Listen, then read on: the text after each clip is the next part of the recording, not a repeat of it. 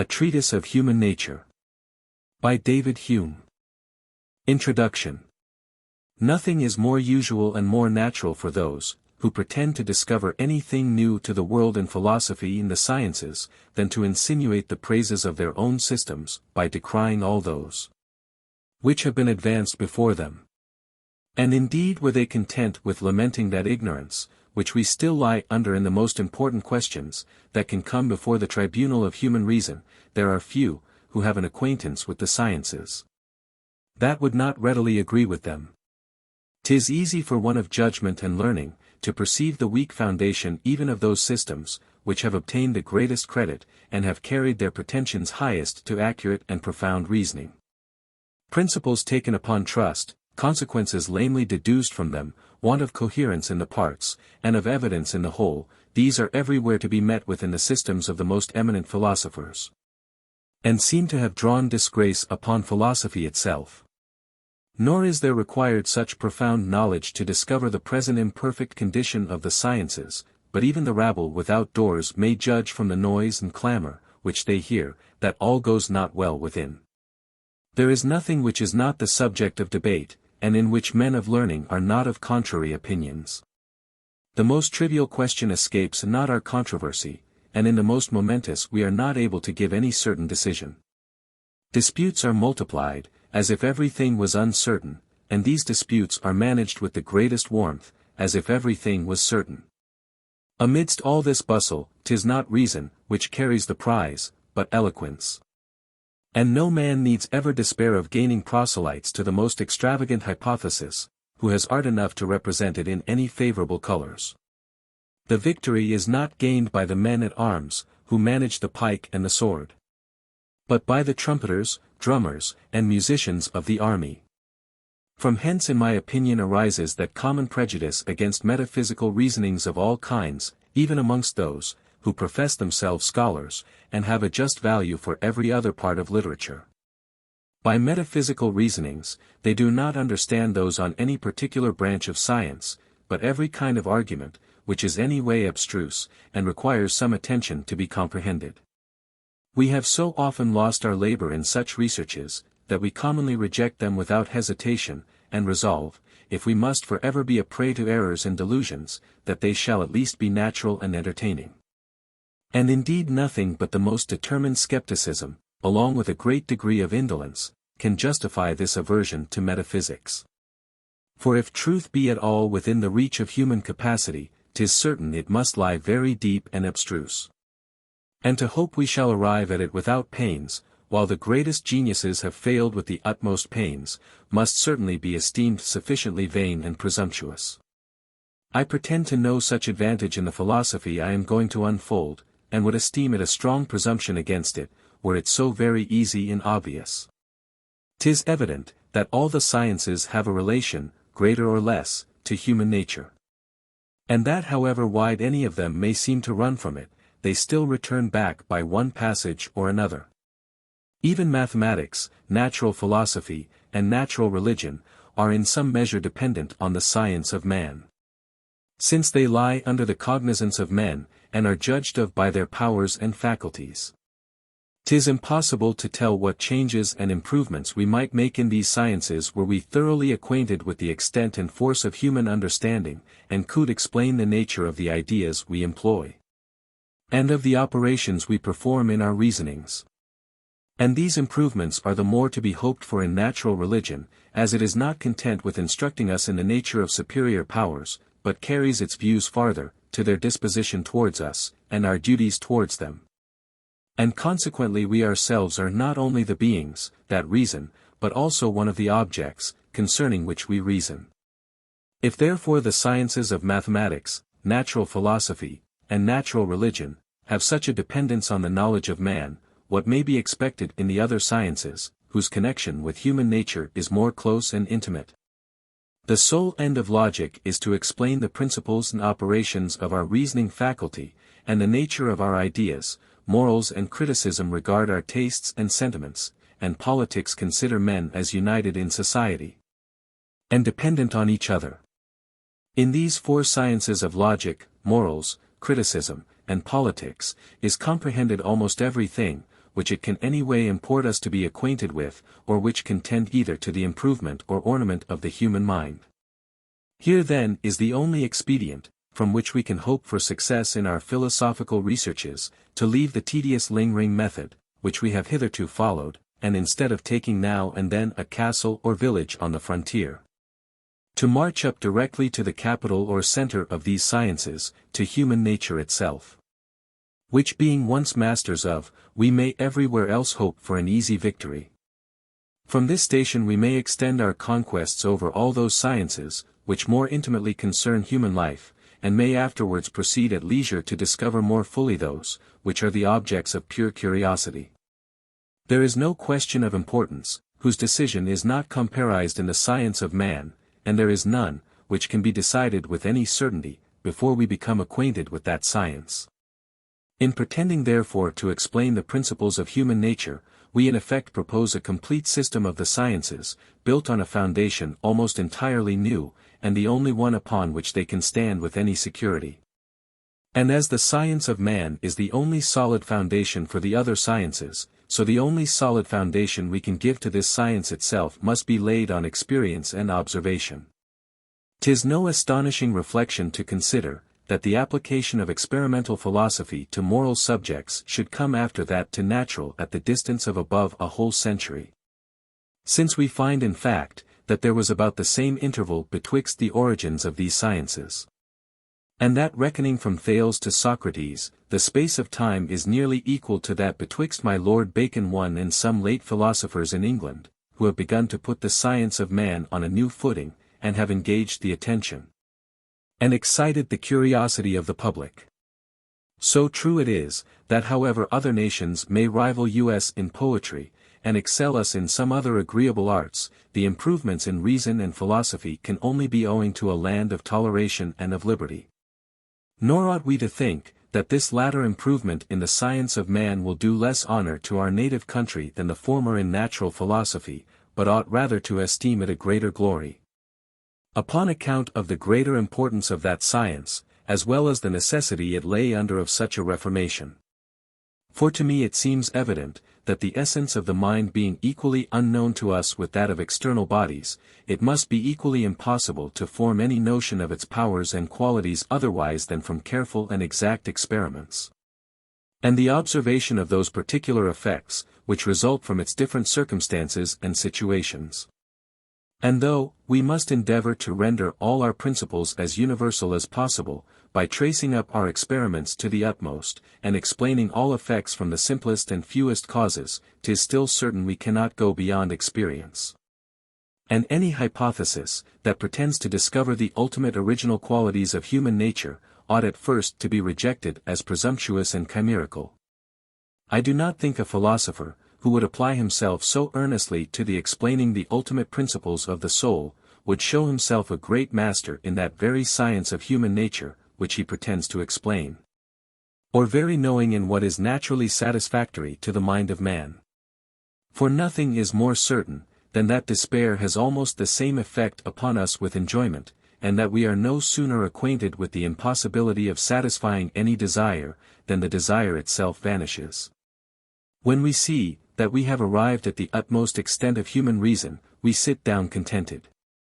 Though we be perfectly satisfied in the main of our ignorance, and perceive that we can give no reason for our most general and most refined principles, beside our experience of their reality.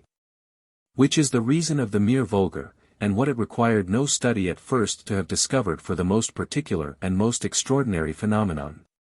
And as this impossibility of making any farther progress is enough to satisfy the reader, so the writer may derive a more delicate satisfaction from the free confession of his ignorance, and from his prudence in avoiding that error, into which so many have fallen, of imposing their conjectures and hypotheses on the world for the most certain principles.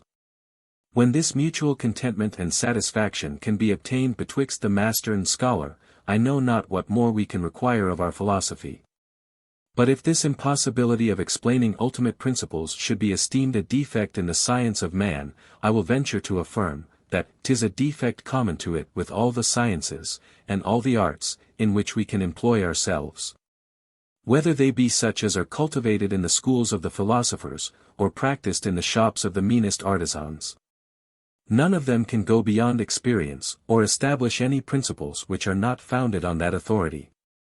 Moral philosophy has, indeed, this peculiar disadvantage, which is not found in natural, that in collecting its experiments, it cannot make them purposely, with premeditation, and after such a manner as to satisfy itself concerning every particular difficulty which may arise.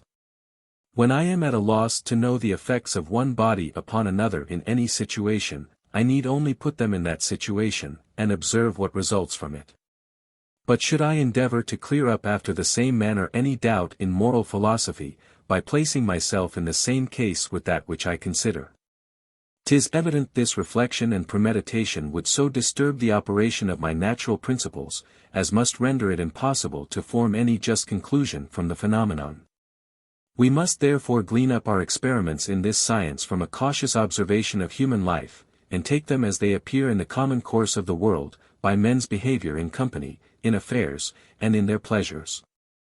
Where experiments of this kind are judiciously collected and compared, we may hope to establish on them a science, which will not be inferior in certainty, and will be much superior in utility to any other of human comprehension. How do you find this book? Any thoughts about the book or the author?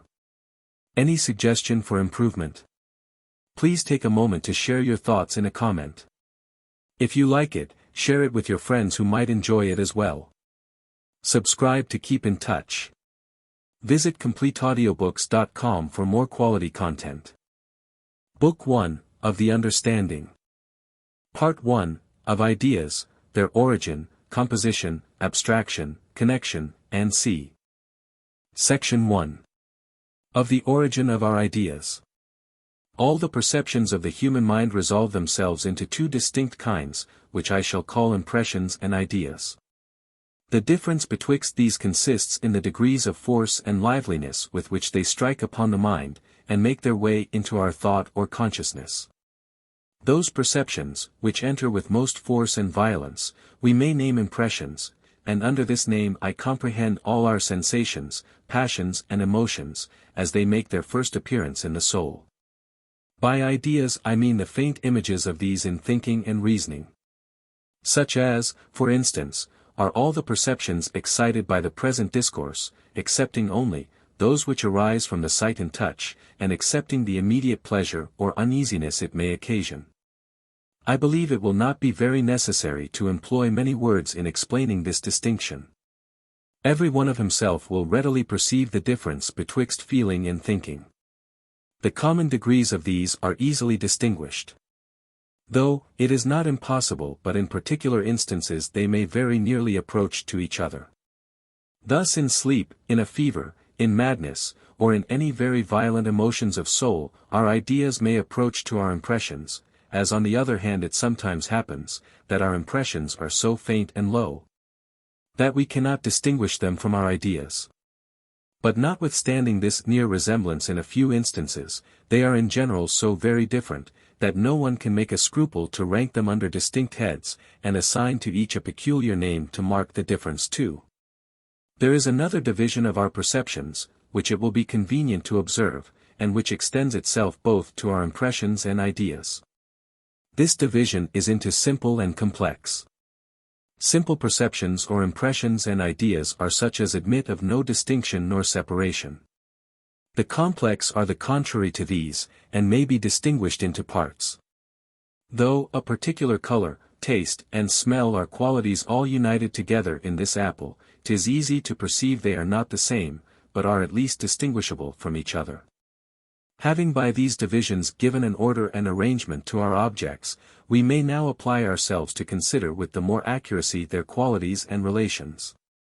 The first circumstance, that strikes my eye, is the great resemblance betwixt our impressions and ideas in every other particular, except their degree of force and vivacity. The one seem to be in a manner the reflection of the other, so that all the perceptions of the mind are double, and appear both as impressions and ideas. When I shut my eyes and think of my chamber, the ideas I form are exact representations of the impressions I felt. Nor is there any circumstance of the one, which is not to be found in the other. In running over my other perceptions, I find still the same resemblance and representation. Ideas and impressions appear always to correspond to each other. This circumstance seems to me remarkable, and engages my attention for a moment. Upon a more accurate survey I find I have been carried away too far by the first appearance, and that I must make use of the distinction of perceptions into simple and complex, to limit this general decision. That all our ideas and impressions are resembling. I observe, that many of our complex ideas never had impressions, that corresponded to them, and that many of our complex impressions never are exactly copied in ideas. I can imagine to myself such a city as the New Jerusalem, whose pavement is gold and walls are rubies, though I never saw any such. I have seen Paris. But shall I affirm I can form such an idea of that city, as will perfectly represent all its streets and houses in their real and just proportions? I perceive, therefore, that though there is in general a great resemblance betwixt our complex impressions and ideas, yet the rule is not universally true, that they are exact copies of each other. We may next consider how the case stands with our simple perceptions. After the most accurate examination, of which I am capable, I venture to affirm, that the rule here holds without any exception, and that every simple idea has a simple impression, which resembles it. And every simple impression a correspondent idea. That idea of red, which we form in the dark, and that impression, which strikes our eyes in sunshine, differ only in degree, not in nature. That the case is the same with all our simple impressions and ideas, 'tis impossible to prove by a particular enumeration of them. Every one may satisfy himself in this point by running over as many as he pleases. But if any one should deny this universal resemblance, I know no way of convincing him, but by desiring him to shew a simple impression, that has not a correspondent idea, or a simple idea, that has not a correspondent impression. If he does not answer this challenge, as 'tis certain he cannot, we may from his silence and our own observation establish our conclusion. Thus we find, that all simple ideas and impressions resemble each other.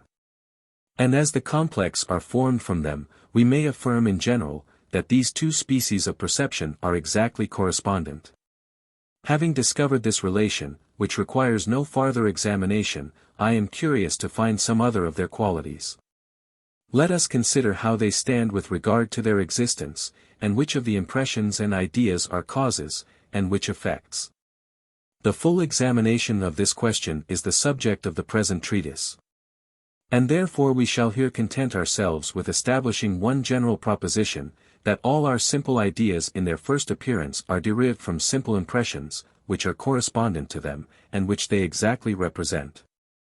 In seeking for phenomena to prove this proposition, I find only those of two kinds, but in each kind the phenomena are obvious, numerous, and conclusive.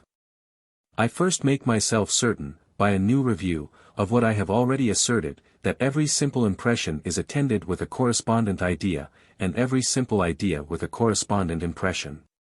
From this constant conjunction of resembling perceptions I immediately conclude, that there is a great connection betwixt our correspondent impressions and ideas, and that the existence of the one has a considerable influence upon that of the other. Such a constant conjunction, in such an infinite number of instances, can never arise from chance, but clearly proves a dependence of the impressions on the ideas, or of the ideas on the impressions. That I may know on which side this dependence lies, I consider the order of their first appearance. And find by constant experience, that the simple impressions always take the precedence of their correspondent ideas, but never appear in the contrary order. To give a child an idea of scarlet or orange, of sweet or bitter, I present the objects, or in other words, convey to him these impressions, but proceed not so absurdly, as to endeavor to produce the impressions by exciting the ideas. Our ideas upon their appearance produce not their correspondent impressions, nor do we perceive any color, or feel any sensation merely upon thinking of them. On the other hand we find, that any impressions either of the mind or body is constantly followed by an idea, which resembles it, and is only different in the degrees of force and liveliness.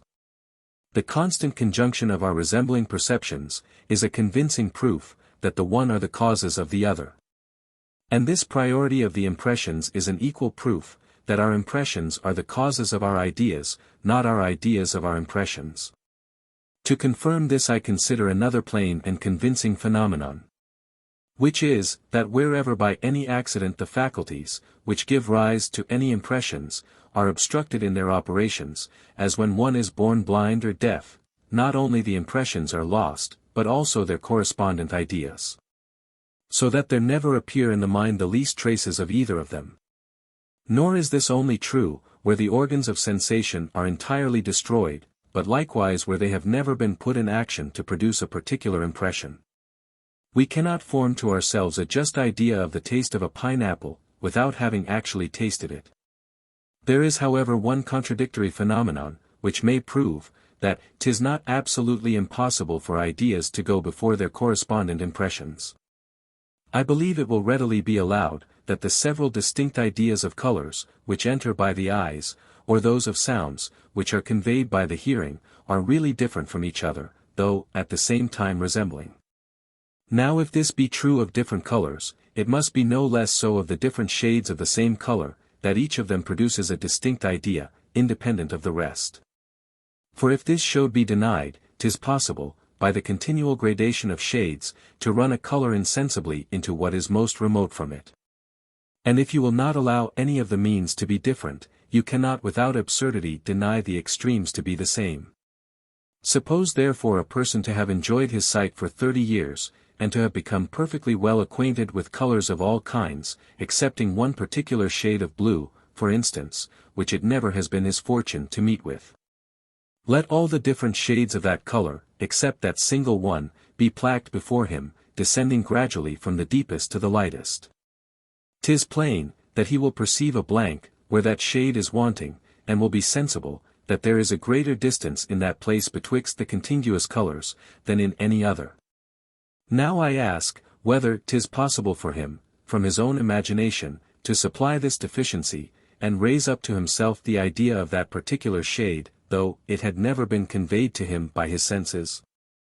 I believe there are few but will be of opinion that he can, and this may serve as a proof, that the simple ideas are not always derived from the correspondent impressions. Though the instance is so particular and singular, that 'tis scarce worth our observing, and does not merit that for it alone we should alter our general maxim. But besides this exception, it may not be amiss to remark on this head, that the principle of the priority of impressions to ideas must be understood with another limitation, viz. That as our ideas are images of our impressions, so we can form secondary ideas, which are images of the primary, as appears from this very reasoning concerning them.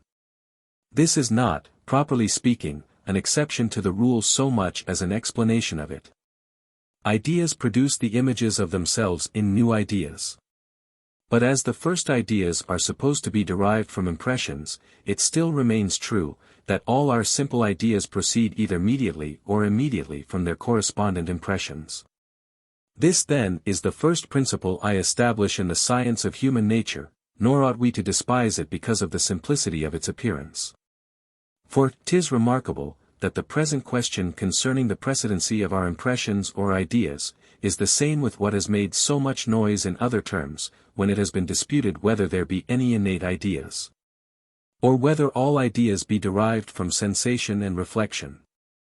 We may observe, that in order to prove the ideas of extension and color not to be innate, philosophers do nothing but shew, that they are conveyed by our senses.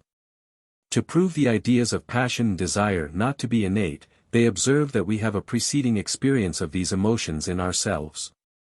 Now if we carefully examine these arguments, we shall find that they prove nothing but that ideas are preceded by other more lively perceptions, from which they are derived, and which they represent. I hope this clear stating of the question will remove all disputes concerning it, and will render this principle of more use in our reasonings, than it seems hitherto to have been. Section 2. Division of the subject. Since it appears, that our simple impressions are prior to their correspondent ideas, and that the exceptions are very rare, method seems to require we should examine our impressions, before we consider our ideas. Impressions may be divided into two kinds, those of sensation and those of reflection. The first kind arises in the soul originally, from unknown causes. The second is derived in a great measure from our ideas, and that in the following order. An impression first strikes upon the senses, and makes us perceive heat or cold, thirst or hunger, pleasure or pain of some kind or other. Of this impression there is a copy taken by the mind, which remains after the impression ceases. And this we call an idea. This idea of pleasure or pain, when it returns upon the soul, produces the new impressions of desire and aversion, hope and fear, which may properly be called impressions of reflection, because derived from it. These again are copied by the memory and imagination, and become ideas, which perhaps in their turn give rise to other impressions and ideas. So that the impressions of reflection are only antecedent to their correspondent ideas, but posterior to those of sensation, and derived from them. The examination of our sensations belongs more to anatomists and natural philosophers than to moral, and therefore shall not at present be entered upon. And as the impressions of reflection, viz. Passions, desires, and emotions, which principally deserve our attention, arise mostly from ideas, 'twill be necessary to reverse that method, which at first sight seems most natural. And in order to explain the nature and principles of the human mind, give a particular account of ideas, before we proceed to impressions. For this reason I have here chosen to begin with ideas. Section 3. Of the ideas of the memory and imagination. We find by experience, that when any impression has been present with the mind, it again makes its appearance there as an idea. And this it may do after two different ways, either when in its new appearance it retains a considerable degree of its first vivacity, and is somewhat intermediate betwixt an impression and an idea. Or when it entirely loses that vivacity, and is a perfect idea. The faculty, by which we repeat our impressions in the first manner, is called the memory, and the other the imagination.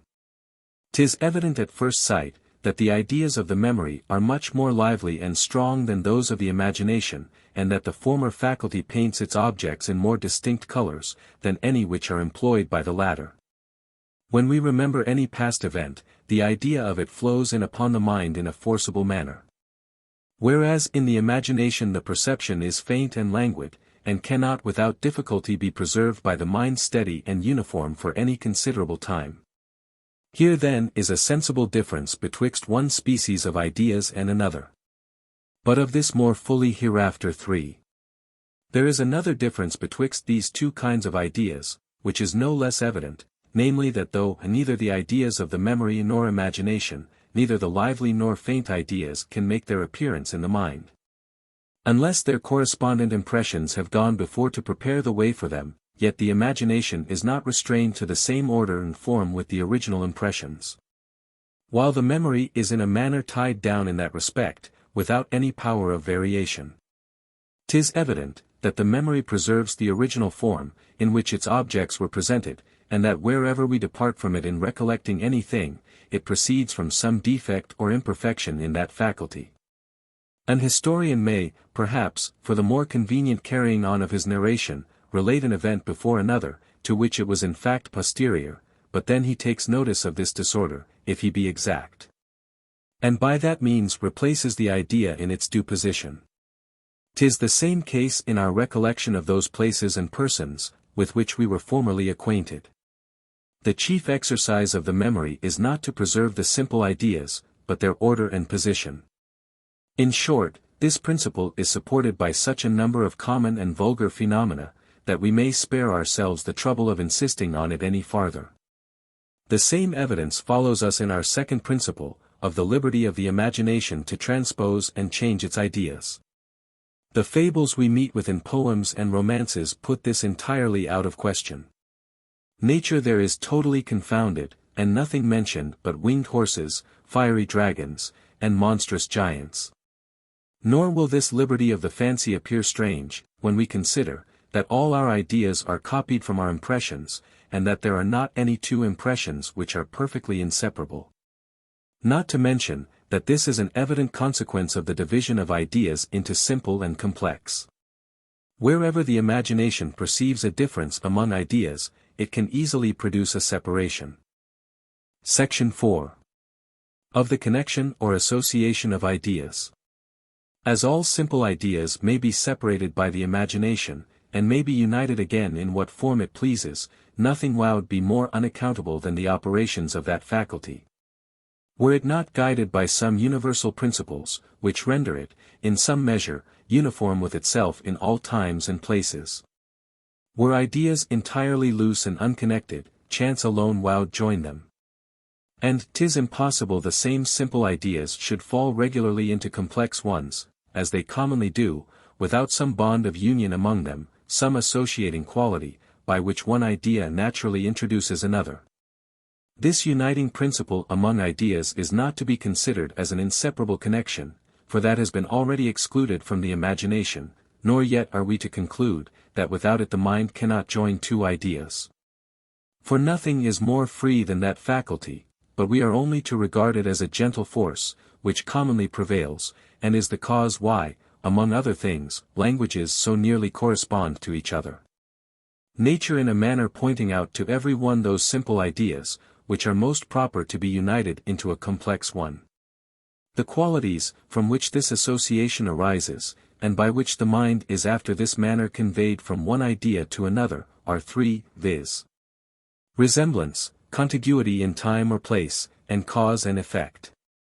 I believe it will not be very necessary to prove, that these qualities produce an association among ideas, and upon the appearance of one idea naturally introduce another.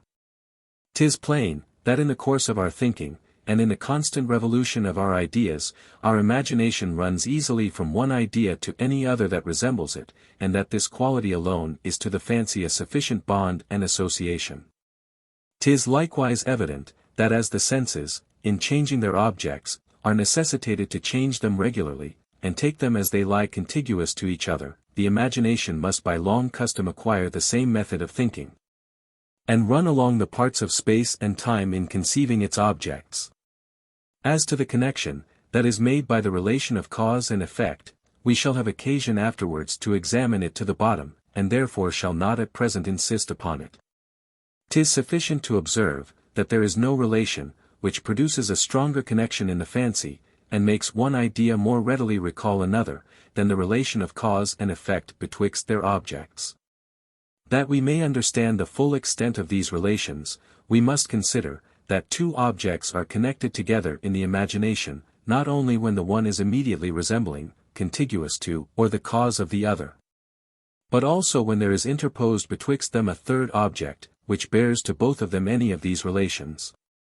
This may be carried on to a great length, though, at the same time we may observe, that each remove considerably weakens the relation. Cousins in the fourth degree are connected by causation, if I may be allowed to use that term. But not so closely as brothers, much less as child and parent. In general we may observe, that all the relations of blood depend upon cause and effect, and are esteemed near or remote, according to the number of connecting causes interposed betwixt the persons. Of the three relations above mentioned, this of causation is the most extensive. Two objects may be considered as placked in this relation, as well when one is the cause of any of the actions or motions of the other, as when the former is the cause of the existence of the latter. For as that action or motion is nothing but the object itself, considered in a certain light, and as the object continues the same in all its different situations, 'tis easy to imagine how such an influence of objects upon one another may connect them in the imagination. We may carry this farther, and remark, not only that two objects are connected by the relation of cause and effect, when the one produces a motion or any action in the other, but also when it has a power of producing it. And this we may observe to be the source of all the relations of interest and duty, by which men influence each other in society, and are placked in the ties of government and subordination. A master is such a one as by his situation, arising either from force or agreement, has a power of directing in certain particulars the actions of another, whom we call servant. A judge is one, who in all disputed cases can fix by his opinion the possession or property of any thing betwixt any members of the society. When a person is possessed of any power, there is no more required to convert it into action, but the exertion of the will, and that in every case is considered as possible, and in many as probable. Especially in the case of authority, where the obedience of the subject is a pleasure and advantage to the superior. These are therefore the principles of union or cohesion among our simple ideas, and in the imagination supply the place of that inseparable connection, by which they are united in our memory. Here is a kind of attraction, which in the mental world will be found to have as extraordinary effects as in the natural, and to shew itself in as many and as various forms. Its effects are everywhere conspicuous. But as to its causes, they are mostly unknown, and must be resolved into original qualities of human nature, which I pretend not to explain. Nothing is more requisite for a true philosopher, than to restrain the intemperate desire of searching into causes, and having established any doctrine upon a sufficient number of experiments, rest contented with that. When he sees a farther examination would lead him into obscure and uncertain speculations. In that case his inquiry would be much better employed in examining the effects than the causes of his principle. Amongst the effects of this union or association of ideas, there are none more remarkable, than those complex ideas, which are the common subjects of our thoughts and reasoning, and generally arise from some principle of union among our simple ideas. These complex ideas may be divided into relations, modes, and substances. We shall briefly examine each of these in order, and shall subjoin some considerations concerning our general and particular ideas, before we leave the present subject, which may be considered as the elements of this philosophy. Section 5. Of Relations. The word relation is commonly used in two senses considerably different from each other. Either for that quality, by which two ideas are connected together in the imagination, and the one naturally introduces the other, after the manner above explained. Or for that particular circumstance, in which, even upon the arbitrary union of two ideas in the fancy, we may think proper to compare them. In common language the former is always the sense, in which we use the word, relation. And 'tis only in philosophy, that we extend it to mean any particular subject of comparison, without a connecting principle. Thus distance will be allowed by philosophers to be a true relation, because we acquire an idea of it by the comparing of objects, but in a common way we say, that nothing can be more distant than such or such things from each other. Nothing can have less relation. As if distance and relation were incompatible. It may perhaps be esteemed an endless task to enumerate all those qualities, which make objects admit of comparison, and by which the ideas of philosophical relation are produced. But if we diligently consider them, we shall find that without difficulty they may be comparized under 7 general heads, which may be considered as the sources of all philosophical relation. 1.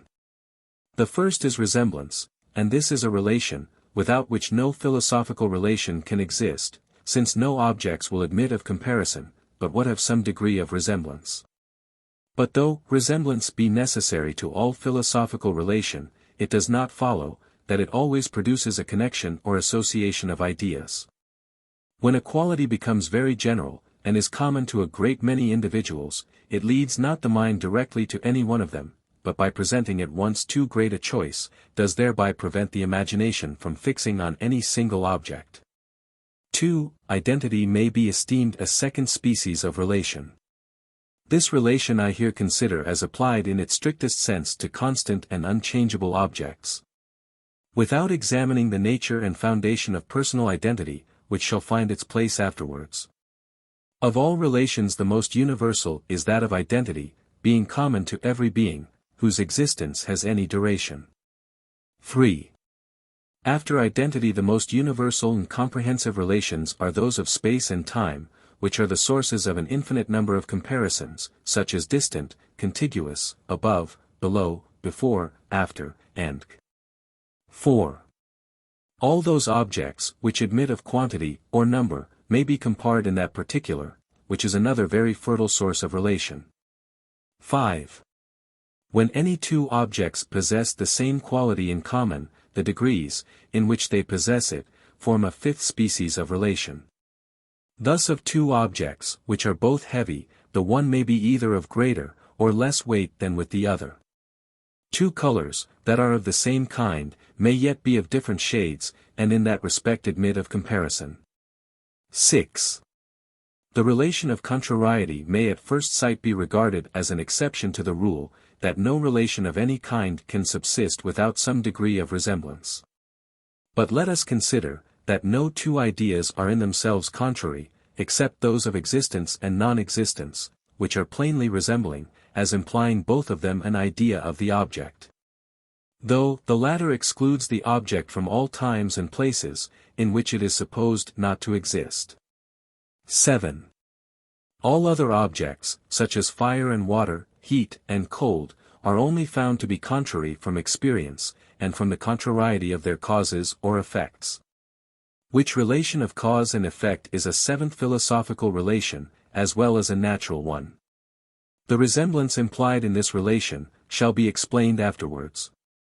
It might naturally be expected, that I should join difference to the other relations. But that I consider rather as a negation of relation, than as anything real or positive. Difference is of two kinds as opposed either to identity or resemblance. The first is called a difference of number, the other of kind. Section 6. Of modes and substances. I would fain ask those philosophers, who found so much of their reasonings on the distinction of substance and accident, and imagine we have clear ideas of each. Whether the idea of substance be derived from the impressions of sensation or reflection? If it be conveyed to us by our senses, I ask, which of them, and after what manner? If it be perceived by the eyes, it must be a color, if by the ears, a sound, if by the palate, a taste, and so of the other senses. But I believe none will assert, that substance is either a color, or sound, or a taste. The idea of substance must therefore be derived from an impression or reflection, if it really exist. But the impressions of reflection resolve themselves into our passions and emotions, none of which can possibly represent a substance. We have therefore no idea of substance, distinct from that of a collection of particular qualities, nor have we any other meaning when we either talk or reason concerning it. The idea of a substance as well as that of a mode, is nothing but a collection of simple ideas, that are united by the imagination, and have a particular name assigned them, by which we are able to recall either to ourselves or others that collection. But the difference betwixt these ideas consists in this, that the particular qualities, which form a substance, are commonly referred to an unknown something, in which they are supposed to inhere. Or granting this fiction should not take place, are at least supposed to be closely and inseparably connected by the relations of contiguity and causation.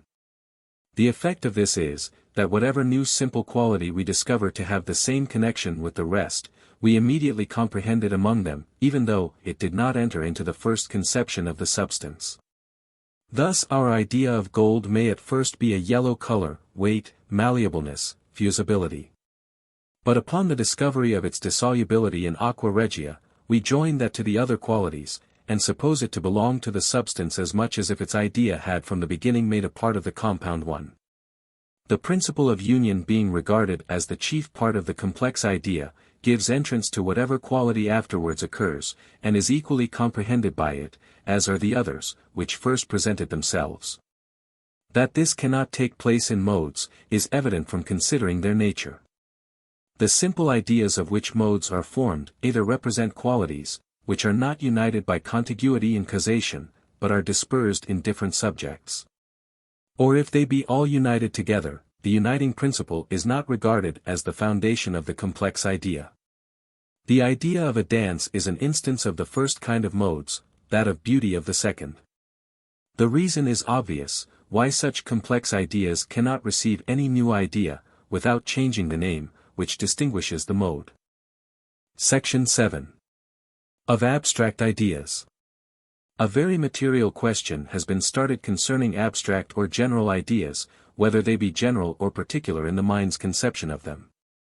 A great philosopher has disputed the received opinion in this particular, and has asserted, that all general ideas are nothing but particular ones, annexed to a certain term, which gives them a more extensive signification, and makes them recall upon occasion other individuals, which are similar to them. As I look upon this to be one of the greatest and most valuable discoveries that has been made of late years in the Republic of Letters, I shall here endeavor to confirm it by some arguments. which I hope will put it beyond all doubt and controversy. 'Tis evident, that in forming most of our general ideas, if not all of them, we abstract from every particular degree of quantity and quality. And that an object ceases not to be of any particular species on account of every small alteration in its extension, duration and other properties. It may therefore be thought, that here is a plain dilemma, that decides concerning the nature of those abstract ideas, which have afforded so much speculation to philosophers. The abstract idea of a man represents men of all sizes and all qualities.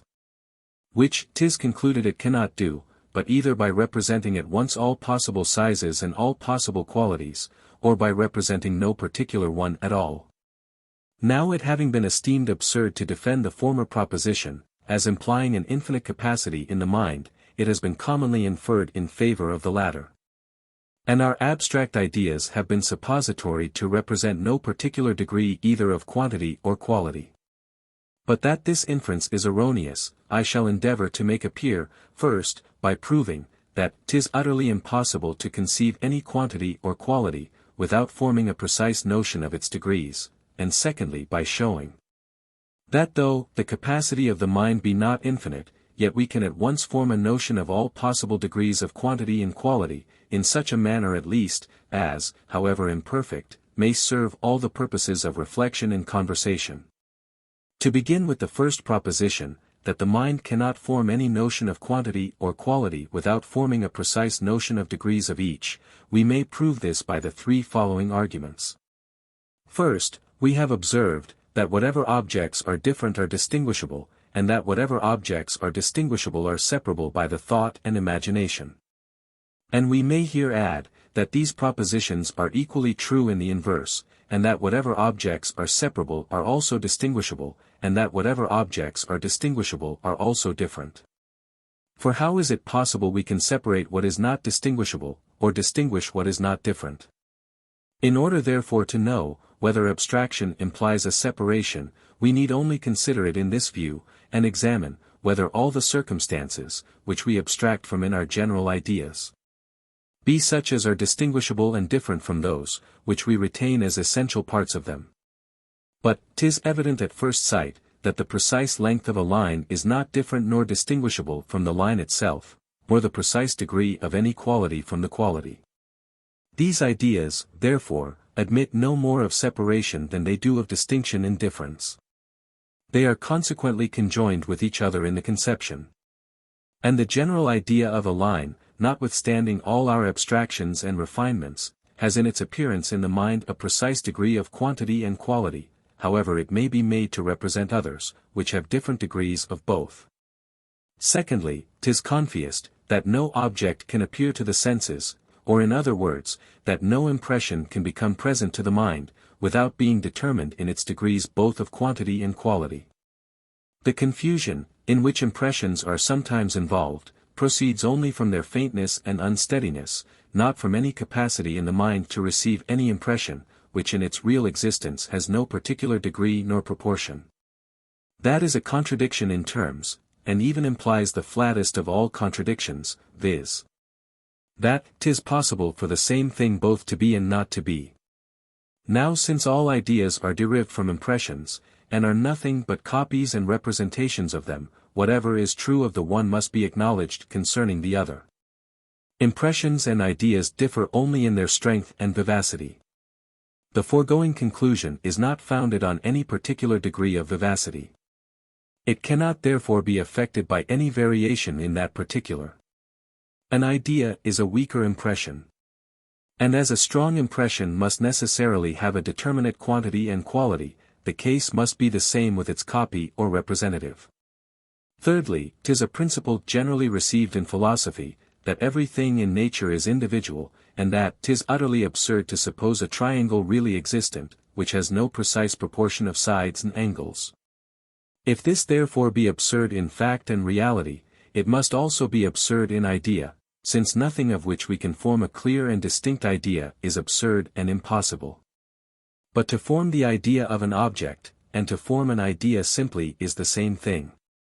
The reference of the idea to an object being an extraneous denomination, of which in itself it bears no mark or character. Now as 'tis impossible to form an idea of an object, that is possiest of quantity and quality, and yet is possiest of no precise degree of either. It follows, that there is an equal impossibility of forming an idea, that is not limited and confined in both these particulars. Abstract ideas are therefore in themselves individual, however they may become general in their representation.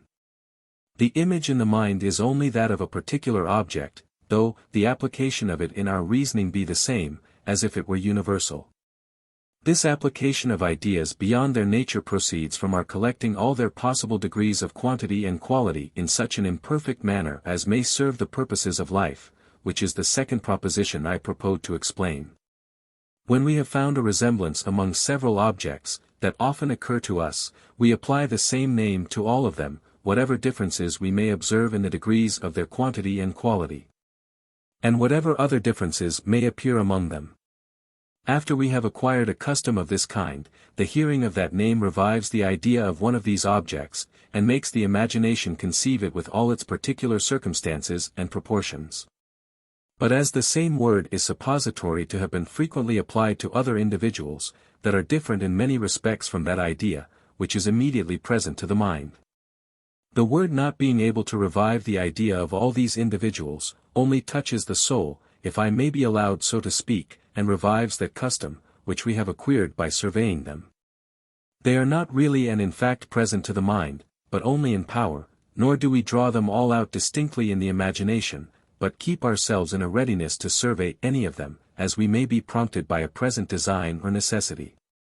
The word raises up an individual idea, along with a certain custom, and that custom produces any other individual one, for which we may have occasion.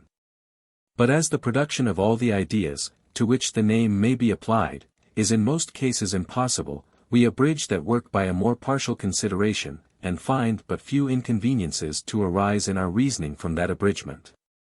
For this is one of the most extraordinary circumstances in the present affair, that after the mind has produced an individual idea, upon which we reason, the attendant custom, revived by the general or abstract term, readily suggests any other individual, if by chance we form any reasoning, that agrees not with it.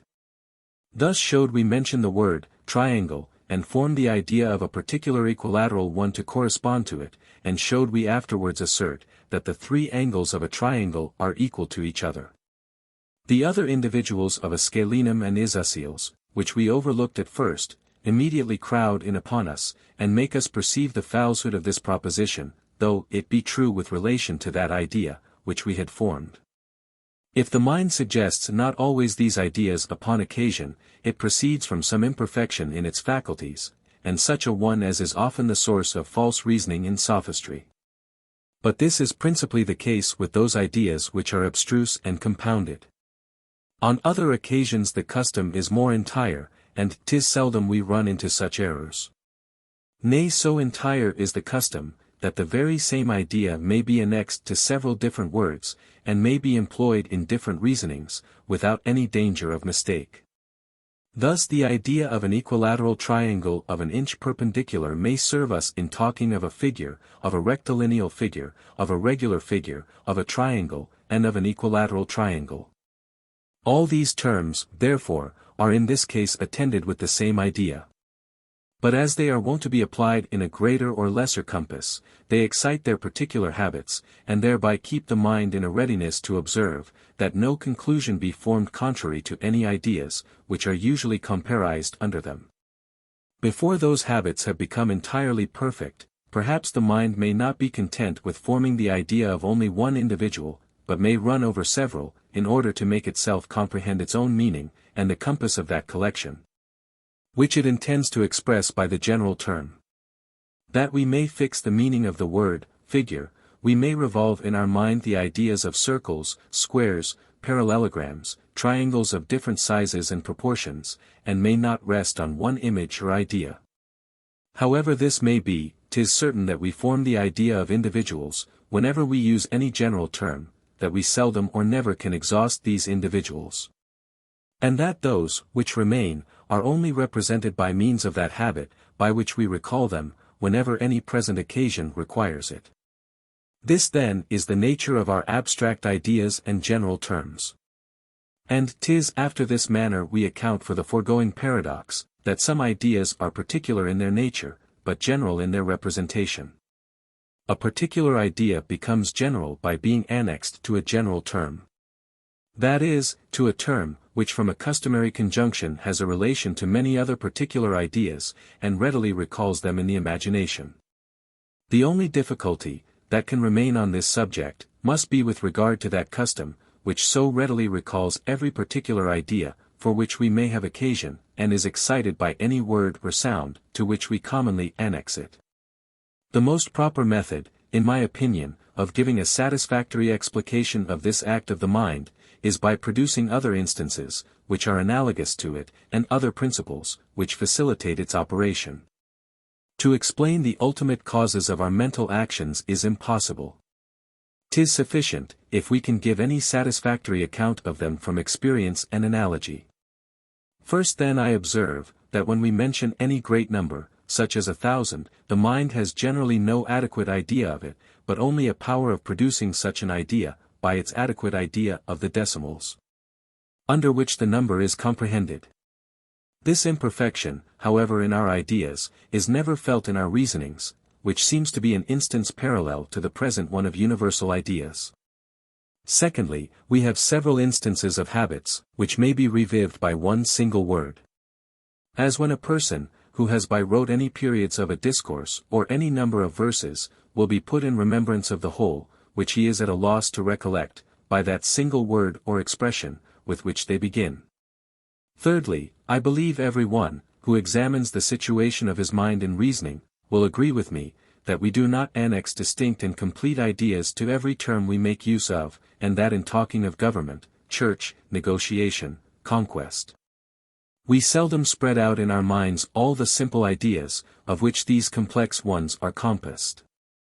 'Tis however observable, that notwithstanding this imperfection we may avoid talking nonsense on these subjects, and may perceive any repugnance among the ideas, as well as if we had a full comprehension of them. Thus if instead of saying, that in war the weaker have always recourse to negotiation, we should say, that they have always recourse to conquest, the custom, which we have acquired of attributing certain relations to ideas, still follows the words, and makes us immediately perceive the absurdity of that proposition. In the same manner as one particular idea may serve us in reasoning concerning other ideas, however different from it in several circumstances. Fourthly, as the individuals are collected together, and placed under a general term with a view to that resemblance, which they bear to each other, this relation must facilitate their entrance in the imagination, and make them be suggested more readily upon occasion. And indeed if we consider the common progress of the thought, either in reflection or conversation, we shall find great reason to be satisfied in this particular. Nothing is more admirable, than the readiness, with which the imagination suggests its ideas, and presents them at the very instant, in which they become necessary or useful. The fancy runs from one end of the universe to the other in collecting those ideas, which belong to any subject. One would think the whole intellectual world of ideas was at once subjected to our view, and that we did nothing but pick out such as were most proper for our purpose. There may not, however, be any present, beside those very ideas, that are thus collected by a kind of magical faculty in the soul, which, though it be always most perfect in the greatest geniuses, and is properly what we call a genius, is however inexplicable by the utmost efforts of human understanding. Perhaps these four reflections may help to remove all difficulties to the hypothesis I have proposed concerning abstract ideas, so contrary to that, which has hitherto prevailed in philosophy. But to tell the truth, I place my chief confidence in what I have already proved concerning the impossibility of general ideas, according to the common method of explaining them. We must certainly seek some new system on this head, and there plainly is none beside what I have proposed. If ideas be particular in their nature, and at the same time finite in their number, 'tis only by custom they can become general in their representation, and contain an infinite number of other ideas under them. Before I leave this subject I shall employ the same principles to explain that distinction of reason, which is so much talked of, and is so little understood, in the schools. Of this kind is the distinction betwixt figure and the body figured, motion and the body moved, The difficulty of explaining this distinction arises from the principle above explained, that all ideas, which are different, are separable. For it follows from thence, that if the figure be different from the body, their ideas must be separable as well as distinguishable; if they be not different, their ideas can neither be separable nor distinguishable. What then is meant by a distinction of reason, since it implies neither a difference nor separation? To remove this difficulty we must have recourse to the foregoing explication of abstract ideas. 'Tis certain that the mind would never have dreamed of distinguishing a figure from the body figured, as being in reality neither distinguishable, nor different, nor separable. Did it not observe, that even in this simplicity there might be contained many different resemblances and relations? Thus when a globe of white marble is presented, we receive only the impression of a white color disposed in a certain form, nor are we able to separate and distinguish the color from the form. But observing afterwards a globe of black marble and a cube of white, and comparing them with our former object, we find two separate resemblances, in what formerly seemed, and really is, perfectly inseparable. After a little more practice of this kind, we begin to distinguish the figure from the color by a distinction of reason, that is, we consider the figure and color together, since they are in effect the same and undistinguishable. But still view them in different aspects, according to the resemblances, of which they are susceptible. When we would consider only the figure of the globe of white marble, we form in reality an idea both of the figure and color, but tacitly carry our eye to its resemblance with the globe of black marble, and in the same manner. When we would consider its color only, we turn our view to its resemblance with the cube of white marble. By this means we accompany our ideas with a kind of reflection, of which custom renders us, in a great measure, insensible. A person, who desires us to consider the figure of a globe of white marble without thinking on its color, desires an impossibility. But his meaning is, that we should consider the color and figure together, but still keep in our eye the resemblance to the globe of black marble, or that to any other globe of whatever color or substance. Part 2, of the Ideas of Space and Time. Section 1. Of the infinite divisibility of our ideas of space and time. Whatever has the air of a paradox, and is contrary to the first and most unprejudiced notions of mankind is often greedily embraced by philosophers, as shewing the superiority of their science, which could discover opinions so remote from vulgar conception. On the other hand, anything proposed to us, which causes surprise and admiration, gives such a satisfaction to the mind, that it indulges itself in those agreeable emotions, and will never be persuaded that its pleasure is entirely without foundation. From these dispositions in philosophers and their disciples arises that mutual complaisance betwixt them, while the former furnish such plenty of strange and unaccountable opinions, and the latter so readily believe them. Of this mutual complaisance I cannot give a more evident instance than in the doctrine of infinite divisibility, with the examination of which I shall begin this subject of the ideas of space and time. 'Tis universally allowed, that the capacity of the mind is limited, and can never attain a full and adequate conception of infinity, and though it were not allowed, 'twould be sufficiently evident from the plainest observation and experience. 'Tis also obvious, that whatever is capable of being divided in infinitum, must consist of an infinite number of parts, and that 'tis impossible to set any bounds to the number of parts, without setting bounds at the same time to the division. It requires scarce any induction to conclude from hence, that the idea, which we form of any finite quality, is not infinitely divisible, but that by proper distinctions and separations we may run up this idea to inferior ones, which will be perfectly simple and indivisible. In rejecting the infinite capacity of the mind, we suppose it may arrive at an end in the division of its ideas, nor are there any possible means of evading the evidence of this conclusion. 'Tis therefore certain, that the imagination reaches a minimum, and may raise up to itself an idea, of which it cannot conceive any subdivision, and which cannot be diminished without a total annihilation. When you tell me of the 1,000th and 10,000th part of a grain of sand, I have a distinct idea of these numbers and of their different proportions. But the images, which I form in my mind to represent the things themselves, are nothing different from each other, nor inferior to that image, by which I represent the grain of sand itself, which is suppositoried so vastly to exceed them. What consists of parts is distinguishable into them, and what is distinguishable is separable. But whatever we may imagine of the thing, the idea of a grain of sand is not distinguishable, nor separable into 20, much less into 1,000, 10,000, or an infinite number of different ideas. 'Tis the same case with the impressions of the senses as with the ideas of the imagination. Put a spot of ink upon paper, fix your eye upon that spot, and retire to such a distance, that at last you lose sight of it. 'Tis plain, that the moment before it vanished the image or impression was perfectly indivisible. 'Tis not for want of rays of light striking on our eyes, that the minute parts of distant bodies convey not any sensible impression.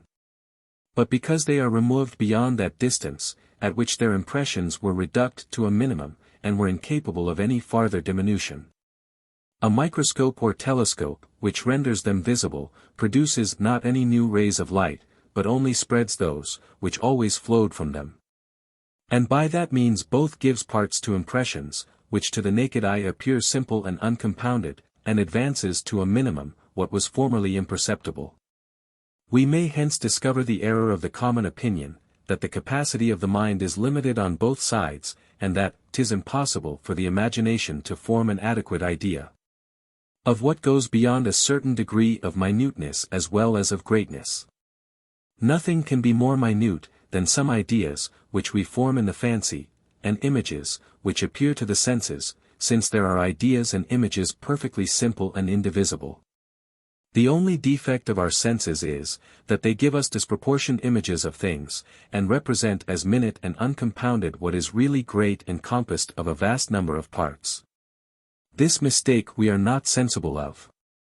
But taking the impressions of those minute objects, which appear to the senses, to be equal or nearly equal to the objects, and finding by reason, that there are other objects vastly more minute, we too hastily conclude that these are inferior to any idea of our imagination or impression of our senses. This however is certain, that we can form ideas, which shall be no greater than the smallest atom of the animal spirits of an insect 1,000 times less than a mite, and we ought rather to conclude that the difficulty lies in enlarging our conceptions so much as to form a just notion of a mite, or even of an insect 1,000 times less than a mite. For in order to form a just notion of these animals, we must have a distinct idea representing every part of them. Which, according to the system of infinite divisibility, is utterly impossible, and according to that of indivisible parts or atoms, is extremely difficult, by reason of the vast number and multiplicity of these parts. Section 2. Of the infinite divisibility of space and time. Wherever ideas are adequate representations of objects, the relations, contradictions and agreements of the ideas are all applicable to the objects. And this we may in general observe to be the foundation of all human knowledge. But our ideas are adequate representations of the most minute parts of extension. And through whatever divisions and subdivisions we may suppose these parts to be arrived at, they can never become inferior to some ideas, which we form. The plain consequence is, that whatever appears impossible and contradictory upon the comparison of these ideas, must be really impossible and contradictory, without any farther excuse or evasion. Everything capable of being infinitely divided contains an infinite number of parts, otherwise the division would be stopped short by the indivisible parts, which we should immediately arrive at. If therefore any finite extension be infinitely divisible, it can be no contradiction to suppose, that a finite extension contains an infinite number of parts, and vice versa, if it be a contradiction to suppose that a finite extension contains an infinite number of parts, no finite extension can be infinitely divisible. But that this latter supposition is absurd, I easily convince myself by the consideration of my clear ideas. I first take the least idea I can form of a part of extension, and being certain that there is nothing more minute than this idea, I conclude, that whatever I discover by its means must be a real quality of extension. I then repeat this idea once, twice, thrice, and find the compound idea of extension, arising from its repetition, always to augment, and become double, triple, quadruple, and till at last it swells up to a considerable bulk, greater or smaller, in proportion as I repeat more or less the same idea. When I stop in the addition of parts, the idea of extension ceases to augment. And were I to carry on the addition in infinitum, I clearly perceive, that the idea of extension must also become infinite. Upon the whole, I conclude, that the idea of an infinite number of parts is individually the same idea with that of an infinite extension, that no finite extension is capable of containing an infinite number of parts. And consequently that no finite extension is infinitely divisible. 5. I may subjoin another argument proposed by a noted author 6, which seems to me very strong and beautiful. 'Tis evident, that existence in itself belongs only to unity, and is never applicable to number, but on account of the unites, of which the number is compassed. 20 men may be said to exist, but 'tis only because 1, 2, 3, 4, and are existent, and if you deny the existence of the latter, that of the former falls of course. 'Tis therefore utterly absurd to suppose any number to exist, and yet deny the existence of unites. And as extension is always a number, according to the common sentiment of metaphysicians, and never resolves itself into any unite or indivisible quantity, it follows, that extension can never at all exist. 'Tis in vain to reply, that any determinate quantity of extension is an unite, but such a one as admits of an infinite number of fractions, and is inexhaustible in its subdivisions. For by the same rule these 20 men may be considered as an unite. The whole globe of the earth, nay the whole universe may be considered as an unite. That term of unity is merely a fictitious denomination, which the mind may apply to any quantity of objects it collects together, nor can such an unity any more exist alone than number can, as being in reality a true number. But the unity, which can exist alone, and whose existence is necessary to that of all number, is of another kind, and must be perfectly indivisible, and incapable of being resolved into any lesser unity. All this reasoning takes place with regard to time, along with an additional argument, which it may be proper to take notice of. 'Tis a property inseparable from time, and which in a manner constitutes its essence, that each of its parts succeeds another, and that none of them, however contiguous, can ever be coexistent. For the same reason, that, the year 1737 cannot concur with the present year 1738, every moment must be distinct from, and posterior or antecedent to another. 'Tis certain then, that time, as it exists, must be compassed of indivisible moments. For if in time we could never arrive at an end of division, and if each moment, as it succeeds another, were not perfectly single and indivisible, there would be an infinite number of coexistent moments or parts of time. Which I believe will be allowed to be an errant contradiction. The infinite divisibility of space implies that of time, as is evident from the nature of motion. If the latter, therefore, be impossible, the former must be equally so. I doubt not but it will readily be allowed by the most obstinate defender of the doctrine of infinite divisibility, that these arguments are difficulties. And that 'tis impossible to give any answer to them which will be perfectly clear and satisfactory. But here we may observe, that nothing can be more absurd, than this custom of calling a difficulty what pretends to be a demonstration, and endeavoring by that means to elude its force and evidence. 'Tis not in demonstrations as in probabilities, that difficulties can take place, and one argument counterbalance another, and diminish its authority. A demonstration, if just, admits of no opposite difficulty. And if not just, 'tis a mere sophism, and consequently can never be a difficulty. 'Tis either irresistible, or has no manner of force.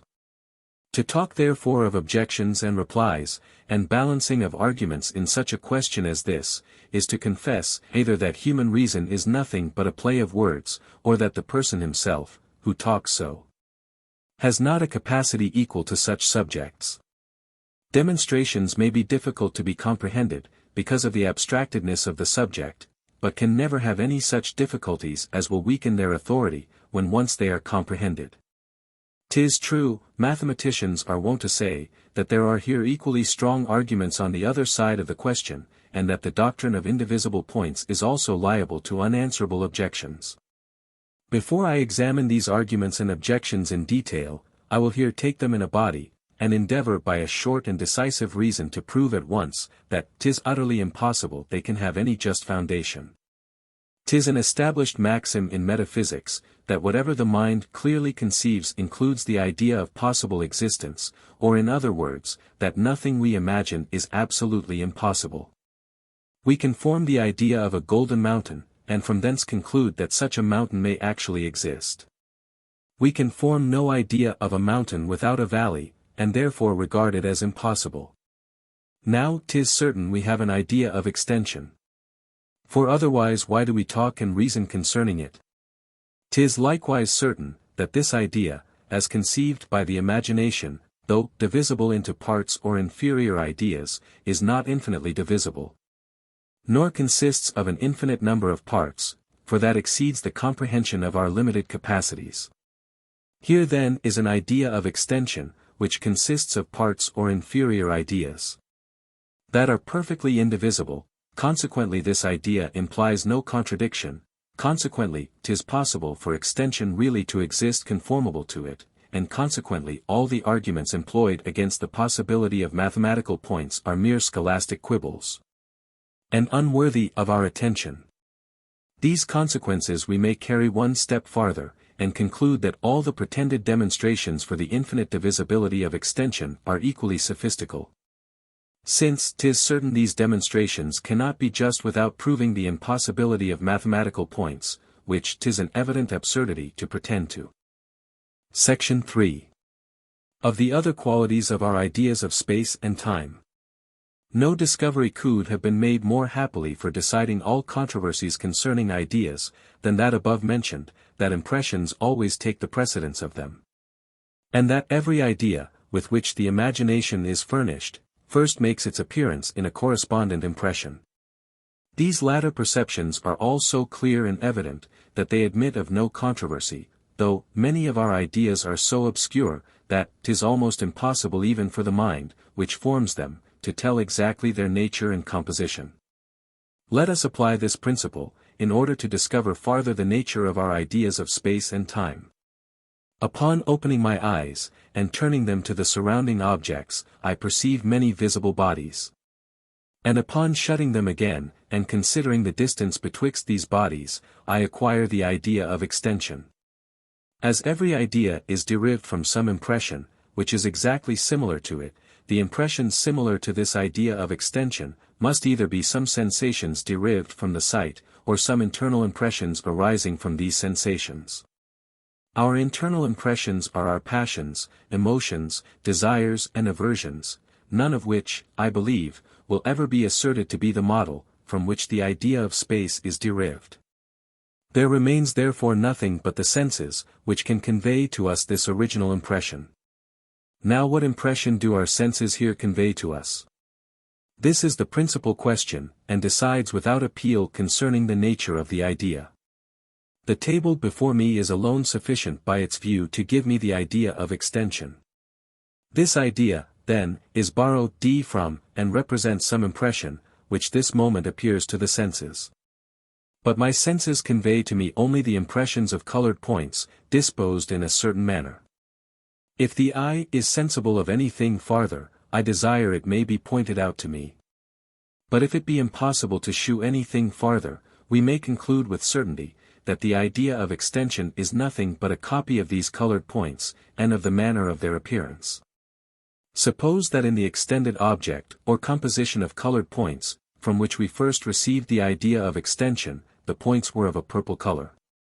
It follows, that in every repetition of that idea we would not only place the points in the same order with respect to each other, but also bestow on them that precise color, with which alone we are acquainted. But afterwards having experience of the other colors of violet, green, red, white, black, and of all the different compositions of these, and finding a resemblance in the disposition of colored points, of which they are compassed, we omit the peculiarities of color, as far as possible, and found an abstract idea merely on that disposition of points, or manner of appearance, in which they agree. Nay, even when the resemblance is carried beyond the objects of one sense, and the impressions of touch are found to be similar to those of sight in the disposition of their parts. This does not hinder the abstract idea from representing both, upon account of their resemblance. All abstract ideas are really nothing but particular ones, considered in a certain light. But being annexed to general terms, they are able to represent a vast variety, and to comprehend objects, which, as they are alike in some particulars, are in others vastly wide of each other. The idea of time, being derived from the succession of our perceptions of every kind, ideas as well as impressions, and impressions of reflection as well as of sensation, will afford us an instance of an abstract idea, which comprehends a still greater variety than that of space, and yet is represented in fancy by some particular individual idea of a determinate quantity and quality. As 'tis from the disposition of visible and tangible objects we receive the idea of space, so from the succession of ideas and impressions we form the idea of time, nor is it possible for time alone ever to make its appearance, or be taken notice of by the mind. A man in a sound sleep, or strongly occupied with one thought, is insensible of time, and according as his perceptions succeed each other with greater or less rapidity, the same duration appears longer or shorter to his imagination. It has been remarked by a great philosopher, that our perceptions have certain bounds in this particular, which are fixed by the original nature and constitution of the mind, and beyond which no influence of external objects on the senses is ever able to hasten or retard our thought. If you will about a burning coal with rapidity, it will present to the senses an image of a circle of fire, nor will there seem to be any interval of time betwixt its revolutions. Merely because 'tis impossible for our perceptions to succeed each other with the same rapidity, that motion may be communicated to external objects. Wherever we have no successive perceptions, we have no notion of time, even though there be a real succession in the objects.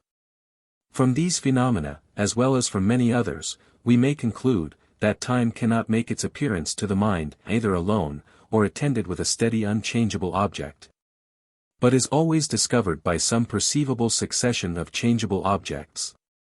To confirm this we may add the following argument, which to me seems perfectly decisive and convincing. 'Tis evident, that time or duration consists of different parts, for otherwise we could not conceive a longer or shorter duration. 'Tis also evident, that these parts are not coexistent, for that quality of the coexistence of parts belongs to extension, and is what distinguishes it from duration. Now as time is composed of parts, that are not coexistent, an unchangeable object, since it produces none but coexistent impressions, produces none that can give us the idea of time. And consequently that idea must be derived from a succession of changeable objects, and time in its first appearance can never be severed from such a succession. Having therefore found, that time in its first appearance to the mind is always conjoined with a succession of changeable objects, and that otherwise it can never fall under our notice, we must now examine whether it can be conceived without our conceiving any succession of objects, and whether it can alone form a distinct idea in the imagination. In order to know whether any objects, which are joined in impression, be separable in idea, we need only consider, if they be different from each other, in which case, 'tis plain they may be conceived apart. Every thing, that is different, is distinguishable, and every thing, that is distinguishable, may be separated, according to the maxims above explained. If on the contrary they be not different, they are not distinguishable. And if they be not distinguishable, they cannot be separated. But this is precisely the case with respect to time, compared with our successive perceptions. The idea of time is not derived from a particular impression mixed up with others, and plainly distinguishable from them, but arises altogether from the manner, in which impressions appear to the mind, without making one of the number. 5 notes played on a flute give us the impression and idea of time, though time be not a sixth impression, which presents itself to the hearing or any other of the senses. Nor is it a sixth impression, which the mind by reflection finds in itself. These 5 sounds making their appearance in this particular manner, excite no emotion in the mind, nor produce an affection of any kind, which being observed by it can give rise to a new idea. For that is necessary to produce a new idea of reflection, nor can the mind, by revolving over 1,000 times all its ideas of sensation, ever extract from them any new original idea, unless nature has so framed its faculties, that it feels some new original impression arise from such a contemplation. But here it only takes notice of the manner, in which the different sounds make their appearance, and that it may afterwards consider without considering these particular sounds, but may conjoin it with any other objects. The ideas of some objects it certainly must have, nor is it possible for it without these ideas ever to arrive at any conception of time. Which, since it appears not as any primary distinct impression, can plainly be nothing but different ideas, or impressions, or objects disposed in a certain manner, that is, succeeding each other. I know there are some who pretend, that the idea of duration is applicable in a proper sense to objects, which are perfectly unchangeable, and this I take to be the common opinion of philosophers as well as of the vulgar. But to be convinced of its falsehood we need but reflect on the foregoing conclusion, that the idea of duration is always derived from a succession of changeable objects, and can never be conveyed to the mind by anything steadfast and unchangeable. For it inevitably follows from thence, that since the idea of duration cannot be derived from such an object, it can never in any propriety or exactness be applied to it, nor can anything unchangeable be ever said to have duration. Ideas always represent the objects or impressions, from which they are derived, and can never without a fiction represent or be applied to any other. By what fiction we apply the idea of time, even to what is unchangeable, and suppose, as is common, that duration is a measure of rest as well as of motion, we shall consider 8 afterwards. There is another very decisive argument, which establishes the present doctrine concerning our ideas of space and time, and is founded only on that simple principle, that our ideas of them are compounded of parts, which are indivisible. This argument may be worth the examining. Every idea, that is distinguishable, being also separable, let us take one of those simple indivisible ideas, of which the compound one of extension is formed, and separating it from all others, and considering it apart. Let us form a judgment of its nature and qualities. 'Tis plain it is not the idea of extension. For the idea of extension consists of parts, and this idea, according to the supposition, is perfectly simple and indivisible. Is it therefore nothing? That is absolutely impossible. For as the compound idea of extension, which is real, is compassed of such ideas, were these so many non-entities, there would be a real existence compassed of non-entities, which is absurd. Here therefore I must ask, what is our idea of a simple and invisible point? No wonder if my answer appears somewhat new, since the question itself has scarce ever yet been thought of. We are wont to dispute concerning the nature of mathematical points, but seldom concerning the nature of their ideas. The idea of space is conveyed to the mind by two senses, the sight and touch. Nor does anything ever appear extended, that is not either visible or tangible. That compound impression, which represents extension, consists of several lesser impressions, that are indivisible to the eye or feeling, and may be called impressions of atoms or corpuscles endowed with color and solidity. But this is not all. 'Tis not only requisite, that these atoms should be colored or tangible, in order to discover themselves to our senses, 'tis also necessary we should preserve the idea of their color or tangibility in order to comprehend them by our imagination. There is nothing but the idea of their color or tangibility, which can render them conceivable by the mind. Upon the removal of the ideas of these sensible qualities, they are utterly annihilated to the thought or imagination. Now such as the parts are, such is the whole. If a point be not considered as colored or tangible, it can convey to us no idea, and consequently the idea of extension, which is compassed of the ideas of these points, can never possibly exist. But if the idea of extension really can exist, as we are conscious it does, its parts must also exist, and in order to that, must be considered as colored or tangible.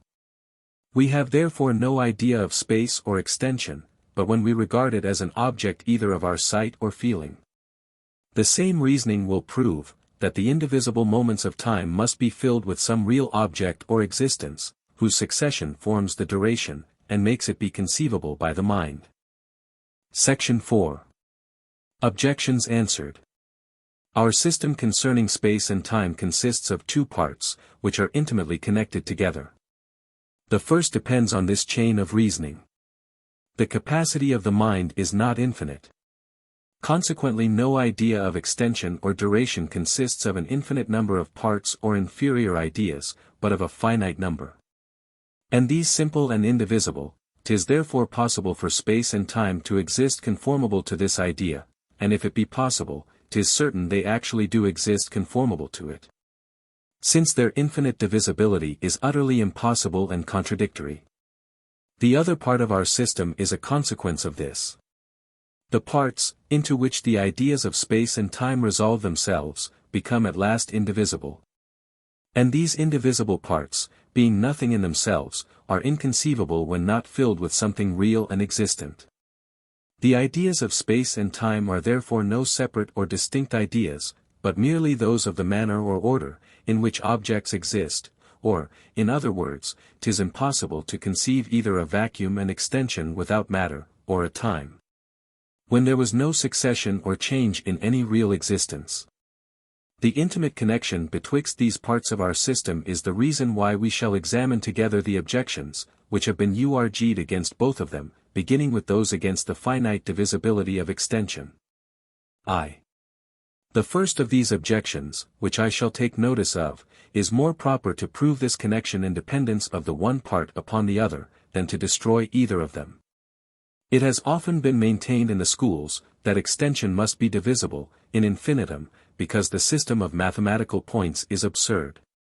And that system is absurd, because a mathematical point is a non-entity, and consequently can never by its conjunction with others form a real existence. This would be perfectly decisive, were there no medium betwixt the infinite divisibility of matter, and the non-entity of mathematical points. But there is evidently a medium, viz. the bestowing a color or solidity on these points. And the absurdity of both the extremes is a demonstration of the truth and reality of this medium. The system of physical points, which is another medium, is too absurd to need a refutation. A real extension, such as a physical point is suppository to be, can never exist without parts, different from each other, and wherever objects are different, they are distinguishable and separable by the imagination. 2. The second objection is derived from the necessity there would be of penetration, if extension consisted of mathematical points. A simple and indivisible atom, that touches another, must necessarily penetrate it. For 'tis impossible it can touch it by its external parts, from the very supposition of its perfect simplicity, which excludes all parts. It must therefore touch it intimately, and in its whole essence, secundum esse, tota, and totaliter. Which is the very definition of penetration. But penetration is impossible, mathematical points are of consequence equally impossible. I answer this objection by substituting a juster idea of penetration.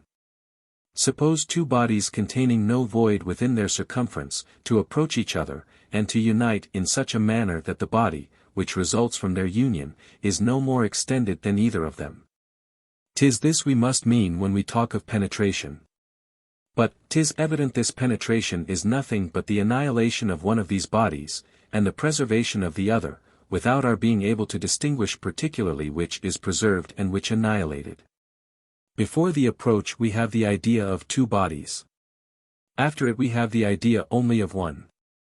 'Tis impossible for the mind to preserve any notion of difference betwixt two bodies of the same nature existing in the same place at the same time. Taking then penetration in this sense, for the annihilation of one body upon its approach to another, I ask any one, if he sees a necessity that a colored or tangible point should be annihilated upon the approach of another colored or tangible point.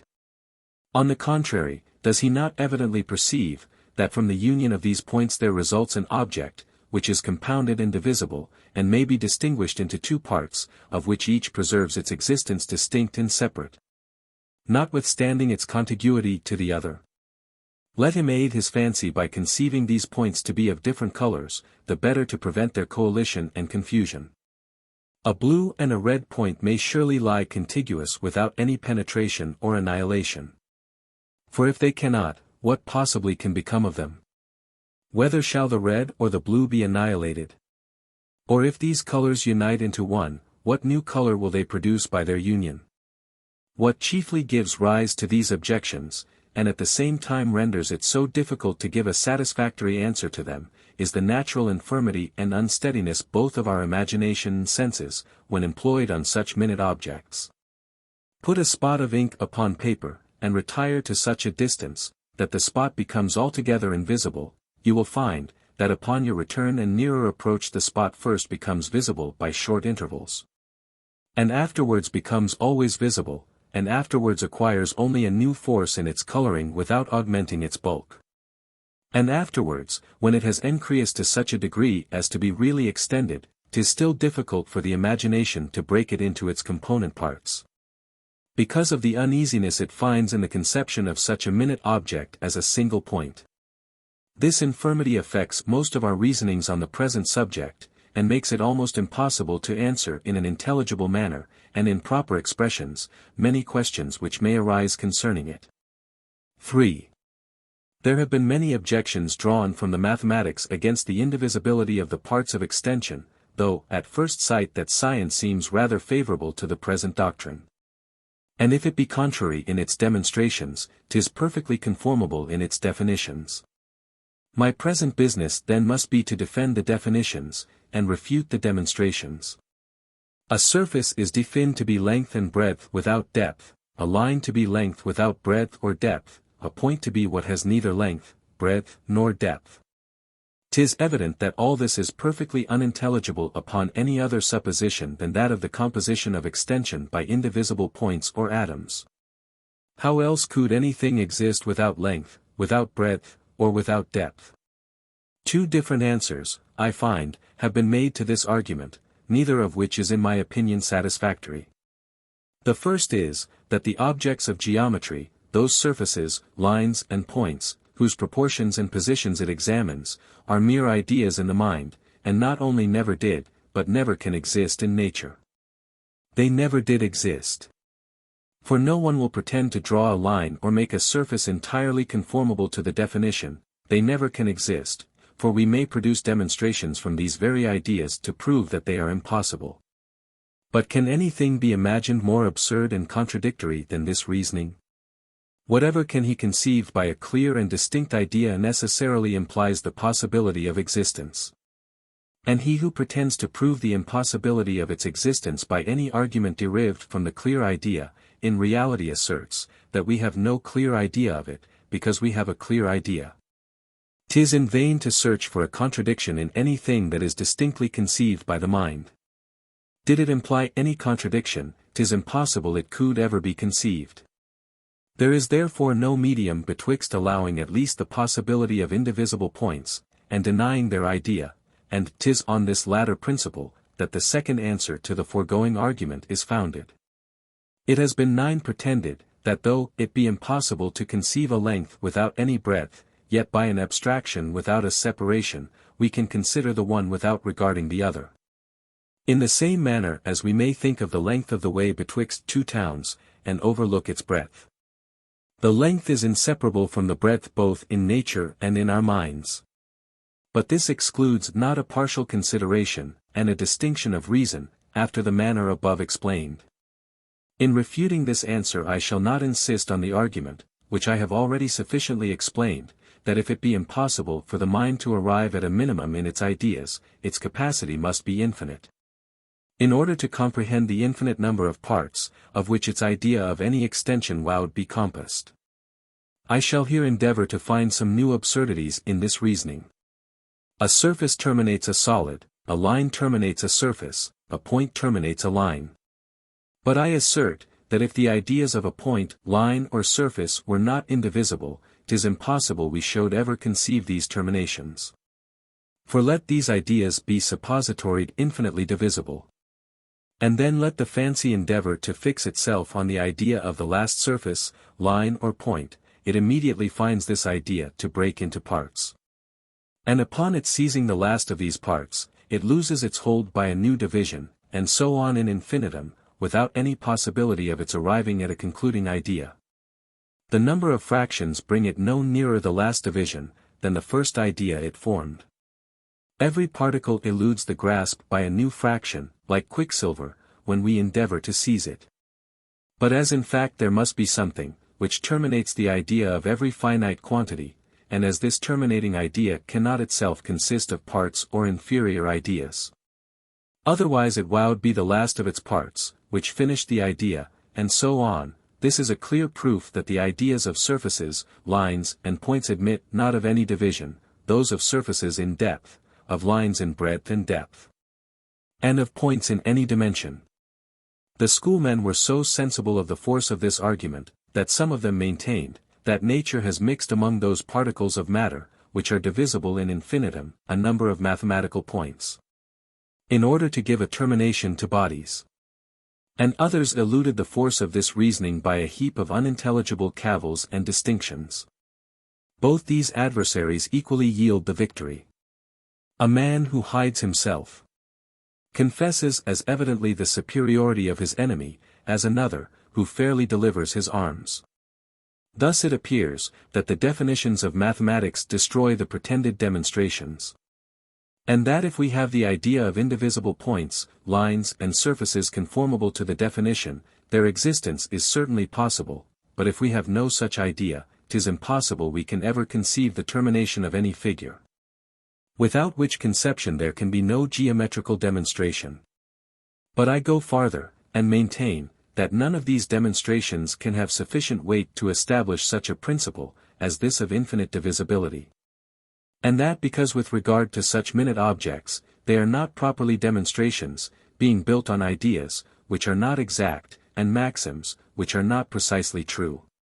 When geometry decides anything concerning the proportions of quantity, we ought not to look for the utmost precision and exactness. None of its proofs extend so far. It takes the dimensions and proportions of figures justly, but roughly, and with some liberty. Its errors are never considerable, nor would it err at all, did it not aspire to such an absolute perfection. I first ask mathematicians, what they mean when they say one line or surface is equal to, or greater, or less than another. Let any of them give an answer, to whatever sect he belongs, and whether he maintains the composition of extension by indivisible points, or by quantities divisible in infinitum. This question will embarrass both of them.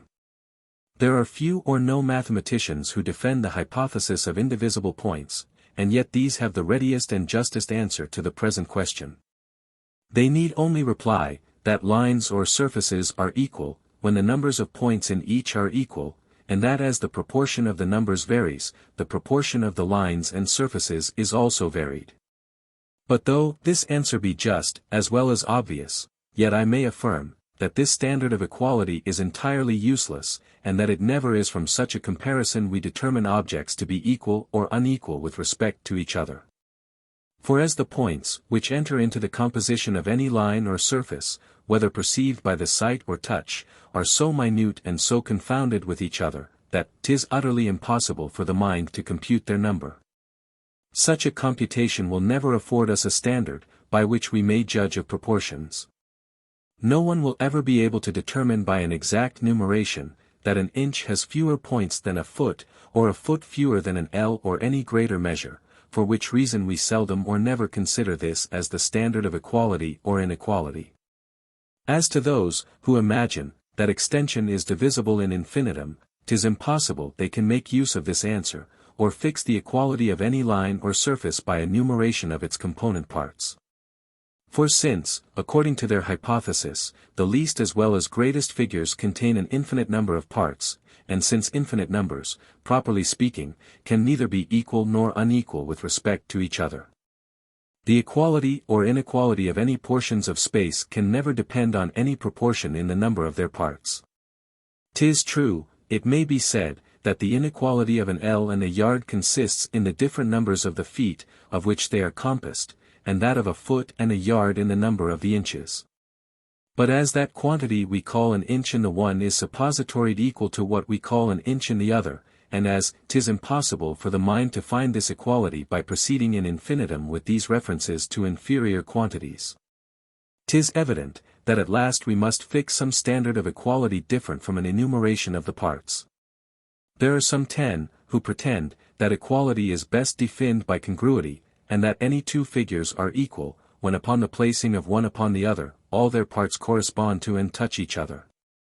In order to judge of this definition, let us consider, that since equality is a relation, it is not, strictly speaking, a property in the figures themselves, but arises merely from the comparison, which the mind makes betwixt them.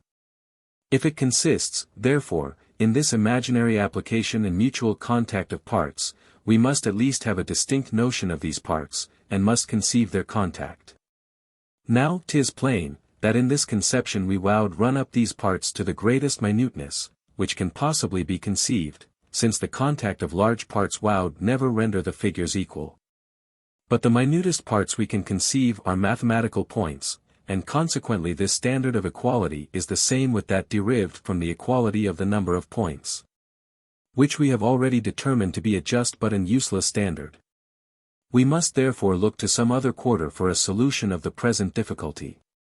'Tis evident, that the eye, or rather the mind is often able at one view to determine the proportions of bodies, and pronounce them equal to, or greater or less than each other, without examining or comparing the number of their minute parts. Such judgments are not only common, but in many cases certain and infallible.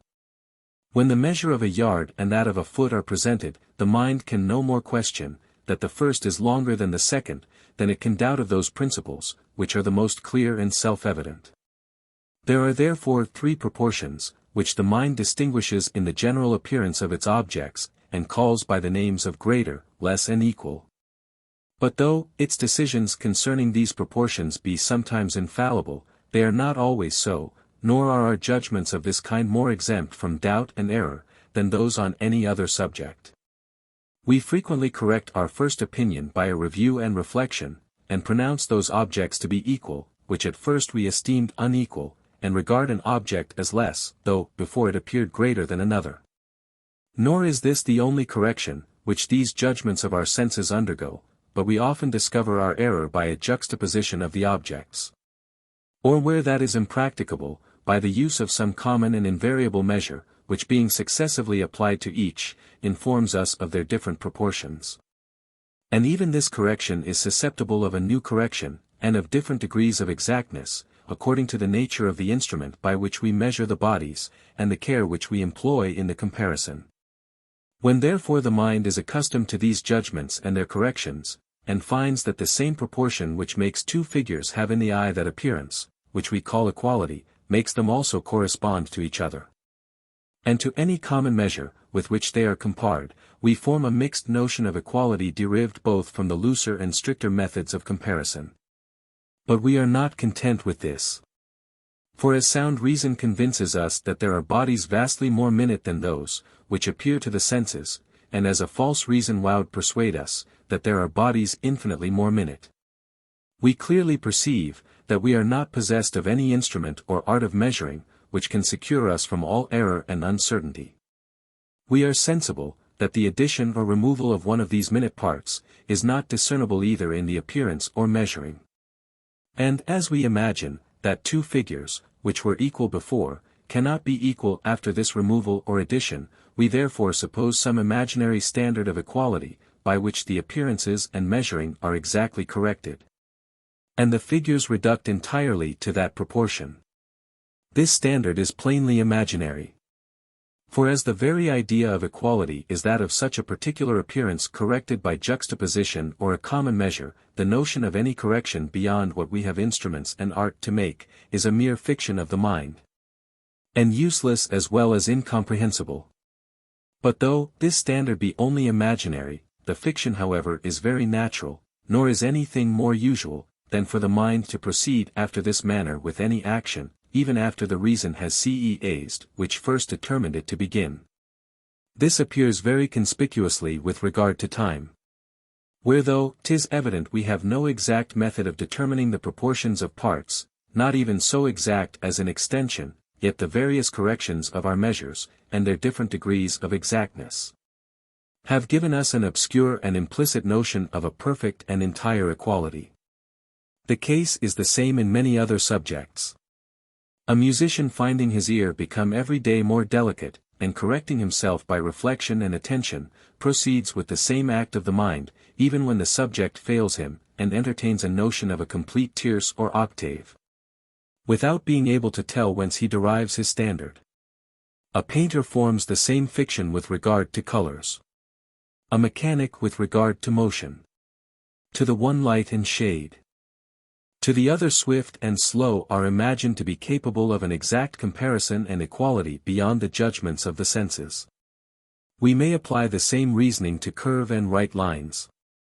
Nothing is more apparent to the senses than the distinction betwixt a curve and a right line, nor are there any ideas we more easily form than the ideas of these objects. But however easily we may form these ideas, 'tis impossible to produce any definition of them, which will fix the precise boundaries betwixt them. When we draw lines upon paper or any continued surface, there is a certain order, by which the lines run along from one point to another, that they may produce the entire impression of a curve or right line. But this order is perfectly unknown, and nothing is observed but the united appearance. Thus even upon the system of indivisible points, we can only form a distant notion of some unknown standard to these objects.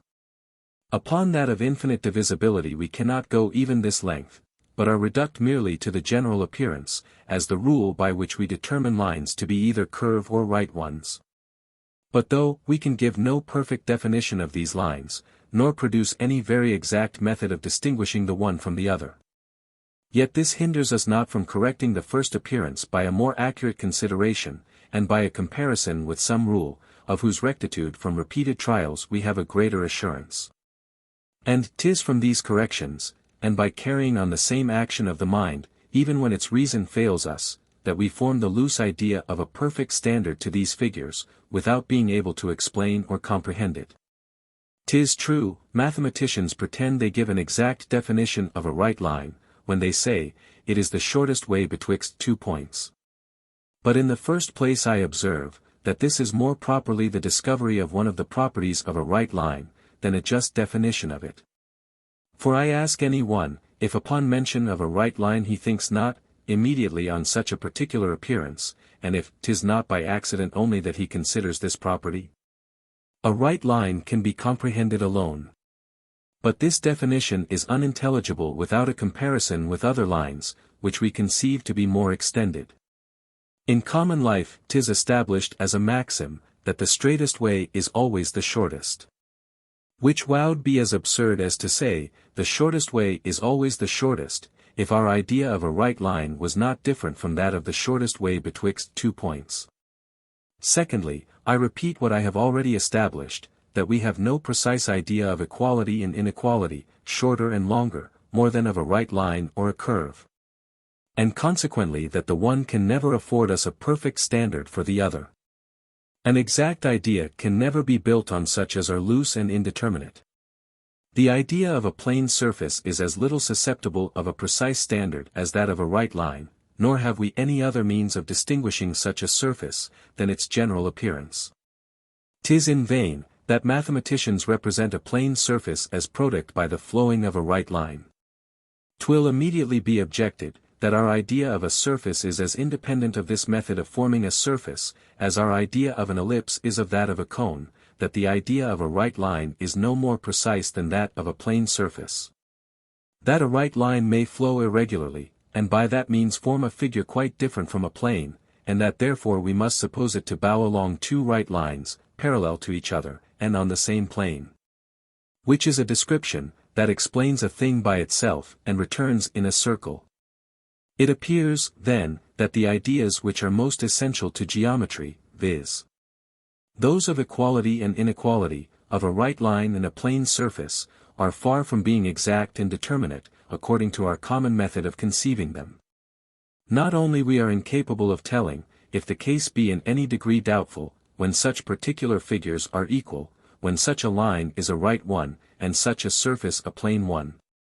But we can form no idea of that proportion, or of these figures, which is firm and invariable. Our appeal is still to the weak and fallible judgment, which we make from the appearance of the objects, and correct by a compass or common measure. And if we join the supposition of any farther correction, 'tis of such a one as is either useless or imaginary. In vain showed we have recourse to the common topic, and employ the supposition of a deity, whose omnipotence may enable him to form a perfect geometrical figure, and describe a right line without any curve or inflection. As the ultimate standard of these figures is derived from nothing but the senses and imagination, 'tis absurd to talk of any perfection beyond what these faculties can judge of. Since the true perfection of anything consists in its conformity to its standard. Now since these ideas are so loose and uncertain, I would fain ask any mathematician what infallible assurance he has, not only of the more intricate and obscure propositions of his science, but of the most vulgar and obvious principles.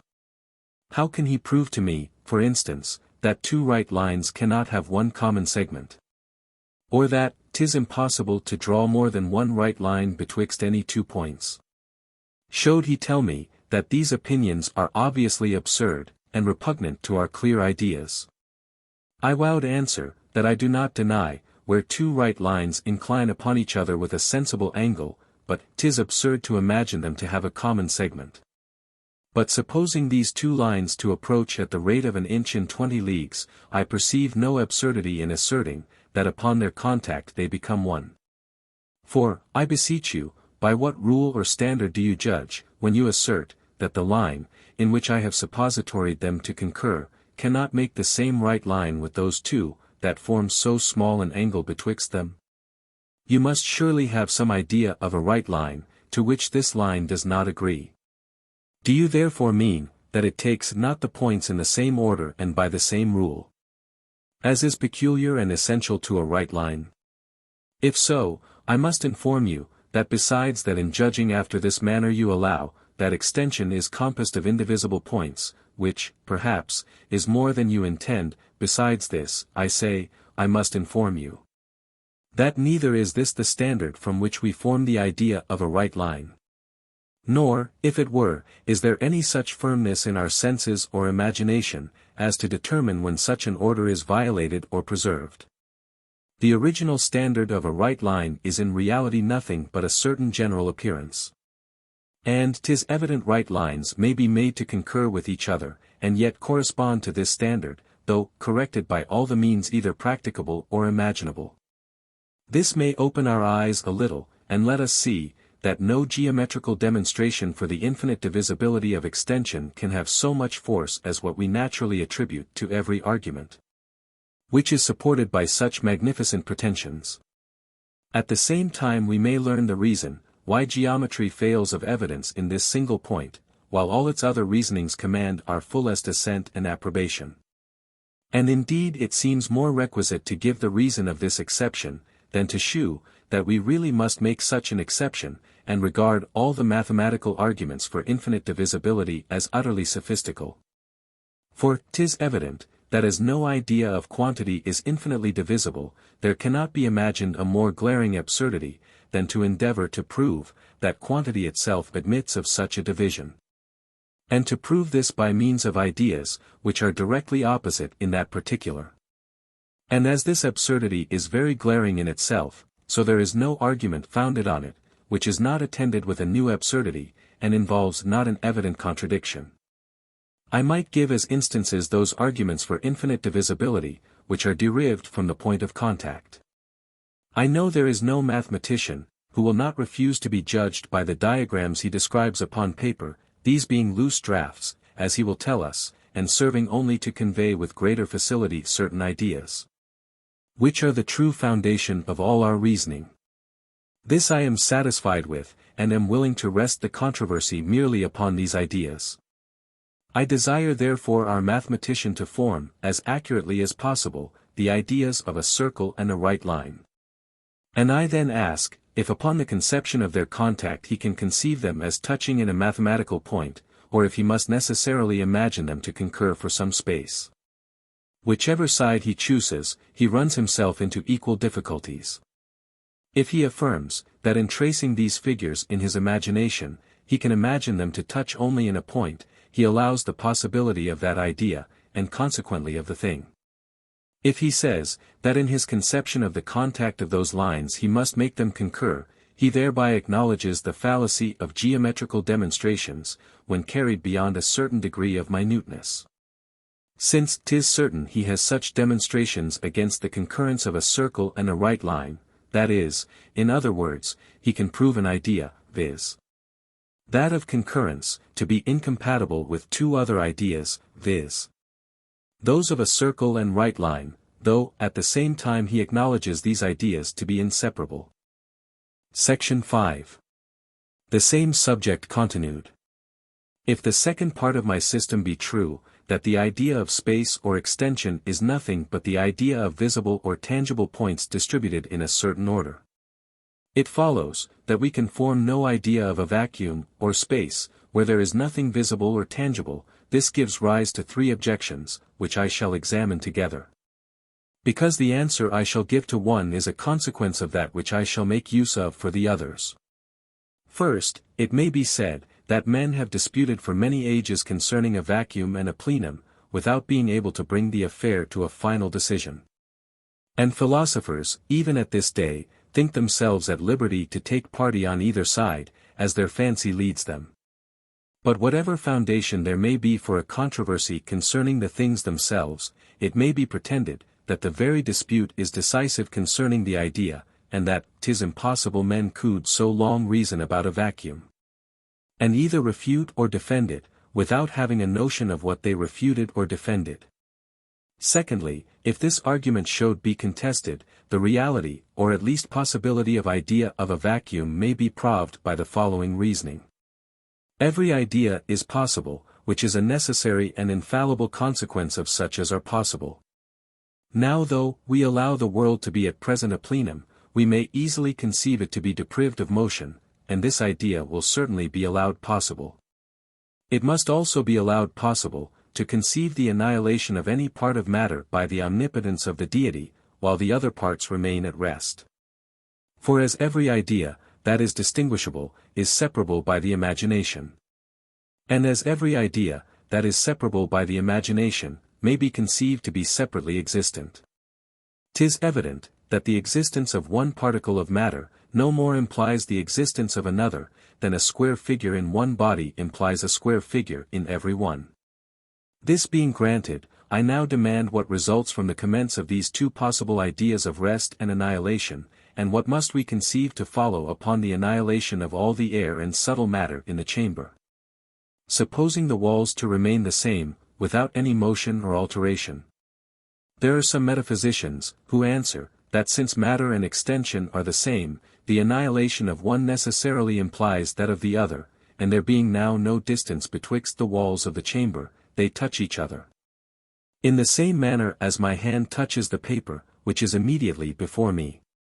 But though this answer be very common, I defy these metaphysicians to conceive the matter according to their hypothesis, or imagine the floor and root, with all the opposite sides of the chamber, to touch each other, while they continue in rest, and preserve the same position. For how can the two walls, that run from south to north, touch each other, while they touch the opposite ends of two walls, that run from east to west?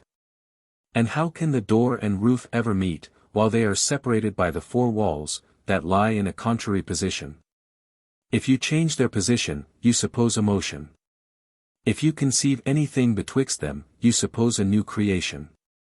But keeping strictly to the two ideas of rest and annihilation, 'tis evident, that the idea, which results from them, is not that of a contact of parts, but something else, which is concluded to be the idea of a vacuum. The third objection carries the matter still farther, and not only asserts, that the idea of a vacuum is real and possible, but also necessary and unavoidable. This assertion is founded on the motion we observe in bodies, which, 'tis maintained, would be impossible and inconceivable without a vacuum, into which one body must move in order to make way for another. I shall not enlarge upon this objection, because it principally belongs to natural philosophy, which lies without our present sphere. In order to answer these objections, we must take the matter pretty deep, and consider the nature and origin of several ideas, lest we dispute without understanding perfectly the subject of the controversy. 'Tis evident the idea of darkness is no positive idea, but merely the negation of light, or more properly speaking, of colored and visible objects. A man, who enjoys his sight, receives no other perception from turning his eyes on every side, when entirely deprived of light, than what is common to him with one born blind, and 'tis certain such a one has no idea either of light or darkness. The consequence of this is, that 'tis not from the mere removal of visible objects we receive the impression of extension without matter, and that the idea of utter darkness can never be the same with that of vacuum. Suppose again a man to be supported in the air, and to be softly conveyed along by some invisible power, 'tis evident he is sensible of nothing, and never receives the idea of extension, nor indeed any idea, from this invariable motion. Even supposing he moves his limbs to and fro, this cannot convey to him that idea. He feels in that case a certain sensation or impression, the parts of which are successive to each other, and may give him the idea of time, but certainly are not disposed in such a manner, as is necessary to convey the idea of space or extension. Since then it appears, that darkness and motion, with the utter removal of everything visible and tangible, can never give us the idea of extension without matter, or of a vacuum. The next question is, whether they can convey this idea, when mixed with something visible and tangible. 'Tis commonly allowed by philosophers, that all bodies, which discover themselves to the eye, appear as if painted on a plain surface, and that their different degrees of remoteness from ourselves are discovered more by reason than by the senses. When I hold up my hand before me, and spread my fingers, they are separated as perfectly by the blue color of the firmament, as they could be by any visible object, which I could place betwixt them. In order, therefore, to know whether the sight can convey the impression and idea of a vacuum, we must suppose, that amidst an entire darkness, there are luminous bodies presented to us, whose light discovers only these bodies themselves, without giving us any impression of the surrounding objects. We must form a parallel supposition concerning the objects of our feeling. 'Tis not proper to suppose a perfect removal of all tangible objects, we must allow something to be perceived by the feeling. And after an interval and motion of the hand or other organ of sensation, another object of the touch to be met with, and upon leaving that, another, and so on, as often as we please. The question is, whether these intervals do not afford us the idea of extension without body. To begin with the first case, 'tis evident, that when only two luminous bodies appear to the eye, we can perceive, whether they be conjoined or separate. Whether they be separated by a great or small distance, and if this distance varies, we can perceive its increase or diminution, with the motion of the bodies. But as the distance is not in this case anything colored or visible, it may be thought that there is here a vacuum or pure extension, not only intelligible to the mind, but obvious to the very senses. This is our natural and most familiar way of thinking, but which we shall learn to correct by a little reflection. We may observe, that when two bodies present themselves, where there was formerly an entire darkness, the only change, that is discoverable, is in the appearance of these two objects, and that all the rest continues to be as before. A perfect negation of light, and of every colored or visible object. This is not only true of what may be said to be remote from these bodies, but also of the very distance, which is interposed betwixt them, that being nothing but darkness, or the negation of light. Without parts, without composition, invariable and indivisible. Now since this distance causes no perception different from what a blind man receives from his eyes, or what is conveyed to us in the darkest night, it must partake of the same properties, and as blindness and darkness afford us no ideas of extension, 'tis impossible that the dark and indistinguishable distance betwixt two bodies can ever produce that idea. The sole difference betwixt an absolute darkness and the appearance of two or more visible luminous objects consists, as I said, in the objects themselves, and in the manner they affect our senses.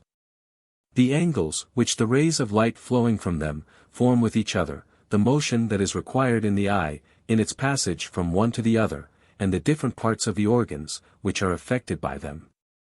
These produce the only perceptions, from which we can judge of the distance. But as these perceptions are each of them simple and indivisible, they can never give us the idea of extension. We may illustrate this by considering the sense of feeling, and the imaginary distance or interval interposed betwixt tangible or solid objects.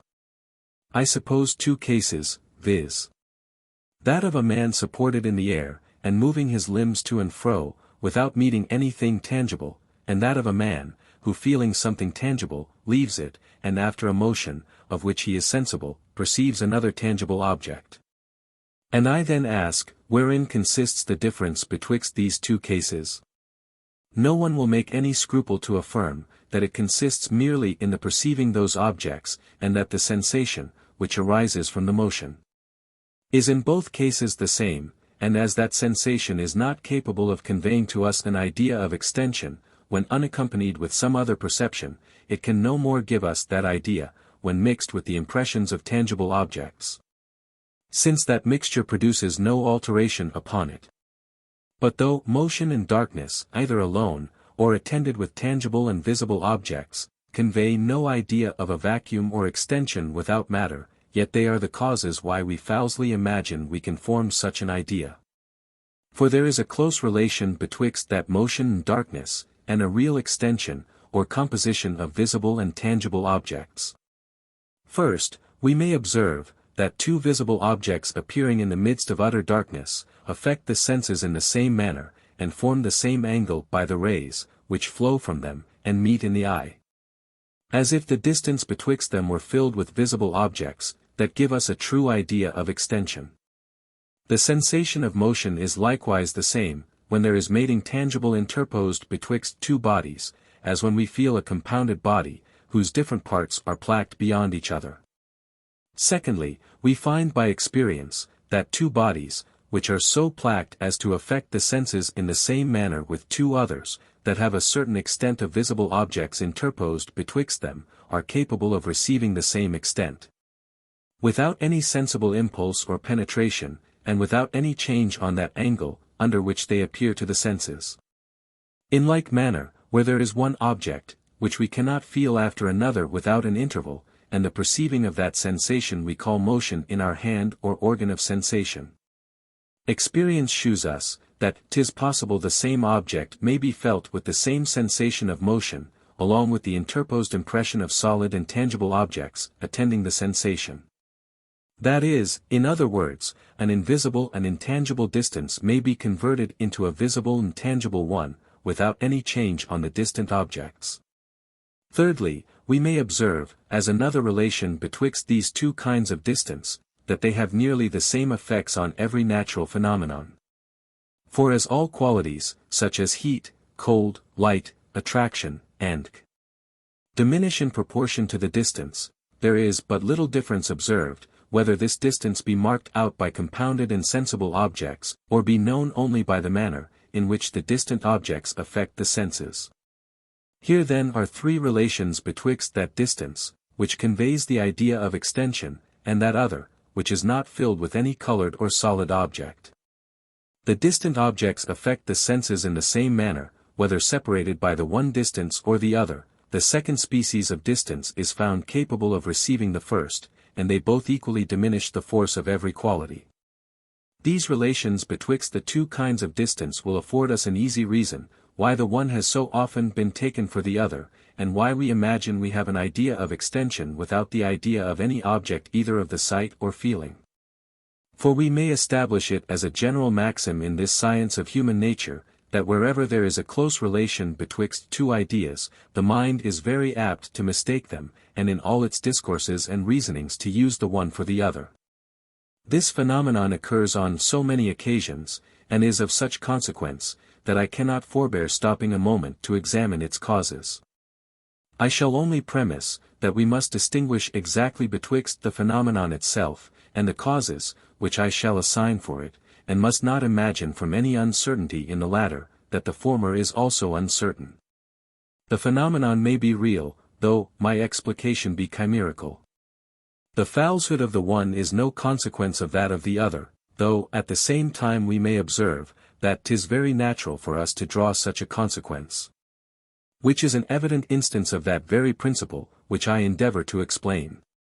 When I received the relations of resemblance, contiguity and causation, as principles of union among ideas, without examining into their causes, 'twas more in prosecution of my first maxim, that we must in the end rest contented with experience, than for want of something specious and plausible, which I might have displayed on that subject. 'Twould have been easy to have made an imaginary dissection of the brain, and have shown, why upon our conception of any idea, the animal spirits run into all the contiguous traces, and rose up the other ideas, that are related to it. But though I have neglected any advantage, which I might have drawn from this topic in explaining the relations of ideas, I am afraid I must here have recourse to it, in order to account for the mistakes that arise from these relations. I shall therefore observe, that as the mind is endowed with a power of exciting any idea it pleases, whenever it dispatches the spirits into that region of the brain, in which the idea is plaqued. These spirits always excite the idea, when they run into the proper traces, and rummage that cell, which belongs to the idea. But as their motion is seldom direct, and naturally turns a little to the one side or the other. For this reason the animal spirits, falling into the contiguous traces, present other related ideas in lieu of that, which the mind desert at first to survey. This change we are not always sensible of.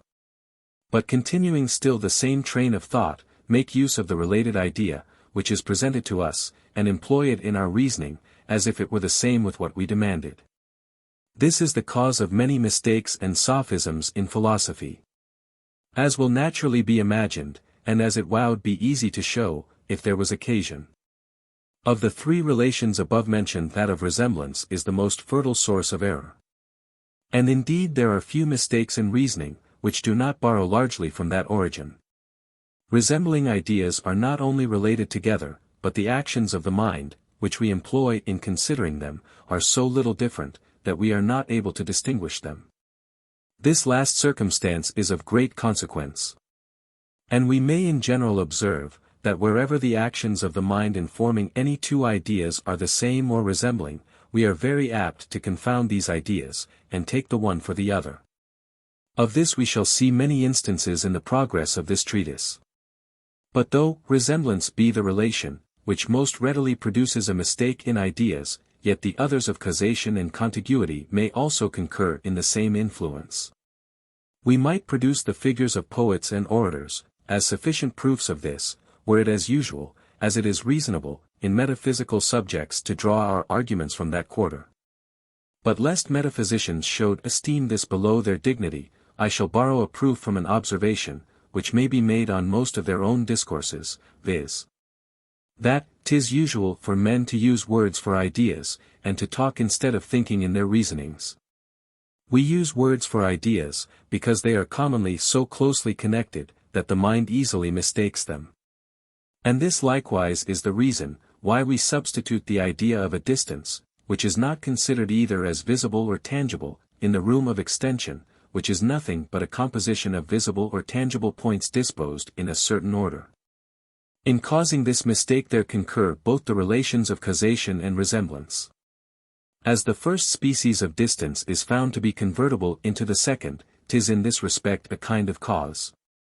And the similarity of their manner of affecting the senses, and diminishing every quality, forms the relation of resemblance. After this chain of reasoning and explication of my principles, I am now prepared to answer all the objections that have been offered, whether derived from metaphysics or mechanics. The frequent disputes concerning a vacuum, or extension without matter, prove not the reality of the idea, upon which the dispute turns, there being nothing more common, than to see men deceive themselves in this particular.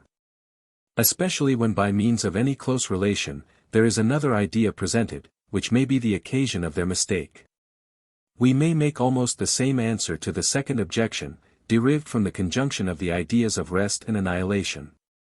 When everything is annihilated in the chamber, and the walls continue immovable, the chamber must be conceived much in the same manner as at present, when the air that fills it, is not an object of the senses.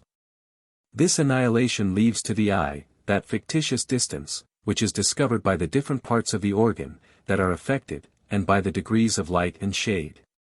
And to the feeling, that which consists in a sensation of motion in the hand, or other member of the body.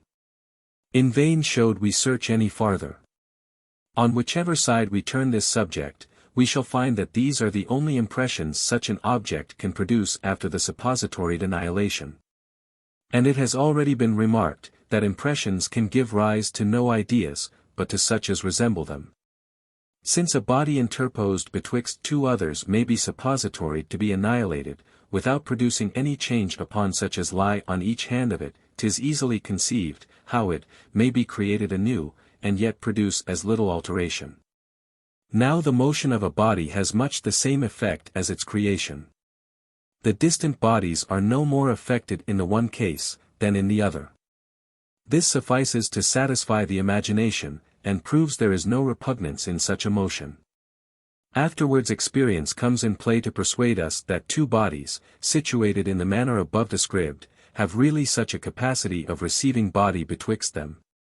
And that there is no obstacle to the conversion of the invisible and intangible distance into one that is visible and tangible.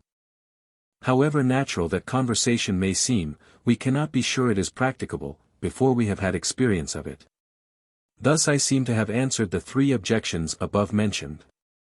Though, at the same time I am sensible, that few will be satisfied with these answers, but will immediately propose new objections and difficulties.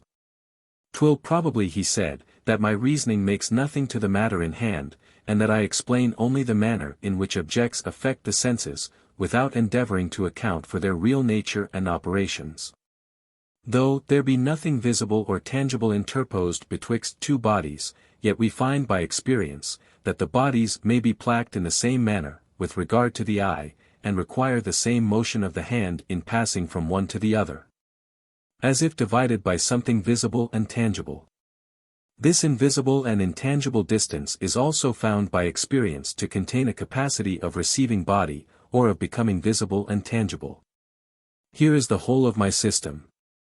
And in no part of it have I endeavored to explain the cause, which separates bodies after this manner, and gives them a capacity of receiving others betwixt them, without any impulse or penetration. I answer this objection, by pleading guilty, and by confessing that my intention never was to penetrate into the nature of bodies, or explain the secret causes of their operations. For besides that this belongs not to my present purpose, I am afraid, that such an enterprise is beyond the reach of human understanding, and that we can never pretend to know body otherwise than by those external properties, which discover themselves to the senses. As to those who attempt anything farther, I cannot approve of their ambition, till I see, in some one instance at least, that they have met with success. But at present I content myself with knowing perfectly the manner in which objects affect my senses, and their connections with each other, as far as experience informs me of them. This suffices for the conduct of life. And this also suffices for my philosophy, which pretends only to explain the nature and causes of our perceptions, or impressions and ideas. I shall conclude this subject of extension with a paradox, which will easily be explained from the foregoing reasoning. This paradox is, that if you are pleased to give to the invisible and intangible distance, or in other words, to the capacity of becoming visible and tangible distance, the name of a vacuum, extension and matter are the same. And yet there is a vacuum. If you will not give it that name, motion is possible in a plenum, without any impulse in infinitum, without returning in a circle, and without penetration. But however we may express ourselves, we must always confess, that we have no idea of any real extension without filling it with sensible objects, and conceiving its parts as visible or tangible. As to the doctrine, that time is nothing but the manner, in which some real objects exist, we may observe, that 'tis liable to the same objections as the similar doctrine with regard to extension. If it be a sufficient proof that we have the idea of a vacuum, because we dispute and reason concerning it, we must for the same reason have the idea of time without any changeable existence.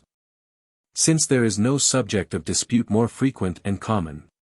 But that we really have no such idea, is certain. For whence should it be derived? Does it arise from an impression of sensation or of reflection? Point it out distinctly to us, that we may know its nature and qualities. But if you cannot point out any such impression, you may be certain you are mistaken, when you imagine you have any such idea. But though it be impossible to shew the impression, from which the idea of time without a changeable existence is derived, yet we can easily point out those appearances, which make us fancy we have that idea. For we may observe, that there is a continual succession of perceptions in our mind, so that the idea of time being for ever present with us, when we consider a steadfast object at 5 o'clock and regard the same at 6. We are apt to apply to it that idea in the same manner as if every moment were distinguished by a different position, or an alteration of the object. The first and second appearances of the object, being compared with the succession of our perceptions, seem equally removed as if the object had really changed. To which we may add, what experience shews us, that the object was susceptible of such a number of changes betwixt these appearances. As also that the unchangeable or rather fictitious duration has the same effect upon every quality, by increasing or diminishing it, as that succession, which is obvious to the senses. From these three relations we are apt to confound our ideas, and imagine we can form the idea of a time and duration, without any change or succession. Section 6. Of the idea of existence, and of external existence. It may not be amiss, before we leave this subject, to explain the ideas of existence and of external existence, which have their difficulties, as well as the ideas of space and time. By this means we shall be the better prepared for the examination of knowledge and probability, when we understand perfectly all those particular ideas, which may enter into our reasoning. There is no impression nor idea of any kind, of which we have any consciousness or memory, that is not conceived as existent, and 'tis evident, that from this consciousness the most perfect idea and assurance of being is derived. From hence we may form a dilemma, the most clear and conclusive that can be imagined, viz.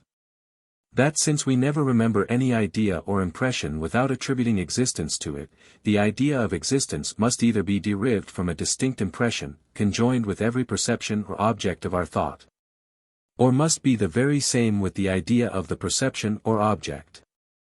As this dilemma is an evident consequence of the principle, that every idea arises from a similar impression, so our decision betwixt the propositions of the dilemma is no more doubtful. So far from there being any distinct impression, attending every impression and every idea, that I do not think there are any two distinct impressions, which are inseparably conjoined. Though certain sensations may at one time be united, we quickly find they admit of a separation, and may be presented apart. And thus, though every impression and idea we remember be considered as existent, the idea of existence is not derived from any particular impression. The idea of existence, then, is the very same with the idea of what we conceive to be existent. To reflect on anything simply, and to reflect on it as existent, are nothing different from each other. That idea, when conjoined with the idea of any object, makes no addition to it. Whatever we conceive to be existent. Any idea we please to form is the idea of a being, and the idea of a being is any idea we please to form. Whoever opposes this, must necessarily point out that distinct impression, from which the idea of entity is derived, and must prove, that this impression is inseparable from every perception we believe to be existent. This we may without hesitation conclude to be impossible. Our foregoing 11 reasoning concerning the distinction of ideas without any real difference will not here serve us in any stead. That kind of distinction is founded on the different resemblances, which the same simple idea may have to several different ideas. But no object can be presented resembling some object with respect to its existence, and different from others in the same particular, since every object, that is presented, must necessarily be existent. A like reasoning will account for the idea of external existence. We may observe, that 'tis universally allowed by philosophers, and is besides pretty obvious of itself, that nothing is ever really present with the mind but its perceptions or impressions and ideas.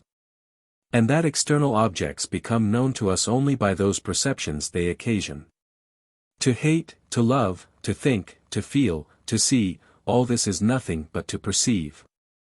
Now since nothing is ever present to the mind but perceptions, and since all ideas are derived from something antecedently present to the mind, it follows, that 'tis impossible for us so much as to conceive or form an idea of anything specifically different from ideas and impressions. Let us fix our attention out of ourselves as much as possible, let us chase our imagination to the heavens, or to the utmost limits of the universe. We never really advance a step beyond ourselves, nor can conceive any kind of existence, but those perceptions, which have appeared in that narrow compass. This is the universe of the imagination, nor have we any idea but what is their product. The farthest we can go towards a conception of external objects, when suppositoried specifically different from our perceptions, is to form a relative idea of them, without pretending to comprehend the related objects. Generally speaking, we do not suppose them specifically different, but only attribute to them different relations, connections and durations. But of this more fully hereafter. 12. Part 3, of Knowledge and Probability. Section 1. Of Knowledge. There are 7 different kinds of philosophical relation, viz. Resemblance, identity, relations of time and place, proportion in quantity or number, degrees in any quality, contrariety, and causation. These relations may be divided into 2 classes, into such as depend entirely on the ideas, which we compare together, and such as may be changed without any change in the ideas. 'Tis from the idea of a triangle, that we discover the relation of equality, which its 3 angles bear to 2 right ones, and this relation is invariable, as long as our idea remains the same. On the contrary, the relations of contiguity and distance betwixt 2 objects may be changed merely by an alteration of their place, without any change on the objects themselves or on their ideas. And the place depends on 100 different accidents, which cannot be foreseen by the mind. 'Tis the same case with identity and causation. 2 objects, though perfectly resembling each other, and even appearing in the same place at different times, may be numerically different, and as the power, by which one object produces another, is never discoverable merely from their idea. 'Tis evident cause and effect are relations, of which we receive information from experience, and not from any abstract reasoning or reflection. There is no single phenomenon, even the most simple, which can be accounted for from the qualities of the objects, as they appear to us, or which we could foresee without the help of our memory and experience. It appears, therefore, that of these 7 philosophical relations, there remain only 4, which depending solely upon ideas, can be the objects of knowledge and certainty. These 4 are resemblance, contrariety, degrees of quality, and proportions in quantity or number. 3 of these relations are discoverable at first sight, and fall more properly under the province of intuition than demonstration. When any objects resemble each other, the resemblance will at first strike the eye, or rather the mind, and seldom requires a second examination. The case is the same with contrariety, and with the degrees of any quality. No one can once doubt but existence and non-existence destroy each other, and are perfectly incompatible and contrary. And though it be impossible to judge exactly of the degrees of any quality, such as color, taste, heat, cold, when the difference betwixt them is very small, yet 'tis easy to decide, that any of them is superior or inferior to another, when their difference is considerable. And this decision we always pronounce at first sight, without any inquiry or reasoning.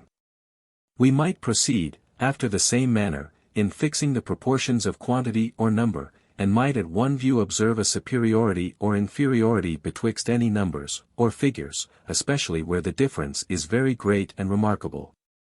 As to equality or any exact proportion, we can only guess at it from a single consideration, except in very short numbers, or very limited portions of extension, which are comprehended in an instant, and where we perceive an impossibility of falling into any considerable error. In all other cases we must settle the proportions with some liberty, or proceed in a more artificial manner. I have already observed, that geometry, or the art, by which we fix the proportions of figures, though it much excels, both in universality and exactness, the loose judgments of the senses and imagination, yet never attains a perfect precision and exactness. Its first principles are still drawn from the general appearance of the objects. And that appearance can never afford us any security, when we examine the prodigious minuteness of which nature is susceptible. Our ideas seem to give a perfect assurance, that no 2 right lines can have a common segment. But if we consider these ideas, we shall find, that they always suppose a sensible inclination of the 2 lines, and that where the angle they form is extremely small, we have no standard of a right line so precise as to assure us of the truth of this proposition. 'Tis the same case with most of the primary decisions of the mathematics. There remain, therefore, algebra and arithmetic as the only sciences, in which we can carry on a chain of reasoning to any degree of intricacy, and yet preserve a perfect exactness and certainty. We are possessed of a precise standard, by which we can judge of the equality and proportion of numbers, and according as they correspond or not to that standard, we determine their relations, without any possibility of error. When two numbers are so combined, as that the one has always an unite answering to every unite of the other, we pronounce them equal. And 'tis for want of such a standard of equality and extension, that geometry can scarce be esteemed a perfect and infallible science.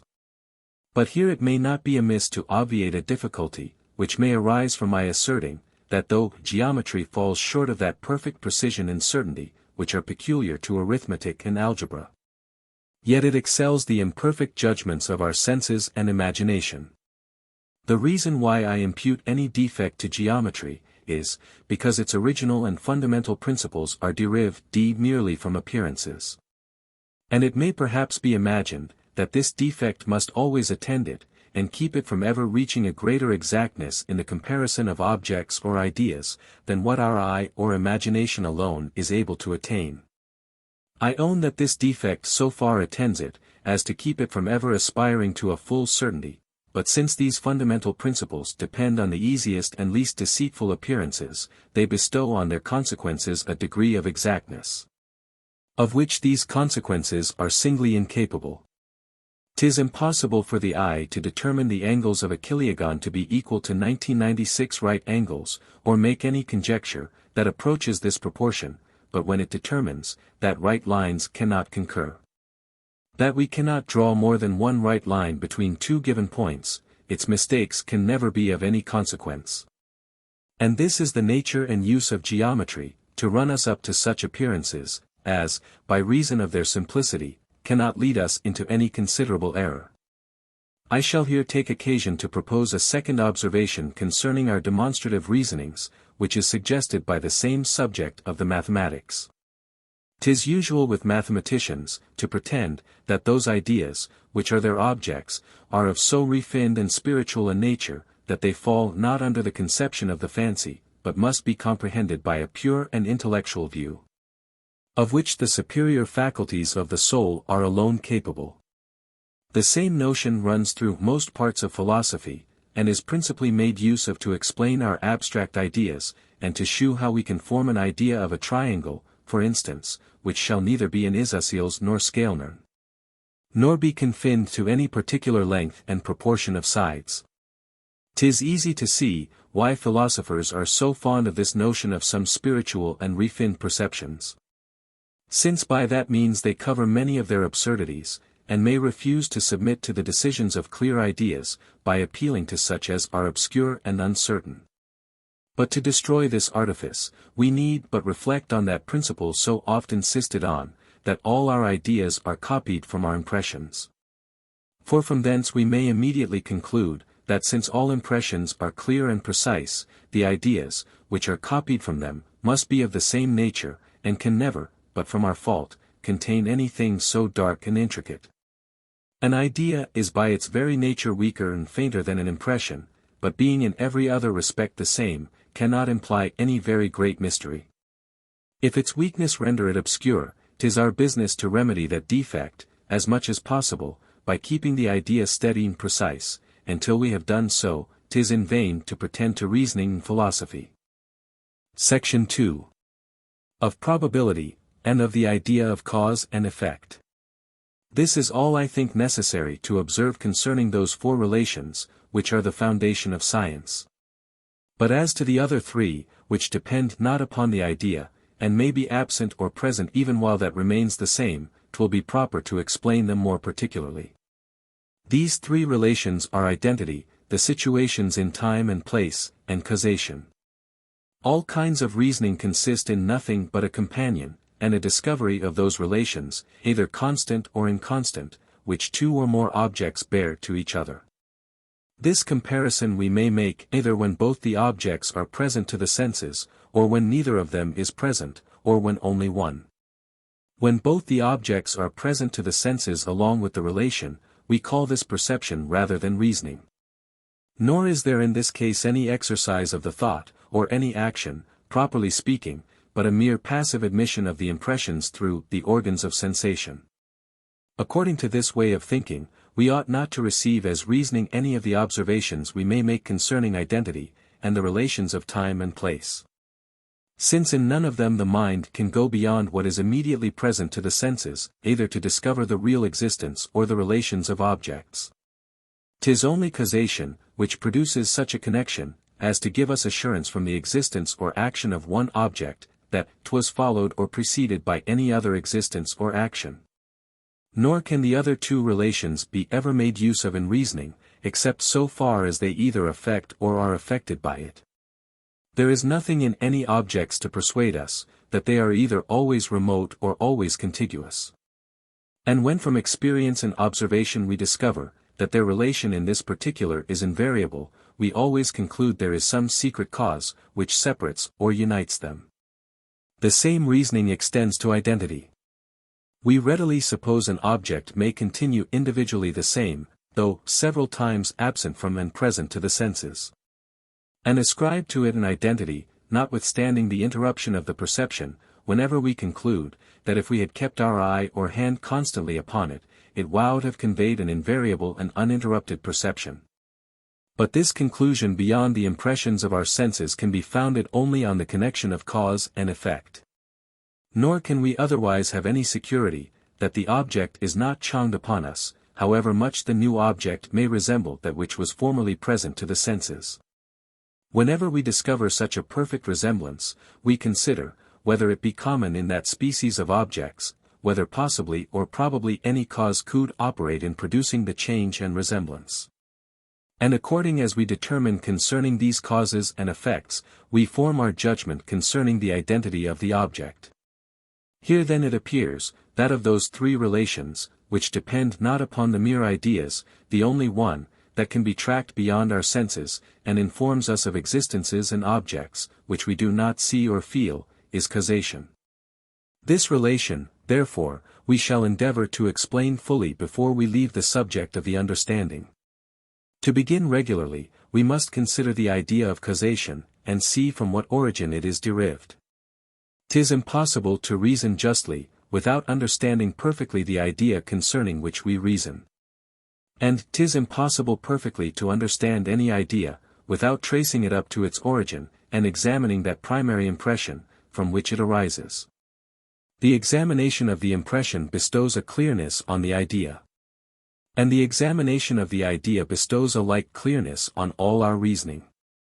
Let us therefore cast our eye on any two objects, which we call cause and effect, and turn them on all sides, in order to find that impression, which produces an idea of such prodigious consequence.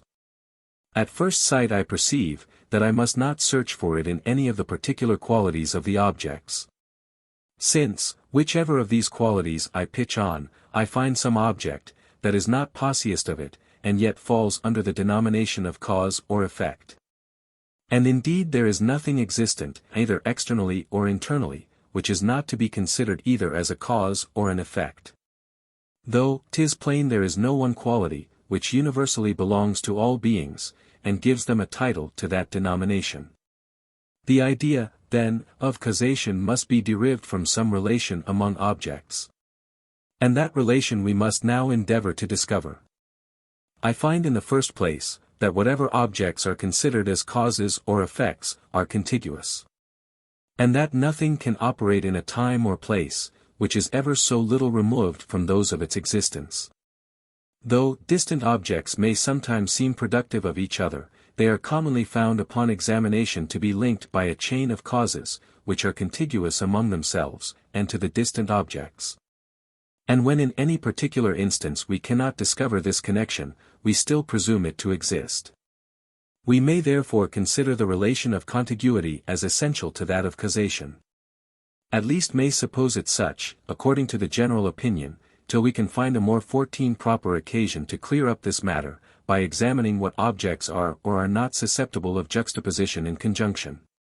The second relation I shall observe as essential to causes and effects, is not so universally acknowledged, but is liable to some controversy.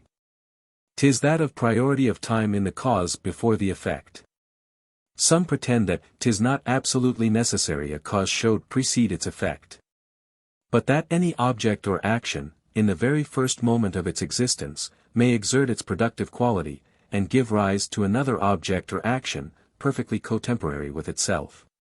But beside that experience in most instances seems to contradict this opinion, we may establish the relation of priority by a kind of inference or reasoning. 'Tis an established maxim both in natural and moral philosophy, that an object, which exists for any time in its full perfection without producing another, is not its sole cause, but is assisted by some other principle, which pushes it from its state of inactivity, and makes it exert that energy, of which it was secretly possessed. Now if any cause may be perfectly cotemporary with its effect, 'tis certain, according to this maxim, that they must all of them be so. Since any one of them, which retards its operation for a single moment, exerts not itself at that very individual time, in which it might have operated, and therefore is no proper cause. The consequence of this would be no less than the destruction of that succession of causes, which we observe in the world, and indeed, the utter annihilation of time. For if one cause were cotemporary with its effect, and this effect with its effect, and so on, 'tis plain there would be no such thing as succession, and all objects must be coexistent. If this argument appears satisfactory, 'tis well. If not, I beg the reader to allow me the same liberty, which I have used in the preceding case, of supposing it such. For he shall find, that the affair is of no great importance. Having thus discovered or suppositoried the two relations of contiguity and succession to be essential to causes and effects, I find I am stopped short, and can proceed no farther in considering any single instance of cause and effect. Motion in one body is regarded upon impulse as the cause of motion in another. When we consider these objects with the utmost attention, we find only that the one body approaches the other, and that the motion of it precedes that of the other, but without any sensible interval. 'Tis in vain to rack ourselves with farther thought and reflection upon this subject. We can go no farther in considering this particular instance. Should any one leave this instance, and pretend to define a cause, by saying it is something productive of another, 'tis evident he would say nothing. For what does he mean by production? Can he give any definition of it, that will not be the same with that of causation? If he can, I desire it may be product. If he cannot, he here runs in a circle, and gives a synonymous term instead of a definition. Shall we then rest contented with these two relations of contiguity and succession, as affording a complete idea of causation? By no means. An object may be contiguous and prior to another, without being considered as its cause. There is a necessary connection to be taken into consideration, and that relation is of much greater importance, than any of the other two above mentioned. Here again I turn the object on all sides, in order to discover the nature of this necessary connection, and find the impression, or impressions, from which its idea may be derived. When I cast my eye on the known qualities of objects, I immediately discover that the relation of cause and effect depends not in the least on them. When I consider their relations, I can find none but those of contiguity and succession, which I have already regarded as imperfect and unsatisfactory. Shall the despair of success make me assert, that I am here possessed of an idea, which is not preceded by any similar impression? This would be too strong a proof of levity and inconstancy, since the contrary principle has been already so firmly established, as to admit of no farther doubt, at least, till we have more fully examined the present difficulty. We must, therefore, proceed like those, who being in search of anything that lies concealed from them, and not finding it in the place they expected, beat about all the neighboring fields, without any certain view or design, in hopes their good fortune will at last guide them to what they search for. 'Tis necessary for us to leave the direct survey of this question concerning the nature of that necessary connection, which enters into our idea of cause and effect, and endeavor to find some other questions, the examination of which will perhaps afford a hint, that may serve to clear up the present difficulty. Of these questions there occur two, which I shall proceed to examine, viz. First, for what reason we pronounce it necessary, that everything whose existence has a beginning, should also have a cause. Secondly, why we conclude that such particular causes must necessarily have such particular effects. And what is the nature of that inference we draw from the one to the other, and of the belief we repose in it. I shall only observe before I proceed any farther, that though the ideas of cause and effect be derived from the impressions of reflection as well as from those of sensation, yet for brevity's sake, I commonly mention only the latter as the origin of these ideas, though I desire that whatever I say of them may also extend to the former. Passions are connected with their objects and with one another, no less than external bodies are connected together. The same relation, then, of cause and effect, which belongs to one, must be common to all of them. Section 3. Why a cause is always necessary. To begin with the first question concerning the necessity of a cause, 'tis a general maxim in philosophy, that whatever begins to exist, must have a cause of existence. This is commonly taken for granted in all reasonings, without any proof given or demanded. 'Tis suppository to be founded on intuition, and to be one of those maxims, which though they may be denied with the lips, 'tis impossible for men in their hearts really to doubt of. But if we examine this maxim by the idea of knowledge above explained, we shall discover in it no mark of any such intuitive certainty, but on the contrary shall find, that 'tis of a nature quite foreign to that species of conviction. All certainty arises from the comparison of ideas, and from the discovery of such relations as are unalterable, so long as the ideas continue the same. These relations are resemblance, proportions in quantity and number, degrees of any quality, and contrariety, none of which are implied in this proposition. Whatever has a beginning has also a cause of existence. That proposition therefore is not intuitively certain. At least any one, who would assert it to be intuitively certain, must deny these to be the only infallible relations, and must find some other relation of that kind to be implied in it, which it will then be time enough to examine.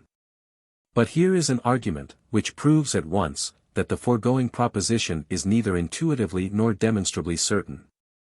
We can never demonstrate the necessity of a cause to every new existence, or new modification of existence, without shewing at the same time the impossibility there is, that anything can ever begin to exist without some productive principle. And where the latter proposition cannot be proved, we must despair of ever being able to prove the former. Now that the latter proposition is utterly incapable of a demonstrative proof, we may satisfy ourselves by considering, that as all distinct ideas are separable from each other, and as the ideas of cause and effect are evidently distinct, 'twill be easy for us to conceive any object to be non-existent this moment, and existent the next, without conjoining to it the distinct idea of a cause or productive principle. The separation, therefore, of the idea of a cause from that of a beginning of existence, is plainly possible for the imagination.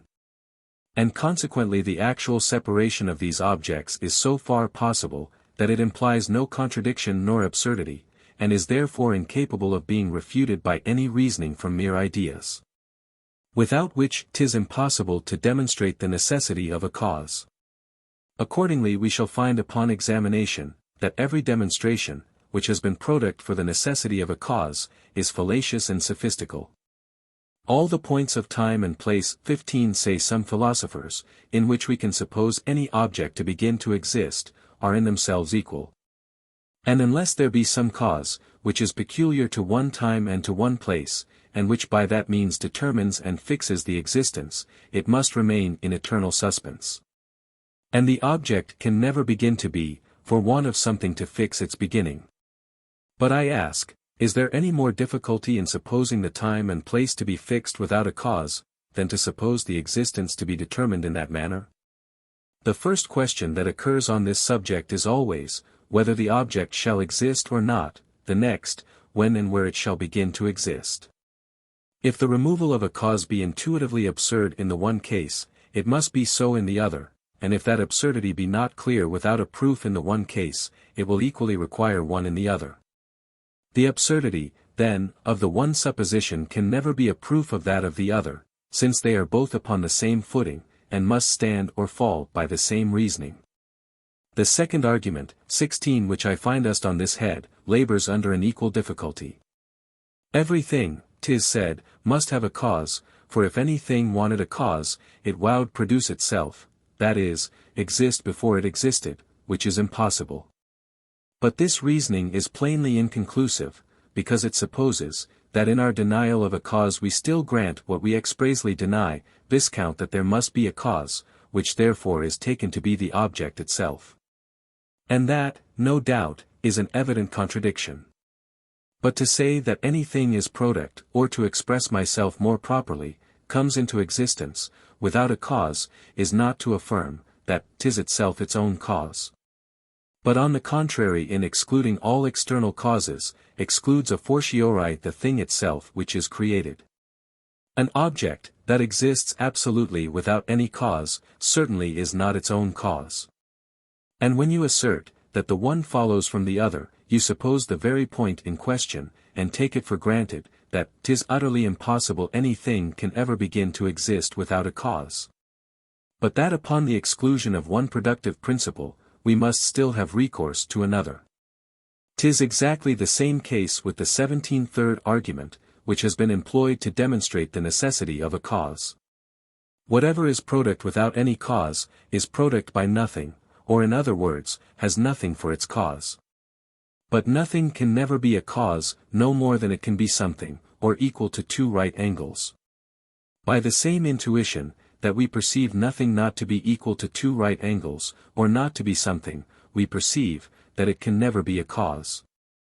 And consequently must perceive, that every object has a real cause of its existence.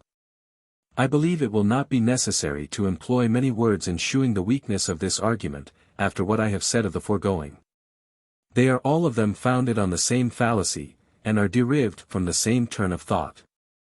'Tis sufficient only to observe, that when we exclude all causes we really do exclude them, and neither suppose nothing nor the object itself to be the causes of the existence. And consequently can draw no argument from the absurdity of these suppositions to prove the absurdity of that exclusion. If everything must have a cause, it follows, that upon the exclusion of other causes we must accept of the object itself or of nothing as causes. But 'tis the very point in question, whether everything must have a cause or not. And therefore, according to all just reasoning, it ought never to be taken for granted. They are still more frivolous, who say, that every effect must have a cause, because 'tis implied in the very idea of effect. Every effect necessarily presupposes a cause, effect being a relative term, of which cause is the correlative. But this does not prove, that every being must be preceded by a cause. No more than it follows, because every husband must have a wife, that therefore every man must be married. The true state of the question is, whether every object, which begins to exist, must owe its existence to a cause. And this I assert neither to be intuitively nor demonstratively certain, and hope to have proved it sufficiently by the foregoing arguments. Since it is not from knowledge or any scientific reasoning, that we derive the opinion of the necessity of a cause to every new production, that opinion must necessarily arise from observation and experience. The next question, then, should naturally be, how experience gives rise to such a principle. But as I find it will be more convenient to sink this question in the following, why we conclude, that such particular causes must necessarily have such particular effects, and why we form an inference from one to another. We shall make that the subject of our future inquiry. 'Twill, perhaps, be found in the end, that the same answer will serve for both questions. Section 4. Of the component parts of our reasonings concerning cause and effect. Though the mind in its reasonings from causes or effects carries its view beyond those objects, which it sees or remembers, it must never lose sight of them entirely. Nor reason merely upon its own ideas, without some mixture of impressions, or at least of ideas of the memory, which are equivalent to impressions. When we infer effects from causes, we must establish the existence of these causes, which we have only two ways of doing, either by an immediate perception of our memory or senses, or by an inference from other causes. Which causes again we must ascertain in the same manner, either by a present impression, or by an inference from their causes, and so on, till we arrive at some object, which we see or remember. 'Tis impossible for us to carry on our inferences in infinitum, and the only thing that can stop them is an impression of the memory or senses, beyond which there is no room for doubt or inquiry. To give an instance of this, we may choose any point of history, and consider for what reason we either believe or reject it. Thus we believe that Caesar was killed in the Senate House on the Ides of March. And that because this fact is established on the unanimous testimony of historians, who agree to assign this precise time and place to that event. Here are certain characters and letters present either to our memory or senses. Which characters we likewise remember to have been used as the signs of certain ideas, and these ideas were either in the minds of such as were immediately present at that action, and received the ideas directly from its existence. Or they were derived from the testimony of others, and that again from another testimony, by a visible gradation, till we arrive at those who were eyewitnesses and spectators of the event. 'Tis obvious all this chain of argument or connection of causes and effects, is at first founded on those characters or letters, which are seen or remembered. And that without the authority either of the memory or senses our whole reasoning would be chimerical and without foundation. Every link of the chain would in that case hang upon another, but there would not be anything fixed to one end of it, capable of sustaining the whole, and consequently there would be no belief nor evidence. And this actually is the case with all hypothetical arguments or reasonings upon a supposition, there being in them neither any present impression, nor belief of a real existence. I need not observe, that 'tis no just objection to the present doctrine, that we can reason upon our past conclusions or principles, without having recourse to those impressions, from which they first arose. For even supposing these impressions showed be entirely a fact from the memory, the conviction they product may still remain, and 'tis equally true, that all reasonings concerning causes and effects are originally derived from some impression. In the same manner, as the assurance of a demonstration proceeds always from a comparison of ideas, though it may continue after the comparison is forgot. Section 5. Of the impressions of the senses and memory. In this kind of reasoning, then, from causation, we employ materials, which are of a mixed and heterogeneous nature, and which, however connected, are yet essentially different from each other. All our arguments concerning causes and effects consist both of an impression of the memory or senses, and of the idea of that existence, which produces the object of the impression, or is product by it. Here therefore we have three things to explain, viz. First, the original impression. Secondly, the transition to the idea of the connected cause or effect. Thirdly, the nature and qualities of that idea. As to those impressions, which arise from the senses, their ultimate cause is, in my opinion, perfectly inexplicable by human reason, and 'twill always be impossible to decide with certainty, whether they arise immediately from the object, or are product by the reative power of the mind, or are derived from the author of our being. Nor is such a question any way material to our present purpose. We may draw inferences from the coherence of our perceptions, whether they be true or false, whether they represent nature justly, or be mere illusions of the senses. When we search for the characteristic, which distinguishes the memory from the imagination, we must immediately perceive, that it cannot lie in the simple ideas it presents to us. Since both these faculties borrow their simple ideas from the impressions, and can never go beyond these original perceptions. These faculties are as little distinguished from each other by the arrangement of their complex ideas. For though it be a peculiar property of the memory to preserve the original order and position of its ideas, while the imagination transposes and changes them, as it pleases. Yet this difference is not sufficient to distinguish them in their operation, or make us know the one from the other. It being impossible to recall the past impressions, in order to compare them with our present ideas, and see whether their arrangement be exactly similar. Since therefore the memory is known, neither by the order of its complex ideas, nor the nature of its simple ones, it follows, that the difference betwixt it and the imagination lies in its superior force and vivacity. A man may indulge his fancy in feigning any past scene of adventures, nor would there be any possibility of distinguishing this from a remembrance of a like kind, were not the ideas of the imagination fainter and more obscure.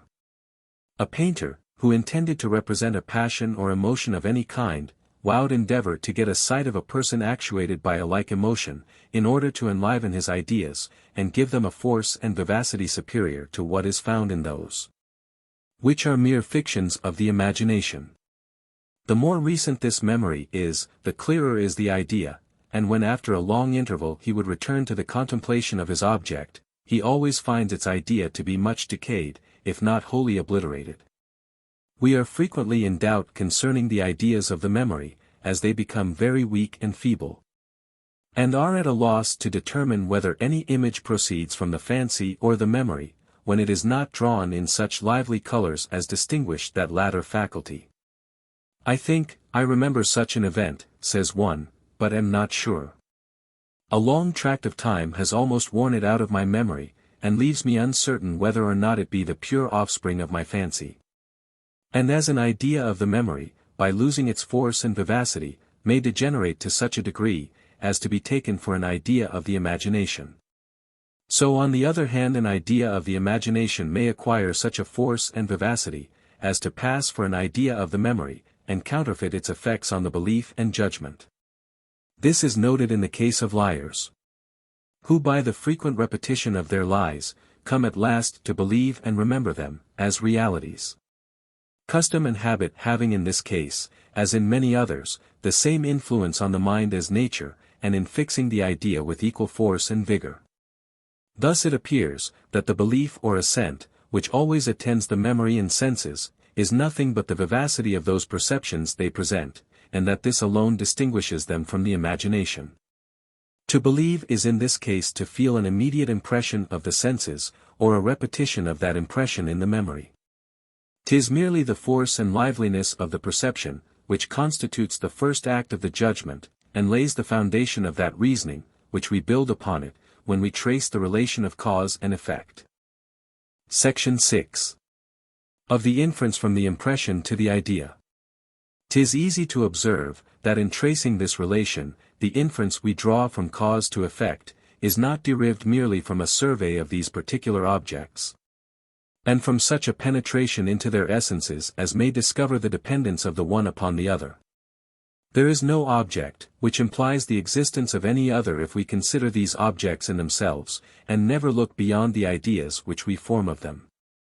Such an inference would amount to knowledge, and would imply the absolute contradiction and impossibility of conceiving anything different. But as all distinct ideas are separable, 'tis evident there can be no impossibility of that kind. When we pass from a present impression to the idea of any object, we might possibly have separated the idea from the impression, and have substituted any other idea in its room. 'Tis therefore by experience only, that we can infer the existence of one object from that of another. The nature of experience is this. We remember to have had frequent instances of the existence of one species of objects, and also remember, that the individuals of another species of objects have always attended them, and have existed in a regular order of contiguity and succession with regard to them. Thus we remember to have seen that species of object we call flame, and to have felt that species of sensation we call heat. We likewise call to mind their constant conjunction in all past instances. Without any farther ceremony, we call the one cause and the other effect, and infer the existence of the one from that of the other. In all those instances, from which we learn the conjunction of particular causes and effects, both the causes and effects have been perceived by the senses, and are remembered, but in all cases, wherein we reason concerning them, there is only one perceived or remembered, and the other is supplied in conformity to our past experience. Thus in advancing we have insensibly discovered a new relation betwixt cause and effect, when we least expected it, and were entirely employed upon another subject. This relation is their constant conjunction. Contiguity and succession are not sufficient to make us pronounce any two objects to be cause and effect, unless we perceive, that these two relations are preserved in several instances.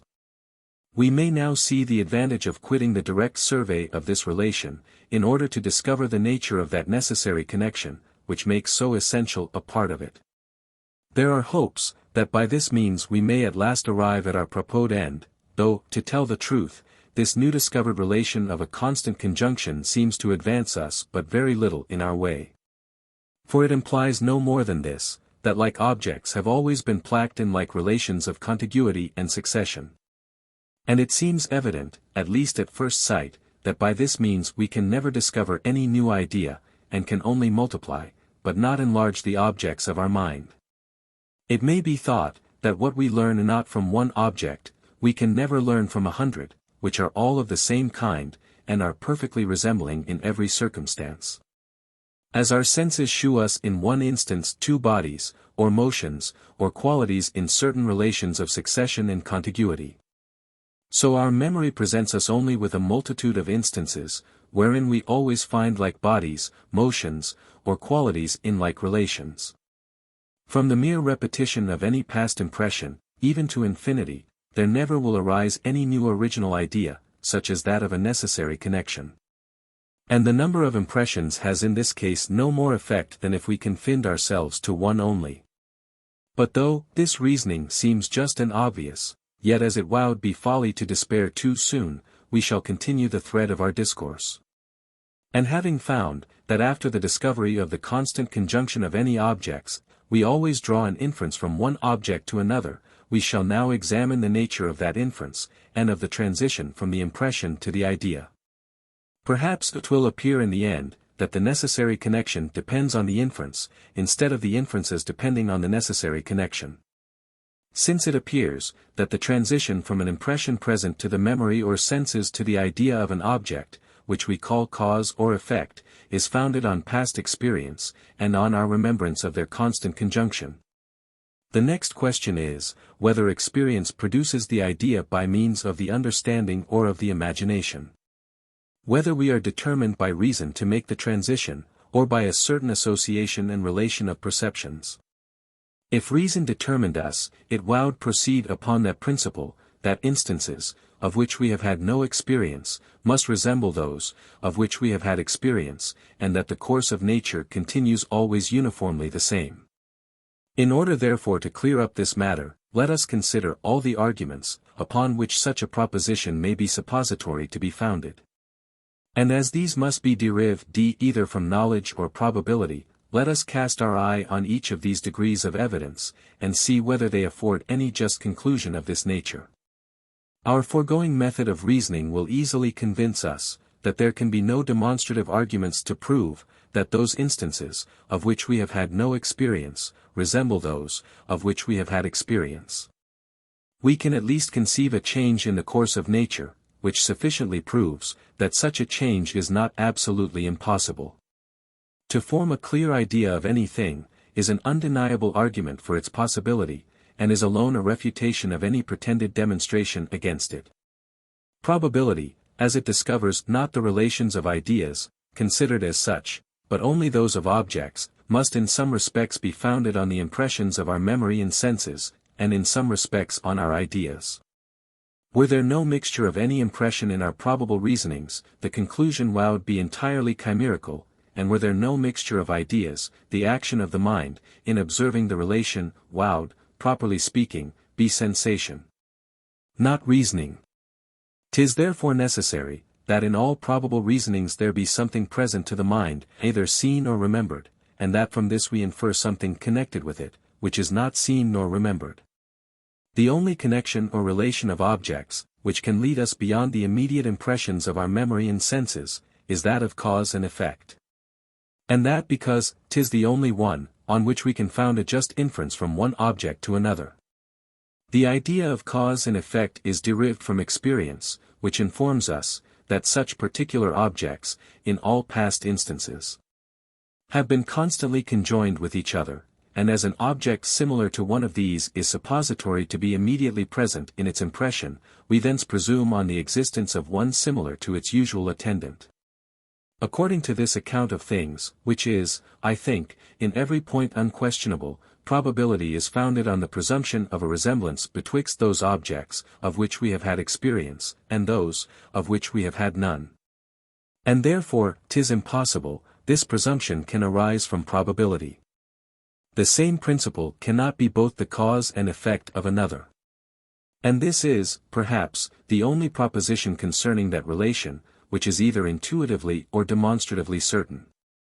Should any one think to elude this argument, and without determining whether our reasoning on this subject be derived from demonstration or probability, pretend that all conclusions from causes and effects are built on solid reasoning, I can only desire, that this reasoning may be product, in order to be exposed to our examination. It may, perhaps, be said, that after experience of the constant conjunction of certain objects, we reason in the following manner. Such an object is always found to produce another. 'Tis impossible it could have this effect, if it was not endowed with a power of production. The power necessarily implies the effect. And therefore there is a just foundation for drawing a conclusion from the existence of one object to that of its usual attendant. The past production implies a power, the power implies a new production, and the new production is what we infer from the power and the past production. 'Twere easy for me to shew the weakness of this reasoning, were I willing to make use of those observations I have already made, that the idea of production is the same with that of causation, and that no existence certainly and demonstratively implies a power in any other object. Or were it proper to anticipate what I shall have occasion to remark afterwards concerning the idea we form of power and efficacy. But as such a method of proceeding may seem either to weaken my system, by resting one part of it on another, or to breed a confusion in my reasoning, I shall endeavor to maintain my present assertion without any such assistance. It shall therefore be allowed for a moment, that the production of one object by another in any one instance implies a power, and that this power is connected with its effect. But it having been already proved, that the power lies not in the sensible qualities of the cause, and there being nothing but the sensible qualities present to us, I ask, why in other instances you presume that the same power still exists, merely upon the appearance of these qualities? Your appeal to past experience decides nothing in the present case, and at the utmost can only prove, that that very object, which product any other, was at that very instant endowed with such a power, but can never prove, that the same power must continue in the same object or collection of sensible qualities. Much less, that a like power is always conjoined with like sensible qualities. Should it be said, that we have experience, that the same power continues united with the same object, and that like objects are endowed with like powers, I would renew my question. Why from these experience we form any conclusion beyond those past instances, of which we have had experience? If you answer this question in the same manner as the preceding, your answer gives still occasion to a new question of the same kind, even in infinitum, which clearly proves, that the foregoing reasoning had no just foundation. Thus not only our reason fails us in the discovery of the ultimate connection of causes and effects, but even after experience has informed us of their constant conjunction, 'tis impossible for us to satisfy ourselves by our reason. Why we should extend that experience beyond those particular instances, which have fallen under our observation. We suppose, but are never able to prove, that there must be a resemblance betwixt those objects, of which we have had experience, and those which lie beyond the reach of our discovery. We have already taken notice of certain relations, which make us pass from one object to another, even though there be no reason to determine us to that transition. And this we may establish for a general rule, that wherever the mind constantly and uniformly makes a transition without any reason, it is influenced by these relations. Now this is exactly the present case. Reason can never shew us the connection of one object with another, though aided by experience, and the observation of their constant conjunction in all past instances.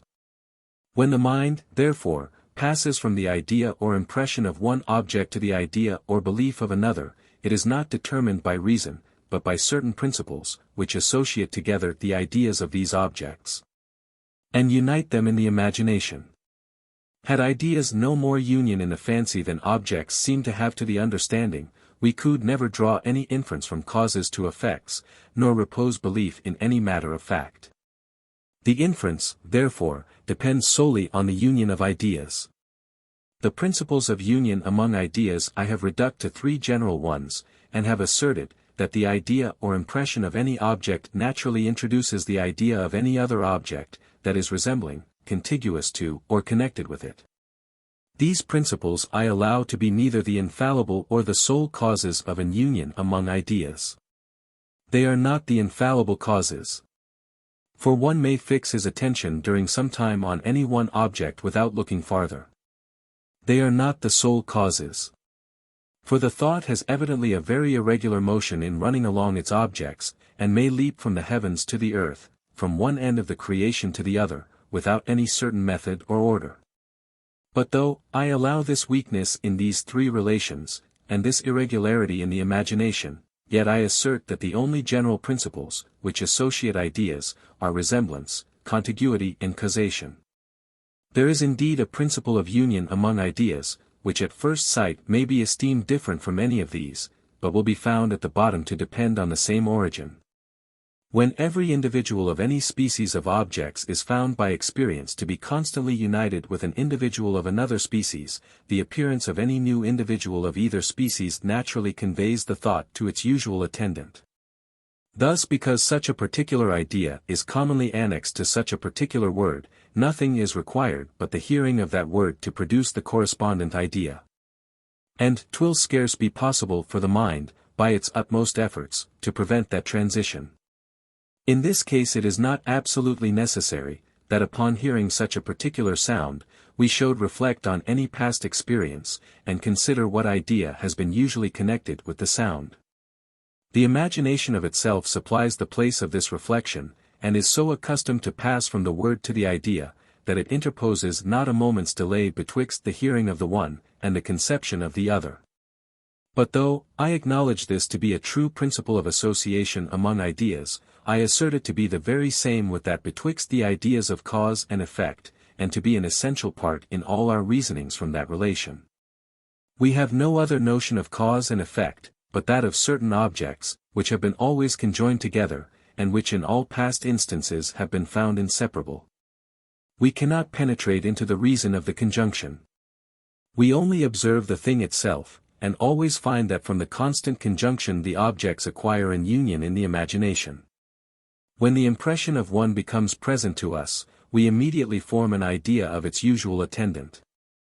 And consequently we may establish this as one part of the definition of an opinion or belief, that 'tis an idea related to or associated with a present impression.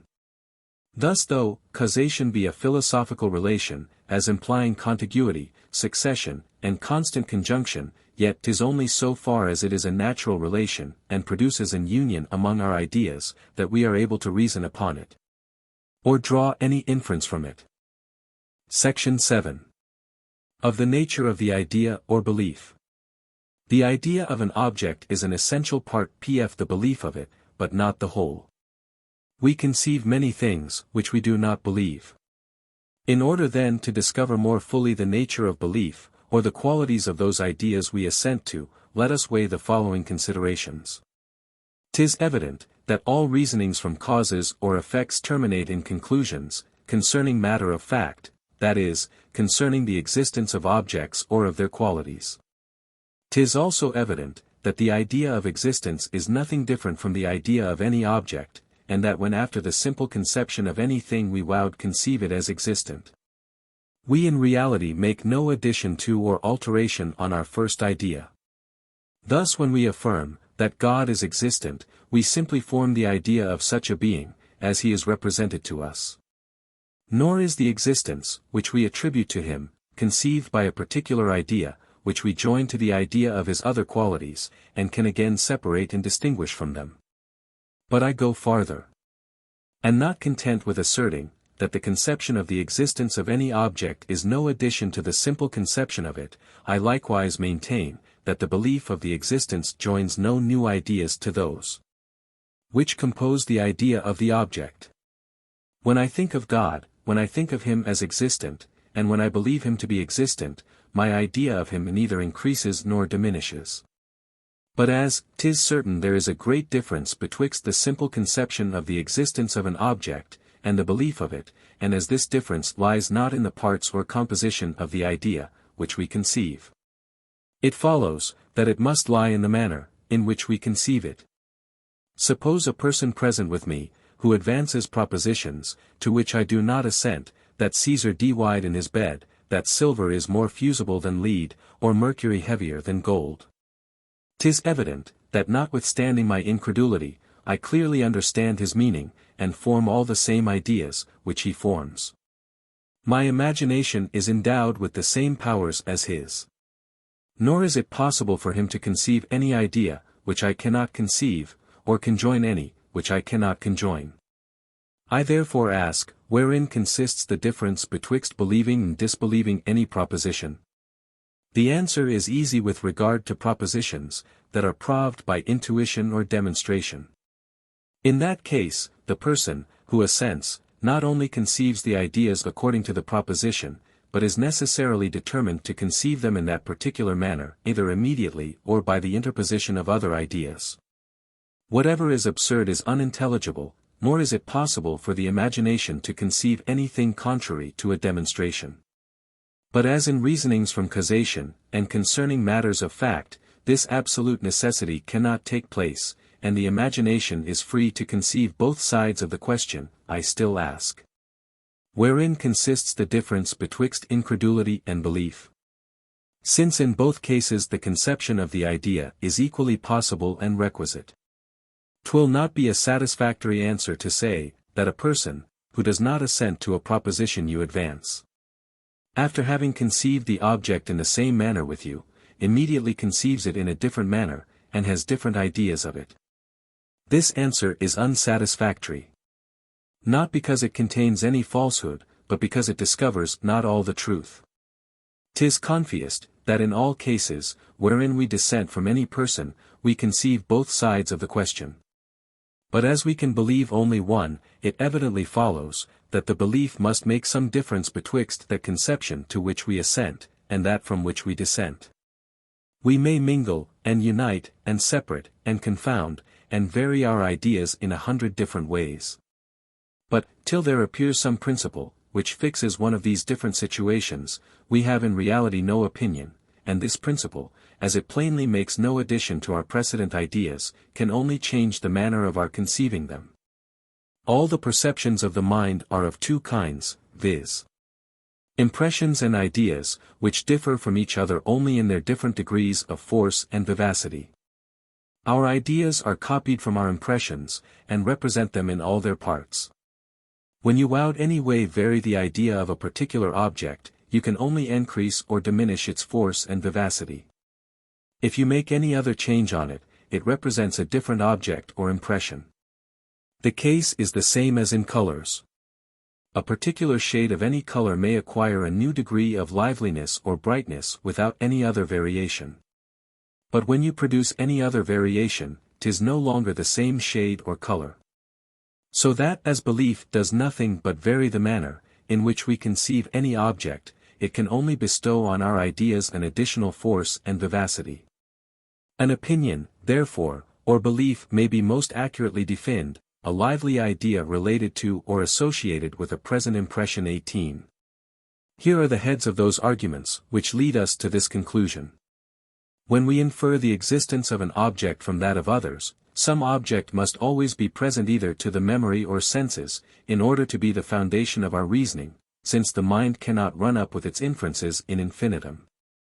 Reason can never satisfy us that the existence of any one object does ever imply that of another.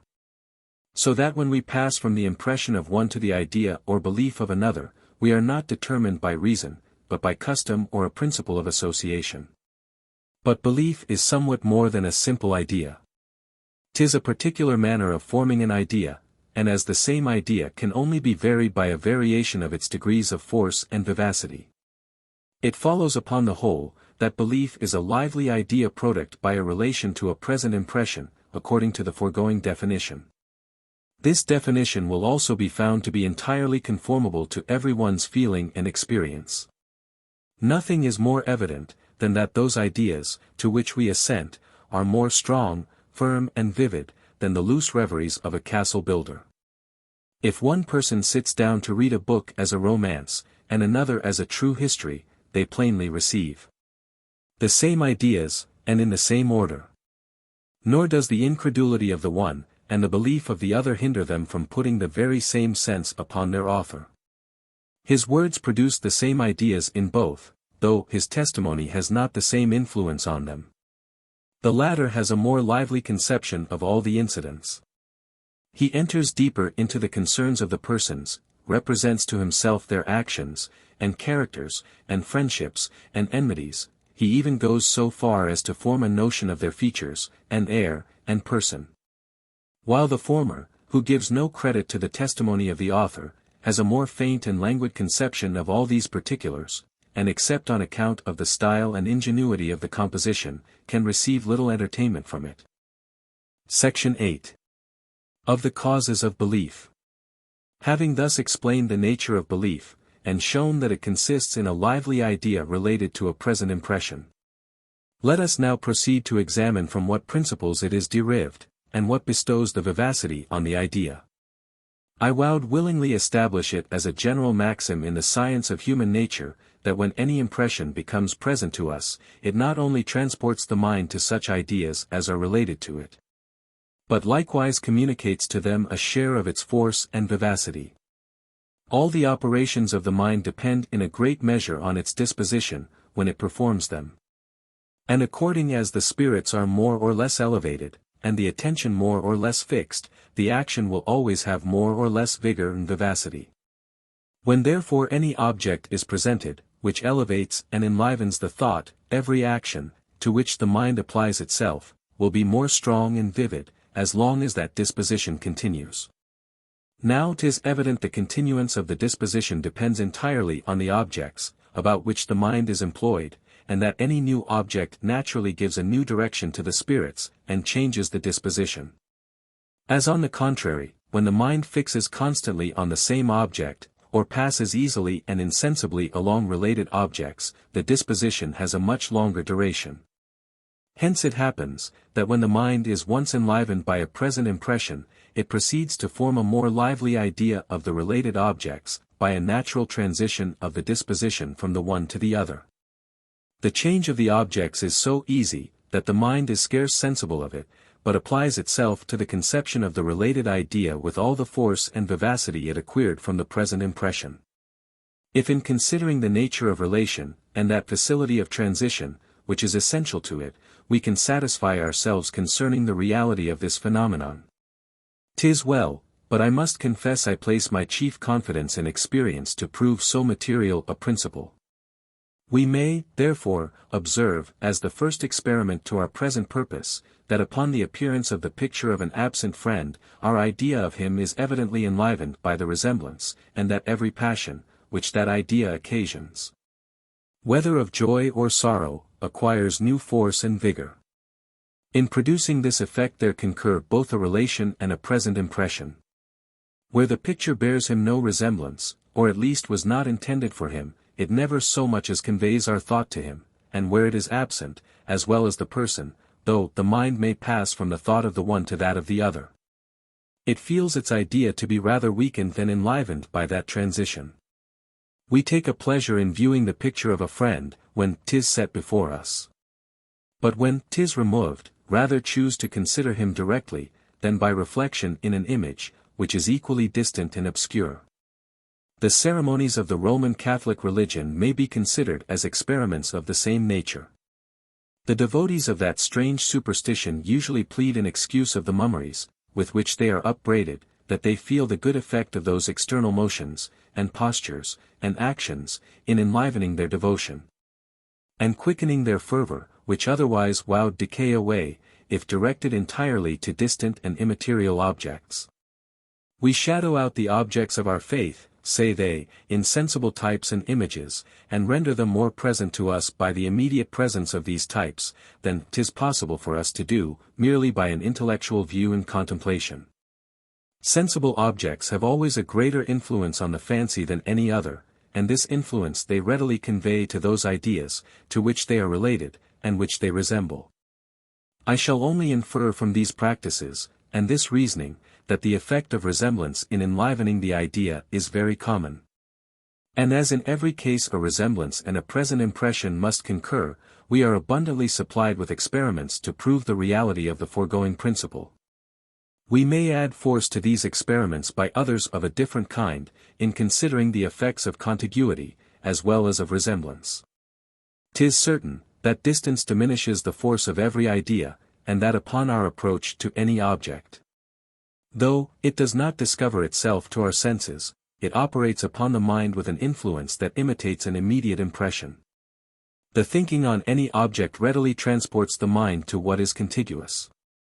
But 'tis only the actual presence of an object that transports it with a superior vivacity. When I am a few miles from home, whatever relates to it touches me more nearly than when I am 200 leagues distant. Though even at that distance the reflecting on anything in the neighborhood of my friends and family naturally produces an idea of them. But as in this latter case, both the objects of the mind are ideas. Notwithstanding there is an easy transition betwixt them, that transition alone is not able to give a superior vivacity to any of the ideas, for want of some immediate impression. No one can doubt but causation has the same influence as the other two relations of resemblance and contiguity. Superstitious people are fond of the relics of saints and holy men for the same reason that they seek after types and images, in order to enliven their devotion, and give them a more intimate and strong conception of those exemplary lives which they desire to imitate. Now 'tis evident, one of the best relics a devotee could procure, would be the handiwork of a saint. And if his clothes and furniture are ever to be considered in this light, 'tis because they were once at his disposal, and were moved and affected by him. In which respect they are to be considered as imperfect effects, and as connected with him by a shorter chain of consequences than any of those, from which we learn the reality of his existence. This phenomenon clearly proves, that a present impression with a relation of causation may enliven any idea, and consequently produce belief or assent, according to the precedent definition of it. But why need we seek for other arguments to prove, that a present impression with a relation or transition of the fancy may enliven any idea, when this very instance of our reasonings from cause and effect will alone suffice to that purpose? 'Tis certain we must have an idea of every matter of fact, which we believe. 'Tis certain, that this idea arises only from a relation to a present impression. 'Tis certain, that the belief superadds nothing to the idea, but only changes our manner of conceiving it, and renders it more strong and lively. The present conclusion concerning the influence of relation is the immediate consequence of all these steps, and every step appears to me sure and infallible. There enters nothing into this operation of the mind but a present impression, a lively idea, and a relation or association in the fancy betwixt the impression and idea, so that there can be no suspicion of mistake. In order to put this whole affair in a fuller light, let us consider it as a question in natural philosophy, which we must determine by experience and observation. I suppose there is an object presented, from which I draw a certain conclusion, and form to myself ideas, which I am said to believe or assent to. Here 'tis evident, that however that object, which is present to my senses, and that other, whose existence I infer by reasoning, may be thought to influence each other by their particular powers or qualities. Yet as the phenomenon of belief, which we at present examine, is merely internal, these powers and qualities, being entirely unknown, can have no hand in producing it. 'Tis the present impression, which is to be considered as the true and real cause of the idea, and of the belief which attends it. We must therefore endeavor to discover by experiments the particular qualities, by which 'tis enabled to produce so extraordinary an effect. First then I observe, that the present impression has not this effect by its own proper power and efficacy, and when considered alone, as a single perception, limited to the present moment. I find, that an impression, from which, on its first appearance, I can draw no conclusion, may afterwards become the foundation of belief, when I have had experience of its usual consequences. We must in every case have observed the same impression in past instances, and have found it to be constantly conjoined with some other impression. This is confirmed by such a multitude of experiments, that it admits not of the smallest doubt. From a second observation I conclude, that the belief which attends the present impression, and is product by a number of past impressions and conjunctions. That this belief, I say, arises immediately, without any new operation of the reason or imagination. Of this I can be certain, because I never am conscious of any such operation, and find nothing in the subject, on which it can be founded. Now as we call everything custom, which proceeds from a past repetition, without any new reasoning or conclusion, we may establish it as a certain truth, that all the belief, which follows upon any present impression, is derived solely from that origin. When we are accustomed to see two impressions conjoined together, the appearance or idea of the one immediately carries us to the idea of the other. Being fully satisfied on this head, I make a third set of experiments, in order to know, whether anything be requisite, beside the customary transition, towards the production of this phenomenon of belief. I therefore change the first impression into an idea, and observe, that though the customary transition to the correlative idea still remains, yet there is in reality no belief nor persuasion. A present impression, then, is absolutely requisite to this whole operation. And when after this I compare an impression with an idea, and find that their only difference consists in their different degrees of force and vivacity, I conclude upon the whole, that belief is a more vivid and intense conception of an idea, proceeding from its relation to a present impression. Thus all probable reasoning is nothing but a species of sensation. 'Tis not solely in poetry and music, we must follow our taste and sentiment, but likewise in philosophy. When I am convinced of any principle, 'tis only an idea, which strikes more strongly upon me. When I give the preference to one set of arguments above another, I do nothing but decide from my feeling concerning the superiority of their influence. Objects have no discoverable connection together, nor is it from any other principle but custom operating upon the imagination, that we can draw any inference from the appearance of one to the existence of another. 'Twill here be worth our observation, that the past experience, on which all our judgments concerning cause and effect depend, may operate on our mind in such an insensible manner as never to be taken notice of, and may even in some measure be unknown to us. A person, who stops short in his journey upon meeting a river in his way, foresees the consequences of his proceeding forward. And his knowledge of these consequences is conveyed to him by past experience, which informs him of such certain conjunctions of causes and effects. But can we think, that on this occasion he reflects on any past experience, and calls to remembrance instances, that he has seen or heard of, in order to discover the effects of water on animal bodies? No, surely.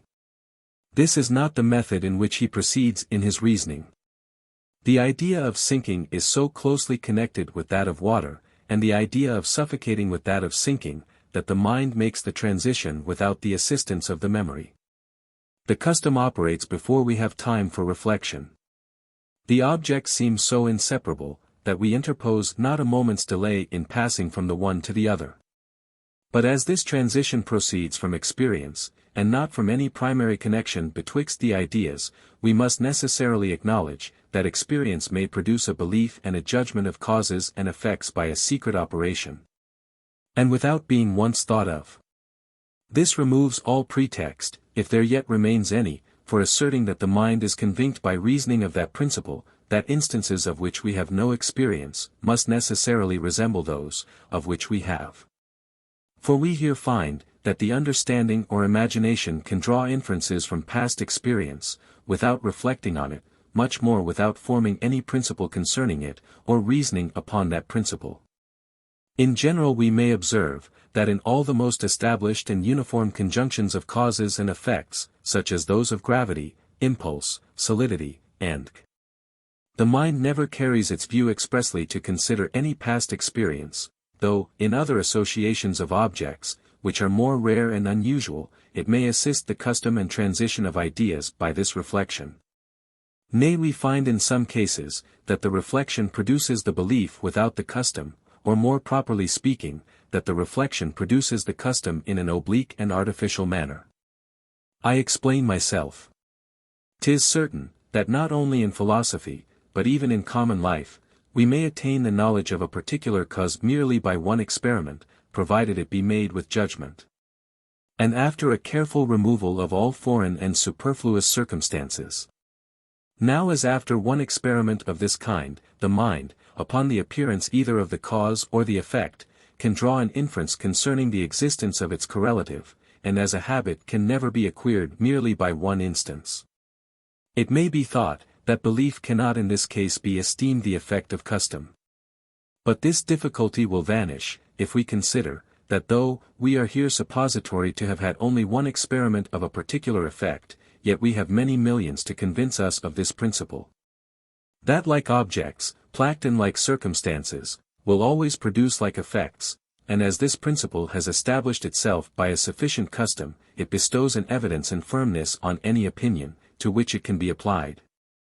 The connection of the ideas is not habitual after one experiment, but this connection is comprehended under another principle, that is habitual, which brings us back to our hypothesis. In all cases we transfer our experience to instances, of which we have no experience, either expressly or tacitly, either directly or indirectly. I must not conclude this subject without observing, that 'tis very difficult to talk of the operations of the mind with perfect propriety and exactness. Because common language has seldom made any very nice distinctions among them, but has generally called by the same term all such as nearly resemble each other. And as this is a source almost inevitable of obscurity and confusion in the author, so it may frequently give rise to doubts and objections in the reader, which otherwise he would never have dreamed of. Thus my general position, that an opinion or belief is nothing but a strong and lively idea derived from a present impression related to it, may be liable to the following objection, by reason of a little ambiguity in those words strong and lively. It may be said, that not only an impression may give rise to reasoning, but that an idea may also have the same influence, especially upon my principle, that all our ideas are derived from correspondent impressions. For suppose I form at present an idea, of which I have forgot the correspondent impression, I am able to conclude from this idea, that such an impression did once exist. And as this conclusion is attended with belief, it may be asked, from whence are the qualities of force and vivacity derived, which constitute this belief? And to this I answer very readily, from the present idea. For as this idea is not here considered as the representation of any absent object, but as a real perception in the mind, of which we are intimately conscious, it must be able to bestow on whatever is related to it the same quality. Call it firmness, or solidity, or force, or vivacity, with which the mind reflects upon it, and is assured of its present existence. The idea here supplies the place of an impression, and is entirely the same, so far as regards our present purpose. Upon the same principles we need not be surprised to hear of the remembrance of an idea.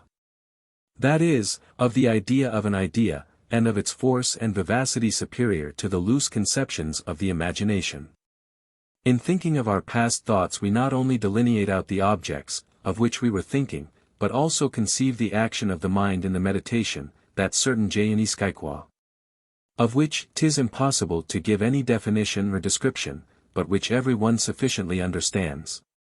When the memory offers an idea of this, and represents it as past, 'tis easily conceived how that idea may have more vigor and firmness, than when we think of a past thought, of which we have no remembrance. After this any one will understand how we may form the idea of an impression and of an idea, and how we may believe the existence of an impression and of an idea. Section 9. Of the effects of other relations and other habits. However convincing the foregoing arguments may appear, we must not rest contented with them, but must turn the subject on every side, in order to find some new points of view, from which we may illustrate and confirm such extraordinary, and such fundamental principles. A scrupulous hesitation to receive any new hypothesis is so laudable a disposition in philosophers, and so necessary to the examination of truth, that it deserves to be complied with, and requires that every argument be product, which may tend to their satisfaction, and every objection removed, which may stop them in their reasoning. I have often observed, that, beside cause and effect, the two relations of resemblance and contiguity, are to be considered as associating principles of thought, and as capable of conveying the imagination from one idea to another. I have also observed, that when of two objects connected together by any of these relations, one is immediately present to the memory or senses, not only the mind is conveyed its correlative by means of the associating principle, but likewise conceives it with an additional force and vigor, by the united operation of that principle, and of the present impression. All this I have observed, in order to confirm by analogy, my explication of our judgments concerning cause and effect. But this very argument may perhaps be turned against me, and instead of a confirmation of my hypothesis, may become an objection to it. For it may be said, that if all the parts of that hypothesis be true, viz. that these three species of relation are derived from the same principles, that their effects in enforcing and enlivening our ideas are the same, and that belief is nothing but a more forcible and vivid conception of an idea, it should follow, that action of the mind may not only be derived from the relation of cause and effect, but also from those of contiguity and resemblance. But as we find by experience, that belief arises only from causation, and that we can draw no inference from one object to another, except they be corrected by this relation, we may conclude, that there is some error in that reasoning, which leads us into such difficulties. This is the objection, let us now consider its solution. 'Tis evident, that whatever is present to the memory, striking upon the mind with a vivacity, which resembles an immediate impression, must become of considerable moment in all the operations of the mind, and must easily distinguish itself above the mere fictions of the imagination. Of these impressions or ideas of the memory we form a kind of system, comprehending whatever we remember to have been present, either to our internal perception or senses. And every particular of that system joined, to the present impressions, we are pleased to call a reality. But the mind stops not here. For finding, that with this system of perceptions, there is another connected by custom, or if you will, by the relation of cause or effect, it proceeds to the consideration of their ideas.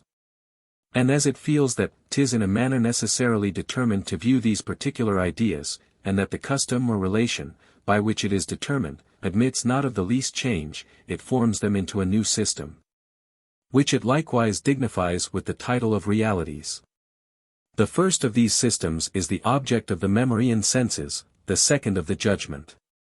'Tis this latter principle which peoples the world, and brings us acquainted with such existences, as by their removal in time and place, lie beyond the reach of the senses and memory. By means of it I paint the universe in my imagination, and fix my attention on any part of it I please. I form an idea of Rome, which I neither see nor remember, but which is connected with such impressions as I remember to have received from the conversation and books of travelers and historians. This idea of Rome I place in a certain situation on the idea of an object, which I call the globe. I join to it the conception of a particular government, and religion, and manners. I look backward and consider its first foundation, its several revolutions, successes, and misfortunes. All this, and everything else, which I believe, are nothing but ideas. Though, by their force and settled order, arising from custom and the relation of cause and effect, they distinguish themselves from the other ideas, which are merely the offspring of the imagination. As to the influence of contiguity and resemblance, we may observe, that if the contiguous and resembling object be comprehended in this system of realities, there is no doubt but these two relations will assist that of cause and effect, and infix the related idea with more force in the imagination. This I shall enlarge upon presently. Meanwhile I shall carry my observation a step farther, and assert, that even where the related object is but feigned, the relation will serve to enliven the idea, and increase its influence. A poet, no doubt, will be the better able to form a strong description of the Elysian fields, that he prompts his imagination by the view of a beautiful meadow or garden. As at another time he may by his fancy place himself in the midst of these fabulous regions, that by the feigned contiguity he may enliven his imagination. But though, I cannot altogether exclude the relations of resemblance and contiguity from operating on the fancy in this manner, 'tis observable that, when single, their influence is very feeble and uncertain.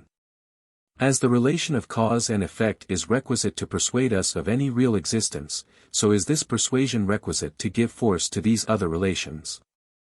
For where upon the appearance of an impression we not only feign another object, but likewise arbitrarily, and of our mere goodwill and pleasure give it a particular relation to the impression, this can have but a small effect upon the mind.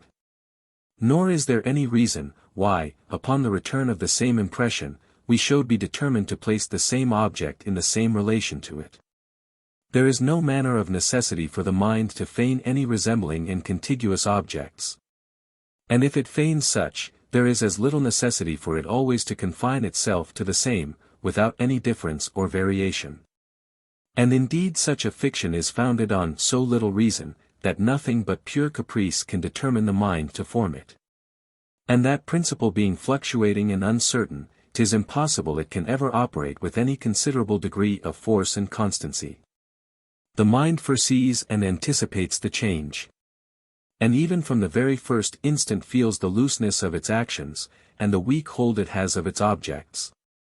And as this imperfection is very sensible in every single instance, it still increases by experience and observation, when we compare the several instances we may remember. And form a general rule against the reposing any assurance in those momentary glimpses of light, which arise in the imagination from a feigned resemblance and contiguity. The relation of cause and effect has all the opposite advantages. The objects it presents are fixed and unalterable. The impressions of the memory never change in any considerable degree. And each impression draws along with it a precise idea, which takes its place in the imagination, as something solid and real, certain and invariable. The thought is always determined to pass from the impression to the idea, and from that particular impression to that particular idea, without any choice or hesitation. But not content with removing this objection, I shall endeavor to extract from it a proof of the present doctrine. Contiguity and resemblance have an effect much inferior to causation. But still have some effect, and augment the conviction of any opinion, and the vivacity of any conception. If this can be proved in several new instances, beside what we have already observed, 'twill be allowed no inconsiderable argument, that belief is nothing but a lively idea related to a present impression. To begin with contiguity. It has been remarked among the Mohammedans as well as Christians, that those pilgrims, who have seen Mecca or the Holy Land are ever after more faithful and zealous believers, than those who have not had that advantage. A man, whose memory presents him with a lively image of the Red Sea, and the desert, and Jerusalem, and Galilee, can never doubt of any miraculous events, which are related either by Moses or the evangelists. The lively idea of the places passes by an easy transition to the facts, which are suppository to have been related to them by contiguity, and increases the belief by increasing the vivacity of the conception. The remembrance of these fields and rivers has the same influence on the vulgar as a new argument, and from the same causes. We may form a like observation concerning resemblance. We have remarked, that the conclusion, which we draw from a present object to its absent cause or effect, is never founded on any qualities, which we observe in that object, considered in itself. Or, in other words, that 'tis impossible to determine otherwise than by experience, what will result from any phenomenon, or what has preceded it. But though this be so evident in itself, that it seemed not to require any proof, yet some philosophers have imagined that there is an apparent cause for the communication of motion, and that a reasonable man might immediately infer the motion of one body from the impulse of another, without having recourse to any past observation. That this opinion is false will admit of an easy proof. For if such an inference may be drawn merely from the ideas of body, of motion, and of impulse, it must amount to a demonstration, and must imply the absolute impossibility of any contrary supposition. Every effect, then, beside the communication of motion, implies a formal contradiction, and 'tis impossible not only that it can exist, but also that it can be conceived. But we may soon satisfy ourselves of the contrary, by forming a clear and consistent idea of one body's moving upon another, and of its rest immediately upon the contact, or of its returning back in the same line, in which it came, or of its annihilation, or circular or elliptical motion, and in short, of an infinite number of other changes, which we may suppose it to undergo. These suppositions are all consistent and natural. And the reason, why we imagine the communication of motion to be more consistent and natural not only than those suppositions, but also than any other natural effect, is founded on the relation of resemblance betwixt the cause and effect, which is here united to experience, and binds the objects in the closest and most intimate manner to each other, so as to make us imagine them to be absolutely inseparable. Resemblance, then, has the same or a parallel influence with experience, and as the only immediate effect of experience is to associate our ideas together, it follows, that all belief arises from the association of ideas, according to my hypothesis. 'Tis universally allowed by the writers on optics, that the eye at all times sees an equal number of physical points, and that a man on the top of a mountain has no larger an image presented to his senses than when he is cooped up in the narrowest court or chamber. 'Tis only by experience that he infers the greatness of the object from some peculiar qualities of the image, and this inference of the judgment he confounds with sensation, as is common on other occasions. Now 'tis evident, that the inference of the judgment is here much more lively than what is usual in our common reasonings, and that a man has a more vivid conception of the vast extent of the ocean from the image he receives by the eye, when he stands on the top of the high promontory, than merely from hearing the roaring of the waters. He feels a more sensible pleasure from its magnificence, which is a proof of a more lively idea, and he confounds his judgment with sensation, which is another proof of it. But as the inference is equally certain and immediate in both cases, this superior vivacity of our conception in one case can proceed from nothing but this, that in drawing an inference from the sight, beside the customary conjunction, there is also a resemblance betwixt the image and the object we infer, which strengthens the relation, and conveys the vivacity of the impression to the related idea with an easier and more natural movement. No weakness of human nature is more universal and conspicuous than what we commonly call credulity, or a too easy faith in the testimony of others, and this weakness is also very naturally accounted for from the influence of resemblance.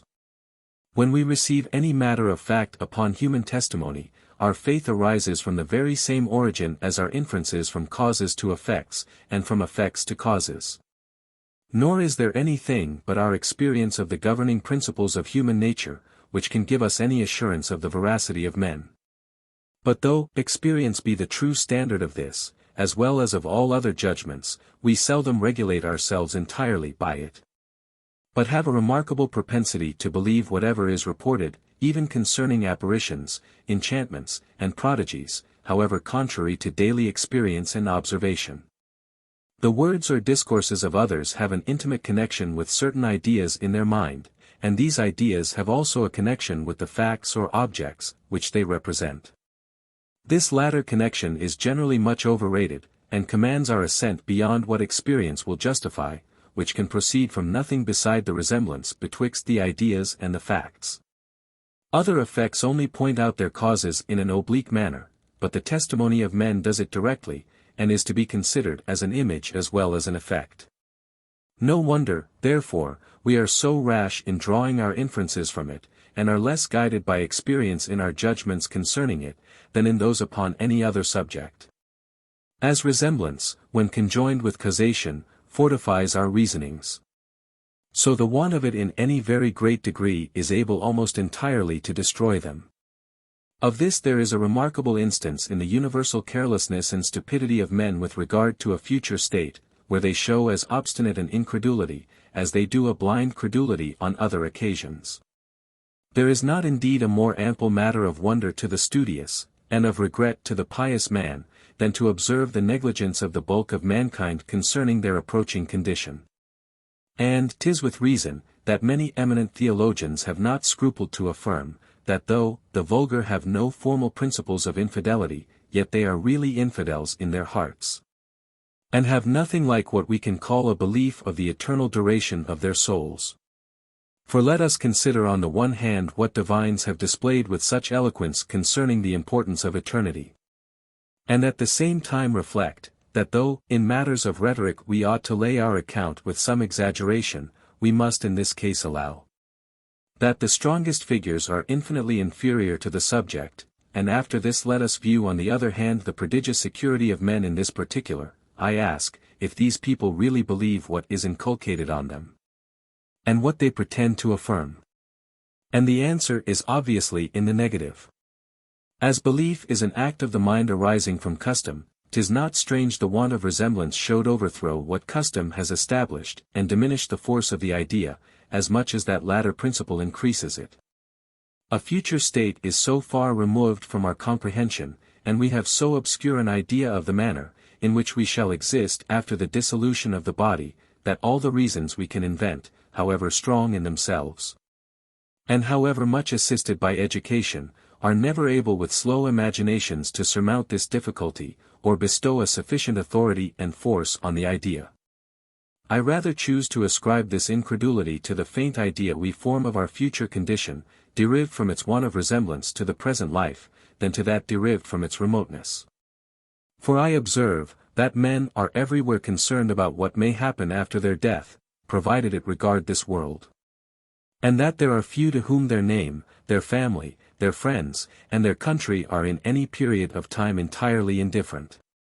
And indeed the want of resemblance in this case so entirely destroys belief, that except those few, who upon cool reflection on the importance of the subject, have taken care by repeated meditation to imprint in their minds the arguments for a future state, there scarce are any, who believe the immortality of the soul with a true and established judgment, such as is derived from the testimony of travelers and historians. This appears very conspicuously wherever men have occasion to compare the pleasures and pains, the rewards and punishments of this life with those of a future. Even though the case does not concern themselves, and there is no violent passion to disturb their judgment. The Roman Catholics are certainly the most zealous of any sect in the Christian world. And yet you'll find few among the more sensible people of that communion, who do not blame the gunpowder treason, and the massacre of St. Bartholomew, as cruel and barbarous, though projected or executed against those very people, whom without any scruple they condemn to eternal and infinite punishments. All we can say in excuse for this inconsistency is, that they really do not believe what they affirm concerning a future state, nor is there any better proof of it than the very inconsistency. We may add to this a remark. That in matters of religion men take a pleasure in being terrified, and that no preachers are so popular, as those who excite the most dismal and gloomy passions. In the common affairs of life, where we feel and are penetrated with the solidity of the subject, nothing can be more disagreeable than fear and terror. And 'tis only in dramatic performances and in religious discourses, that they ever give pleasure. In these latter cases the imagination reposes itself indolently on the idea. And the passion, being softened by the want of belief in the subject, has no more than the agreeable effect of enlivening the mind, and fixing the attention. The present hypothesis will receive additional confirmation, if we examine the effects of other kinds of custom, as well as of other relations.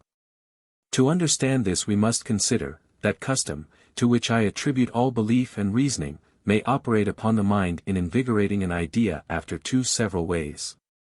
For supposing that in all past experience we have found two objects to have been always conjoined together, 'tis evident, that upon the appearance of one of these objects in an impression, we must from custom make an easy transition to the idea of that object, which usually attends it.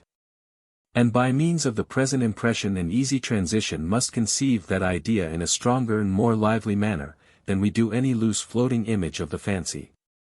But let us next suppose, that a mere idea alone, without any of this curious and almost artificial preparation, should frequently make its appearance in the mind, this idea must by degrees acquire a facility and force, and both by its firm hold and easy introduction distinguish itself from any new and unusual idea. This is the only particular, in which these two kinds of custom agree. And if it appear, that their effects on the judgment are similar and proportionable, we may certainly conclude, that the foregoing explication of that faculty is satisfactory. But can we doubt of this agreement in their influence on the judgment, when we consider the nature and effects of education? All those opinions and notions of things, to which we have been accustomed from our infancy, take such deep root, that 'tis impossible for us, by all the powers of reason and experience, to eradicate them. And this habit not only approaches in its influence, but even on many occasions prevails over that which arises from the constant and inseparable union of causes and effects. Here we must not be contented with saying, that the vividness of the idea produces the belief, we must maintain that they are individually the same. The frequent repetition of any idea infixes it in the imagination. But could never possibly of itself produce belief, if that act of the mind was, by the original constitution of our natures, annexed only to a reasoning in comparison of ideas. Custom may lead us into some false comparison of ideas. This is the utmost effect we can conceive of it. But 'tis certain it could never supply the place of that comparison, nor produce any act of the mind, which naturally belonged to that principle. A person, that has lost a leg or an arm by amputation, endeavors for a long time afterwards to serve himself with them. After the death of any one, 'tis a common remark of the whole family, but especially of the servants, that they can scarce believe him to be dead, but still imagine him to be in his chamber or in any other place, where they were accustomed to find him. I have often heard in conversation, after talking of a person, that is any way celebrated, that one, who has no acquaintance with him, will say, I have never seen such a one, but almost fancy I have, so often have I heard talk of him. All these are parallel instances. If we consider this argument from education in a proper light, 'twill appear very convincing, and the more so, that 'tis founded on one of the most common phenomena, that is anywhere to be met with. I am persuaded, that upon examination we shall find more than one half of those opinions, that prevail among mankind, to be owing to education, and that the principles, which are thus implicitly embraced, overbalance those which are owing either to abstract reasoning or experience. As liars, by the frequent repetition of their lies, come at last to remember them. So the judgment, or rather the imagination, by the like means, may have ideas so strongly imprinted on it, and conceive them in so full a light, that they may operate upon the mind in the same manner with those, which the senses, memory or reason present to us. But as education is an artificial and not a natural cause, and as its maxims are frequently contrary to reason, and even to themselves in different times and places, it is never upon that account recognized by philosophers. Though, in reality it be built almost on the same foundation of custom and repetition as our reasonings from causes and effects. 19. Section 10. Of the influence of belief. But though education be disclaimed by philosophy, as a fallacious ground of assent to any opinion, it prevails nevertheless in the world, and is the cause why all systems are apt to be rejected at first as new and unusual. This perhaps will be the fate of what I have here advanced concerning belief, and though the proofs I have product appear to me perfectly conclusive, I expect not to make many proselytes to my opinion. Men will scarce ever be persuaded, that effects of such consequence can flow from principles, which are seemingly so inconsiderable, and that the far greatest part of our reasonings, with all our actions and passions, can be derived from nothing but custom and habit. To obviate this objection, I shall here anticipate a little what would more properly fall under our consideration afterwards, when we come to treat of the passions and the sense of beauty. There is implanted in the human mind a perception of pain and pleasure, as the chief spring and moving principle of all its actions. But pain and pleasure have two ways of making their appearance in the mind, of which the one has effects very different from the other. They may either appear an impression to the actual feeling, or only an idea, as at present when I mention them. 'Tis evident the influence of these upon our actions is far from being equal.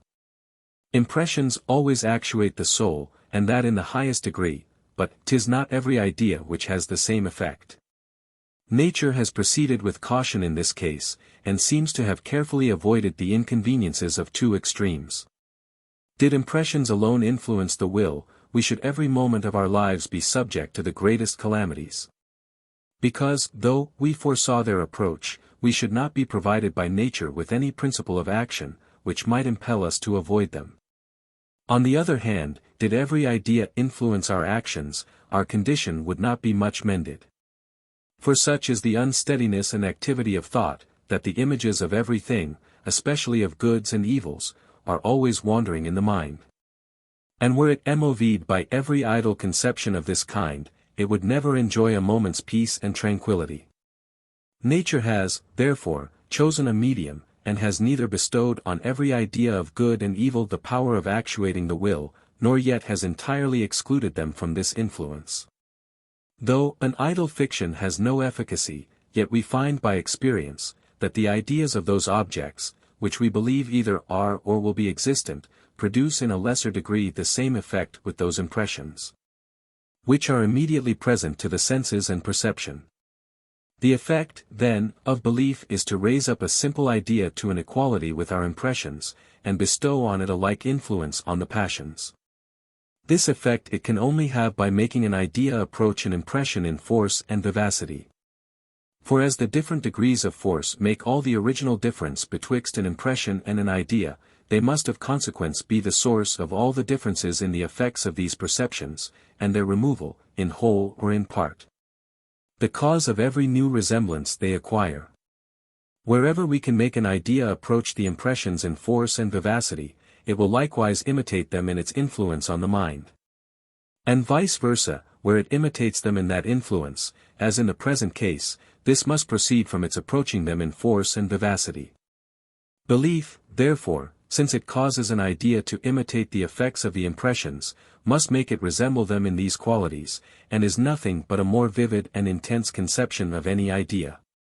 This, then, may both serve as an additional argument for the present system, and may give us a notion after what manner our reasonings from causation are able to operate on the will and passions. As belief is almost absolutely requisite to the exciting our passions, so the passions in their turn are very favorable to belief. And not only such facts as convey agreeable emotions, but very often such as give pain, do upon that account become more readily the objects of faith and opinion. A coward, whose fears are easily awakened, readily assents to every account of danger he meets with, as a person of a sorrowful and melancholy disposition is very credulous of everything that nourishes his prevailing passion. When any affecting object is presented, it gives the alarm, and excites immediately a degree of its proper passion, especially in persons who are naturally inclined to that passion. This emotion passes by an easy transition to the imagination, and diffusing itself over our idea of the affecting object, makes us form that idea with greater force and vivacity, and consequently assent to it, according to the precedent system. Admiration and surprise have the same effect as the other passions. And accordingly we may observe, that among the vulgar, quacks and projectors meet with a more easy faith upon account of their magnificent pretensions, than if they kept themselves within the bounds of moderation. The first astonishment, which naturally attends their miraculous relations, spreads itself over the whole soul, and so vivifies and enlivens the idea, that it resembles the inferences we draw from experience. This is a mystery, with which we may be already a little acquainted, and which we shall have farther occasion to be let into in the progress of this treatise. After this account of the influence of belief on the passions, we shall find less difficulty in explaining its effects on the imagination, however extraordinary they may appear. 'Tis certain we cannot take pleasure in any discourse, where our judgment gives no assent to those images which are presented to our fancy. The conversation of those, who have acquired a habit of lying, though, in affairs of no moment, never gives any satisfaction, and that because those ideas they present to us, not being attended with belief, make no impression upon the mind.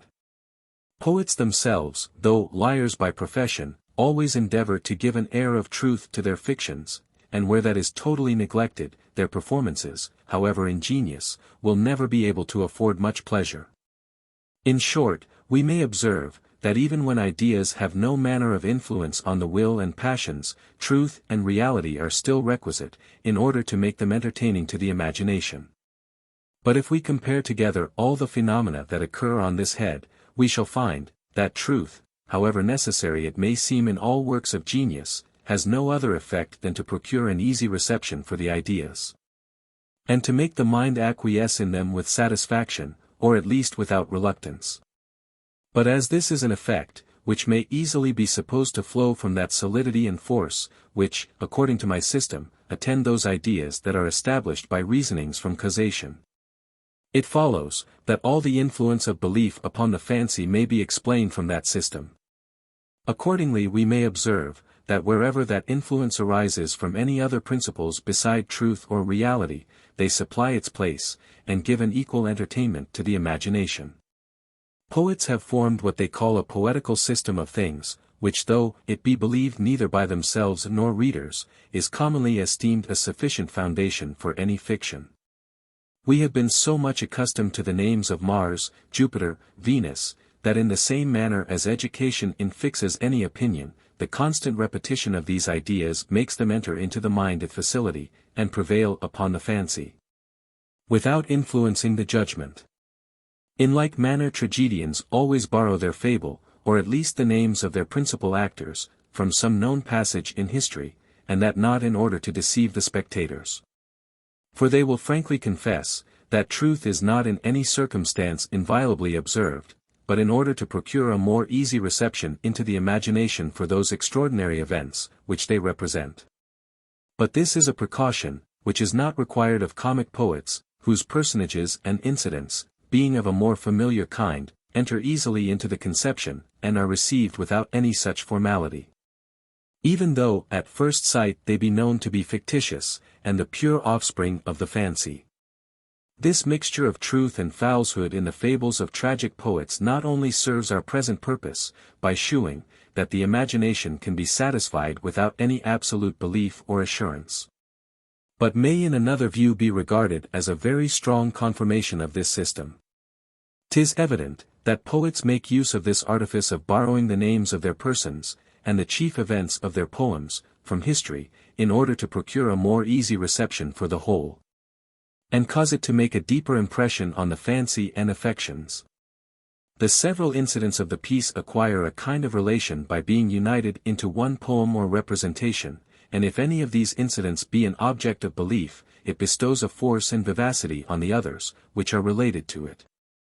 The vividness of the first conception diffuses itself along the relations, and is conveyed, as by so many pipes or canals, to every idea that has any communication with the primary one.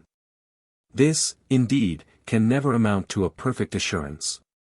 And that because the union among the ideas is, in a manner, accidental, but still it approaches so near, in its influence, as may convince us, that they are derived from the same origin. Belief must please the imagination by means of the force and vivacity which attends it, since every idea, which has force and vivacity, is found to be agreeable to that faculty. To confirm this we may observe, that the assistance is mutual betwixt the judgment and fancy, as well as betwixt the judgment and passion. And that belief not only gives vigor to the imagination, but that a vigorous and strong imagination is of all talents the most proper to procure belief and authority. 'Tis difficult for us to withhold our assent from what is painted out to us in all the colours of eloquence, and the vivacity product by the fancy is in many cases greater than that which arises from custom and experience. We are hurried away by the lively imagination of our author or companion, and even he himself is often a victim to his own fire and genius. Nor will it be amiss to remark, that as a lively imagination very often degenerates into madness or folly, and bears it a great resemblance in its operations, so they influence the judgment after the same manner, and produce belief from the very same principles. When the imagination, from any extraordinary ferment of the blood and spirits, acquires such a vivacity as disorders all its powers and faculties, there is no means of distinguishing betwixt truth and falsehood. But every loose fiction or idea, having the same influence as the impressions of the memory, or the conclusions of the judgment, is received on the same footing, and operates with equal force on the passions. A present impression and a customary transition are now no longer necessary to enliven our ideas. Every chimera of the brain is as vivid and intense as any of those inferences, which we formerly dignified with the name of conclusions concerning matters of fact, and sometimes as the present impressions of the senses. We may observe the same effect of poetry in a lesser degree, only with this difference, that the least reflection dissipates the illusions of poetry, and places the objects in their proper light. 'Tis however certain, that in the warmth of a poetical enthusiasm, a poet has a counterfeit belief, and even a kind of vision of his objects, and if there be any shadow of argument to support this belief, nothing contributes more to his full conviction than a blaze of poetical figures and images, which have their effect upon the poet himself, as well as upon his readers. Section 11. Of the probability of chances. But in order to bestow on this system its full force and evidence, we must carry our eye from it a moment to consider its consequences, and explain from the same principles some other species of reasoning, which are derived from the same origin. Those philosophers, who have divided human reason into knowledge and probability, and have defined the first to be that evidence, which arises from the comparison of ideas, are obliged to comprehend all our arguments from causes or effects under the general term of probability. But though every one be free to use his terms in what sense he pleases, and accordingly in the precedent part of this discourse, I have followed this method of expression. 'Tis however certain, that in common discourse we readily affirm, that many arguments from causation exceed probability, and may be received as a superior kind of evidence. One would appear ridiculous, who would say, that 'tis only probable the sun will rise tomorrow, or that all men must die, though 'tis plain we have no further assurance of these facts, than what experience affords us. For this reason, 'twould perhaps be more convenient, in order at once to preserve the common signification of words, and mark the several degrees of evidence, to distinguish human reason into three kinds, viz. that from knowledge, from proofs, and from probabilities. By knowledge, I mean the assurance arising from the comparison of ideas. By proofs, those arguments, which are derived from the relation of cause and effect, and which are entirely free from doubt and uncertainty. By probability, that evidence, which is still attended with uncertainty. 'Tis this last species of reasoning, I proceed to examine. Probability or reasoning from conjecture may be divided into two kinds, viz. that which is founded on chance, and that which arises from causes. We shall consider each of these in order. The idea of cause and effect is derived from experience, which presenting us with certain objects constantly conjoined with each other, produces such a habit of surveying them in that relation, that we cannot without a sensible violence survey them in any other. On the other hand, as chance is nothing real in itself, and, properly speaking, is merely the negation of a cause, its influence on the mind is contrary to that of causation. And 'tis essential to it, to leave the imagination perfectly indifferent, either to consider the existence or non-existence of that object, which is regarded as contingent. A cause traces the way to our thought, and in a manner forces us to survey such certain objects, in such certain relations. Chance can only destroy this determination of the thought, and leave the mind in its native situation of indifference, in which, upon the absence of a cause, 'tis instantly reinstated. Since therefore an entire indifference is essential to chance, no one chance can possibly be superior to another, otherwise than as it is composed of a superior number of equal chances. For if we affirm that one chance can, after any other manner, be superior to another, we must at the same time affirm, that there is something, which gives it the superiority, and determines the event rather to that side than the other, that is. In other words, we must allow of a cause, and destroy the supposition of chance, which we had before established. A perfect and total indifference is essential to chance, and one total indifference can never in itself be either superior or inferior to another. This truth is not peculiar to my system, but is acknowledged by every one that forms calculations concerning chances. And here 'tis remarkable, that though chance and causation be directly contrary, yet 'tis impossible for us to conceive this combination of chances, which is requisite to render one hazard superior to another, without supposing a mixture of causes among the chances, and a conjunction of necessity in some particulars, with a total indifference in others. Where nothing limits the chances, every notion, that the most extravagant fancy can form, is upon a footing of equality, nor can there be any circumstance to give one the advantage above another. Thus unless we allow, that there are some causes to make the dice fall, and preserve their form in their fall, and lie upon some one of their sides, we can form no calculation concerning the laws of hazard. But supposing these causes to operate, and supposing likewise all the rest to be indifferent and to be determined by chance, 'tis easy to arrive at a notion of a superior combination of chances. A die, that has 4 sides marked with a certain number of spots, and only 2 with another, affords us an obvious and easy instance of this superiority. The mind is here limited by the causes to such a precise number and quality of the events. And at the same time is undetermined in its choice of any particular event. Proceeding then in that reasoning, wherein we have advanced 3 steps, that chance is merely the negation of a cause, and produces a total indifference in the mind. That one negation of a cause and one total indifference can never be superior or inferior to another. And that there must always be a mixture of causes among the chances, in order to be the foundation of any reasoning, we are next to consider what effect a superior combination of chances can have upon the mind. And after what manner it influences our judgment and opinion.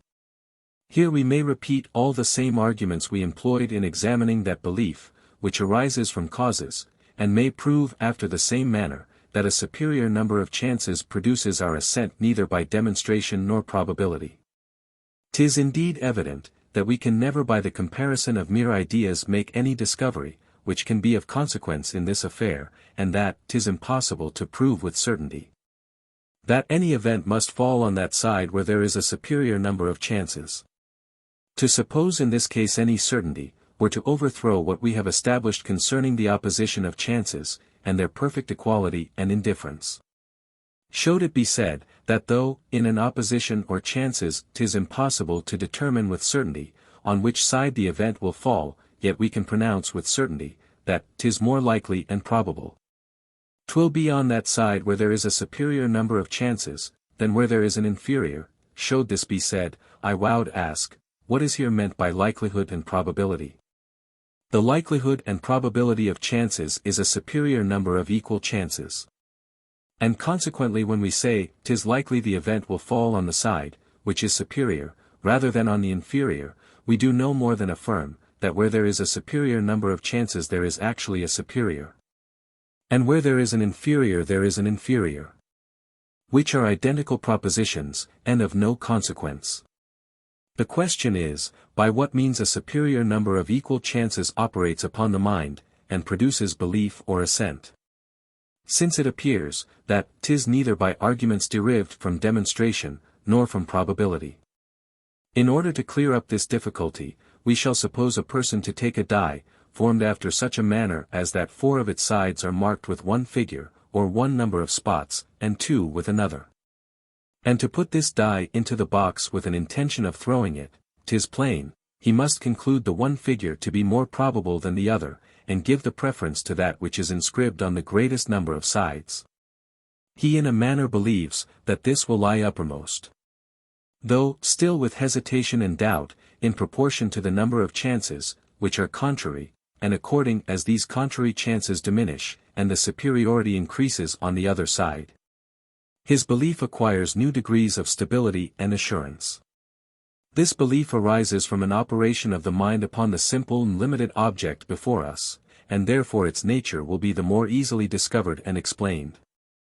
We have nothing but one single die to contemplate, in order to comprehend one of the most curious operations of the understanding. This die formed as above, contains 3 circumstances worthy of our attention. First, certain causes, such as gravity, solidity, cubical figure, and which determine it to fall, to preserve its form in its fall, and to turn up one of its sides. Secondly, a certain number of sides, which are suppositoried indifferent. Thirdly, a certain figure, inscribed on each side. These 3 particulars form the whole nature of the die, so far as relates to our present purpose. And consequently are the only circumstances regarded by the mind in its forming a judgment concerning the result of such a throw. Let us, therefore, consider gradually and carefully what must be the influence of these circumstances on the thought and imagination. First, we have already observed, that the mind is determined by custom to pass from any cause to its effect, and that upon the appearance of the one, 'tis almost impossible for it not to form an idea of the other. Their constant conjunction in past instances has produced such a habit in the mind, that it always conjoins them in its thought, and infers the existence of the one from that of its usual attendant. When it considers the die as no longer supported by the box, it cannot without violence regard it as suspended in the air, but naturally places it on the table, and views it as turning up one of its sides. This is the effect of the intermingled causes, which are requisite to our forming any calculation concerning chances. Secondly, 'tis suppositoried, that though the die be necessarily determined to fall, and turn up one of its sides, yet there is nothing to fix the particular side, but that this is determined entirely by chance. The very nature and essence of chance is a negation of causes, and the leaving the mind in a perfect indifference among those events, which are suppositoried contingent. When therefore the thought is determined by the causes to consider the die as falling and turning up one of its sides, the chances present all these sides as equal, and make us consider every one of them, one after another, as alike probable and possible. The imagination passes from the cause, viz. the throwing of the die, to the effect, viz. the turning up one of the 6 sides, and feels a kind of impossibility both of stopping short in the way, and of forming any other idea. But as all these 6 sides are incompatible, and the die cannot turn up above one at once, this principle directs us not to consider all of them at once as lying uppermost, which we look upon as impossible, neither does it direct us with its entire force to any particular side, for in that case this side would be considered as certain and inevitable. But it directs us to the whole 6 sides after such a manner as to divide its force equally among them. We conclude in general, that some one of them must result from the throw, we run all of them over in our minds, the determination of the thought is common to all. But no more of its force falls to the share of any one, than what is suitable to its proportion with the rest. 'Tis after this manner the original impulse, and consequently the vivacity of thought, arising from the causes, is divided and split in pieces by the intermingled chances. We have already seen the influence of the 2 first qualities of the die, viz. the causes, and the number and indifference of the sides, and have learned how they give an impulse to the thought, and divide that impulse into as many parts as there are unites in the number of sides. We must now consider the effects of the 3rd particular, viz. the figures inscribed on each side.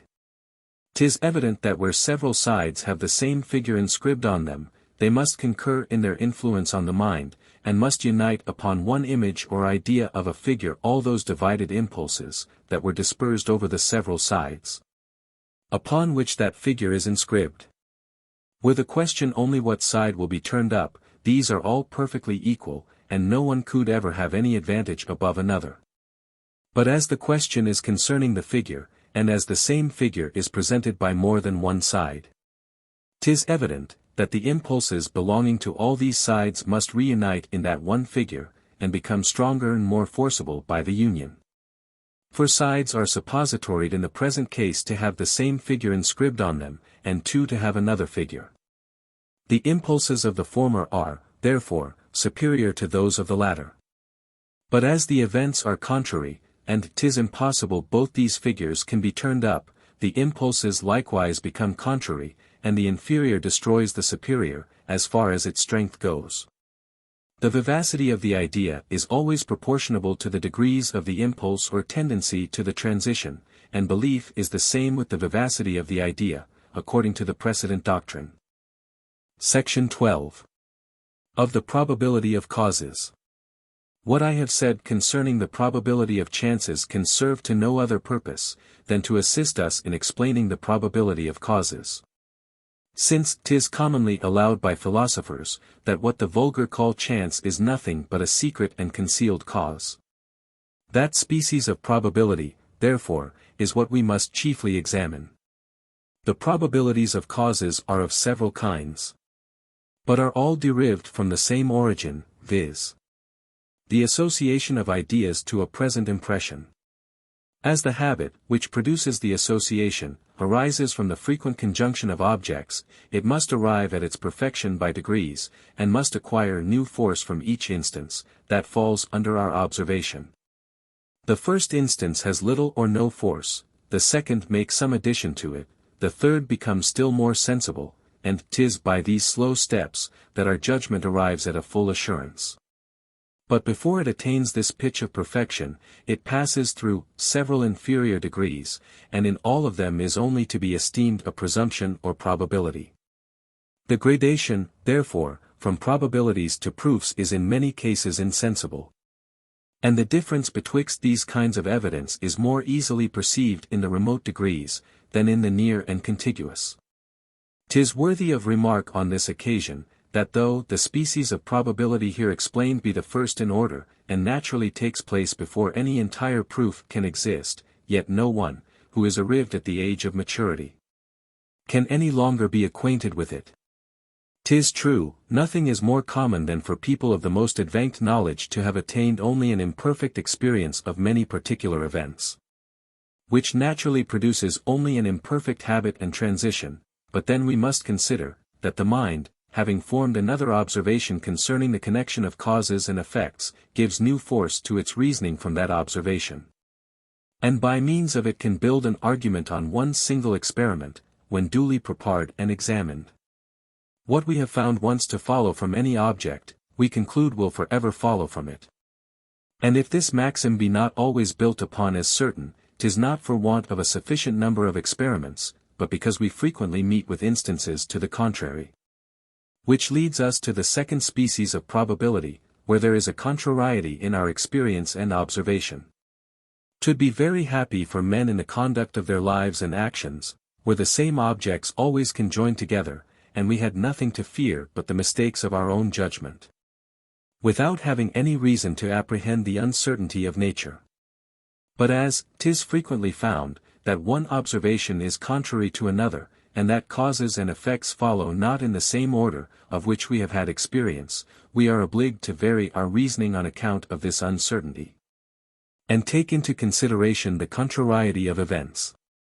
The first question, that occurs on this head, is concerning the nature and causes of the contrariety. The vulgar, who take things according to their first appearance, attribute the uncertainty of events to such an uncertainty in the causes, as makes them often fail of their usual influence, though they meet with no obstacle nor impediment in their operation. But philosophers observing, that almost in every part of nature there is contained a vast variety of springs and principles, which are hid, by reason of their minuteness or remoteness, find that 'tis at least possible the contrariety of events may not proceed from any contingency in the cause, but from the secret operation of contrary causes. This possibility is converted into certainty by farther observation, when they remark, that upon an exact scrutiny, a contrariety of effects always betrays a contrariety of causes, and proceeds from their mutual hindrance and opposition. A peasant can give no better reason for the stopping of any clock or watch than to say, that commonly it does not go right, but an artisan easily perceives, that the same force in the spring or pendulum has always the same influence on the wheels, but fails of its usual effect, perhaps by reason of a grain of dust, which puts a stop to the whole movement. From the observation of several parallel instances, philosophers form a maxim, that the connection betwixt all causes and effects is equally necessary, and that its seeming uncertainty in some instances proceeds from the secret opposition of contrary causes. But however philosophers and the vulgar may differ in their explication of the contrariety of events, their inferences from it are always of the same kind, and founded on the same principles. A contrariety of events in the past may give us a kind of hesitating belief for the future after two several ways. First, by producing an imperfect habit and transition from the present impression to the related idea.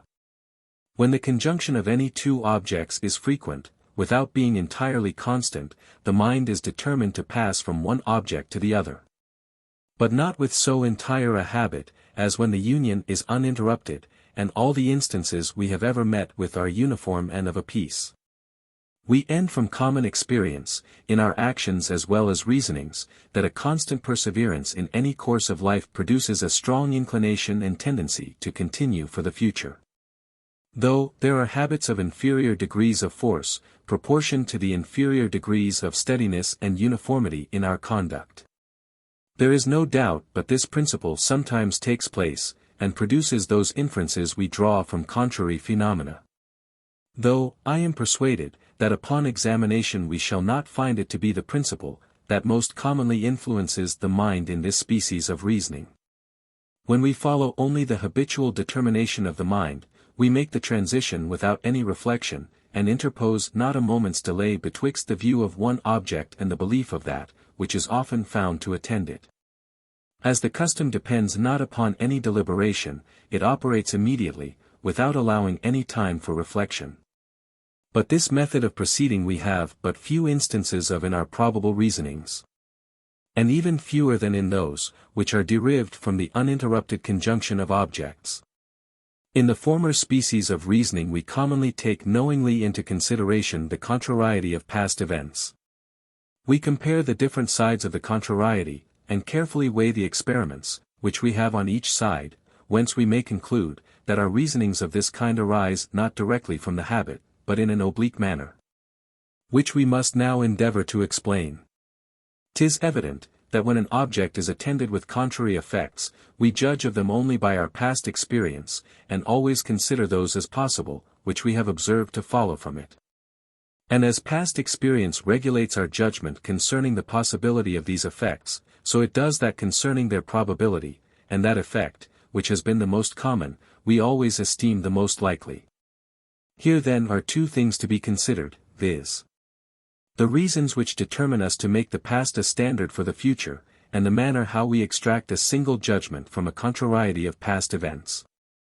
First we may observe, that the supposition, that the future resembles the past, is not founded on arguments of any kind, but is derived entirely from habit, by which we are determined to expect for the future the same train of objects, to which we have been accustomed. This habit or determination to transfer the past to the future is full and perfect, and consequently the first impulse of the imagination in this species of reasoning is endowed with the same qualities. But, secondly, when in considering past experiments we find them of a contrary nature, this determination, though full and perfect in itself, presents us with no steady object, but offers us a number of disagreeing images in a certain order and proportion. The first impulse, therefore, is here broke into pieces, and diffuses itself over all those images, of which each partakes an equal share of that force and vivacity, that is derived from the impulse. Any of these past events may again happen. And we judge, that when they do happen, they will be mixed in the same proportion as in the past. If our intention, therefore, be to consider the proportions of contrary events in a great number of instances, the images presented by our past experience must remain in their first form, and preserve their first proportions. Suppose, for instance, I have found by long observation, that of 20 ships, which go to sea, only 19 return. Suppose I see at present 20 ships that leave the port, I transfer my past experience to the future, and represent to myself 19 of these ships as returning in safety, and one as perishing. Concerning this there can be no difficulty. But as we frequently run over those several ideas of past events, in order to form a judgment concerning one single event, which appears uncertain, this consideration must change the first form of our ideas, and draw together the divided images presented by experience, since 'tis to it we refer the determination of that particular event, upon which we reason. Many of these images are suppository to concur, and a superior number to concur on one side. These agreeing images unite together, and render the idea more strong and lively, not only than a mere fiction of the imagination, but also than any idea, which is supported by a lesser number of experiments. Each new experiment is as a new stroke of the pencil, which bestows an additional vivacity on the colors, without either multiplying or enlarging the figure. This operation of the mind has been so fully explained in treating of the probability of chance, that I need not here endeavor to render it more intelligible. Every past experiment may be considered as a kind of chance. It being uncertain to us, whether the object will exist conformable to one experiment or another, and for this reason everything that has been said on the one subject is applicable to both. Thus upon the whole, contrary experiments produce an imperfect belief, either by weakening the habit, or by dividing and afterwards joining in different parts, that perfect habit, which makes us conclude in general, that instances, of which we have no experience, must necessarily resemble those of which we have. To justify still farther this account of the second species of probability, where we reason with knowledge and reflection from a contrariety of past experiments, I shall propose the following considerations, without fearing to give offense by that air of subtlety, which attends them. Just reasoning ought still, perhaps, to retain its force, however subtle, in the same manner as matter preserves its solidity in the air, and fire, and animal spirits, as well as in the grosser and more sensible forms. First, we may observe, that there is no probability so great as not to allow of a contrary possibility, because otherwise 'twould cease to be a probability, and would become a certainty. That probability of causes, which is most extensive, and which we at present examine, depends on a contrariety of experiments, and 'tis evident an experiment in the past proves at least a possibility for the future. Secondly, the component parts of this possibility and probability are of the same nature, and differ in number only, but not in kind. It has been observed, that all single chances are entirely equal, and that the only circumstance, which can give any event, that is contingent, a superiority over another, is a superior number of chances. In like manner, as the uncertainty of causes is discovered by experience, which presents us with a view of contrary events, 'tis plain, that when we transfer the past to the future, the known to the unknown, every past experiment has the same weight, and that 'tis only a superior number of them, which can throw the balance on any side. The possibility, therefore, which enters into every reasoning of this kind, is compassed of parts, which are of the same nature both among themselves, and with those, that compose the opposite probability. Thirdly, we may establish it as a certain maxim, that in all moral as well as natural phenomena, wherever any cause consists of a number of parts, and the effect increases or diminishes, according to the variation of that number, the effect, properly speaking, is a compounded one, and arises from the union of the several effects, that proceed from each part of the cause. Thus because the gravity of a body increases or diminishes by the increase or diminution of its parts, we conclude that each part contains this quality and contributes to the gravity of the whole. The absence or presence of a part of the cause is attended with that of a proportionable part of the effect. This connection or constant conjunction sufficiently proves the one part to be the cause of the other. As the belief, which we have of any event, increases or diminishes according to the number of chances or past experiments, 'tis to be considered as a compounded effect, of which each part arises from a proportionable number of chances or experiments. Let us now join these three observations, and see what conclusion we can draw from them. To every probability there is an opposite possibility. This possibility is compassed of parts, that are entirely of the same nature with those of the probability, and consequently have the same influence on the mind and understanding. The belief, which attends the probability, is a compounded effect, and is formed by the concurrence of the several effects, which proceed from each part of the probability. Since therefore each part of the probability contributes to the production of the belief, each part of the possibility must have the same influence on the opposite side, the nature of these parts being entirely the same. The contrary belief, attending the possibility, implies a view of a certain object, as well as the probability does an opposite view. In this particular both these degrees of belief are alike. The only manner then, in which the superior number of similar component parts in the one can exert its influence, and prevail above the inferior in the other, is by producing a stronger and more lively view of its object. Each part presents a particular view, and all these views uniting together produce one general view, which is fuller and more distinct by the greater number of causes or principles, from which it is derived. The component parts of the probability and possibility, being alike in their nature, must produce like effects, and the likeness of their effects consists in this, that each of them presents a view of a particular object.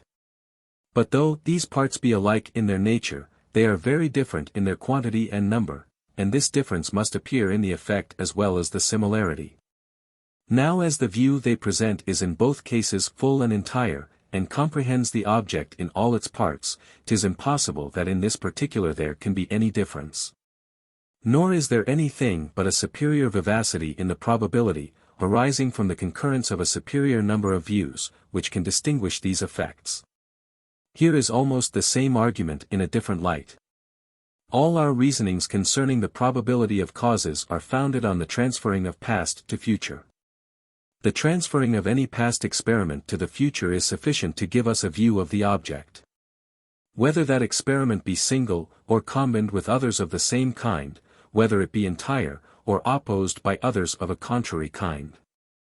Suppose, then, it acquires both these qualities of combination and opposition, it loses not upon that account its former power of presenting a view of the object, but only concurs with and opposes other experiments, that have a like influence.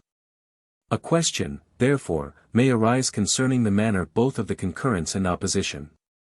As to the concurrence, there is only the choice left betwixt these two hypotheses.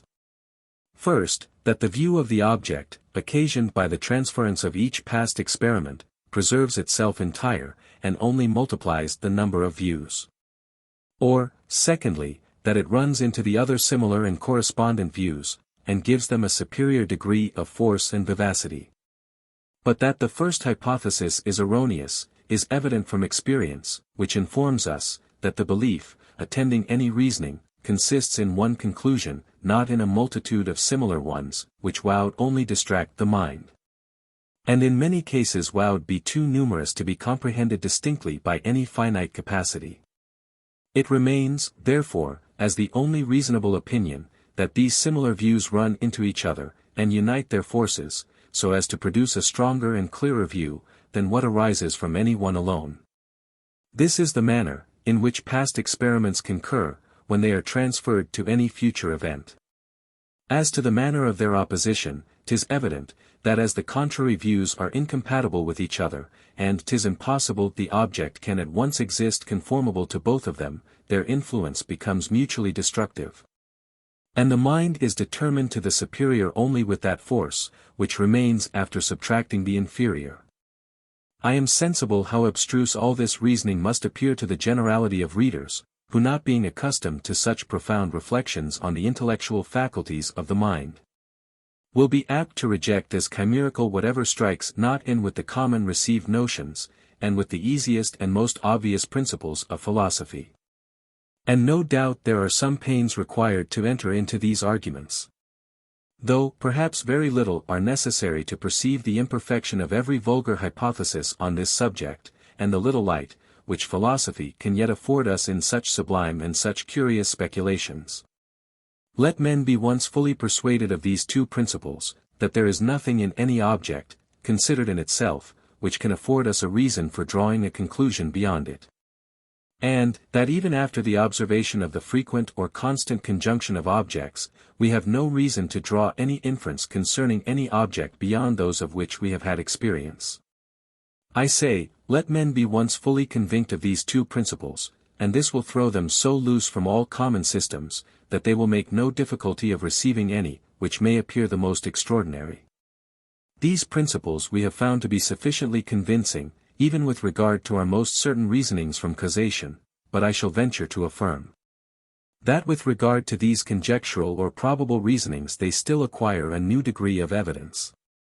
First, 'tis obvious, that in reasonings of this kind, 'tis not the object presented to us, which, considered in itself, affords us any reason to draw a conclusion concerning any other object or event. For as this latter object is suppositoried uncertain, and as the uncertainty is derived from a concealed contrariety of causes in the former, were any of the causes placked in the known qualities of that object, they would no longer be concealed. Nor would our conclusion be uncertain. But, secondly, 'tis equally obvious in this species of reasoning, that if the transference of the past to the future were founded merely on a conclusion of the understanding, it could never occasion any belief or assurance. When we transfer contrary experiments to the future, we can only repeat these contrary experiments with their particular proportions, which could not produce assurance in any single event, upon which we reason, unless the fancy melted together all those images that concur, and extracted from them one single idea or image, which is intense and lively in proportion to the number of experiments from which it is derived, and their superiority above their antagonists. Our past experience presents no determinate object. And as our belief, however faint, fixes itself on a determinate object, 'tis evident that the belief arises not merely from the transference of past to future, but from some operation of the fancy conjoined with it. This may lead us to conceive the manner, in which that faculty enters into all our reasonings. I shall conclude this subject with two reflections, which may deserve our attention. The first may be explained after this manner. When the mind forms a reasoning concerning any matter of fact, which is only probable, it casts its eye backward upon past experience, and transferring it to the future, is presented with so many contrary views of its object.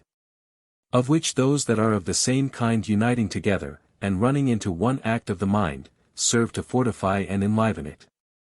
But suppose that this multitude of views or glimpses of an object proceeds not from experience, but from a voluntary act of the imagination, this effect does not follow, or at least, follows not in the same degree. For though custom and education produce belief by such a repetition, as is not derived from experience, yet this requires a long tract of time, along with a very frequent and undersigned repetition. In general we may pronounce, that a person, who would 20 voluntarily repeat any idea in his mind, though supported by one past experience, would be no more inclined to believe the existence of its object, than if he had contented himself with one survey of it. Beside the effect of design, each act of the mind, being separate and independent, has a separate influence, and joins not its force with that of its fellows. Not being united by any common object, producing them, they have no relation to each other, and consequently make no transition or union of forces. This phenomenon we shall understand better afterwards. My second reflection is founded on those large probabilities, which the mind can judge of, and the minute differences it can observe betwixt them. When the chances or experiments on one side amount to 10,000, and on the other to 10,001, the judgment gives the preference to the latter, upon account of that superiority.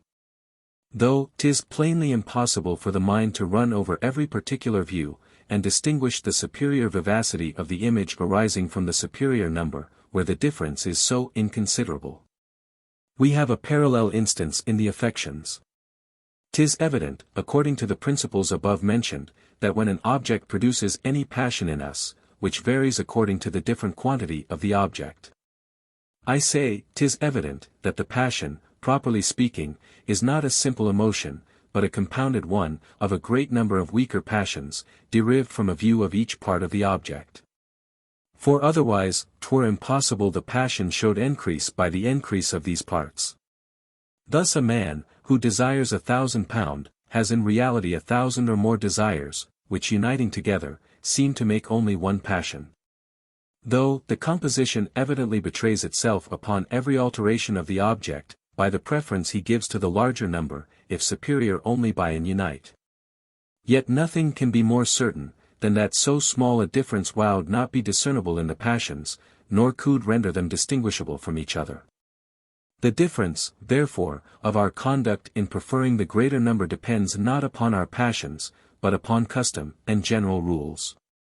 We have found in a multitude of instances, that the augmenting the numbers of any sum augments the passion, where the numbers are precise and the difference sensible. The mind can perceive from its immediate feeling, that 3 guineas produce a greater passion than 2, and this it transfers to larger numbers, because of the resemblance. And by a general rule assigns to 1,000 guineas, a stronger passion than to 999. These general rules we shall explain presently. But beside these 2 species of probability, which are derived from an imperfect experience and from contrary causes, there is a third arising from analogy, which differs from them in some material circumstances. According to the hypothesis above explained, all kinds of reasoning from causes or effects are founded on 2 particulars, viz.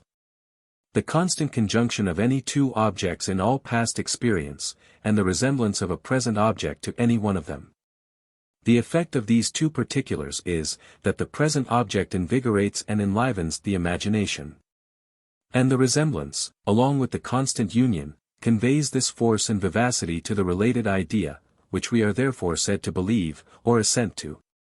If you weaken either the union or resemblance, you weaken the principle of transition, and of consequence that belief, which arises from it.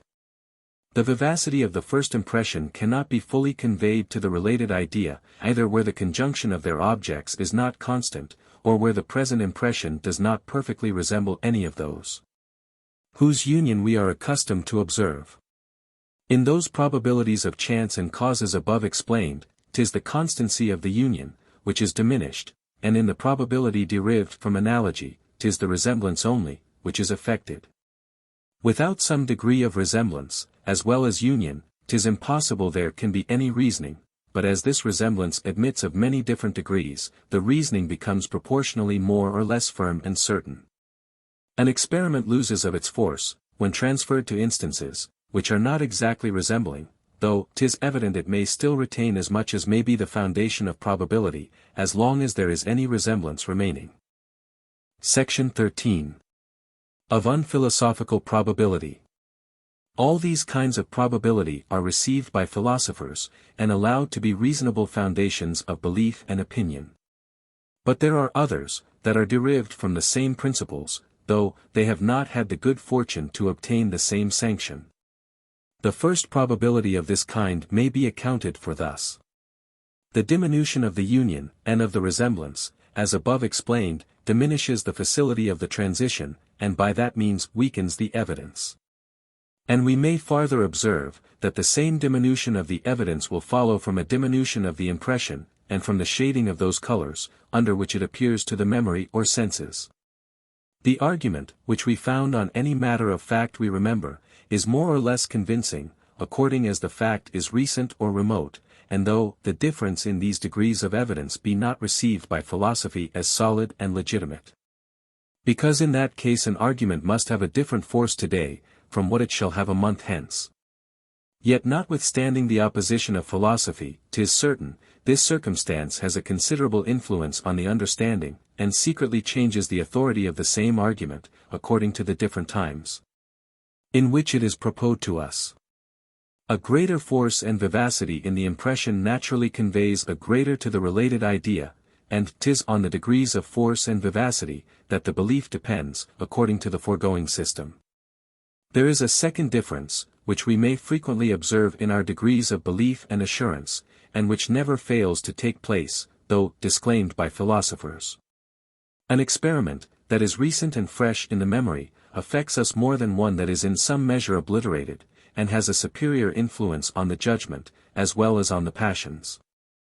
A lively impression produces more assurance than a faint one, because it has more original force to communicate to the related idea, which thereby acquires a greater force and vivacity. A recent observation has a like effect.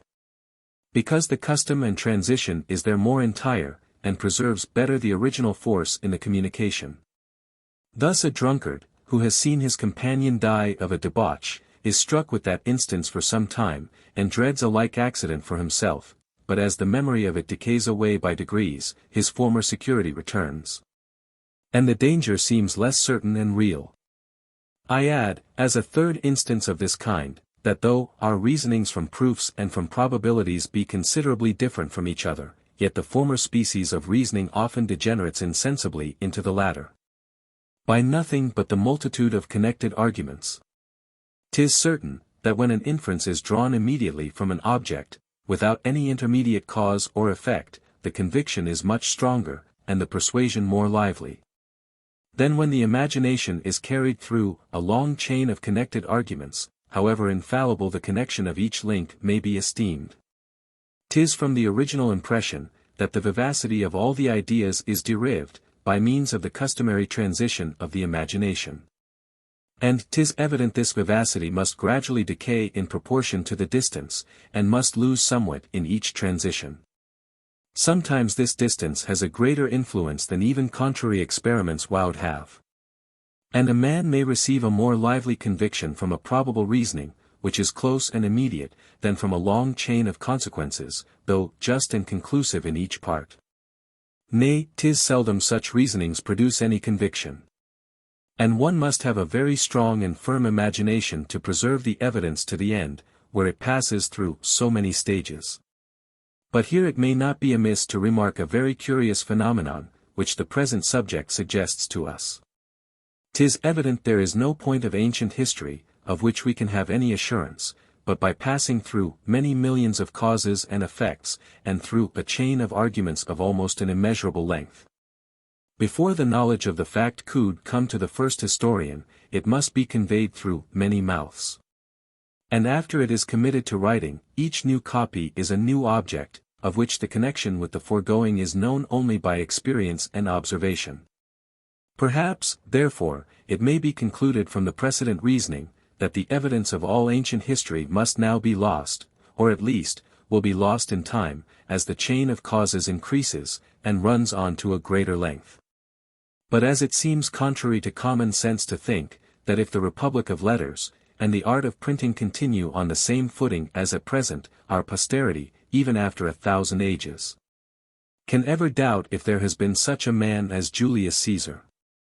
This may be considered as an objection to the present system. If belief consisted only in a certain vivacity, conveyed from an original impression, it would decay by the length of the transition, and must at last be utterly extinguished, and vice versa. If belief on some occasions be not capable of such an extinction, it must be something different from that vivacity. Before I answer this objection, I shall observe, that from this topic there has been borrowed a very celebrated argument against the Christian religion.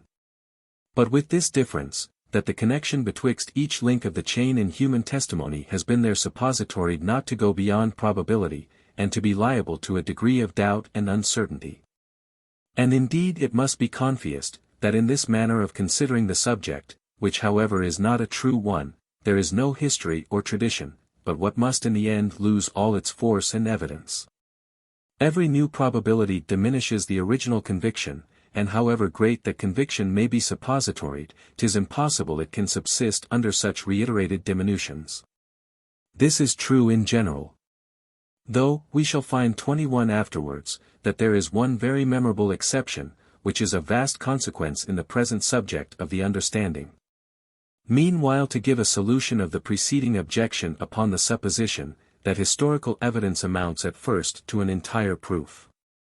Let us consider, that though the links are innumerable, that connect any original fact with the present impression, which is the foundation of belief, yet they are all of the same kind, and depend on the fidelity of printers and copists.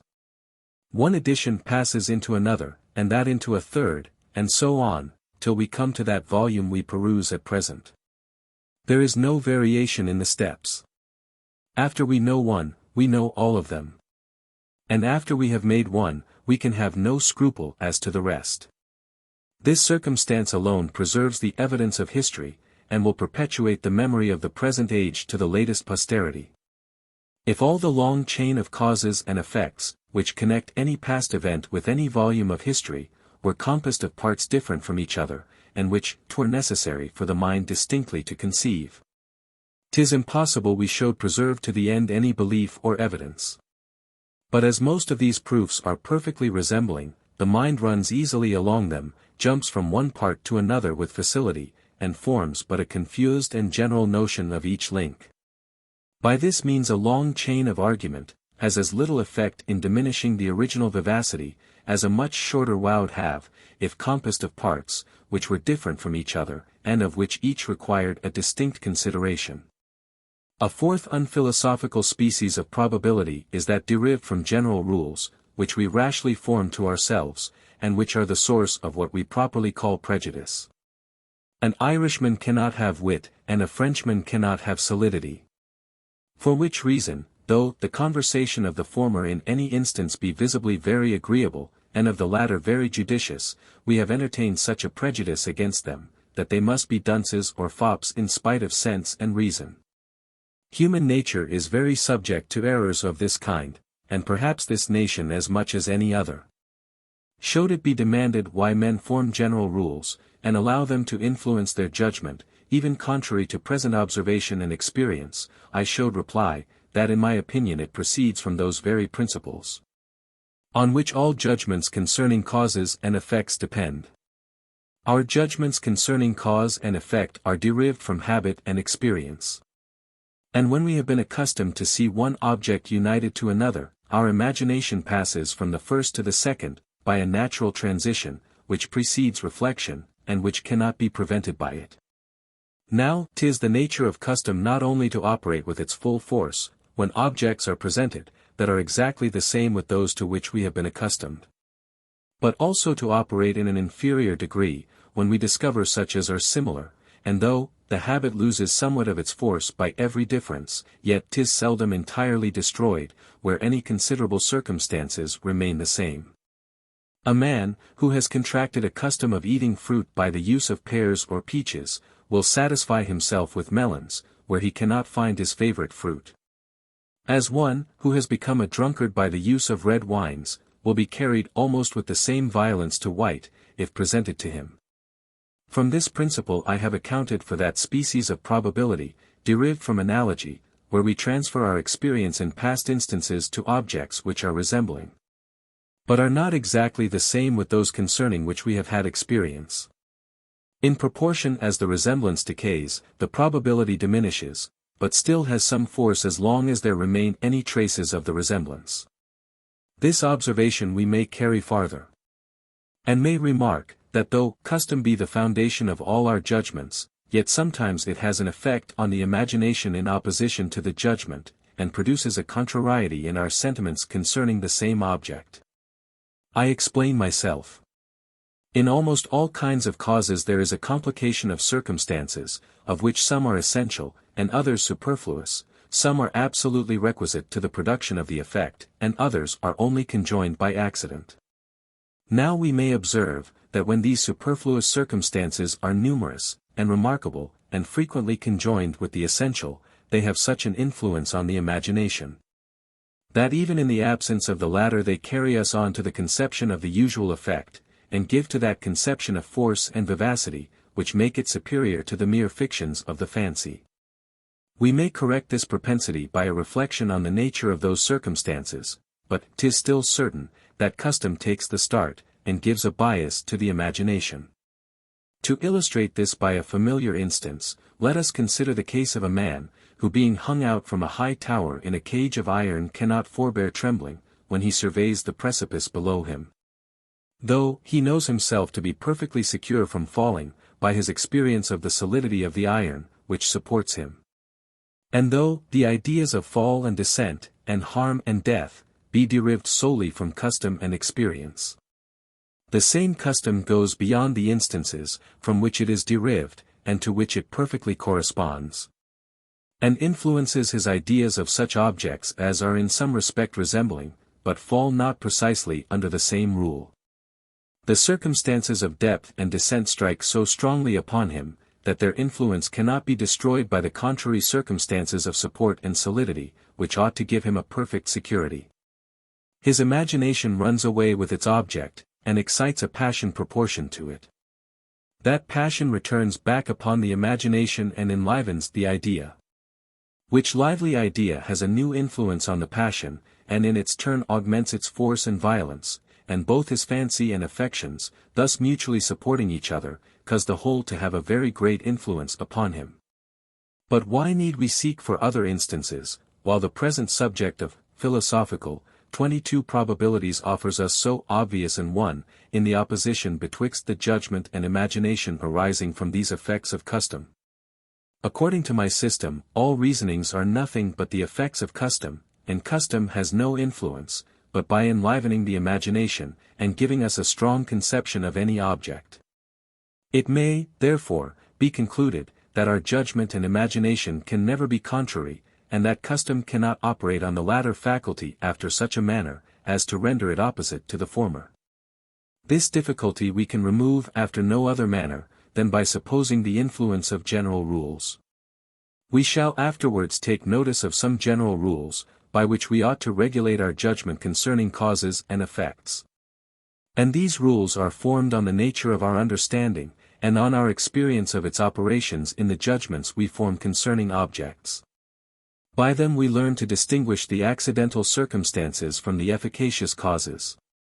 And when we find that an effect can be product without the concurrence of any particular circumstance, we conclude that that circumstance makes not a part of the efficacious cause, however frequently conjoined with it. But as this frequent conjunction necessarily makes it have some effect on the imagination, in spite of the opposite conclusion from general rules, the opposition of these two principles produces a contrariety in our thoughts, and causes us to ascribe the one inference to our judgment, and the other to our imagination. The general rule is attributed to our judgment, as being more extensive and constant. The exception to the imagination, as being more capricious and uncertain.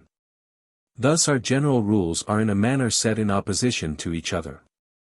When an object appears, that resembles any cause in very considerable circumstances, the imagination naturally carries us to a lively conception of the usual effect. Though the object be different in the most material and most efficacious circumstances from that cause. Here is the first influence of general rules. But when we take a review of this act of the mind, and compare it with the more general and authentic operations of the understanding, we find it to be of an irregular nature, and destructive of all the most established principles of reasonings. Which is the cause of our rejecting it? This is a second influence of general rules, and implies the condemnation of the former. Sometimes the one, sometimes the other prevails, according to the disposition and character of the person. The vulgar are commonly guided by the first, and wise men by the second. Meanwhile the skeptics may here have the pleasure of observing a new and signal contradiction in our reason, and of seeing all philosophy ready to be subverted by a principle of human nature. And again saved by a new direction of the very same principle.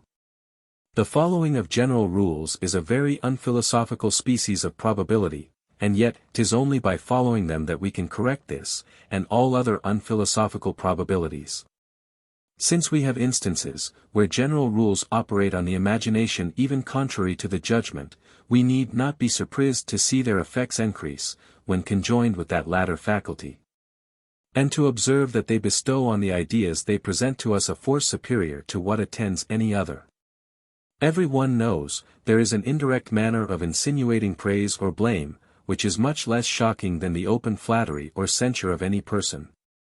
However he may communicate his sentiments by such secret insinuations, and make them known with equal certainty as by the open discovery of them, 'tis certain that their influence is not equally strong and powerful.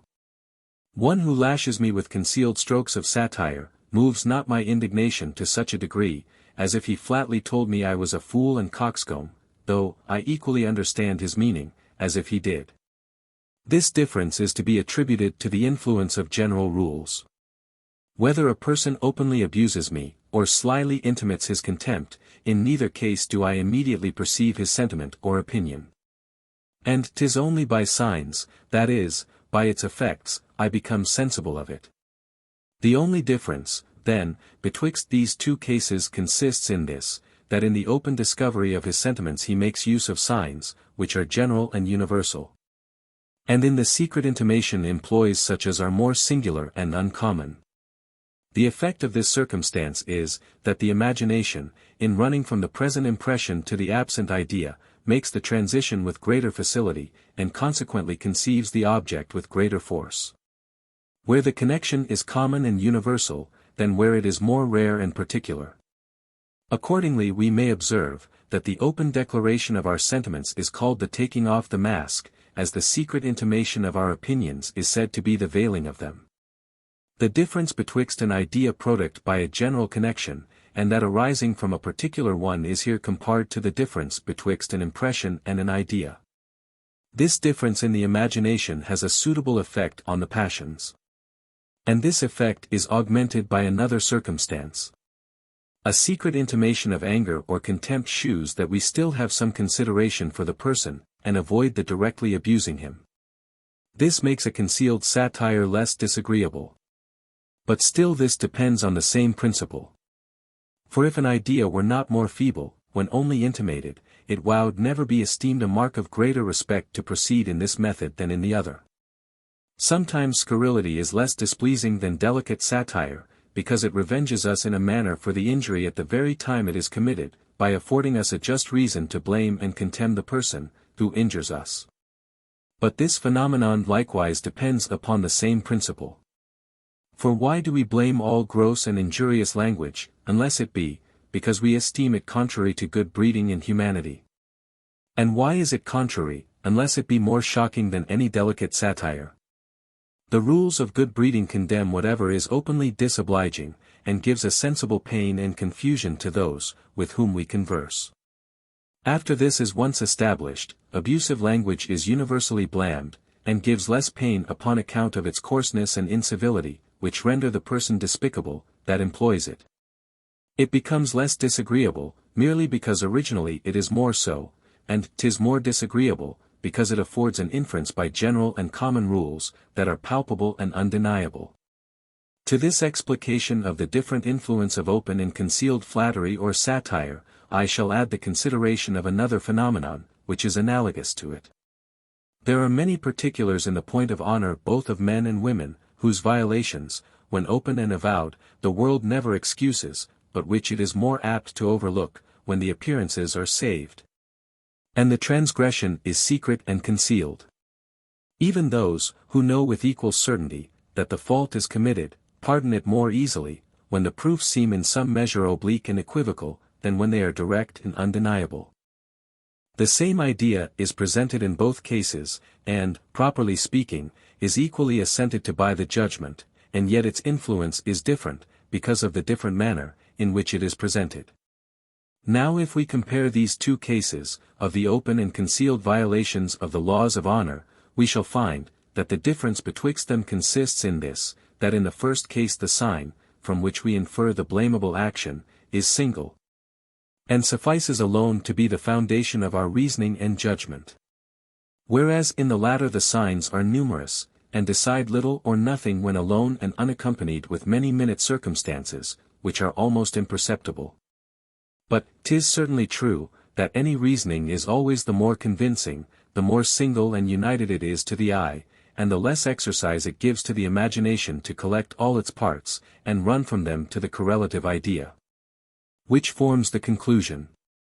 The labor of the thought disturbs the regular progress of the sentiments, as we shall observe presently.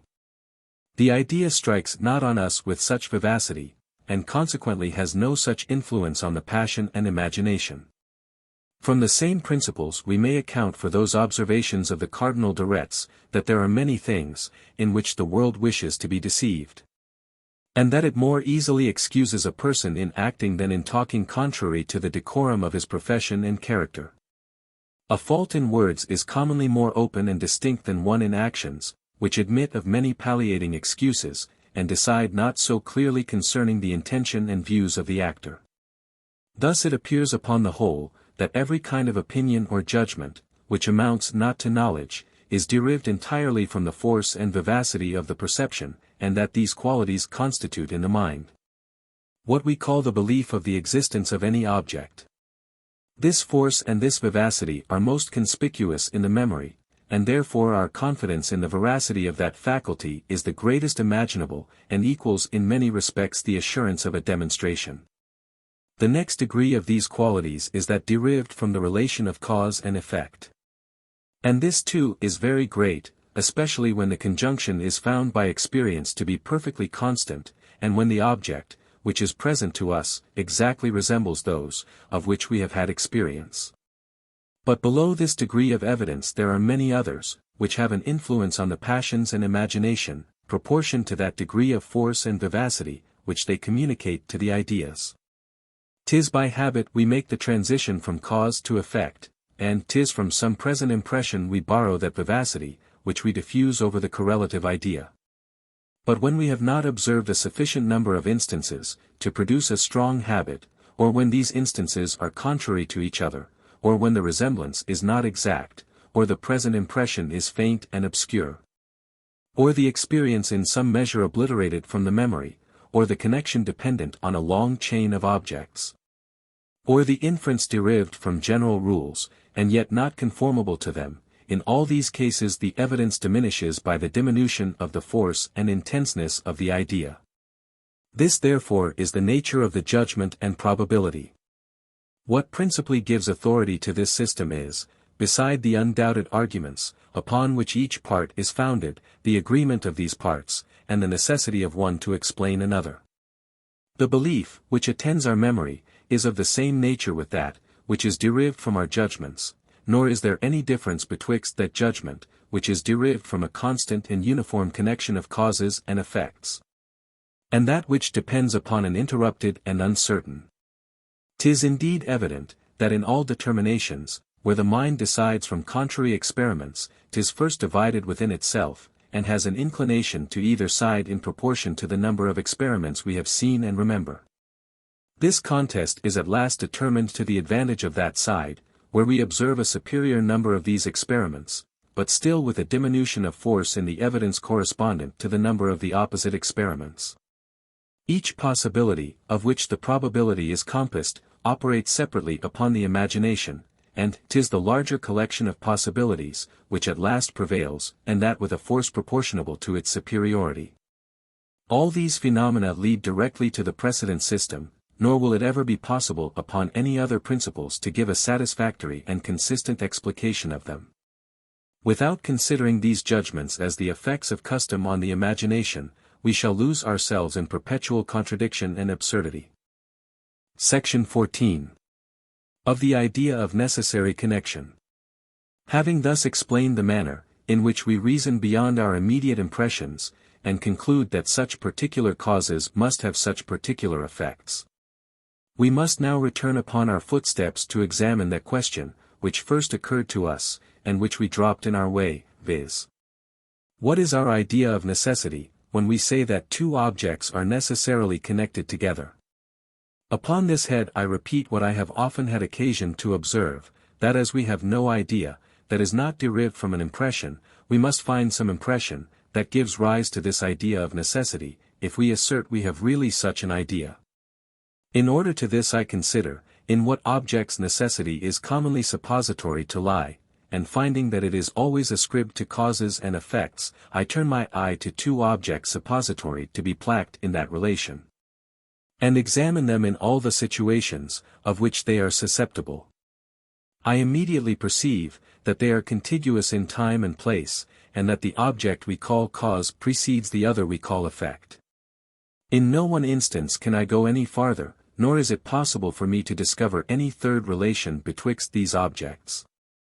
I therefore enlarge my view to comprehend several instances, where I find like objects always existing in like relations of contiguity and succession. At first sight this seems to serve but little to my purpose. The reflection on several instances only repeats the same objects, and therefore can never give rise to a new idea. But upon farther inquiry I find, that the repetition is not in every particular the same, but produces a new impression, and by that means the idea, which I at present examine. For after a frequent repetition, I find, that upon the appearance of one of the objects, the mind is determined by custom to consider its usual attendant, and to consider it in a stronger light upon account of its relation to the first object. 'Tis this impression, then, or determination, which affords me the idea of necessity.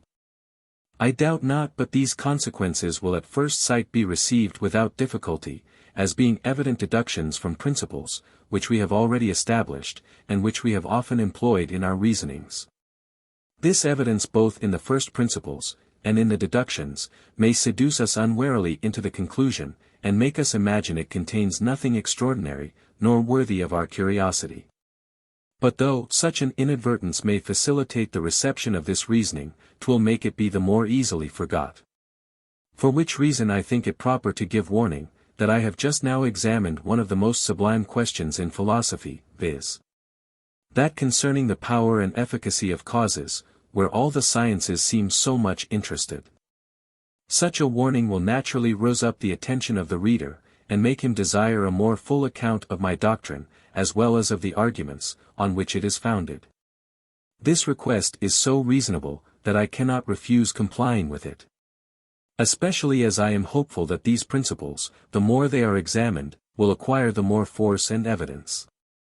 There is no question, which on account of its importance, as well as difficulty, has caused more disputes both among Antient and modern philosophers, than this concerning the efficacy of causes, or that quality which makes them be followed by their effects.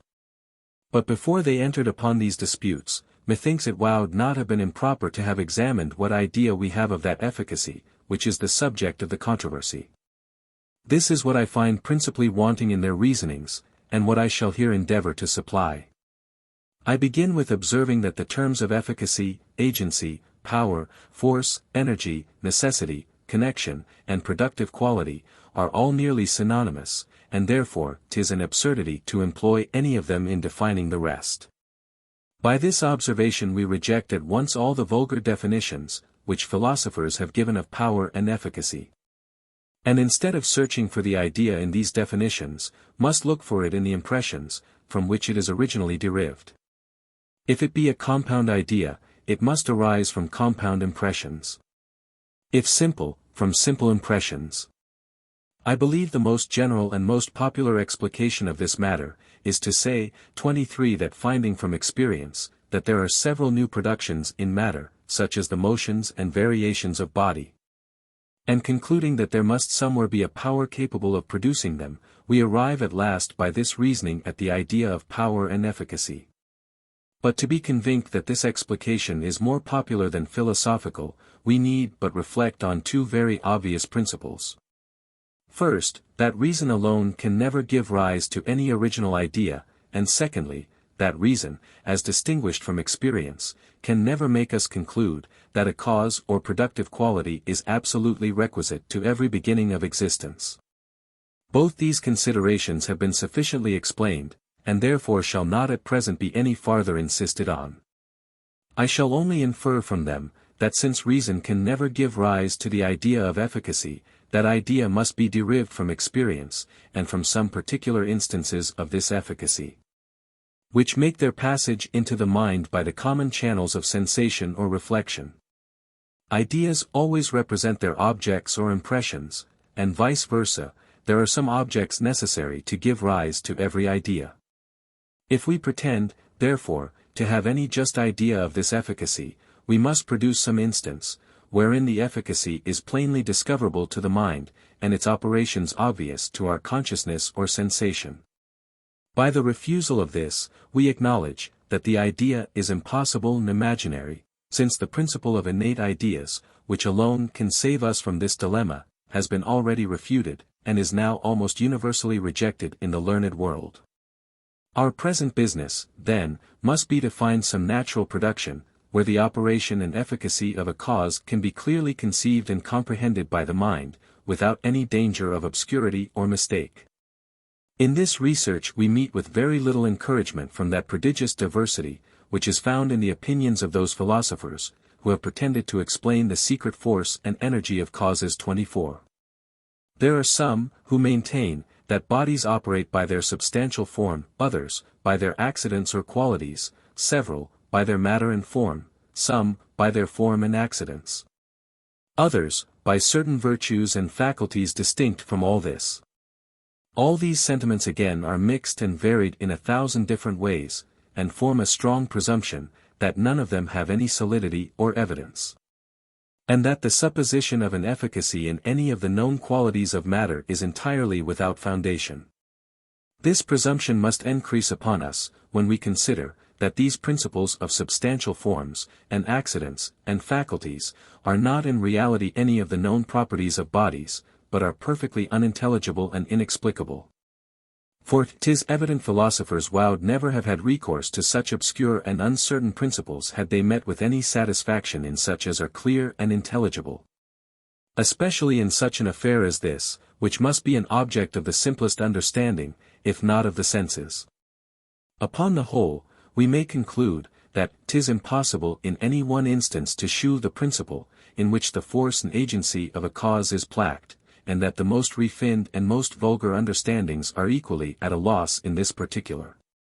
If any one think proper to refute this assertion, he need not put himself to the trouble of inventing any long reasonings, but may at once shew us an instance of a cause, where we discover the power or operating principle.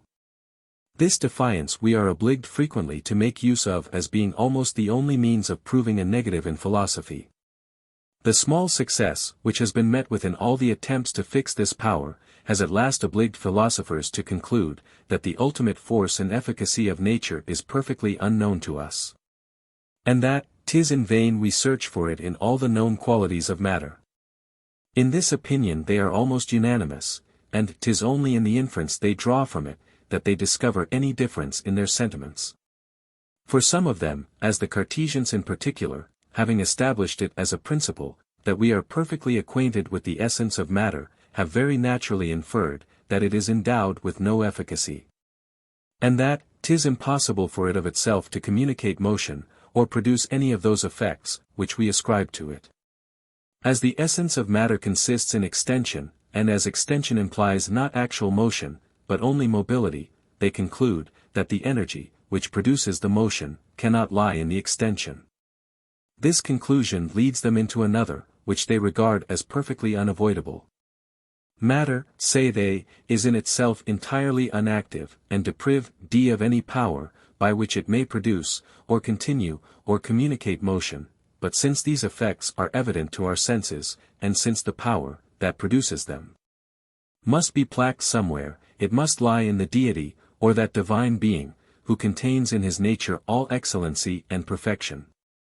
'Tis the deity, therefore, who is the prime mover of the universe, and who not only first created matter, and gave it its original impulse, but likewise by a continued exertion of omnipotence, supports its existence, and successively bestows on it all those motions, and configurations, and qualities, with which it is endowed. This opinion is certainly very curious, and well worth our attention, but 'twill appear superfluous to examine it in this place, if we reflect a moment on our present purpose in taking notice of it. We have established it as a principle, that as all ideas are derived from impressions, or some precedent perceptions, 'tis impossible we can have any idea of power and efficacy, unless some instances can be product, wherein this power is perceived to exert itself. Now as these instances can never be discovered in body, the Cartesians, proceeding upon their principle of innate ideas, have had recourse to a supreme spirit or deity, whom they consider as the only active being in the universe, and as the immediate cause of every alteration in matter. But the principle of innate ideas being allowed to be false, it follows, that the supposition of a deity can serve us in no stead, in accounting for that idea of agency, which we search for in vain in all the objects, which are presented to our senses, or which we are internally conscious of in our own minds. For if every idea be derived from an impression, the idea of a deity proceeds from the same origin. And if no impression either of sensation or reflection, implies any force or efficacy, 'tis equally impossible to discover or even imagine any such active principle in the deity.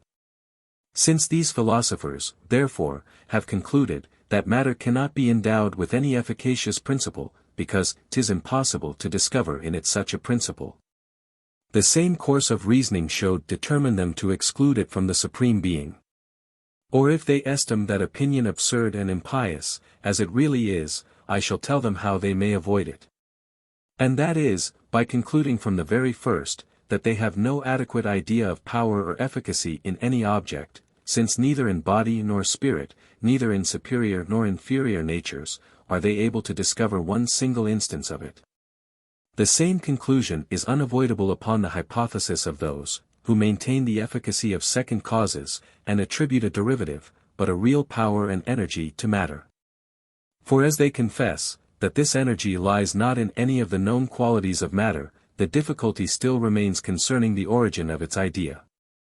If we have really an idea of power, we may attribute power to an unknown quality, but as 'tis impossible, that that idea can be derived from such a quality, and as there is nothing in known qualities, which can produce it, it follows that we deceive ourselves, when we imagine we are possessed of any idea of this kind, after the manner we commonly understand it.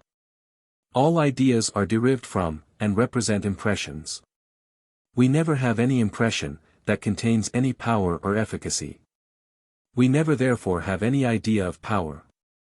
It has been established as a certain principle, that general or abstract ideas are nothing but individual ones taken in a certain light, and that, in affecting on any object, 'tis as impossible to exclude from our thought all particular degrees of quantity and quality as from the real nature of things. If we be possessed, therefore, of any idea of power in general, we must also be able to conceive some particular species of it.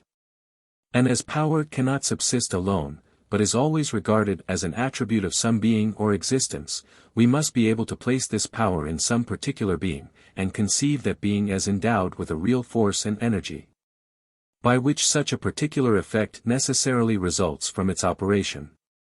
We must distinctly and particularly conceive the connection betwixt the cause and effect, and be able to pronounce, from a simple view of the one, that it must be followed or preceded by the other. This is the true manner of conceiving a particular power in a particular body, and a general idea being impossible without an individual, where the latter is impossible, 'tis certain the former can never exist. Now nothing is more evident, than that the human mind cannot form such an idea of two objects, as to conceive any connection betwixt them, or comprehend distinctly that power or efficacy, by which they are united.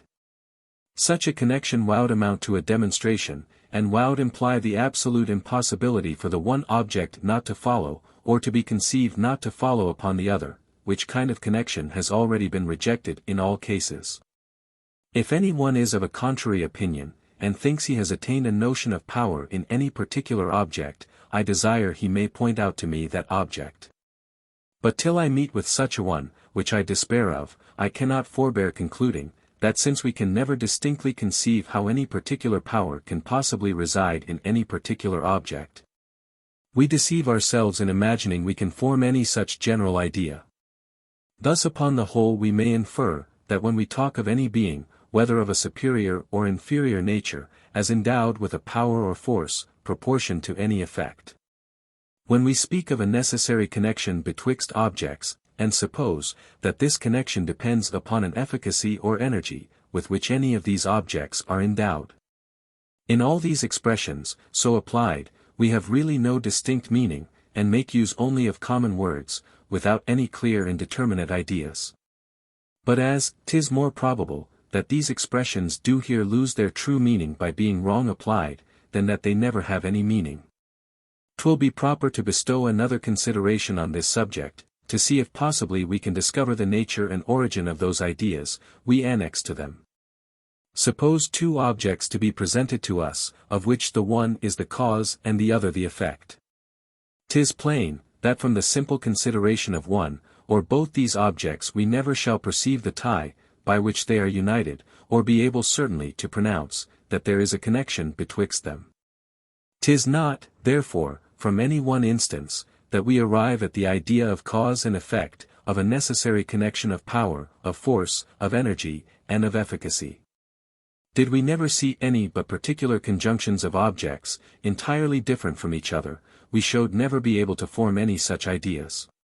But again, suppose we observe several instances, in which the same objects are always conjoined together, we immediately conceive a connection betwixt them, and begin to draw an inference from one to another.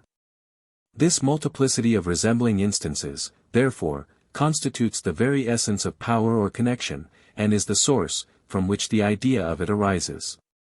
In order, then, to understand the idea of power, we must consider that multiplicity.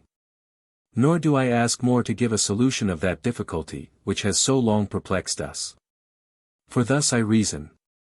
The repetition of perfectly similar instances can never alone give rise to an original idea, different from what is to be found in any particular instance, as has been observed, and as evidently follows from our fundamental principle, that all ideas are copied from impressions. Since therefore the idea of power is a new original idea, not to be found in any one instance, and which yet arises from the repetition of several instances, it follows, that the repetition alone has not that effect, but must either discover or produce something new, which is the source of that idea. Did the repetition neither discover nor produce anything new, our ideas might be multiplied by it, but would not be enlarged above what they are upon the observation of one single instance. Every enlargement, therefore, such as the idea of power or connection, which arises from the multiplicity of similar instances, is copied from some effects of the multiplicity, and will be perfectly understood by understanding these effects.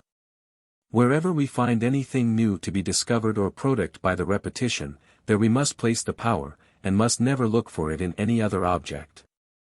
But 'tis evident, in the first place, that the repetition of like objects in like relations of succession and contiguity discovers nothing new in any one of them. Since we can draw no inference from it, nor make it a subject either of our demonstrative or probable reasonings, 25 as has been already proved. Nay, suppose we could draw an inference, 'twould be of no consequence in the present case. Since no kind of reasoning can give rise to a new idea, such as this of power is, but wherever we reason, we must antecedently be possessed of clear ideas, which may be the objects of our reasoning. The conception always precedes the understanding.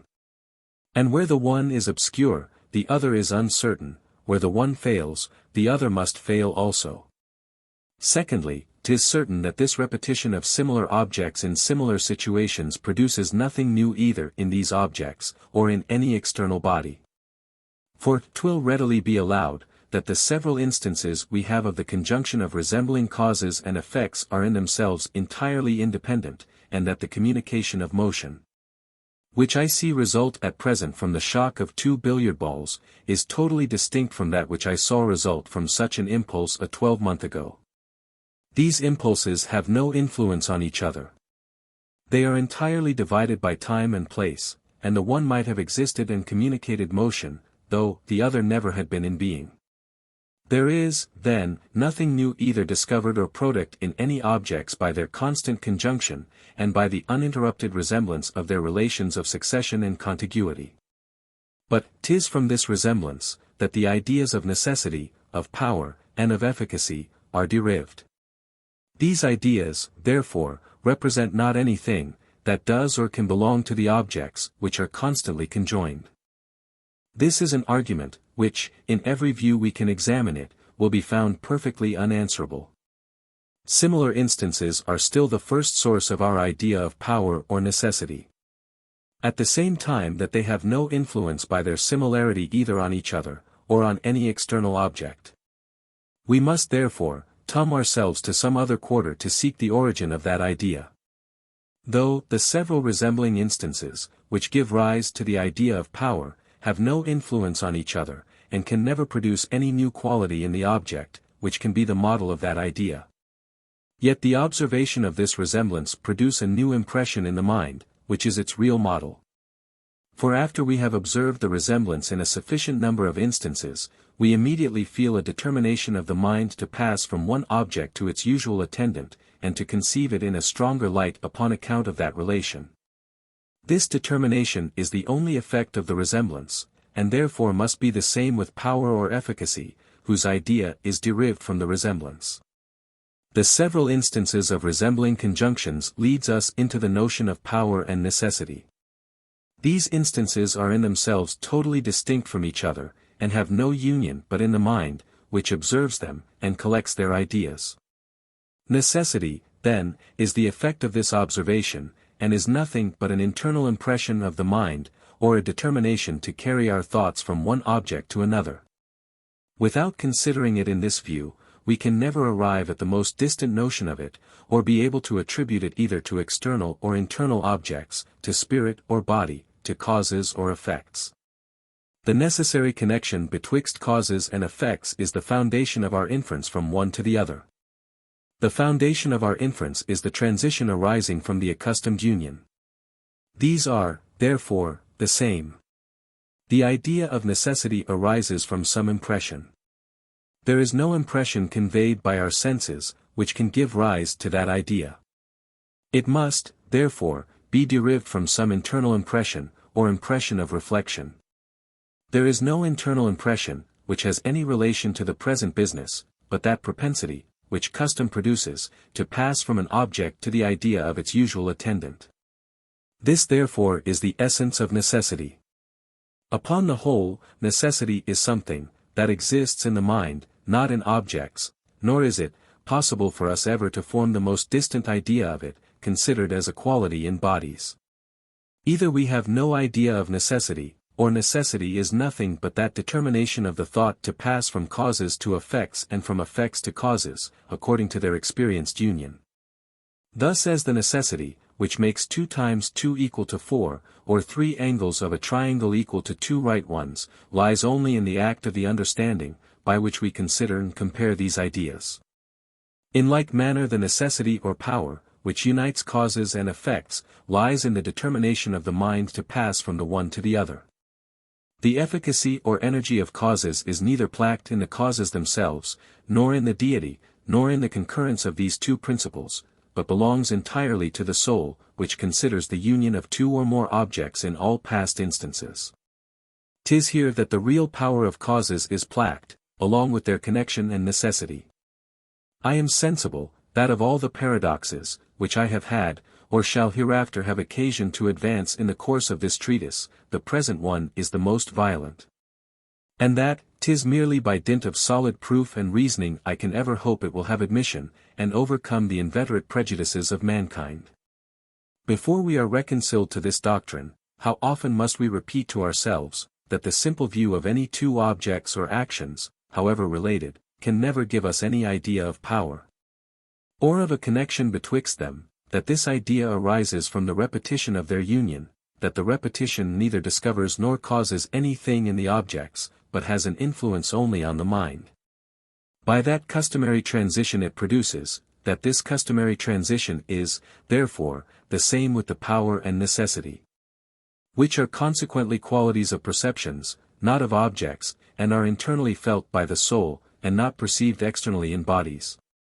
There is commonly an astonishment attending everything extraordinary. And this astonishment changes immediately into the highest degree of esteem or contempt, according as we approve or disapprove of the subject. I am much afraid, that though the foregoing reasoning appears to me the shortest and most decisive imaginable, yet with the generality of readers the bias of the mind will prevail, and give them a prejudice against the present doctrine. This contrary bias is easily accounted for. 'Tis a common observation, that the mind has a great propensity to spread itself on external objects, and to conjoin with them any internal impressions, which they occasion, and which always make their appearance at the same time that these objects discover themselves to the senses. Thus as certain sounds and smells are always found to attend certain visible objects, we naturally imagine a conjunction, even in place, betwixt the objects and qualities, though the qualities be of such a nature as to admit of no such conjunction, and really exist nowhere. But of this more fully 26 hereafter.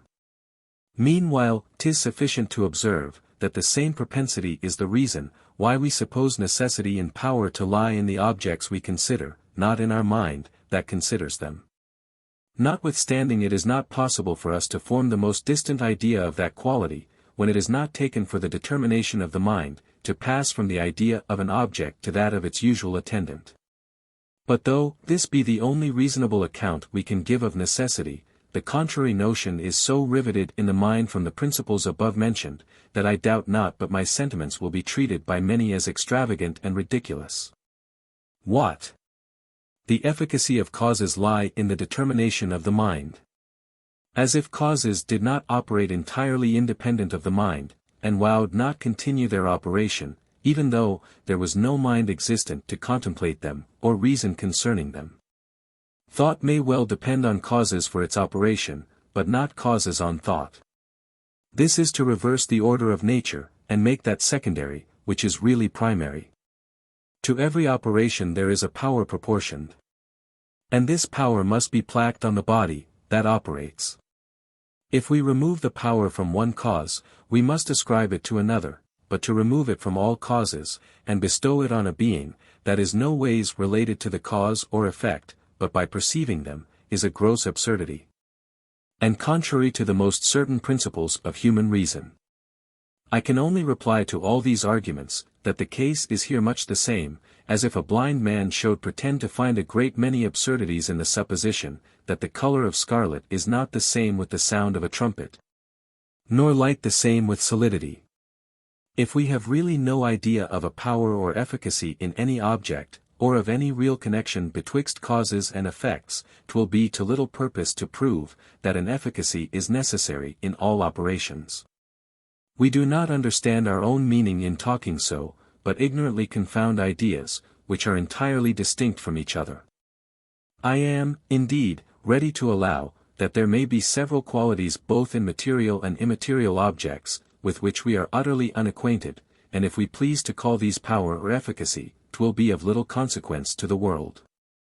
But when, instead of meaning these unknown qualities, we make the terms of power and efficacy signify something, of which we have a clear idea, and which is incompatible with those objects, to which we apply it, obscurity and error begin then to take place, and we are led astray by a false philosophy.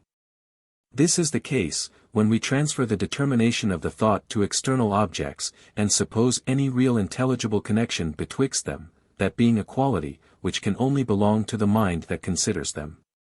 As to what may be said, that the operations of nature are independent of our thought and reasoning, I allow it, and accordingly have observed, that objects bear to each other the relations of contiguity and succession. That like objects may be observed in several instances to have like relations, and that all this is independent of, and antecedent to the operations of the understanding. But if we go any farther, and ascribe a power or necessary connection to these objects, this is what we can never observe in them, but must draw the idea of it from what we feel internally in contemplating them. And this I carry so far, that I am ready to convert my present reasoning into an instance of it, by a subtlety, which it will not be difficult to comprehend. When any object is presented to us, it immediately conveys to the mind a lively idea of that object, which is usually found to attend it, and this determination of the mind forms the necessary connection of these objects. But when we change the point of view, from the objects to the perceptions, in that case the impression is to be considered as the cause, and the lively idea as the effect. And their necessary connection is that new determination, which we feel to pass from the idea of the one to that of the other. The uniting principle among our internal perceptions is as unintelligible as that among external objects, and is not known to us any other way than by experience. Now the nature and effects of experience have been already sufficiently examined and explained. It never gives us any insight into the internal structure or operating principle of objects, but only accustoms the mind to pass from one to another. 'Tis now time to collect all the different parts of this reasoning, and by joining them together form an exact definition of the relation of cause and effect, which makes the subject of the present inquiry. This order would not have been excusable, of first examining our inference from the relation before we had explained the relation itself, had it been possible to proceed in a different method. But as the nature of the relation depends so much on that of the inference, we have been obliged to advance in this seemingly preposterous manner, and make use of terms before we were able exactly to define them, or fix their meaning. We shall now correct this fault by giving a precise definition of cause and effect. There may two definitions be given of this relation, which are only different, by their presenting a different view of the same object, and making us consider it either as a philosophical or as a natural relation. Either as a comparison of two ideas, or as an association betwixt them. We may define a cause to be an object precedent and contiguous to another, and where all the objects resembling the former are placed in like relations of precedence and contiguity to those objects that resemble the latter. If this definition be esteemed defective, because drawn from objects foreign to the cause, we may substitute this other definition in its place, viz. A cause is an object precedent and contiguous to another, and so united with it, that the idea of the one determines the mind to form the idea of the other, and the impression of the one to form a more lively idea of the other. Should this definition also be rejected for the same reason, I know no other remedy, than that the persons, who express this delicacy, should substitute a juster definition in its place. But for my part one must own my incapacity for such an undertaking. When I examine with the utmost accuracy those objects, which are commonly denominated causes and effects, I find, in considering a single instance, that the one object is precedent and contiguous to the other. And in enlarging my view to consider several instances, I find only, that like objects are constantly placed in like relations of succession and contiguity. Again, when I consider the influence of this constant conjunction, I perceive, that such a relation can never be an object of reasoning, and can never operate upon the mind, but by means of custom, which determines the imagination to make a transition from the idea of one object to that of its usual attendant, and from the impression of one to a more lively idea of the other. However extraordinary these sentiments may appear, I think it fruitless to trouble myself with any farther inquiry or reasoning upon the subject, but shall repose myself on them as on established maxims.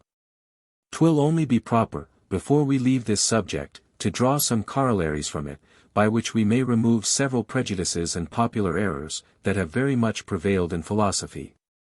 First, we may learn from the foregoing doctrine, that all causes are of the same kind, and that in particular there is no foundation for that distinction, which we sometimes make betwixt efficient causes, and causes sine qua non. Or betwixt efficient causes, and formal, and material, and exemplary, and final causes. For as our idea of efficiency is derived from the constant conjunction of two objects, wherever this is observed, the cause is efficient. And where it is not, there can never be a cause of any kind. For the same reason we must reject the distinction betwixt cause and occasion, when suppository to signify anything essentially different from each other. If constant conjunction be implied in what we call occasion, 'tis a real cause. If not, 'tis no relation at all, and cannot give rise to any argument or reasoning. Secondly, the same course of reasoning will make us conclude, that there is but one kind of necessity, as there is but one kind of cause, and that the common distinction betwixt moral and physical necessity is without any foundation in nature. This clearly appears from the precedent explication of necessity. 'Tis the constant conjunction of objects, along with the determination of the mind, which constitutes a physical necessity, and the removal of these is the same thing with chance. As objects must either be conjoined or not, and as the mind must either be determined or not to pass from one object to another, 'tis impossible to admit of any medium betwixt chance and an absolute necessity. In weakening this conjunction and determination you do not change the nature of the necessity, since even in the operation of bodies, these have different degrees of constancy and force, without producing a different species of that relation. The distinction, which we often make betwixt power and the exercise of it, is equally without foundation. Thirdly, we may now be able fully to overcome all that repugnance, which 'tis so natural for us to entertain against the foregoing reasoning, by which we endeavor to prove that the necessity of a cause to every beginning of existence is not founded on any arguments either demonstrative or intuitive. Such an opinion will not appear strange after the foregoing definitions. If we define a cause to be an object precedent and contiguous to another, and where all the objects resembling the former are placed in a like relation of priority and contiguity to those objects that resemble the latter, we may easily conceive that there is no absolute nor metaphysical necessity, that every beginning of existence should be attended with such an object. If we define a cause to be an object precedent and contiguous to another, and so united with it in the imagination, that the idea of the one determines the mind to form the idea of the other, and the impression of the one to form a more lively idea of the other, we shall make still less difficulty of assenting to this opinion. Such an influence on the mind is in itself perfectly extraordinary and incomprehensible, nor can we be certain of its reality, but from experience and observation.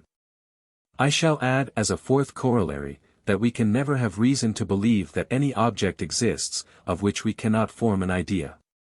For as all our reasonings concerning existence are derived from causation, and as all our reasonings concerning causation are derived from the experienced conjunction of objects, not from any reasoning or reflection, the same experience must give us a notion of these objects, and must remove all mystery from our conclusions. This is so evident, that 'twould scarce have merited our attention, were it not to obviate certain objections of this kind, which might arise against the following reasonings concerning matter and substance. I need not observe, that a full knowledge of the object is not requisite, but only of those qualities of it, which we believe to exist. Section 15. Rules by which to judge of causes and effects. According to the precedent doctrine, there are no objects, which by the mere survey, without consulting experience, we can determine to be the causes of any other. And no objects, which we can certainly determine in the same manner not to be the causes. Anything may produce anything. Creation, annihilation, motion, reason, volition. All these may arise from one another, or from any other object we can imagine. Nor will this appear strange, if we compare two principles explained above, that the constant conjunction of objects determines their causation, and 27 that properly speaking, no objects are contrary to each other, but existence and non-existence. Where objects are not contrary, nothing hinders them from having that constant conjunction, on which the relation of cause and effect totally depends. Since therefore 'tis possible for all objects to become causes or effects to each other, it may be proper to fix some general rules, by which we may know when they really are so. 1. The cause and effect must be contiguous in space and time. 2. The cause must be prior to the effect. 3. There must be a constant union betwixt the cause and effect. 'Tis chiefly this quality that constitutes the relation. 4. The same cause always produces the same effect, and the same effect never arises but from the same cause. This principle we derive from experience, and is the source of most of our philosophical reasonings. For when by any clear experiment we have discovered the causes or effects of any phenomenon, we immediately extend our observation to every phenomenon of the same kind, without waiting for that constant repetition. From which the first idea of this relation is derived. 5. There is another principle, which hangs upon this, viz.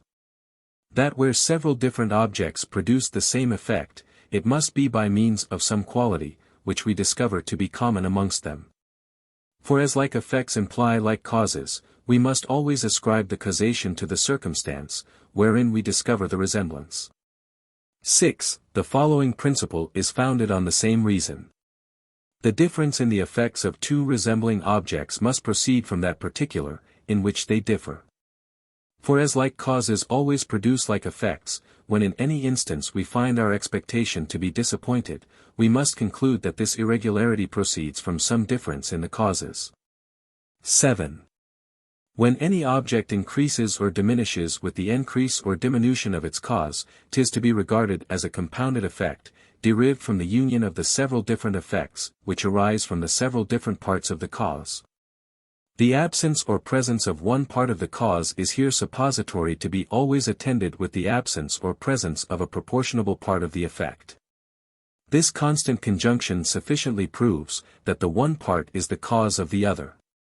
We must, however, beware not to draw such a conclusion from a few experiments. A certain degree of heat gives pleasure; if you diminish that heat, the pleasure diminishes.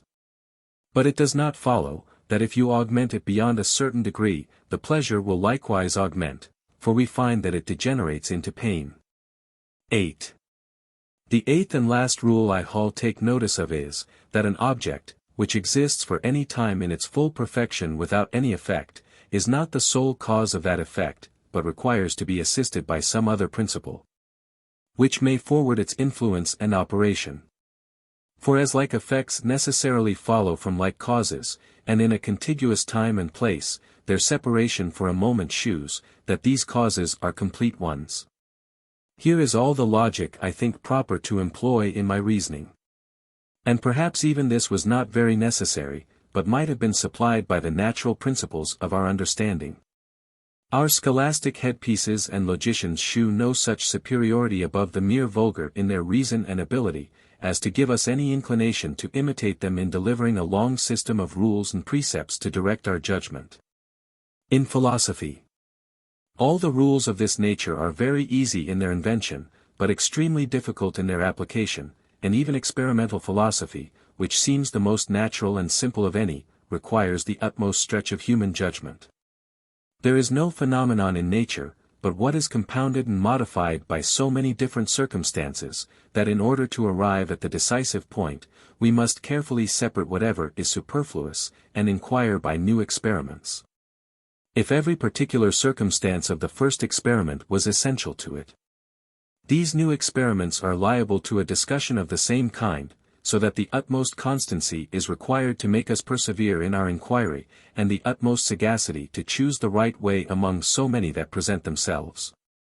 If this be the case even in natural philosophy, how much more in moral, where there is a much greater complication of circumstances, and where those views and sentiments, which are essential to any action of the mind, are so implicit and obscure, that they often escape our strictest attention, and are not only unaccountable in their causes, but even unknown in their existence. I am much afraid, lest the small success I meet with in my inquiries will make this observation bear the air of an apology rather than of boasting. If anything can give me security in this particular, 'twill be the enlarging the sphere of my experiments as much as possible. For which reason it may be proper in this place to examine the reasoning faculty of brutes, as well as that of human creatures. Section 16. Of the reason of animals. Next to the ridicule of denying an evident truth, is that of taking much pains to defend it, and no truth appears to me more evident, than that beasts are endowed with thought and reason as well as men. The arguments are in this case so obvious, that they never escape the most stupid and ignorant. We are conscious, that we ourselves, in adapting means to ends, are guided by reason and design, and that 'tis not ignorantly nor casually we perform those actions, which tend to self-preservation, to the obtaining pleasure, and avoiding pain. When therefore we see other creatures, in millions of instances, perform like actions, and direct them to like ends, all our principles of reason and probability carry us with an invincible force to believe the existence of a like cause. 'Tis needless in my opinion to illustrate this argument by the enumeration of particulars. The smallest attention will supply us with more than are requisite. The resemblance betwixt the actions of animals and those of men is so entire in this respect, that the very first action of the first animal we shall please to pitch on, will afford us an incontestable argument for the present doctrine. This doctrine is as useful as it is obvious, and furnishes us with a kind of touchstone, by which we may try every system in this species of philosophy. 'Tis from the resemblance of the external actions of animals to those we ourselves perform, that we judge their internal likewise to resemble ours. And the same principle of reasoning, carried one step farther, will make us conclude that since our internal actions resemble each other, the causes, from which they are derived, must also be resembling. When any hypothesis, therefore, is advanced to explain a mental operation, which is common to men and beasts, we must apply the same hypothesis to both. And as every true hypothesis will abide this trial, so I may venture to affirm, that no false one will ever be able to endure it. The common defect of those systems, which philosophers have employed to account for the actions of the mind, is, that they suppose such a subtlety and refinement of thought, as not only exceeds the capacity of mere animals, but even of children and the common people in our own species, who are notwithstanding susceptible of the same emotions and affections as persons of the most accomplished genius and understanding. Such a subtlety is a clear proof of the falsehood, as the contrary simplicity of the truth, of any system. Let us therefore put our present system concerning the nature of the understanding to this decisive trial, and see whether it will equally account for the reasonings of beasts as for these of the human species. Here we must make a distinction betwixt those actions of animals, which are of a vulgar nature, and seem to be on a level with their common capacities, and those more extraordinary instances of sagacity, which they sometimes discover for their own preservation, and the propagation of their species. A dog, that avoids fire and precipices, that shuns strangers, and caresses his master, affords us an instance of the first kind. A bird, that chooses with such care and nicety the place and materials of her nest, and sits upon her eggs for a due time, and in a suitable season, with all the precaution that a chymist is capable of in the most delicate projection, furnishes us with a lively instance of the second. As to the former actions, I assert they proceed from a reasoning, that is not in itself different, nor founded on different principles, from that which appears in human nature. 'Tis necessary in the first place, that there be some impression immediately present to their memory or senses, in order to be the foundation of their judgment. From the tone of voice the dog infers his master's anger, and foresees his own punishment. From a certain sensation affecting his smell, he judges his game not to be far distant from him. Secondly, the inference he draws from the present impression is built on experience, and on his observation of the conjunction of objects in past instances.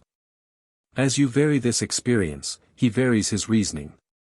Make a beating follow upon one sign or motion for some time, and afterwards upon another, and he will successively draw different conclusions, according to his most recent experience.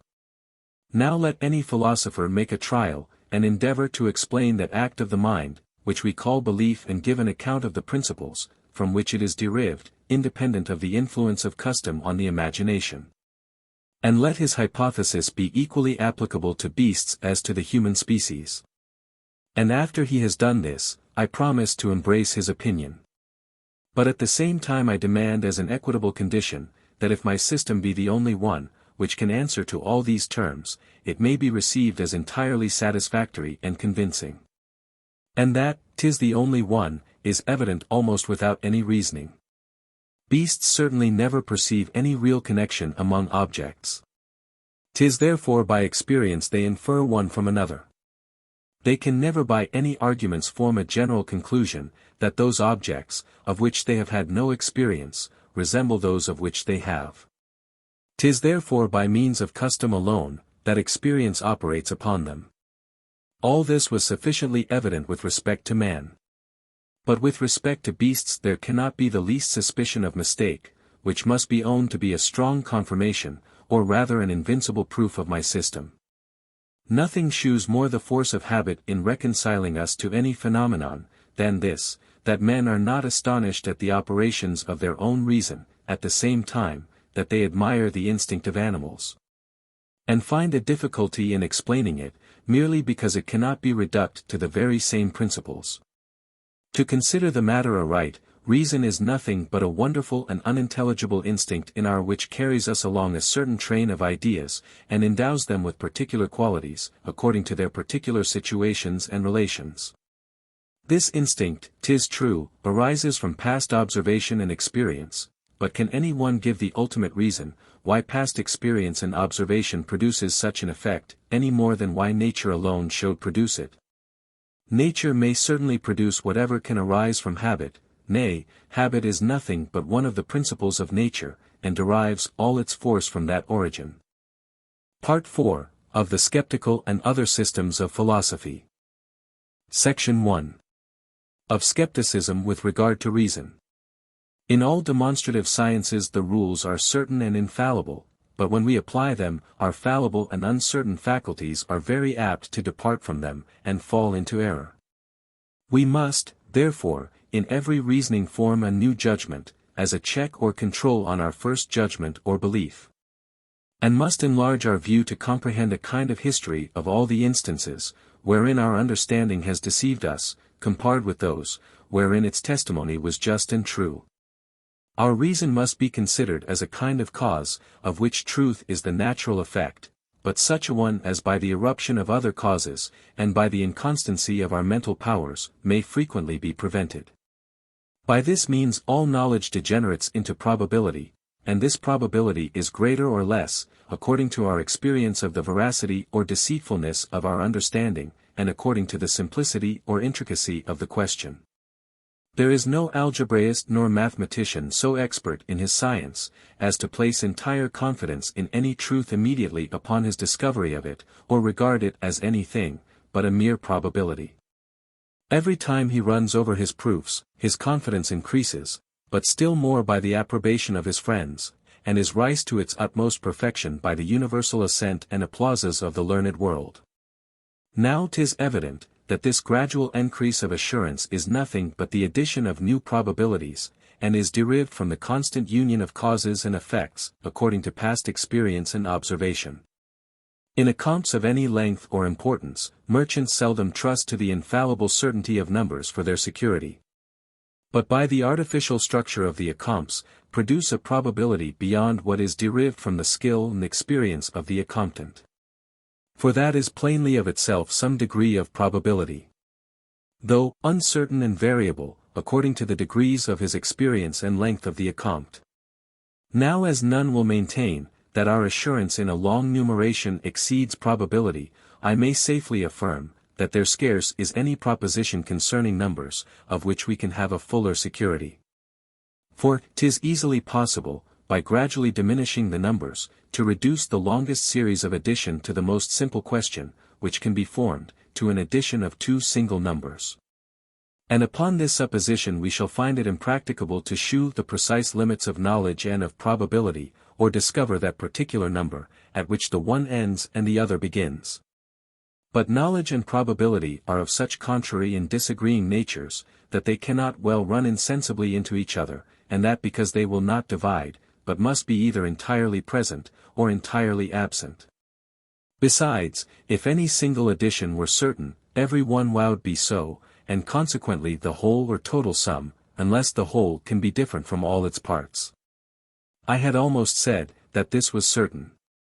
But I reflect, that it must reduce itself, as well as every other reasoning, and from knowledge degenerate into probability. Since therefore all knowledge resolves itself into probability, and becomes at last of the same nature with that evidence, which we employ in common life, we must now examine this latter species of reasoning, and see on what foundation it stands. In every judgment, which we can form concerning probability, as well as concerning knowledge, we ought always to correct the first judgment, derived from the nature of the object, by another judgment, derived from the nature of the understanding.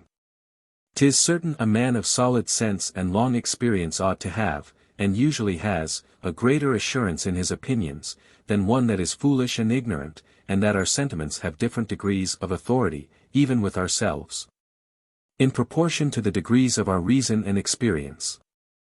In the man of the best sense and longest experience, this authority is never entire, since even such a one must be conscious of many errors in the past, and must still dread the like for the future. Here then arises a new species of probability to correct and regulate the first, and fix its just standard and proportion.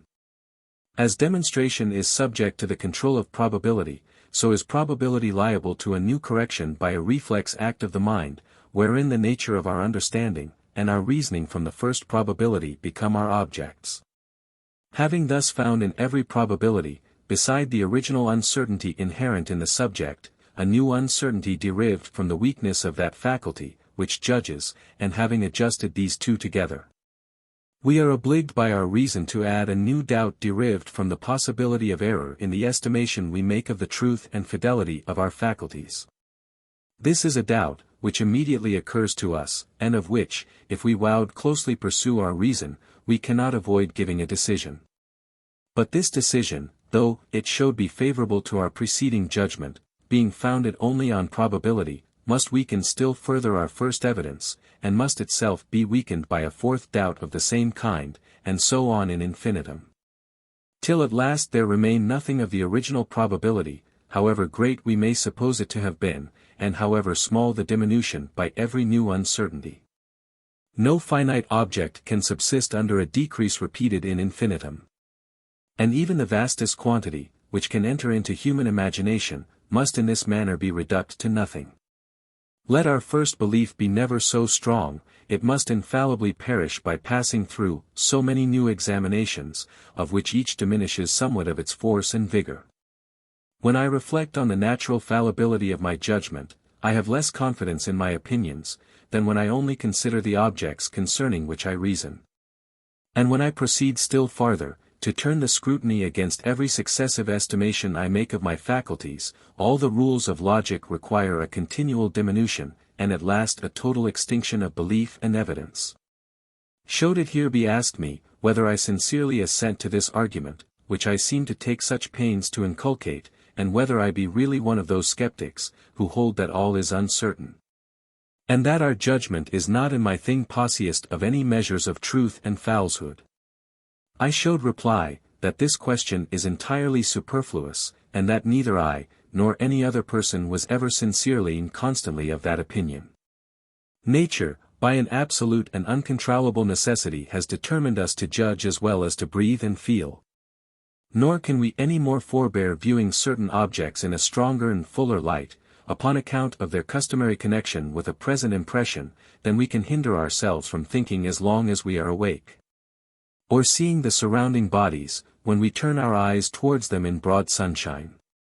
Whoever has taken the pains to refute the cavils of this total skepticism, has really disputed without an antagonist, and endeavored by arguments to establish a faculty, which nature has antecedently implanted in the mind, and rendered unavoidable. My intention then in displaying so carefully the arguments of that fantastic sect, is only to make the reader sensible of the truth of my hypothesis, that all our reasonings concerning causes and effects are derived from nothing but custom, and that belief is more properly an act of the sensitive, than of the cogitative part of our natures. I have here proved, that the very same principles, which make us form a decision upon any subject, and correct that decision by the consideration of our genius and capacity, and of the situation of our mind, when we examine that subject. I say, I have proved, that these same principles, when carried farther, and applied to every new reflex judgment, must, by continually diminishing the original evidence, at last reduce it to nothing, and utterly subvert all belief and opinion. If belief, therefore, were a simple act of the thought, without any peculiar manner of conception, or the addition of a force and vivacity, it must infallibly destroy itself, and in every case terminate in a total suspense of judgment.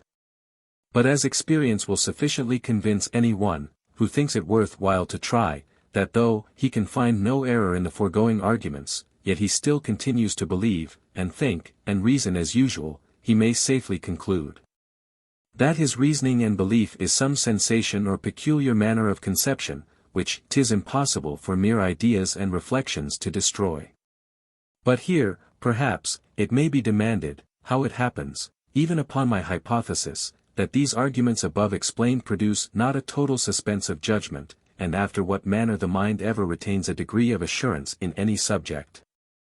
For as these new probabilities, which by their repetition perpetually diminish the original evidence, are founded on the very same principles, whether of thought or sensation, as the primary judgment, it may seem unavoidable that in either case they must equally subvert it, and by the opposition either of contrary thoughts or sensations, reduce the mind to a total uncertainty. I suppose there is some question proposed to me, and that after revolving over the impressions of my memory and senses, and carrying my thoughts from them to such objects, as are commonly conjoined with them, I feel a stronger and more forcible conception on the one side, than on the other. This strong conception forms my first decision. I suppose, that afterwards I examine my judgment itself, and observing from experience, that 'tis sometimes just and sometimes erroneous, I consider it as regulated by contrary principles or causes, of which some lead to truth, and some to error. And in balancing these contrary causes, I diminish by a new probability the assurance of my first decision. This new probability is liable to the same diminution as the foregoing, and so on, in infinitum. 'Tis therefore demanded, how it happens, that even after all we retain a degree of belief, which is sufficient for our purpose either in philosophy or common life. I answer, that after the first and second decision. As the action of the mind becomes forked and unnatural, and the ideas faint and obscure, though the principles of judgment, and the balancing of opposite causes be the same as at the very beginning, yet their influence on the imagination, and the vigor they add to, or diminish from the thought, is by no means equal. Where the mind reaches not its objects with easiness and facility, the same principles have not the same effect as in a more natural conception of the ideas. Nor does the imagination feel a sensation, which holds any proportion with that which arises from its common judgments and opinions. The attention is on the stretch, the posture of the mind is uneasy. And the spirits being diverted from their natural course, are not governed in their movements by the same laws, at least not to the same degree, as when they how in their usual channel. If we desire similar instances, 'twill not be very difficult to find them. The present subject of metaphysics will supply us abundantly. The same argument, which would have been esteemed convincing in a reasoning concerning history or politics, has little or no influence in these abstruser subjects, even though it be perfectly comprehended. And that because there is required a study and an effort of thought, in order to its being comprehended, and this effort of thought disturbs the operation of our sentiments, on which the belief depends. The case is the same in other subjects. The straining of the imagination always hinders the regular flowing of the passions and sentiments. A tragic poet, that would represent his heroes as very ingenious and witty in their misfortunes, would never touch the passions. As the emotions of the soul prevent any subtle reasoning and reflection, so these latter actions of the mind are equally prejudicial to the former. The mind, as well as the body, seems to be endowed with a certain precise degree of force and activity, which it never employs in one action, but at the expense of all the rest. This is more evidently true, where the actions are of quite different natures. Since in that case the force of the mind is not only diverted, but even the disposition charmed, so as to render us incapable of a sudden transition from one action to the other, and still more of performing both at once. No wonder, then, the conviction, which arises from a subtle reasoning, diminishes in proportion to the efforts, which the imagination makes to enter into the reasoning, and to conceive it in all its parts. Belief, being a lively conception, can never be entire, where it is not founded on something natural and easy. This I take to be the true state of the question, and cannot approve of that expeditious way, which some take with the skeptics, to reject at once all their arguments without inquiry or examination. If the skeptical reasonings be strong, say they, 'tis a proof, that reason may have some force and authority; if weak, they can never be sufficient to invalidate all the conclusions of our understanding. This argument is not just. Because the skeptical reasonings, were it possible for them to exist, and were they not destroyed by their subtlety, would be successively both strong and weak, according to the successive dispositions of the mind. Reason first appears in possession of the throne, prescribing laws, and imposing maxims, with an absolute sway and authority. Her enemy, therefore, is obliged to take shelter under her protection, and by making use of rational arguments to prove the fallaciousness and imbecility of reason, produces, in a manner, a patent under her hand and seal. This patent has at first an authority, proportioned to the present and immediate authority of reason, from which it is derived. But as it is suppository to be contradictory to reason, it gradually diminishes the force of that governing power, and its own at the same time, till at last they both vanish away into nothing, by a regular and just diminution. The skeptical and dogmatical reasons are of the same kind, though contrary in their operation and tendency, so that where the latter is strong, it has an enemy of equal force in the former to encounter.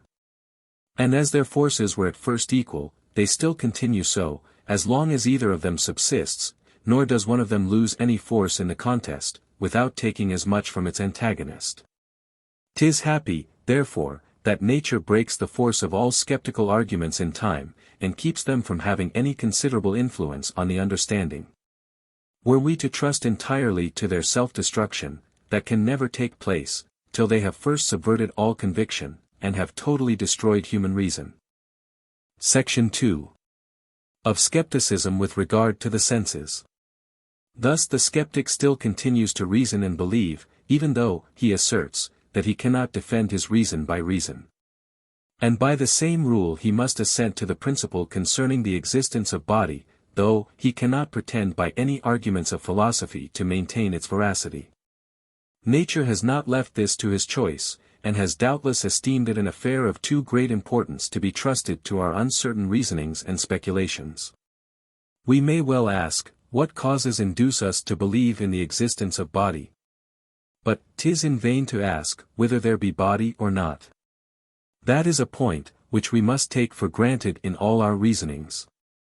The subject, then, of our present inquiry is concerning the causes which induce us to believe in the existence of body, and my reasonings on this head I shall begin with a distinction, which at first sight may seem superfluous, but which will contribute very much to the perfect understanding of what follows. We ought to examine apart those two questions, which are commonly confounded together, viz. Why we attribute a continued existence to objects, even when they are not present to the senses. And why we suppose them to have an existence distinct from the mind and perception. Under this last head I comprehend their situation as well as relations, their external position as well as the independence of their existence and operation. These two questions concerning the continued and distinct existence of body are intimately connected together. For if the objects of our senses continue to exist, even when they are not perceived, their existence is of course independent of and distinct from the perception. And vice versa, if their existence be independent of the perception and distinct from it, they must continue to exist, even though they be not perceived. But though the decision of the one question decides the other, yet that we may the more easily discover the principles of human nature, from whence the decision arises, we shall carry along with us this distinction, and shall consider, whether it be the senses, reason, or the imagination, that produces the opinion of a continued or of a distinct existence. These are the only questions that are intelligible on the present subject. For as to the notion of external existence, when taken for something specifically different from our perceptions, 28 we have already shown its absurdity.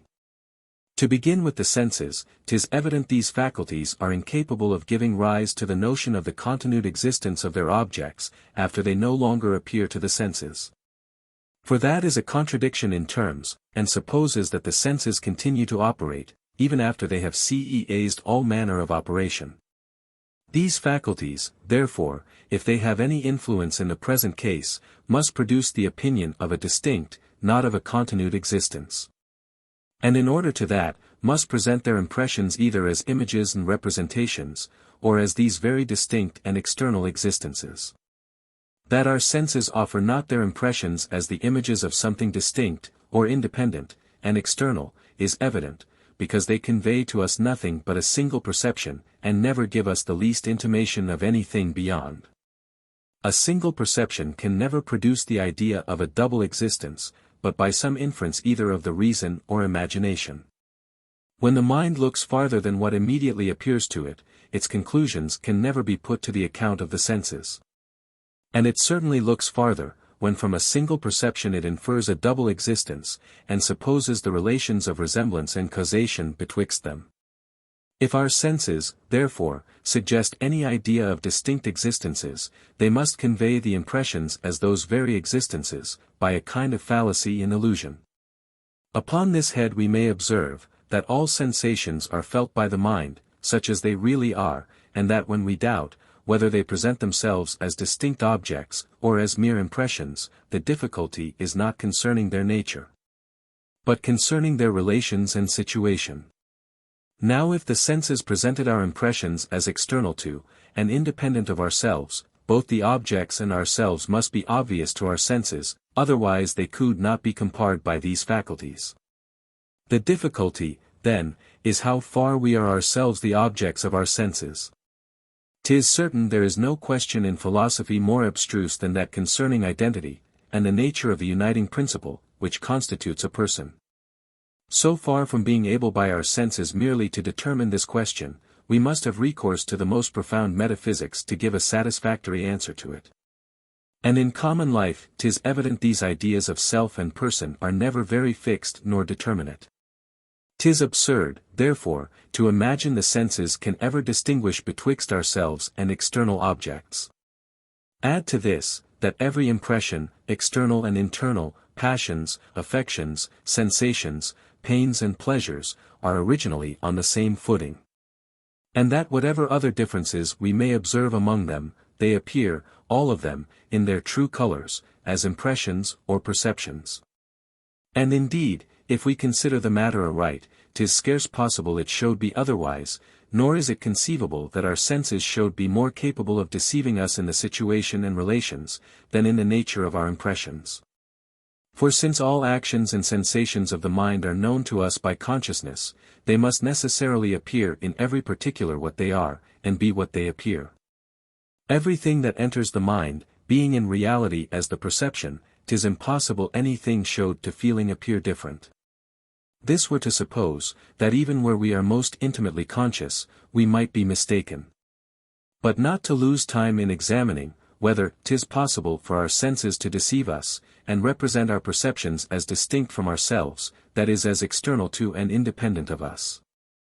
Let us consider whether they really do so, and whether this error proceeds from an immediate sensation, or from some other causes. To begin with the question concerning external existence, it may perhaps be said, that setting aside the metaphysical question of the identity of a thinking substance, our own body evidently belongs to us. And as several impressions appear exterior to the body, we suppose them also exterior to ourselves.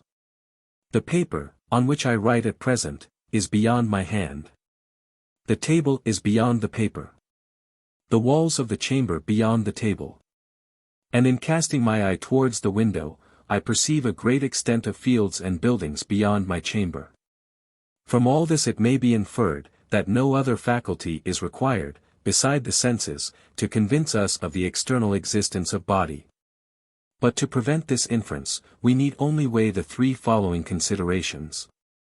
First, that, properly speaking, 'tis not our body we perceive, when we regard our limbs and members, but certain impressions, which enter by the senses. So that the ascribing a real and corporeal existence to these impressions, or to their objects, is an act of the mind as difficult to explain, as that which we examine at present.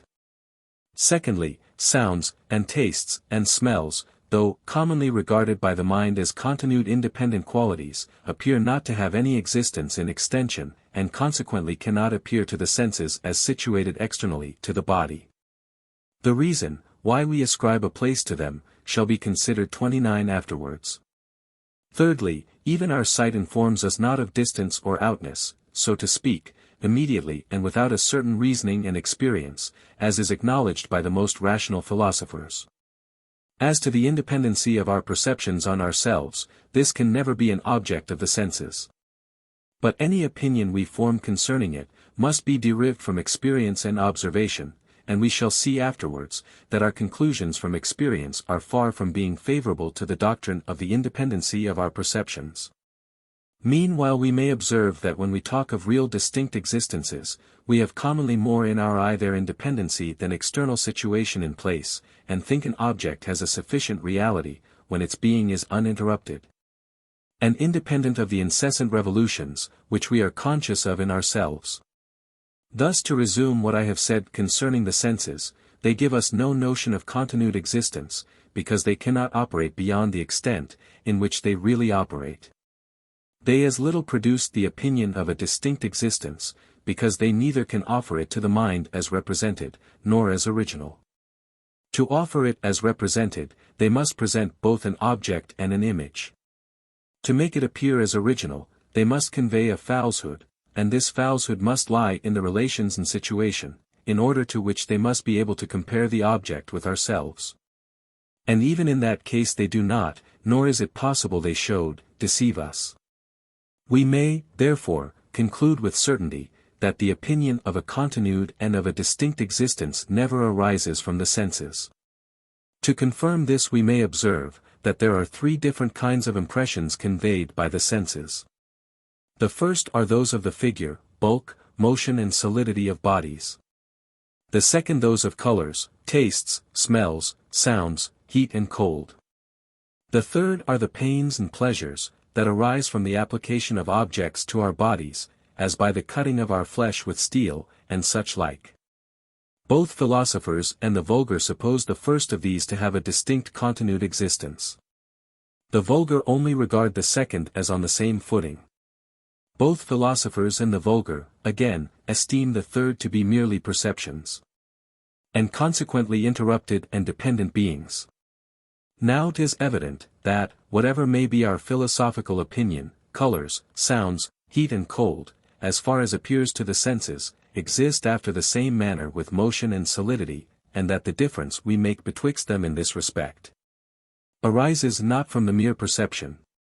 So strong is the prejudice for the distinct continued existence of the former qualities, that when the contrary opinion is advanced by modern philosophers, people imagine they can almost refute it from their feeling and experience, and that their very senses contradict this philosophy.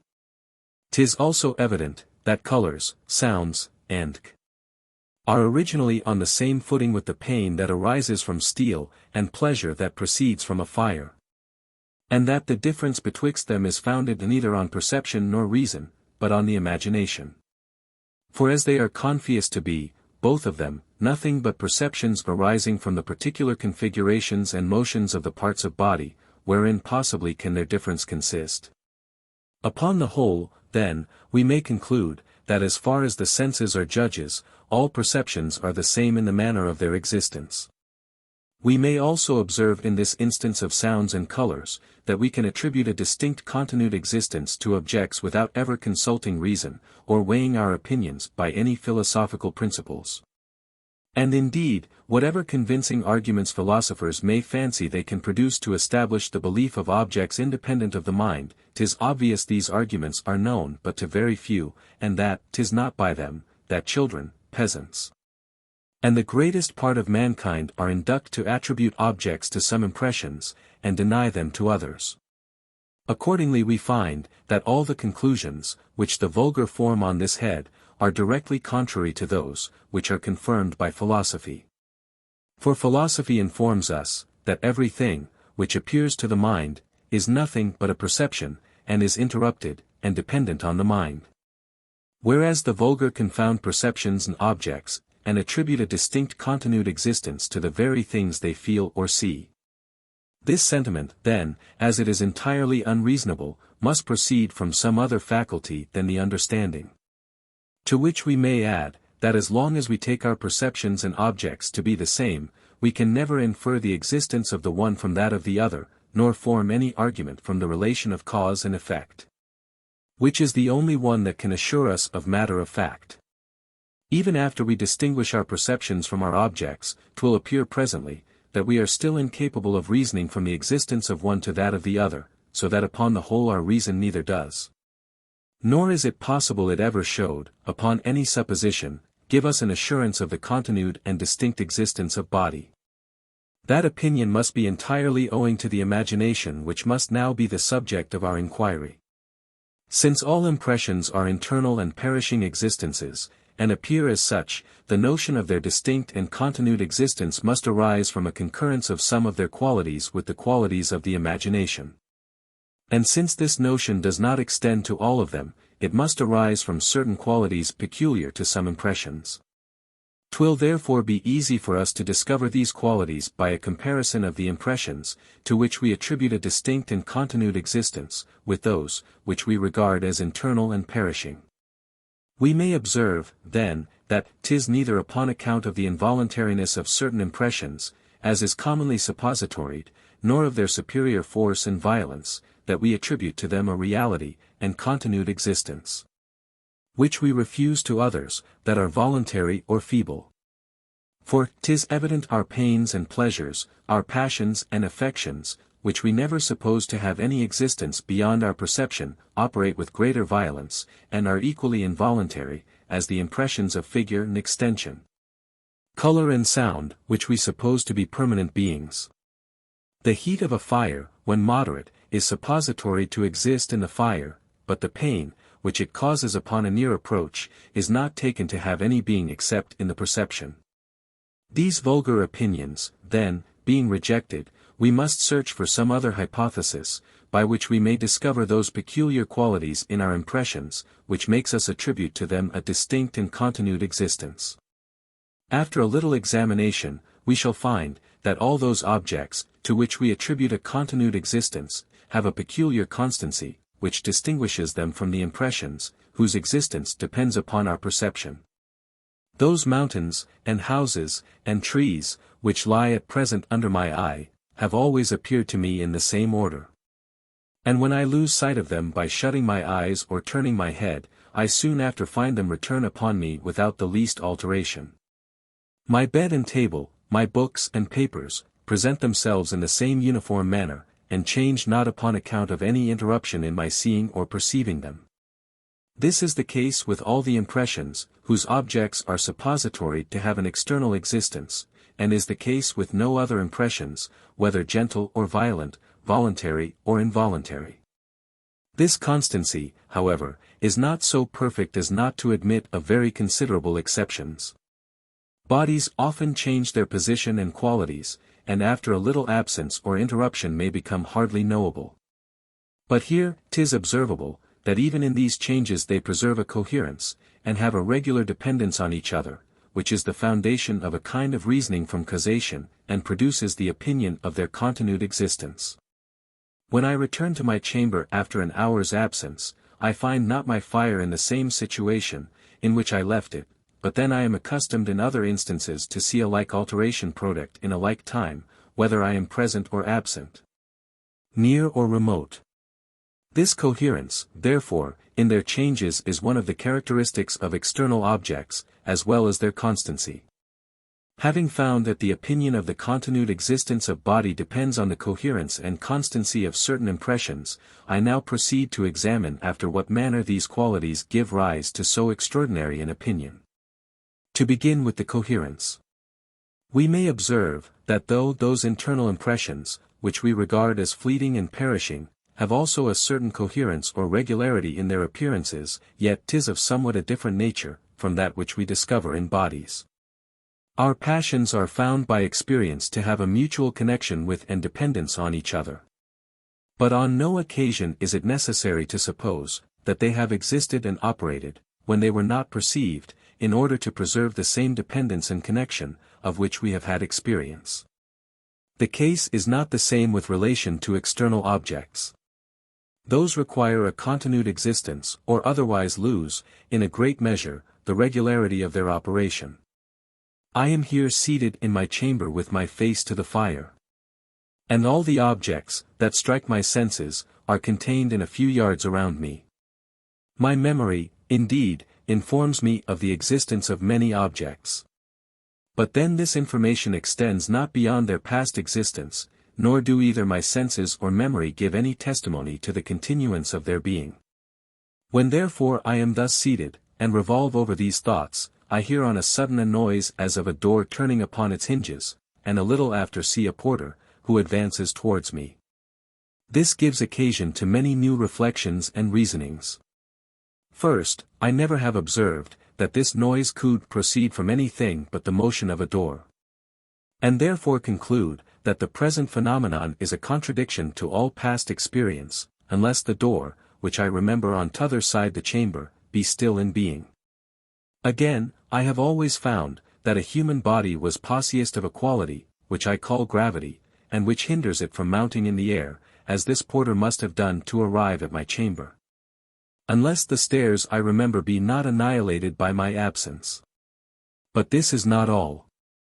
I receive a letter, which upon opening it I perceive by the handwriting and subscription to have come from a friend, who says he is 200 leagues distant. 'Tis evident I can never account for this phenomenon, conformable to my experience in other instances, without spreading out in my mind the whole sea and continent between us, and supposing the effects and continued existence of posts and ferries. According to my memory and observation. To consider these phenomena of the porter and letter in a certain light, they are contradictions to common experience, and may be regarded as objections to those maxims, which we form concerning the connections of causes and effects. I am accustomed to hear such a sound, and see such an object in motion at the same time. I have not received in this particular instance both these perceptions. These observations are contrary, unless I suppose that the door still remains, and that it was opened without my perceiving it, and this supposition, which was at first entirely arbitrary and hypothetical, acquires a force and evidence by its being the only one, upon which I can reconcile these contradictions.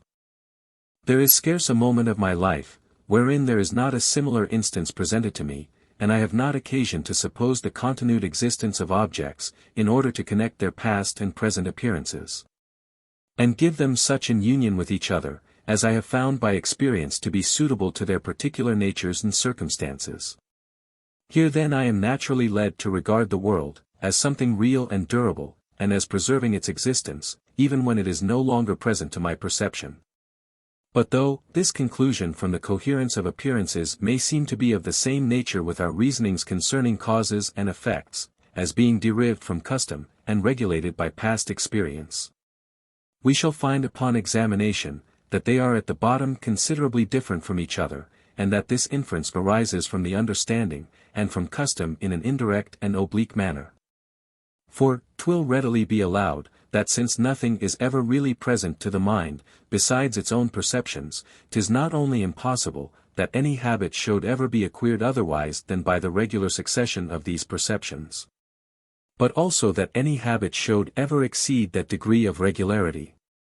Any degree, therefore, of regularity in our perceptions, can never be a foundation for us to infer a greater degree of regularity in some objects, which are not perceived, since this supposes a contradiction, viz.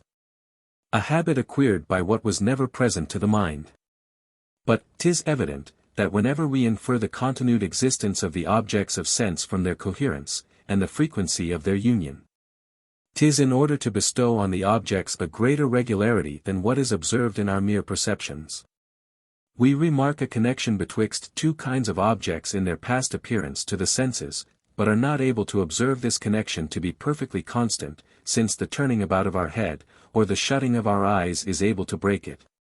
What then do we suppose in this case, but that these objects still continue their usual connection, notwithstanding their apparent interruption, and that the irregular appearances are joined by something, of which we are insensible?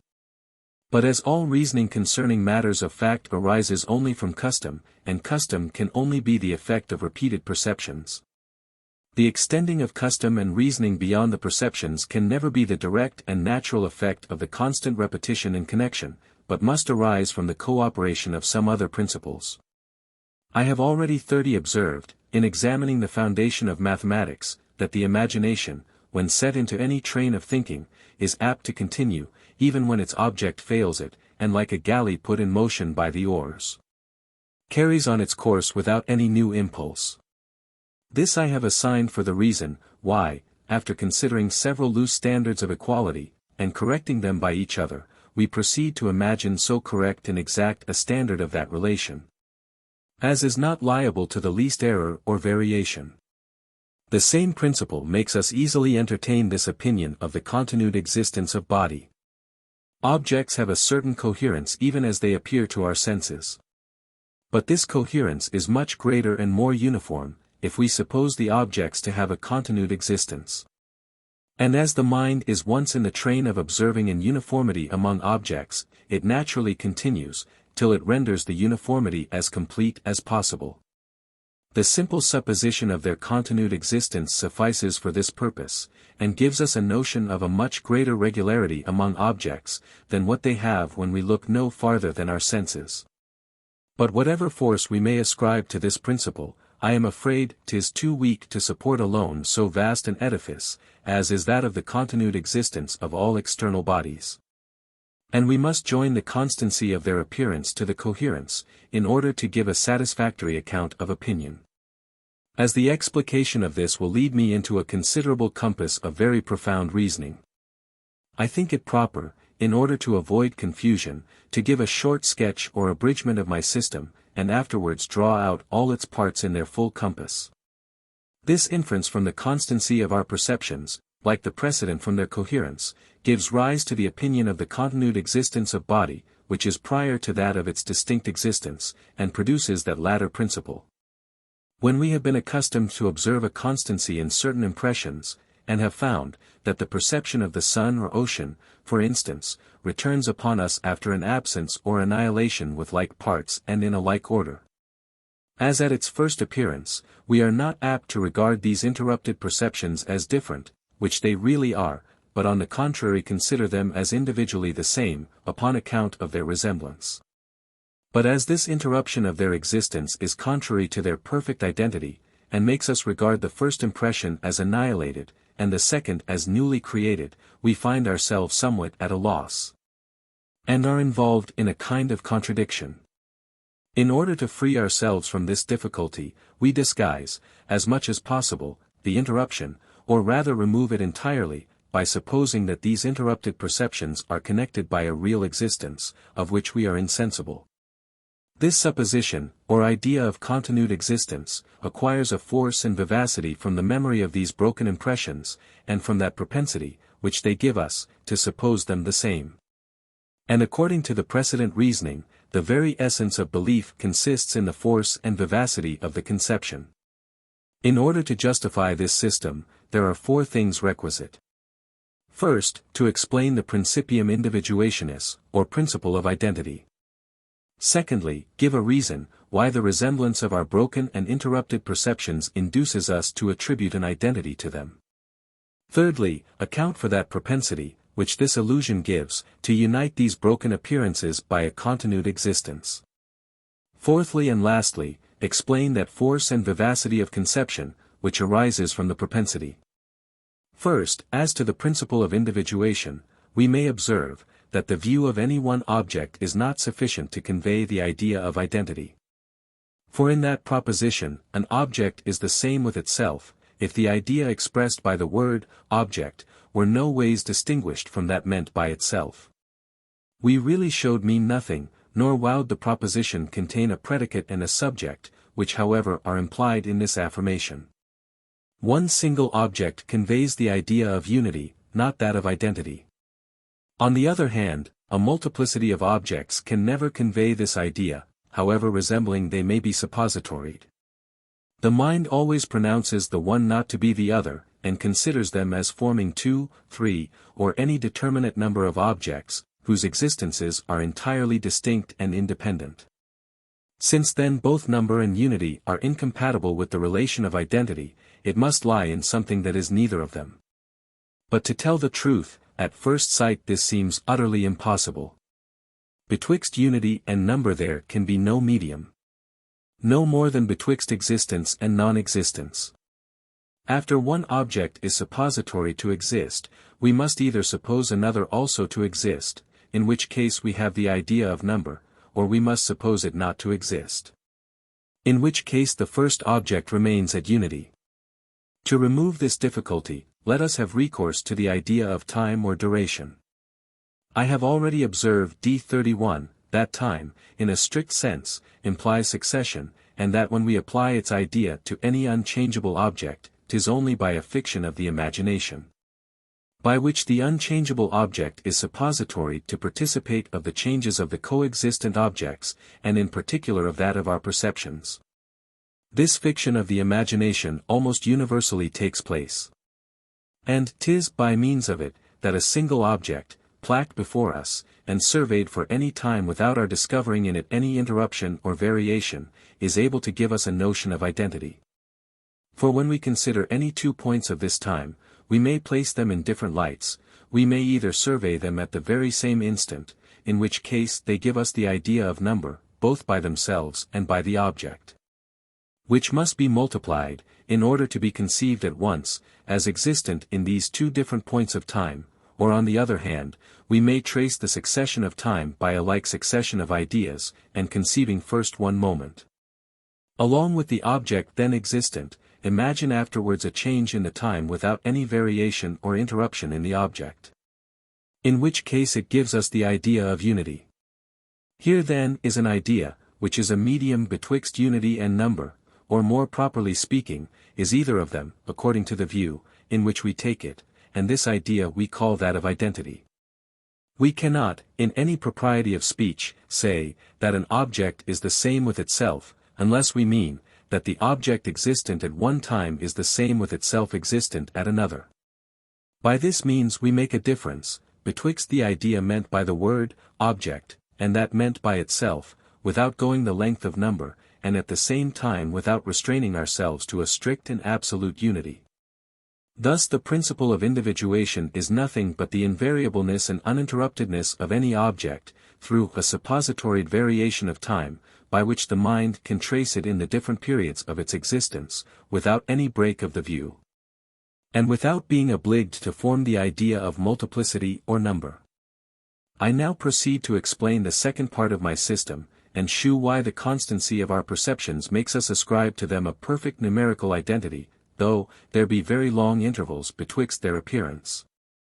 And they have only one of the essential qualities of identity, viz. invariableness. That I may avoid all ambiguity and confusion on this head, I shall observe, that I here account for the opinions and belief of the vulgar with regard to the existence of body, and therefore must entirely conform myself to their manner of thinking and of expressing themselves. Now we have already observed, that however philosophers may distinguish betwixt the objects and perceptions of the senses, which they suppose coexistent and resembling, yet this is a distinction, which is not comprehended by the generality of mankind, who as they perceive only one being, can never assent to the opinion of a double existence and representation. Those very sensations, which enter by the eye or ear, are with them the true objects, nor can they readily conceive that this pen or paper, which is immediately perceived, represents another, which is different from, but resembling it. In order, therefore, to accommodate myself to their notions, I shall at first suppose that there is only a single existence, which I shall call indifferently object or perception, according as it shall seem best to suit my purpose, understanding by both of them what any common man means by a hat, or shoe, or stone, or any other impression, conveyed to him by his senses. I shall be sure to give warning, when I return to a more philosophical way of speaking and thinking. To enter, therefore, upon the question concerning the source of the error and deception with regard to identity, when we attribute it to our resembling perceptions, notwithstanding their interruption. I must here recall an observation, which I have already proved and explained d32. Nothing is more apt to make us mistake one idea for another, than any relation betwixt them, which associates them together in the imagination, and makes it pass with facility from one to the other. Of all relations, that of resemblance is in this respect the most efficacious. And that because it not only causes an association of ideas, but also of dispositions, and makes us conceive the one idea by an act or operation of the mind, similar to that by which we conceive the other. This circumstance I have observed to be of great moment, and we may establish it for a general rule, that whatever ideas place the mind in the same disposition or in similar ones, are very apt to be confounded. The mind readily passes from one to the other, and perceives not the change without a strict attention, of which, generally speaking, 'tis wholly incapable. In order to apply this general maxim, we must first examine the disposition of the mind in viewing any object which preserves a perfect identity, and then find some other object, that is confounded with it, by causing a similar disposition. When we fix our thought on any object, and suppose it to continue the same for some time, 'tis evident we suppose the change to lie only in the time, and never exert ourselves to produce any new image or idea of the object. The faculties of the mind repose themselves in a manner, and take no more exercise, than what is necessary to continue that idea, of which we were formerly possessed, and which subsists without variation or interruption. The passage from one moment to another is scarce felt, and distinguishes not itself by a different perception or idea, which may require a different direction of the spirits, in order to its conception. Now what other objects, beside identical ones, are capable of placing the mind in the same disposition, when it considers them, and of causing the same uninterrupted passage of the imagination from one idea to another? This question is of the last importance. For if we can find any such objects, we may certainly conclude, from the foregoing principle, that they are very naturally confounded with identical ones, and are taken for them in most of our reasonings. But though this question be very important, 'tis not very difficult nor doubtful. For I immediately reply, that a succession of related objects places the mind in this disposition, and is considered with the same smooth and uninterrupted progress of the imagination, as attends the view of the same invariable object. The very nature and essence of relation is to connect our ideas with each other, and upon the appearance of one, to facilitate the transition to its correlative. The passage betwixt related ideas is, therefore, so smooth and easy, that it produces little alteration on the mind, and seems like the continuation of the same action. And as the continuation of the same action is an effect of the continued view of the same object, 'tis for this reason we attribute sameness to every succession of related objects. The thought slides along the succession with equal facility, as if it considered only one object, and therefore confounds the succession with the identity. We shall afterward see many instances of this tendency of relation to make us ascribe an identity to different objects, but shall here confine ourselves to the present subject. We find by experience, that there is such a constancy in almost all the impressions of the senses, that their interruption produces no alteration on them, and hinders them not from returning the same in appearance and in situation as at their first existence. I survey the furniture of my chamber, I shut my eyes, and afterwards open them, and find the new perceptions to resemble perfectly those, which formerly struck my senses. This resemblance is observed in 1,000 instances, and naturally connects together our ideas of these interrupted perceptions by the strongest relation, and conveys the mind with an easy transition from one to another. An easy transition or passage of the imagination, along the ideas of these different and interrupted perceptions, is almost the same disposition of mind with that in which we consider one constant and uninterrupted perception. 'Tis therefore very natural for us to mistake the one for the other 33. The persons, who entertain this opinion concerning the identity of our resembling perceptions, are in general all the unthinking and unphilosophical part of mankind, that is, all of us. At one time or other, and consequently such as suppose their perceptions to be their only objects, and never think of a double existence internal and external, representing and represented. The very image, which is present to the senses, is with us the real body, and 'tis to these interrupted images we ascribe a perfect identity. But as the interruption of the appearance seems contrary to the identity, and naturally leads us to regard these resembling perceptions as different from each other, we here find ourselves at a loss how to reconcile such opposite opinions. The smooth passage of the imagination along the ideas of the resembling perceptions makes us ascribe to them a perfect identity. The interrupted manner of their appearance makes us consider them as so many resembling, but still distinct beings, which appear after certain intervals. The perplexity arising from this contradiction produces a propension to unite these broken appearances by the fiction of a continued existence, which is the third part of that hypothesis I propose to explain. Nothing is more certain from experience, than that any contradiction either to the sentiments or passions gives a sensible uneasiness, whether it proceeds from without or from within. From the opposition of external objects, or from the combat of internal principles. On the contrary, whatever strikes in with the natural propensities, and either externally forwards their satisfaction, or internally concurs with their movements, is sure to give a sensible pleasure. Now there being here an opposition betwixt the notion of the identity of resembling perceptions, and the interruption of their appearance, the mind must be uneasy in that situation, and will naturally seek relief from the uneasiness. Since the uneasiness arises from the opposition of two contrary principles, it must look for relief by sacrificing the one to the other. But as the smooth passage of our thought along our resembling perceptions makes us ascribe to them an identity, we can never without reluctance yield up that opinion. We must, therefore, turn to the other side, and suppose that our perceptions are no longer interrupted, but preserve a continued as well as an invariable existence, and are by that means entirely the same. But here the interruptions in the appearance of these perceptions are so long and frequent, that 'tis impossible to overlook them. And as the appearance of a perception in the mind and its existence seem at first sight entirely the same, it may be doubted, whether we can ever assent to so palpable a contradiction. And suppose a perception to exist without being present to the mind.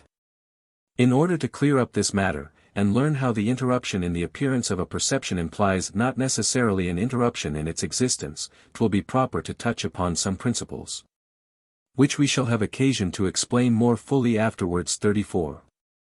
We may begin with observing, that the difficulty in the present case is not concerning the matter of fact, or whether the mind forms such a conclusion concerning the continued existence of its perceptions, but only concerning the manner in which the conclusion is formed, and principles from which it is derived. 'Tis certain, that almost all mankind, and even philosophers themselves, for the greatest part of their lives, take their perceptions to be their only objects, and suppose, that the very being, which is intimately present to the mind, is the real body or material existence. 'Tis also certain, that this very perception or object is suppository to have a continued uninterrupted being, and neither to be annihilated by our absence, nor to be brought into existence by our presence. When we are absent from it, we say it still exists, but that we do not feel, we do not see it. When we are present, we say we feel, or see it. Here then may arise two questions. First, how we can satisfy ourselves in supposing a perception to be absent from the mind without being annihilated. Secondly, after what manner we conceive an object to become present to the mind, without some new creation of a perception or image. And what we mean by this seeing, and feeling, and perceiving. As to the first question, we may observe, that what we call a mind, is nothing but a heap or collection of different perceptions, united together by certain relations, and suppositoried, though falsely, to be endowed with a perfect simplicity in identity. Now as every perception is distinguishable from another, and may be considered as separately existent, it evidently follows, that there is no absurdity in separating any particular perception from the mind. That is, in breaking off all its relations, with that connected mass of perceptions, which constitute a thinking being. The same reasoning affords us an answer to the second question. If the name of perception renders not this separation from a mind absurd and contradictory, the name of object, standing for the very same thing, can never render their conjunction impossible. External objects are seen, and felt, and become present to the mind. That is, they acquire such a relation to a connected heap of perceptions, as to influence them very considerably in augmenting their number by present reflections and passions, and in storing the memory with ideas. The same continued and uninterrupted being may, therefore, be sometimes present to the mind, and sometimes absent from it, without any real or essential change in the being itself. An interrupted appearance to the senses implies not necessarily an interruption in the existence. The supposition of the continued existence of sensible objects or perceptions involves no contradiction. We may easily indulge our inclination to that supposition. When the exact resemblance of our perceptions makes us ascribe to them an identity, we may remove the seeming interruption by feigning a continued being, which may fill those intervals, and preserve a perfect and entire identity to our perceptions. But as we here not only feign but believe this continued existence, the question is, from whence arises such a belief, and this question leads us to the fourth member of this system. It has been proved already, that belief in general consists in nothing, but the vivacity of an idea, and that an idea may acquire this vivacity by its relation to some present impression. Impressions are naturally the most vivid perceptions of the mind, and this quality is in part conveyed by the relation to every connected idea. The relation causes a smooth passage from the impression to the idea, and even gives a propensity to that passage. The mind falls so easily from the one perception to the other, that it scarce perceives the change, but retains in the second a considerable share of the vivacity of the first. It is excited by the lively impression. And this vivacity is conveyed to the related idea, without any great diminution in the passage, by reason of the smooth transition and the propensity of the imagination. But suppose that this propensity arises from some other principle, besides that of relation, 'tis evident it must still have the same effect, and convey the vivacity from the impression to the idea. Now this is exactly the present case. Our memory presents us with a vast number of instances of perceptions perfectly resembling each other, that return at different distances of time, and after considerable interruptions. This resemblance gives us a propension to consider these interrupted perceptions as the same. And also a propension to connect them by a continued existence, in order to justify this identity, and avoid the contradiction, in which the interrupted appearance of these perceptions seems necessarily to involve us. Here then we have a propensity to feign the continued existence of all sensible objects, and as this propensity arises from some lively impressions of the memory, it bestows a vivacity on that fiction. Or in other words, makes us believe the continued existence of body. If sometimes we ascribe a continued existence to objects, which are perfectly new to us, and of whose constancy and coherence we have no experience, 'tis because the manner, in which they present themselves to our senses, resembles that of constant and coherent objects. And this resemblance is a source of reasoning and analogy, and leads us to attribute the same qualities to the similar objects. I believe an intelligent reader will find less difficulty to assent to this system, than to comprehend it fully and distinctly, and will allow, after a little recollection, that every part carries its own proof along with it. 'Tis indeed evident, that as the vulgar suppose their perceptions to be their only objects, and at the same time believe the continued existence of matter, we must account for the origin of the belief upon that supposition. Now upon that supposition, 'tis a false opinion that any of our objects, or perceptions, are identically the same after an interruption, and consequently the opinion of their identity can never arise from reason, but must arise from the imagination. The imagination is seduced into such an opinion only by means of the resemblance of certain perceptions, since we find they are only our resembling perceptions, which we have a propension to suppose the same. This propension to bestow an identity on our resembling perceptions, produces the fiction of a continued existence. Since that fiction, as well as the identity, is really false, as is acknowledged by all philosophers, and has no other effect than to remedy the interruption of our perceptions, which is the only circumstance that is contrary to their identity. In the last place this propension causes belief by means of the present impressions of the memory, since without the remembrance of former sensations, 'tis plain we never showed have any belief of the continued existence of body. Thus in examining all these parts, we find that each of them is supported by the strongest proofs, and that all of them together form a consistent system, which is perfectly convincing. A strong propensity or inclination alone, without any present impression, will sometimes cause a belief or opinion. How much more when aided by that circumstance? But though we are led after this manner, by the natural propensity of the imagination, to ascribe a continued existence to those sensible objects or perceptions, which we find to resemble each other in their interrupted appearance. Yet a very little reflection and philosophy is sufficient to make us perceive the fallacy of that opinion. I have already observed, that there is an intimate connection betwixt those two principles, of a continued and of a distinct or independent existence, and that we no sooner establish the one than the other follows, as a necessary consequence. 'Tis the opinion of a continued existence, which first takes place, and without much study or reflection draws the other along with it, wherever the mind follows its first and most natural tendency. But when we compare experiments, and reason a little upon them, we quickly perceive, that the doctrine of the independent existence of our sensible perceptions is contrary to the plainest experience. This leads us backward upon our footsteps to perceive our error in attributing a continued existence to our perceptions, and is the origin of many very curious opinions, which we shall here endeavor to account for. 'Twill first be proper to observe a few of those experiments, which convince us, that our perceptions are not possessed of any independent existence. When we press one eye with a finger, we immediately perceive all the objects to become double, and one half of them to be removed from their common and natural position. But as we do not attribute a continued existence to both these perceptions, and as they are both of the same nature, we clearly perceive, that all our perceptions are dependent on our organs, and the disposition of our nerves and animal spirits. This opinion is confirmed by the seeming increase and diminution of objects, according to their distance, by the apparent alterations in their figure, by the changes in their color and other qualities from our sickness and distempers. And by an infinite number of other experiments of the same kind, from all which we learn, that our sensible perceptions are not possessed of any distinct or independent existence. The natural consequence of this reasoning should be, that our perceptions have no more a continued than an independent existence.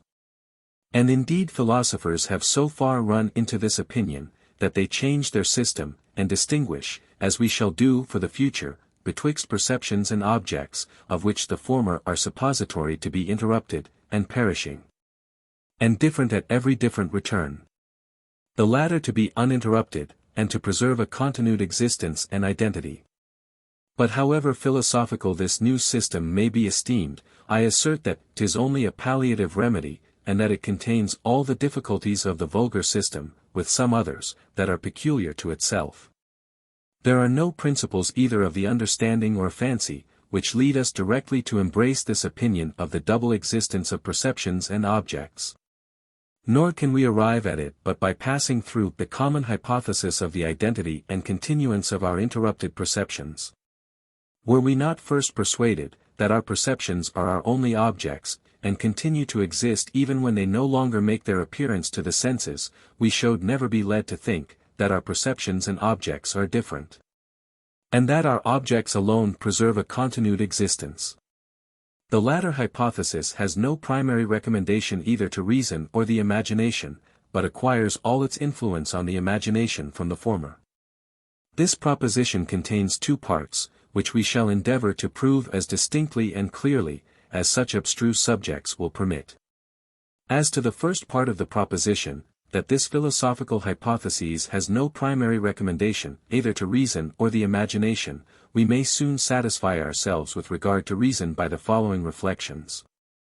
The only existences, of which we are certain, are perceptions, which being immediately present to us by consciousness, command our strongest assent, and are the first foundation of all our conclusions. The only conclusion we can draw from the existence of one thing to that of another, is by means of the relation of cause and effect, which shews, that there is a connection betwixt them. And that the existence of one is dependent on that of the other. The idea of this relation is derived from past experience, by which we find, that two beings are constantly conjoined together, and are always present at once to the mind. But as no beings are ever present to the mind but perceptions, it follows that we may observe a conjunction or a relation of cause and effect between different perceptions, but can never observe it between perceptions and objects. 'Tis impossible, therefore, that from the existence or any of the qualities of the former, we can ever form any conclusion concerning the existence of the latter, or ever satisfy our reason in this particular. 'Tis no less certain, that this philosophical system has no primary recommendation to the imagination, and that faculty would never, of itself, and by its original tendency, have fallen upon such a principle. I confess it will be somewhat difficult to prove this to the full satisfaction of the reader, because it implies a negative, which in many cases will not admit of any positive proof. If any one would take the pains to examine this question, and would invent a system, to account for the direct origin of this opinion from the imagination, we should be able, by the examination of that system, to pronounce a certain judgment in the present subject. Let it be taken for granted, that our perceptions are broken, and interrupted, and however like, are still different from each other. And let any one upon this supposition shew why the fancy, directly and immediately, proceeds to the belief of another existence, resembling these perceptions in their nature, but yet continued, and uninterrupted, and identical. And after he has done this to my satisfaction, I promise to renounce my present opinion. Meanwhile I cannot forbear concluding, from the very abstractedness and difficulty of the first supposition, that 'tis an improper subject for the fancy to work upon. Whoever would explain the origin of the common opinion concerning the continued and distinct existence of body, must take the mind in its common situation, and must proceed upon the supposition, that our perceptions are our only objects, and continue to exist even when they are not perceived. Though this opinion be false, 'tis the most natural of any, and has alone any primary recommendation to the fancy. As to the second part of the proposition, that the philosophical system acquires all its influence on the imagination from the vulgar one, we may observe, that this is a natural and unavoidable consequence of the foregoing conclusion, that it has no primary recommendation to reason or the imagination. For as the philosophical system is found by experience to take hold of many minds, and in particular of all those, who reflect ever so little on this subject, it must derive all its authority from the vulgar system, since it has no original authority of its own. The manner, in which these two systems, though directly contrary, are connected together, may be explained, as follows. The imagination naturally runs on in this train of thinking. Our perceptions are our only objects, resembling perceptions are the same, however broken or uninterrupted in their appearance. This appearing interruption is contrary to the identity, the interruption consequently extends not beyond the appearance. And the perception or object really continues to exist, even when absent from us. Our sensible perceptions have, therefore, a continued and uninterrupted existence. But as a little reflection destroys this conclusion, that our perceptions have a continued existence, by shewing that they have a dependent one, 'twould naturally be expected, that we must altogether reject the opinion, that there is such a thing in nature as a continued existence, which is preserved even when it no longer appears to the senses. The case, however, is otherwise.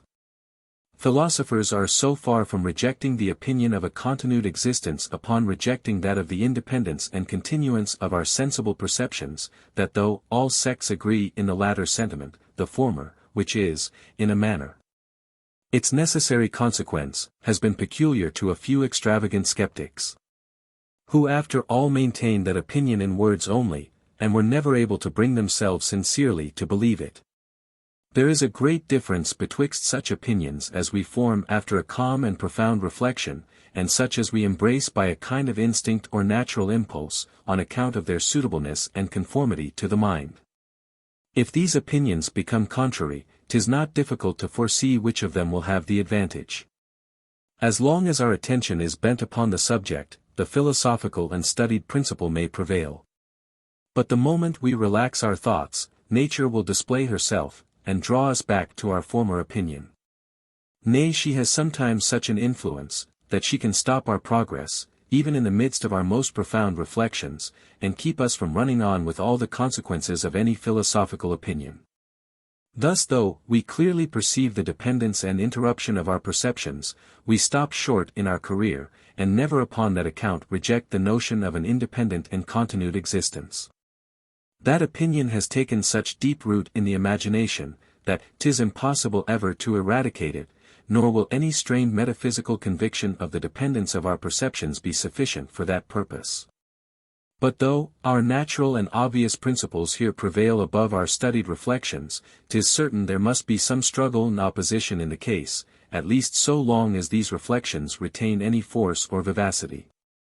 In order to set ourselves at ease in this particular, we contrive a new hypothesis, which seems to comprehend both these principles of reason and imagination. This hypothesis is the philosophical one of the double existence of perceptions and objects, which pleases our reason, in allowing that our dependent perceptions are interrupted and different. And at the same time is agreeable to the imagination, in attributing a continued existence to something else, which we call objects. This philosophical system, therefore, is the monstrous offspring of two principles, which are contrary to each other, which are both at once embraced by the mind, and which are unable mutually to destroy each other.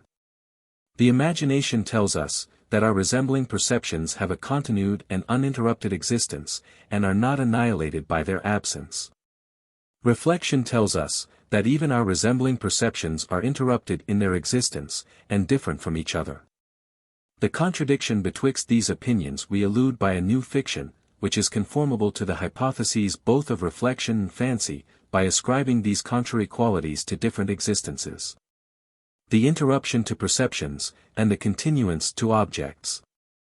Nature is obstinate and will not quit the field, however strongly attacked by reason. And at the same time reason is so clear in the point, that there is no possibility of disguising her.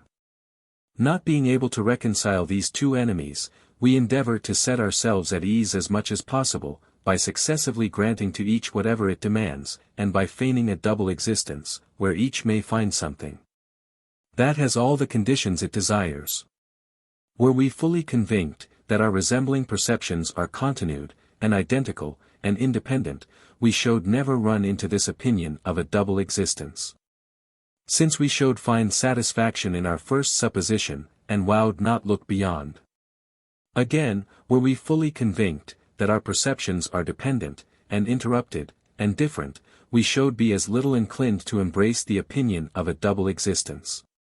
Since in that case we should clearly perceive the error of our first supposition of a continued existence, and would never regard it any farther. 'Tis therefore from the intermediate situation of the mind, that this opinion arises, and from such an adherence to these two contrary principles, as makes us seek some pretext to justify our receiving both. Which happily at last is found in the system of a double existence. Another advantage of this philosophical system is its similarity to the vulgar one. By which means we can humor our reason for a moment, when it becomes troublesome and solicitous, and yet upon its least negligence or inattention, can easily return to our vulgar and natural notions. Accordingly we find, that philosophers neglect not this advantage. But immediately upon leaving their closets, mingle with the rest of mankind in those exploded opinions, that our perceptions are our only objects, and continue identically and uninterruptedly the same in all their interrupted appearances. There are other particulars of this system, wherein we may remark its dependence on the fancy, in a very conspicuous manner. Of these, I shall observe the two following. First, we suppose external objects to resemble internal perceptions. I have already shown, that the relation of cause and effect can never afford us any just conclusion from the existence or qualities of our perceptions to the existence of external continued objects, and I shall farther add, that even though they could afford such a conclusion, we should never have any reason to infer, that our objects resemble our perceptions.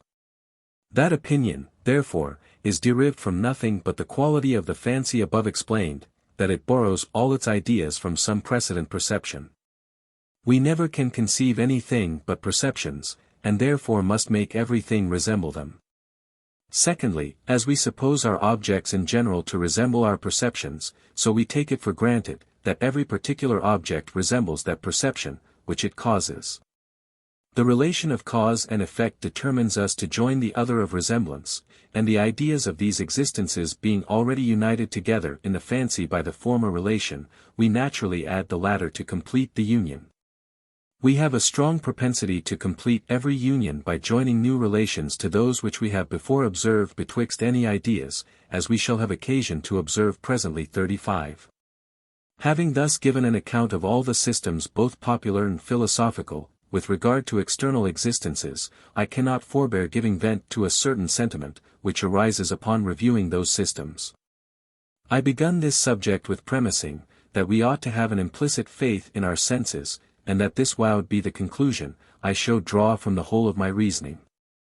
But to be ingenuous, I feel myself at present of a quite contrary sentiment, and am more inclined to repose no faith at all in my senses, or rather imagination, than to place in it such an implicit confidence. I cannot conceive how such trivial qualities of the fancy, conducted by such false suppositions, can ever lead to any solid and rational system.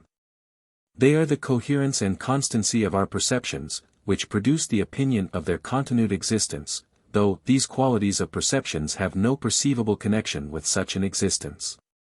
The constancy of our perceptions has the most considerable effect, and yet is attended with the greatest difficulties. 'Tis a gross illusion to suppose, that our resembling perceptions are numerically the same.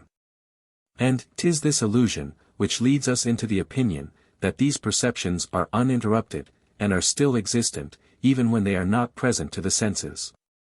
This is the case with our popular system. And as to our philosophical one, 'tis liable to the same difficulties, and is over and above loaded with this absurdity, that it at once denies and establishes the vulgar supposition. Philosophers deny our resembling perceptions to be identically the same, and uninterrupted, and yet have so great a propensity to believe them such, that they arbitrarily invent a new set of perceptions, to which they attribute these qualities. I say, a new set of perceptions, for we may well suppose in general, but 'tis impossible for us distinctly to conceive objects to be in their nature anything but exactly the same with perceptions. What then can we look for from this confusion of groundless and extraordinary opinions but error and falsehood? And how can we justify to ourselves any belief we repose in them? This skeptical doubt, both with respect to reason and the senses, is a malady, which can never be radically cured, but must return upon us every moment, however we may chase it away, and sometimes may seem entirely free from it. 'Tis impossible upon any system to defend either our understanding or senses, and we but expose them farther when we endeavor to justify them in that manner. As the skeptical doubt arises naturally from a profound and intense reflection on those subjects, it always increases, the farther we carry our reflections, whether in opposition or conformity to it. Carelessness and inattention alone can afford us any remedy. For this reason I rely entirely upon them. And take it for granted, whatever may be the reader's opinion at this present moment, that an hour hence he will be persuaded there is both an external and internal world. And going upon that supposition, I intend to examine some general systems both ancient and modern, which have been proposed of both, before I proceed to a more particular inquiry concerning our impressions. This will not, perhaps, in the end be found foreign to our present purpose. Section 3. Of the Antient Philosophy. Several moralists have recommended it as an excellent method of becoming acquainted with our own hearts, and knowing our progress in virtue, to recollect our dreams in a morning, and examine them with the same rigor that we wowed our most serious and most deliberate actions. Our character is the same throughout, say they, and appears best where artifice, fear, and policy have no place, and men can neither be hypocrites with themselves nor others. The generosity, or baseness of our temper, our meekness or cruelty, our courage or pusillanimity, influence the fictions of the imagination with the most unbounded liberty, and discover themselves in the most glaring colors. In like manner, I am persuaded, there might be several useful discoveries made from a criticism of the fictions of the Antient philosophy, concerning substances, and substantial forms, and accidents, and occult qualities, which, however unreasonable and capricious, have a very intimate connection with the principles of human nature.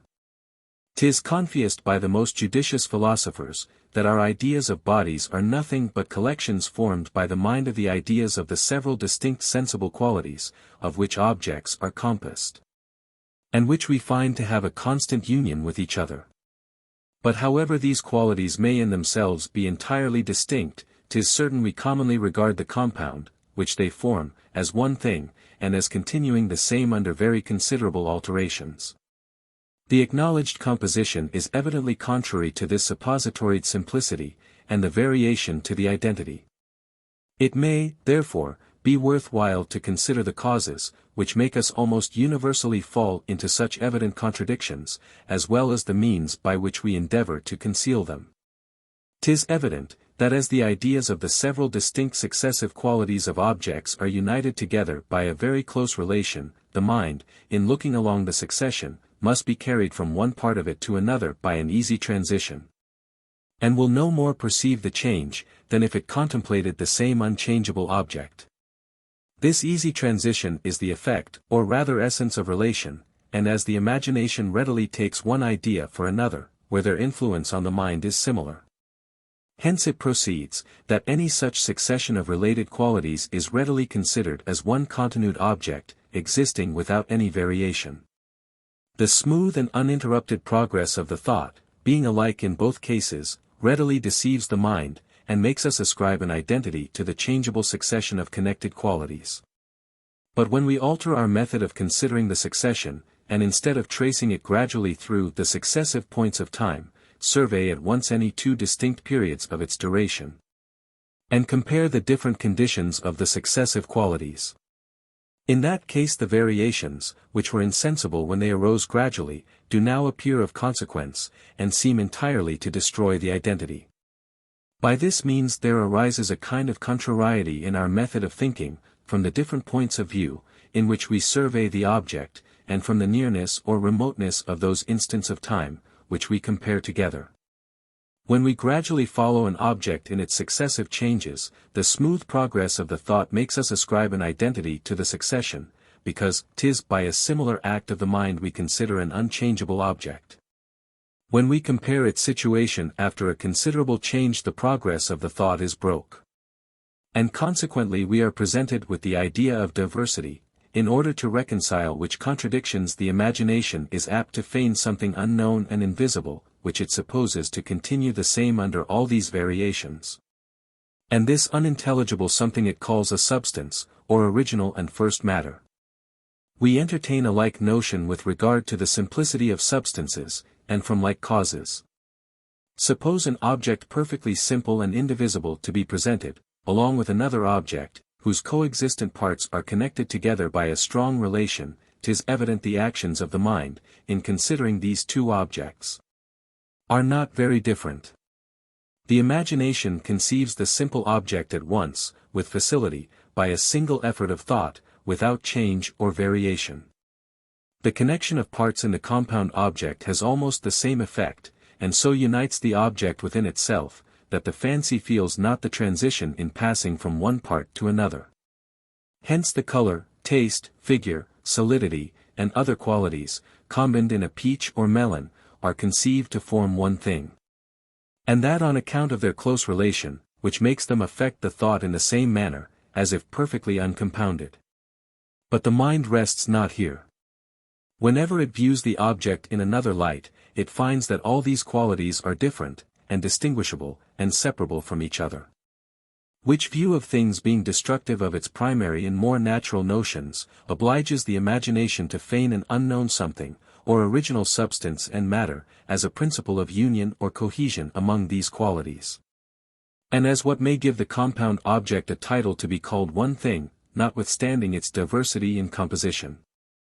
The peripatetic philosophy asserts the original matter to be perfectly homogeneous in all bodies, and considers fire, water, earth, and air, as of the very same substance, on account of their gradual revolutions and changes into each other.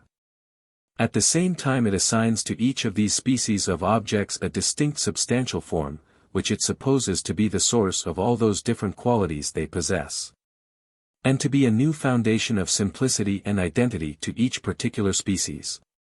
All depends on our manner of viewing the objects. When we look along the insensible changes of bodies, we suppose all of them to be of the same substance or essence. When we consider their sensible differences, we attribute to each of them a substantial and essential difference. And in order to indulge ourselves in both these ways of considering our objects, we suppose all bodies to have at once a substance and a substantial form. The notion of accidents is an unavoidable consequence of this method of thinking with regard to substances and substantial forms. Nor can we forbear looking upon colors, sounds, tastes, figures, and other properties of bodies, as existences, which cannot subsist apart, but require a subject of adhesion to sustain and support them. For having never discovered any of these sensible qualities, where, for the reasons above mentioned, we did not likewise fancy a substance to exist. The same habit, which makes us infer a connection betwixt cause and effect, makes us here infer a dependence of every quality on the unknown substance. The custom of imagining a dependence has the same effect as the custom of observing it would have.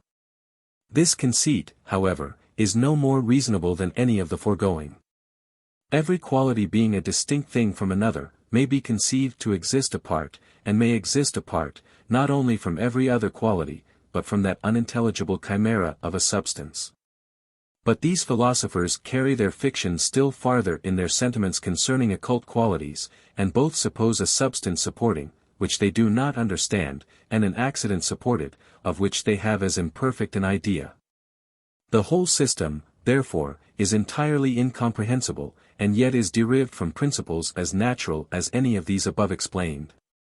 In considering this subject we may observe a gradation of three opinions, that rise above each other, according as the persons, who form them, acquire new degrees of reason and knowledge. These opinions are that of the vulgar, that of a false philosophy, and that of the true, where we shall find upon inquiry, that the true philosophy approaches nearer to the sentiments of the vulgar, than to those of a mistaken knowledge. 'Tis natural for men, in their common and careless way of thinking, to imagine they perceive a connection betwixt such objects as they have constantly found united together. And because custom has rendered it difficult to separate the ideas, they are apt to fancy such a separation to be in itself impossible and absurd. But philosophers, who abstract from the effects of custom, and compare the ideas of objects, immediately perceive the falsehood of these vulgar sentiments, and discover that there is no known connection among objects. Every different object appears to them entirely distinct and separate. And they perceive, that 'tis not from a view of the nature and qualities of objects we infer one from another, but only when in several instances we observe them to have been constantly conjoined. But these philosophers, instead of drawing a just inference from this observation, and concluding, that we have no idea of power or agency, separate from the mind, and belonging to causes. I say, instead of drawing this conclusion, they frequently search for the qualities, in which this agency consists, and are displeased with every system, which their reason suggests to them, in order to explain it. They have sufficient force of genius to free them from the vulgar error, that there is a natural and perceivable connection betwixt the several sensible qualities and actions of matter. But not sufficient to keep them from ever seeking for this connection in matter, or causes. Had they fallen upon the just conclusion, they would have returned back to the situation of the vulgar, and would have regarded all these disquisitions with indolence and indifference. At present they seem to be in a very lamentable condition, and such as the poets have given us but a faint notion of in their descriptions of the punishment of Sisyphus and Tantalus. For what can be imagined more tormenting, than to seek with eagerness, what forever flies us, and seek for it in a place, where 'tis impossible it can ever exist? But as nature seems to have observed a kind of justice and compensation in everything, she has not neglected philosophers more than the rest of the creation, but has reserved them a consolation amid all their disappointments and afflictions. This consolation principally consists in their invention of the words faculty and occult quality. For it being usual, after the frequent use of terms, which are really significant and intelligible, to omit the idea, which we would express by them, and to preserve only the custom, by which we recall the idea at pleasure. So it naturally happens, that after the frequent use of terms, which are wholly insignificant and unintelligible, we fancy them to be on the same footing with the precedent, and to have a secret meaning, which we might discover by reflection. The resemblance of their appearance deceives the mind, as is usual, and makes us imagine a thorough resemblance and conformity. By this means these philosophers set themselves at ease, and arrive at last, by an illusion, at the same indifference, which the people attain by their stupidity, and true philosophers by their moderate skepticism. They need only say, that any phenomenon, which puzzles them, arises from a faculty or an occult quality, and there is an end of all dispute and inquiry upon the matter. But among all the instances, wherein the Peripatetics have shown they were guided by every trivial propensity of the imagination, no one is more remarkable than their sympathies, antipathies, and horrors of a vacuum. There is a very remarkable inclination in human nature, to bestow on external objects the same emotions, which it observes in itself, and to find everywhere those ideas, which are most present to it. This inclination, 'tis true, is suppressed by a little reflection, and only takes place in children, poets, and the Antient philosophers. It appears in children, by their desire of beating the stones, which hurt them, in poets, by their readiness to personify everything, and in the Antient philosophers, by these fictions of sympathy and antipathy.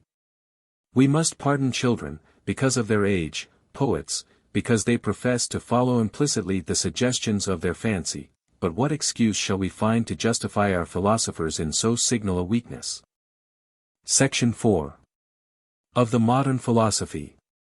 But here it may be objected, that the imagination, according to my own confession, being the ultimate judge of all systems of philosophy, I am unjust in blaming the Antient philosophers for making use of that faculty, and allowing themselves to be entirely guided by it in their reasonings. In order to justify myself, I must distinguish in the imagination betwixt the principles which are permanent, irresistible, and universal. Such as the customary tradition from causes to effects, and from effects to causes, and the principles, which are changeable, weak, and irregular, such as those I have just now taken notice of. The former are the foundation of all our thoughts and actions, so that upon their removal human nature must immediately perish and go to ruin. The latter are neither unavoidable to mankind, nor necessary, or so much as useful in the conduct of life. But on the contrary are observed only to take place in weak minds, and being opposite to the other principles of custom and reasoning, may easily be subverted by a due contrast and opposition. For this reason the former are received by philosophy, and the latter rejected. One who concludes somebody to be near him, when he hears an articulate voice in the dark, reasons justly and naturally. Though that conclusion be derived from nothing but custom, which infixes and enlivens the idea of a human creature, on account of his usual conjunction with the present impression. But one, who is tormented he knows not why, with the apprehension of spectres in the dark, may, perhaps, be said to reason, and to reason naturally too, but then it must be in the same sense, that a malady is said to be natural. As arising from natural causes, though it be contrary to health, the most agreeable and most natural situation of man. The opinions of the Antient philosophers, their fictions of substance and accident, and their reasonings concerning substantial forms and occult qualities, are like the spectres in the dark, and are derived from principles, which, however common, are neither universal nor unavoidable in human nature. The modern philosophy pretends to be entirely free from this defect, and to arise only from the solid, permanent, and consistent principles of the imagination. Upon what grounds this pretension is founded must now be the subject of our inquiry. The fundamental principle of that philosophy is the opinion concerning colors, sounds, tastes, smells, heat and cold, which it asserts to be nothing but impressions in the mind, derived from the operation of external objects, and without any resemblance to the qualities of the objects. Upon examination, I find only one of the reasons commonly product for this opinion to be satisfactory, viz. that derived from the variations of those impressions, even while the external object, to all appearance, continues the same. These variations depend upon several circumstances. Upon the different situations of our health, a man in a malady feels a disagreeable taste in meats, which before pleased him the most. Upon the different complexions and constitutions of men, that seems bitter to one, which is sweet to another.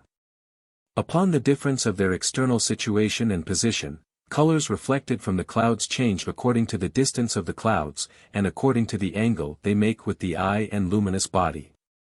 Fire also communicates the sensation of pleasure at one distance, and that of pain at another. Instances of this kind are very numerous and frequent. The conclusion drawn from them, is likewise as satisfactory as can possibly be imagined. 'Tis certain, that when different impressions of the same sense arise from any object, every one of these impressions has not a resembling quality existent in the object. For as the same object cannot, at the same time, be endowed with different qualities of the same sense, and as the same quality cannot resemble impressions entirely different, it evidently follows, that many of our impressions have no external model or archetype. Now from like effects we presume like causes. Many of the impressions of color, sound, and are confious to he nothing but internal existences, and to arise from causes, which no ways resemble them. These impressions are in appearance nothing different from the other impressions of color, sound, and we conclude, therefore, that they are, all of them, derived from a like origin. This principle being once admitted, all the other doctrines of that philosophy seem to follow by an easy consequence. For upon the removal of sounds, colors, heat, cold, and other sensible qualities, from the rank of continued independent existences, we are reduced merely to what are called primary qualities, as the only real ones, of which we have any adequate notion. These primary qualities are extension and solidity, with their different mixtures and modifications, figure, motion, gravity, and cohesion. The generation, increase, decay, and corruption of animals and vegetables, are nothing but changes of figure and motion, as also the operations of all bodies on each other. Of fire, of light, water, air, earth, and of all the elements and powers of nature. One figure and motion produces another figure and motion. Nor does there remain in the material universe any other principle, either active or passive, of which we can form the most distant idea. I believe many objections might be made to this system, but at present I shall confine myself to one, which is in my opinion very decisive. I assert, that instead of explaining the operations of external objects by its means, we utterly annihilate all these objects, and reduce ourselves to the opinions of the most extravagant skepticism concerning them. If colors, sounds, tastes, and smells be merely perceptions, nothing we can conceive is possessed of a real, continued, and independent existence, not even motion, extension and solidity, which are the primary qualities chiefly insisted on. To begin with the examination of motion, 'tis evident this is a quality altogether inconceivable alone, and without a reference to some other object. The idea of motion necessarily supposes that of a body moving. Now what is our idea of the moving body, without which motion is incomprehensible? It must resolve itself into the idea of extension or of solidity, and consequently the reality of motion depends upon that of these other qualities. This opinion, which is universally acknowledged concerning motion, I have proved to be true with regard to extension, and have shown that 'tis impossible to conceive extension, but as compassed of parts, endowed with color or solidity. The idea of extension is a compound idea, but as it is not compounded of an infinite number of parts or inferior ideas, it must at last resolve itself into such as are perfectly simple and indivisible. These simple and indivisible parts, not being ideas of extension, must be non-entities, unless conceived as colored or solid. Color is excluded from any real existence. The reality, therefore, of our idea of extension depends upon the reality of that of solidity, nor can the former be just while the latter is chimerical. Let us, then, lend our attention to the examination of the idea of solidity. The idea of solidity is that of two objects, which being impelled by the utmost force, cannot penetrate each other, but still maintain a separate and distinct existence.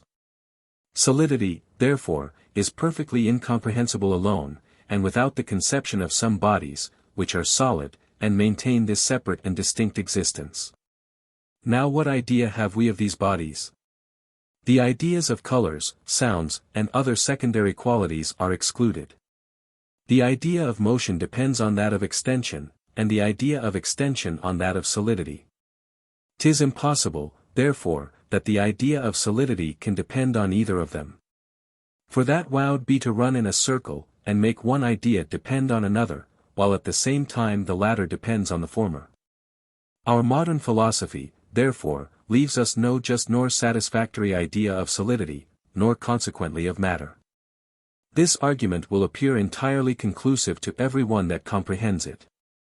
But because it may seem abstruse and intricate to the generality of readers, I hope to be excused, if I endeavor to render it more obvious by some variation of the expression. In order to form an idea of solidity, we must conceive two bodies pressing on each other without any penetration, and 'tis impossible to arrive at this idea, when we confine ourselves to one object, much more without conceiving any. Two non-entities cannot exclude each other from their places, because they never possess any place, nor can be endowed with any quality. Now I ask, what idea do we form of these bodies or objects, to which we suppose solidity to belong? To say, that we conceive them merely as solid, is to run on in infinitum. To affirm, that we paint them out to ourselves as extended, either resolves all into a false idea, or returns in a circle. Extension must necessarily be considered either as colored, which is a false idea, or as solid, which brings us back to the first question. We may make the same observation concerning mobility and figure. And upon the whole must conclude, that after the exclusion of colors, sounds, heat and cold from the rank of external existences, there remains nothing, which can afford us a just and consistent idea of body.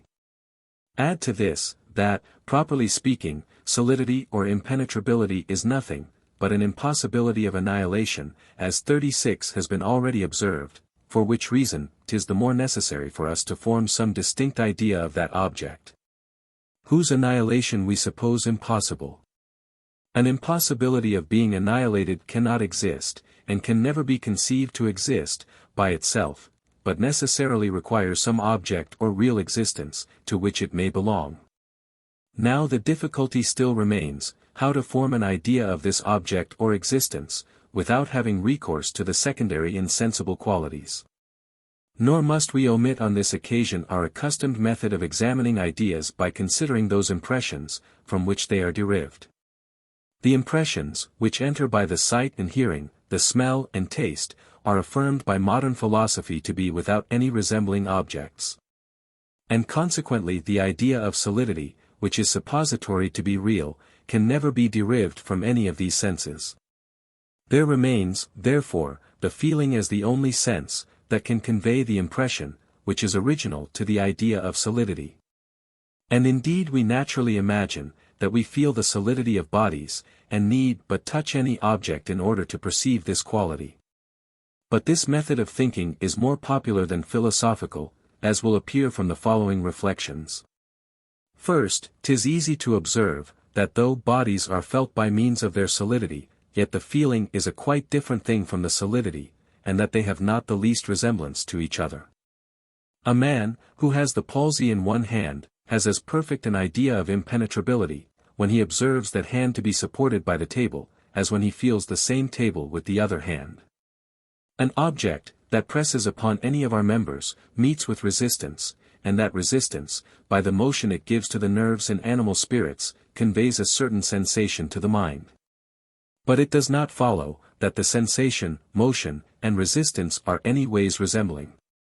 Secondly, the impressions of touch are simple impressions, except when considered with regard to their extension, which makes nothing to the present purpose, and from this simplicity I infer, that they neither represent solidity, nor any real object. For let us put two cases, viz. that of a man, who presses a stone, or any solid body, with his hand, and that of two stones, which press each other. 'Twill readily be allowed, that these two cases are not in every respect alike, but that in the former there is conjoined with the solidity, a feeling or sensation, of which there is no appearance in the latter. In order, therefore, to make these two cases alike, 'tis necessary to remove some part of the impression, which the man feels by his hand, or organ of sensation. And that being impossible in a simple impression, obliges us to remove the whole, and proves that this whole impression has no archetype or model in external objects. To which we may add, that solidity necessarily supposes two bodies, along with contiguity in impulse, which being a compound object, can never be represented by a simple impression. Not to mention, that though solidity continues always invariably the same, the impressions of touch change every moment upon us, which is a clear proof that the latter are not representations of the former. Thus there is a direct and total opposition betwixt our reason and our senses, or more properly speaking, betwixt those conclusions we form from cause and effect, and those that persuade us of the continued and independent existence of body. When we reason from cause and effect, we conclude, that neither color, sound, taste, nor smell have a continued and independent existence. When we exclude these sensible qualities, there remains nothing in the universe, which has such an existence. Section 5. Of the immateriality of the soul. Having found such contradictions and difficulties in every system concerning external objects, and in the idea of matter, which we fancy so clear and determinate, we shall naturally expect still greater difficulties and contradiction in every hypothesis concerning our internal perceptions, and the nature of the mind, which we are apt to imagine so much more obscure and uncertain. But in this we should deceive ourselves. The intellectual world, though involved in infinite obscurities, is not perplexed with any such contradictions, as those we have discovered in the natural. What is known concerning it, agrees with itself. And what is unknown, we must be contented to leave so. 'Tis true, while we hearken to certain philosophers, they promise to diminish our ignorance. But I am afraid 'tis at the hazard of running us into contradictions, from which the subject is of itself exempted. These philosophers are the curious reasoners concerning the material or immaterial substances, in which they suppose our perceptions to inhere. In order to put a stop to these endless cavils on both sides, I know no better method, than to ask these philosophers in a few words, what they mean by substance and inhesion. And after they have answered this question, 'twill then be reasonable, and not till then, to enter seriously into the dispute. This question we have found impossible to be answered with regard to matter and body, but besides that in the case of the mind, it labors under all the same difficulties, 'tis burthened with some additional ones, which are peculiar to that subject. As every idea is derived from a precedent impression, had we any idea of the substance of our minds, we must also have an impression of it, which is very difficult, if not impossible, to be conceived. For how can an impression represent a substance, otherwise than by resembling it? And how can an impression resemble a substance, since, according to this philosophy, it is not substance, and has none of the peculiar qualities or characteristics of a substance? But leaving the question of what may or may not be, for that other what actually is, I desire those philosophers, who pretend that we have an idea of the substance of our minds, to point out the impression that produces it, and tell distinctly after what manner that impression operates, and from what object it is derived. Is it an impression of sensation or of redaction? Is it pleasant, or painful, or indifferent? Does it attend us at all times, or does it only return at intervals? If at intervals, at what times principally does it return, and by what causes is it product? If instead of answering these questions, any one should evade the difficulty, by saying, that the definition of a substance is something which may exist by itself, and that this definition ought to satisfy us, should this be said, I should observe, that this definition agrees to everything, that can possibly be conceived, and never will serve to distinguish substance from accident, or the soul from its perceptions. For thus I reason. Whatever is clearly conceived may exist, and whatever is clearly conceived, after any manner, may exist after the same manner. This is one principle, which has been already acknowledged.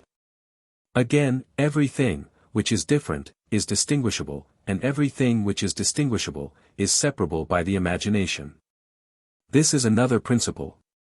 My conclusion from both is, that since all our perceptions are different from each other, and from everything else in the universe, they are also distinct and separable, and may be considered as separately existent, and may exist separately, and have no need of anything else to support their existence. They are, therefore, substances, as far as this definition explains a substance. Thus neither by considering the first origin of ideas, nor by means of a definition are we able to arrive at any satisfactory notion of substance. Which seems to me a sufficient reason for abandoning utterly that dispute concerning the materiality and immateriality of the soul, and makes me absolutely condemn even the question itself. We have no perfect idea of anything but of a perception. A substance is entirely different from a perception. We have, therefore, no idea of a substance. Inhesion in something is suppository to be requisite to support the existence of our perceptions. Nothing appears requisite to support the existence of a perception. We have, therefore, no idea of inhesion. What possibility then of answering that question, whether perception inhere in a material or immaterial substance, when we do not so much as understand the meaning of the question? There is one argument commonly employed for the immateriality of the soul, which seems to me remarkable. Whatever is extended consists of parts, and whatever consists of parts is divisible, if not in reality, at least in the imagination. But 'tis impossible anything divisible can be conjoined to a thought or perception, which is a being altogether inseparable and indivisible. For supposing such a conjunction, would the indivisible thought exist on the left or on the right hand of this extended divisible body? On the surface or in the middle? On the back or foreside of it? If it be conjoined with the extension, it must exist somewhere within its dimensions. If it exist within its dimensions, it must either exist in one particular part. And then that particular part is indivisible, and the perception is conjoined only with it, not with the extension, or if the thought exists in every part, it must also be extended, and separable, and divisible, as well as the body. Which is utterly absurd and contradictory. For can anyone conceive a passion of a yard in length, a foot in breadth, and an inch in thickness? Thought, therefore, and extension are qualities wholly incompatible, and never can incorporate together into one subject. This argument affects not the question concerning the substance of the soul, but only that concerning its local conjunction with matter. And therefore it may not be improper to consider in general what objects are, or are not susceptible of a local conjunction. This is a curious question, and may lead us to some discoveries of considerable moment. The first notion of space and extension is derived solely from the senses of sight and feeling, nor is there anything, but what is colored or tangible, that has parts disposed after such a manner, as to convey that idea. When we diminish or increase a relish, 'tis not after the same manner that we diminish or increase any visible object. And when several sounds strike our hearing at once, custom and reflection alone make us form an idea of the degrees of the distance and contiguity of those bodies, from which they are derived. Whatever marks the place of its existence either must be extended, or must be a mathematical point, without parts or composition. What is extended must have a particular figure, as square, round, triangular. None of which will agree to a desire, or indeed to any impression or idea, except of these two senses above mentioned. Neither ought a desire, though indivisible, to be considered as a mathematical point. For in that case, to be possible, by the addition of others, to make 2, 3, for desires, and these disposed and situated in such a manner, as to have a determinate length, breadth and thickness, which is evidently absurd. 'Twill not be surprising after this, if I deliver a maxim, which is condemned by several metaphysicians, and is esteemed contrary to the most certain principles of human reason. This maxim is that an object may exist, and yet be nowhere, and I assert, that this is not only possible, but that the greatest part of beings do and must exist after this manner. An object may be said to be nowhere, when its parts are not so situated with respect to each other, as to form any figure or quantity, nor the whole with respect to other bodies so as to answer to our notions of contiguity or distance. Now this is evidently the case with all our perceptions and objects, except those of the sight and feeling. A moral reflection cannot be placked on the right or on the left hand of a passion, nor can a smell or sound be either of a circular or a square figure.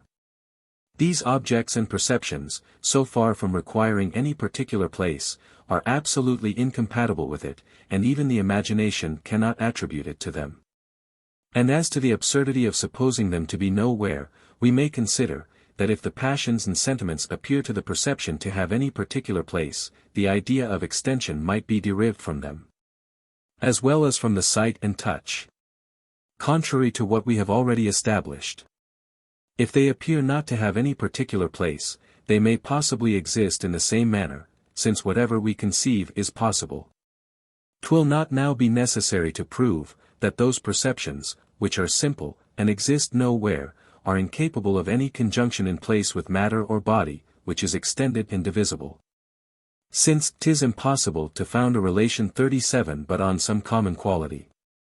It may be better worth our while to remark, that this question of the local conjunction of objects does not only occur in metaphysical disputes concerning the nature of the soul, but that even in common life we have every moment occasion to examine it. Thus supposing we consider a fig at one end of the table, and an olive at the other, 'tis evident, that in forming the complex ideas of these substances, one of the most obvious is that of their different relishes. And 'tis as evident, that we incorporate and conjoin these qualities with such as are colored and tangible. The bitter taste of the one, and sweet of the other are suppository to lie in the very visible body, and to be separated from each other by the whole length of the table. This is so notable and so natural an illusion, that it may be proper to consider the principles, from which it is derived. Though an extended object be incapable of a conjunction in place with another, that exists without any place or extension, yet are they susceptible of many other relations. Thus the taste and smell of any fruit are inseparable from its other qualities of color and tangibility, and whichever of them be the cause or effect, 'tis certain they are always coexistent. Nor are they only coexistent in general, but also cotemporary in their appearance in the mind, and 'tis upon the application of the extended body to our senses we perceive its particular taste and smell. These relations, then, of causation and contiguity in the time of their appearance, betwixt the extended object and the quality, which exists without any particular place, must have such an effect on the mind, that upon the appearance of one it will immediately turn its thought to the conception of the other. Nor is this all. We not only turn our thought from one to the other upon account of their relation, but likewise endeavor to give them a new relation, viz. that of a conjunction in place, that we may render the transition more easy and natural. For 'tis a quality, which I shall often have occasion to remark in human nature, and shall explain more fully in its proper place, that when objects are united by any relation, we have a strong propensity to add some new relation to them, in order to complete the union. In our arrangement of bodies we never fail to place such as are resembling, in contiguity to each other, or at least in correspondent points of view. Why? But because we feel a satisfaction in joining the relation of contiguity to that of resemblance, or the resemblance of situation to that of qualities. The effects of this propensity have been 38 already observed in that resemblance, which we so readily suppose betwixt particular impressions and their external causes, but we shall not find a more evident effect of it, than in the present instance. Where from the relations of causation and contiguity in time betwixt two objects, we feign likewise that of a conjunction in place, in order to strengthen the connection. But whatever confused notions we may form of an union in place betwixt an extended body, as a fig, and its particular taste, 'tis certain that upon reflection we must observe in this union something altogether unintelligible and contradictory. For should we ask ourselves one obvious question, viz. If the taste, which we conceive to be contained in the circumference of the body, is in every part of it or in one only, we must quickly find ourselves at a loss, and perceive the impossibility of ever giving a satisfactory answer. We cannot reply, that 'tis only in one part, for experience convinces us, that every part has the same relish. We can as little reply, that it exists in every part, for then we must suppose it figured and extended, which is absurd and incomprehensible. Here then we are influenced by two principles directly contrary to each other, viz. that inclination of our fancy by which we are determined to incorporate the taste with the extended object, and our reason, which shows us the impossibility of such an union.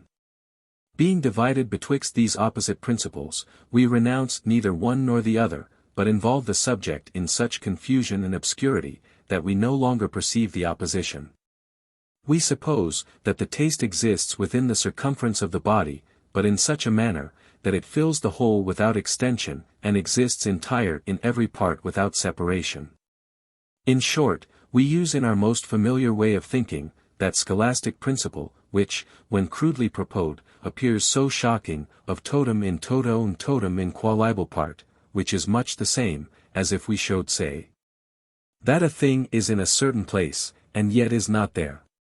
All this absurdity proceeds from our endeavoring to bestow a place on what is utterly incapable of it. And that endeavor again arises from our inclination to complete an union, which is founded on causation, and a contiguity of time, by attributing to the objects a conjunction in place. But if ever reason be of sufficient force to overcome prejudice, 'tis certain, that in the present case it must prevail. For we have only this choice left, either to suppose that some beings exist without any place, or that they are figured and extended, or that when they are incorporated with extended objects, the whole is in the whole, and the whole in every part. The absurdity of the two last suppositions proves sufficiently the veracity of the first. Nor is there any fourth opinion.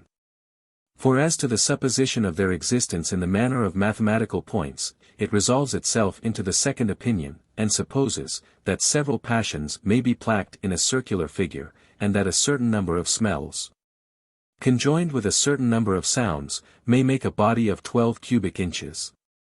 Which appears ridiculous upon the bare mentioning of it. But though, in this view of things we cannot refuse to condemn the materialists, who conjoin all thought with extension, yet a little reflection will show us equal reason for blaming their antagonists, who conjoin all thought with a simple and indivisible substance. The most vulgar philosophy informs us, that no external object can make itself known to the mind immediately, and without the interposition of an image or perception. That table, which just now appears to me, is only a perception, and all its qualities are qualities of a perception. Now the most obvious of all its qualities is extension. The perception consists of parts. These parts are so situated, as to afford us the notion of distance and contiguity, of length, breadth, and thickness. The termination of these three dimensions is what we call figure. This figure is movable, separable, and divisible. Mobility and separability are the distinguishing properties of extended objects. And to cut short all disputes, the very idea of extension is copied from nothing but an impression, and consequently must perfectly agree to it. To say the idea of extension agrees to anything, is to say it is extended.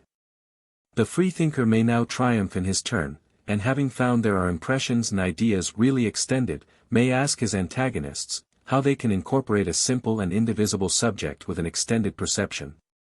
All the arguments of theologians may here be retorted upon them.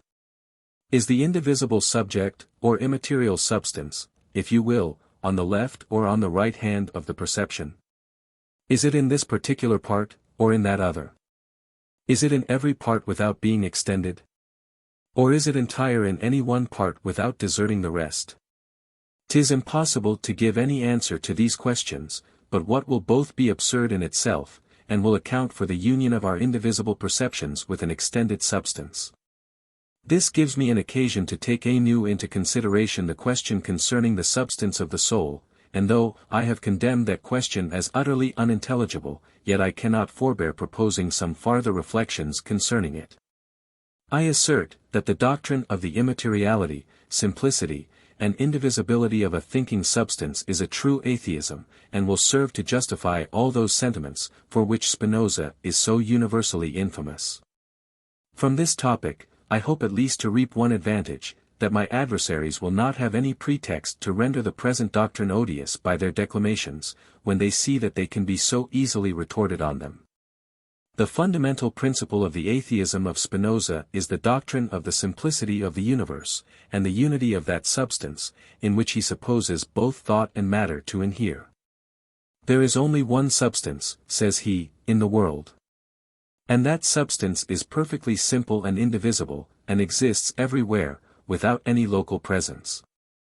Whatever we discover externally by sensation, whatever we feel internally by reflection, all these are nothing but modifications of that one, simple, and necessarily existent being, and are not possessed of any separate or distinct existence. Every passion of the soul, every configuration of matter, however different and various, inhere in the same substance, and preserve in themselves their characters of distinction, without communicating them to that subject, in which they inhere. The same substratum, if I may so speak, supports the most different modifications, without any difference in itself, and varies them, without any variation. Neither time, nor place, nor all the diversity of nature are able to produce any composition or change in its perfect simplicity and identity. I believe this brief exposition of the principles of that famous atheist will be sufficient for the present purpose, and that without entering farther into these gloomy and obscure regions, I shall be able to shew that this hideous hypothesis is almost the same with that of the immateriality of the soul, which has become so popular. To make this evident, let us 39 remember, that as every idea is derived from a preceding perception, 'tis impossible our idea of a perception, and that of an object or external existence can ever represent what are specifically different from each other. Whatever difference we may suppose betwixt them, 'tis still incomprehensible to us, and we are obliged either to conceive an external object merely as a relation without a relative, or to make it the very same with a perception or impression. The consequence I shall draw from this may, at first sight, appear a mere sophism, but upon the least examination will be found solid and satisfactory. I say then, that since we may suppose, but never can conceive a specific difference betwixt an object and impression, any conclusion we form concerning the connection and repugnance of impressions, will not be known certainly to be applicable to objects. But that on the other hand, whatever conclusions of this kind we form concerning objects, will most certainly be applicable to impressions. The reason is not difficult. As an object is suppository to be different from an impression, we cannot be sure, that the circumstance, upon which we found our reasoning, is common to both, supposing we form the reasoning upon the impression. 'Tis still possible, that the object may differ from it in that particular. But when we first form our reasoning concerning the object, 'tis beyond doubt, that the same reasoning must extend to the impression, and that because the quality of the object, upon which the argument is founded, must at least be conceived by the mind, and could not be conceived, unless it were common to an impression, since we have no idea but what is derived from that origin.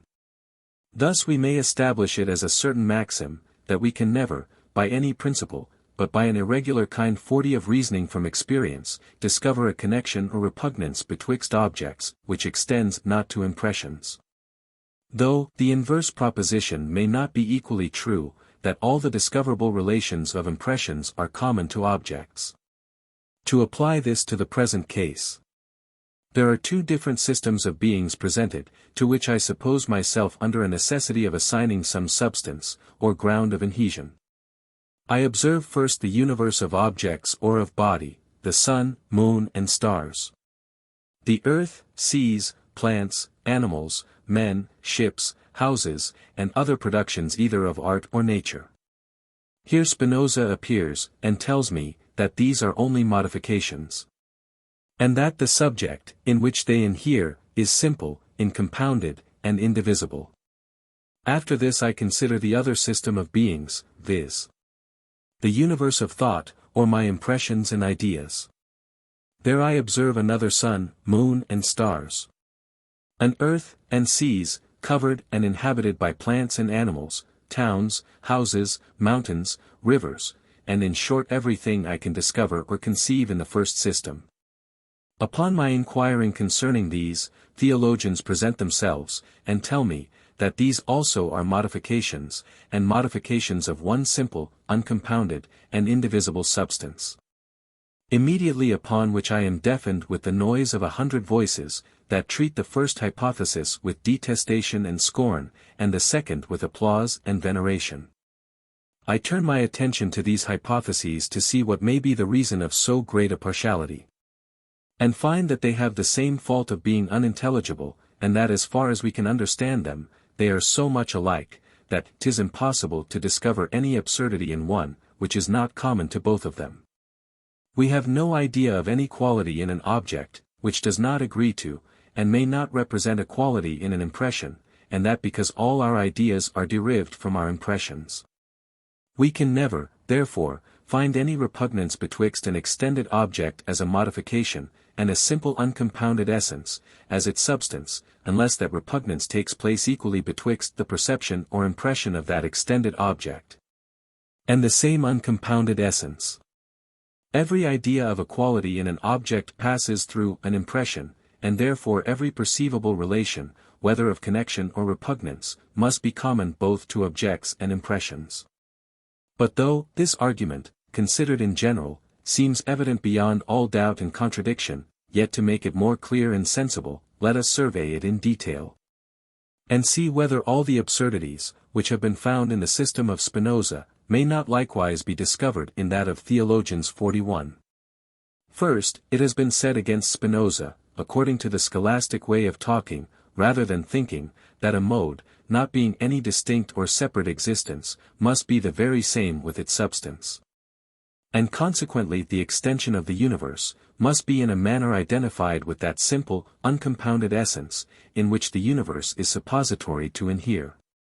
But this, it may be pretended, is utterly impossible and inconceivable unless the indivisible substance expand itself, so as to correspond to the extension, or the extension contract itself, so as to answer to the indivisible substance. This argument seems just, as far as we can understand it, and 'tis plain nothing is required, but a change in the terms, to apply the same argument to our extended perceptions, and the simple essence of the soul. The ideas of objects and perceptions being in every respect the same, only attended with the supposition of a difference, that is unknown and incomprehensible. Secondly, it has been said, that we have no idea of substance, which is not applicable to matter, nor any idea of a distinct substance, which is not applicable to every distinct portion of matter. Matter, therefore, is not a mode but a substance, and each part of matter is not a distinct mode, but a distinct substance. I have already proved, that we have no perfect idea of substance. But that taking it for something, that can exist by itself, 'tis evident every perception is a substance. And every distinct part of a perception a distinct substance, and consequently the one hypothesis labors under the same difficulties in this respect with the other. Thirdly, it has been objected to the system of one simple substance in the universe, that this substance being the support or substratum of everything, must at the very same instant be modified into forms, which are contrary and incompatible. The round and square figures are incompatible in the same substance at the same time. How then is it possible, that the same substance can at once be modified into that square table, and into this round one? I ask the same question concerning the impressions of these tables, and find that the answer is no more satisfactory in one case than in the other. It appears, then, that to whatever side we turn, the same difficulties follow us, and that we cannot advance one step towards the establishing the simplicity and immateriality of the soul, without preparing the way for a dangerous and irrecoverable atheism. 'Tis the same case, if instead of calling thought a modification of the soul, we should give it the more antient, and yet more modish name of an action. By an action we mean much the same thing, as what is commonly called an abstract mode. That is, something, which, properly speaking, is neither distinguishable, nor separable from its substance, and is only conceived by a distinction of reason, or an abstraction. But nothing is gained by this change of the term of modification, for that of action, nor do we free ourselves from one single difficulty by its means, as will appear from the two following reflections. First, I observe, that the word, action, according to this explication of it, can never justly be applied to any perception, as derived from a mind or thinking substance. Our perceptions are all really different, and separable, and distinguishable from each other, and from everything else, which we can imagine, and therefore 'tis impossible to conceive, how they can be the action or abstract mode of any substance. The instance of motion, which is commonly made use of to shew after what manner perception depends, as an action, upon its substance, rather confounds than instructs us. Motion to all appearance induces no real nor essential change on the body, but only varies its relation to other objects. But betwixt a person in the morning walking in a garden with company, agreeable to him, and a person in the afternoon enclosed in a dungeon, and full of terror, despair, and resentment, there seems to be a radical difference, and of quite another kind, than what is product on a body by the change of its situation. As we conclude from the distinction and separability of their ideas, that external objects have a separate existence from each other, So when we make these ideas themselves our objects, we must draw the same conclusion concerning them, according to the precedent reasoning. At least it must be confessed, that having no idea of the substance of the soul, 'tis impossible for us to tell how it can admit of such differences, and even contrarieties of perception without any fundamental change. And consequently can never tell in what sense perceptions are actions of that substance. The use, therefore, of the word action, unaccompanied with any meaning, instead of that of modification, makes no addition to our knowledge, nor is of any advantage to the doctrine of the immateriality of the soul. I add in the second place, that if it brings any advantage to that cause, it must bring an equal to the cause of atheism. For do our theologians pretend to make a monopoly of the word action, and may not the atheists likewise take possession of it, and affirm that plants, animals, men, and are nothing but particular actions of one simple universal substance, which exerts itself from a blind and absolute necessity? This you'll say is utterly absurd. I own 'tis unintelligible. But at the same time assert, according to the principles above explained, that 'tis impossible to discover any absurdity in the supposition, that all the various objects in nature are actions of one simple substance. Which absurdity will not be applicable to a like supposition concerning impressions and ideas. From these hypotheses concerning the substance and local conjunction of our perceptions, we may pass to another, which is more intelligible than the former, and more important than the latter, viz. Concerning the cause of our perceptions. Matter and motion, 'tis commonly said in the schools, however varied, are still matter and motion, and produce only a difference in the position and situation of objects. Divide a body as often as you please, 'tis still body. Place it in any figure, nothing ever results but figure, or the relation of parts. Move it in any manner, you still find motion or a change of relation. 'Tis absurd to imagine, that motion in a circle, for instance, should be nothing but merely motion in a circle. While motion in another direction, as in an ellipse, should also be a passion or moral reflection, that the shocking of two globular particles showed become a sensation of pain, and that the meeting of two triangular ones showed afford a pleasure. Now as these different shocks, and variations, and mixtures are the only changes, of which matter is susceptible, and as these never afford us any idea of thought or perception, 'tis concluded to be impossible that thought can ever be caused by matter. Few have been able to withstand the seeming evidence of this argument, and yet nothing in the world is more easy than to refute it. We need only reflect on what has been proved at large, that we are never sensible of any connection betwixt causes and effects, and that 'tis only by our experience of their constant conjunction, we can arrive at any knowledge of this relation.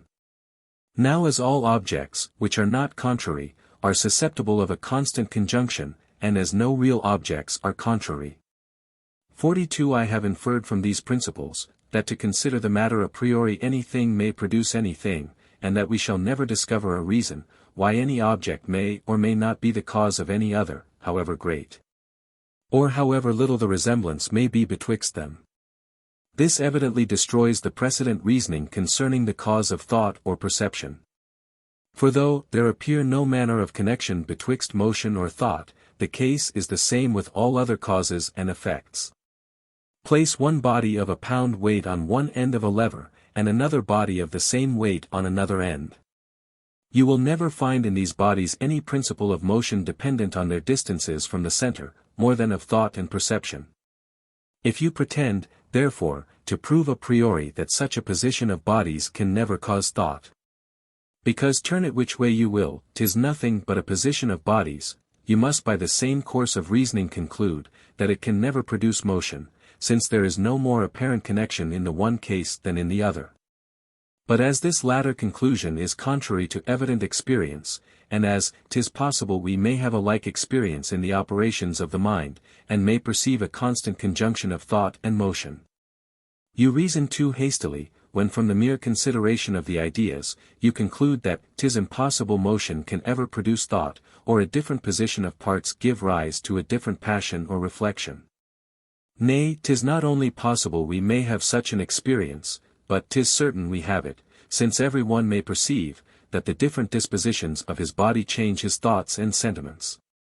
And should it be said, that this depends on the union of soul and body, I would answer, that we must separate the question concerning the substance of the mind from that concerning the cause of its thought. And that confining ourselves to the latter question we find by the comparing their ideas, that thought and motion are different from each other, and by experience, that they are constantly united. Which being all the circumstances, that enter into the idea of cause and effect, when applied to the operations of matter, we may certainly conclude, that motion may be, and actually is, the cause of thought and perception. There seems only this dilemma left us in the present case. Either to assert, that nothing can be the cause of another, but where the mind can perceive the connection in its idea of the objects, or to maintain, that all objects, which we find constantly conjoined, are upon that account to be regarded as causes and effects. If we choose the first part of the dilemma, these are the consequences. First, we in reality affirm, that there is no such thing in the universe as a cause or productive principle, not even the deity himself. Since our idea of that supreme being is derived from particular impressions, none of which contain any efficacy, nor seem to have any connection with any other existence. As to what may be said, that the connection betwixt the idea of an infinitely powerful being, and that of any effect, which he wills, is necessary and unavoidable. I answer, that we have no idea of a being endowed with any power, much less of one endowed with infinite power.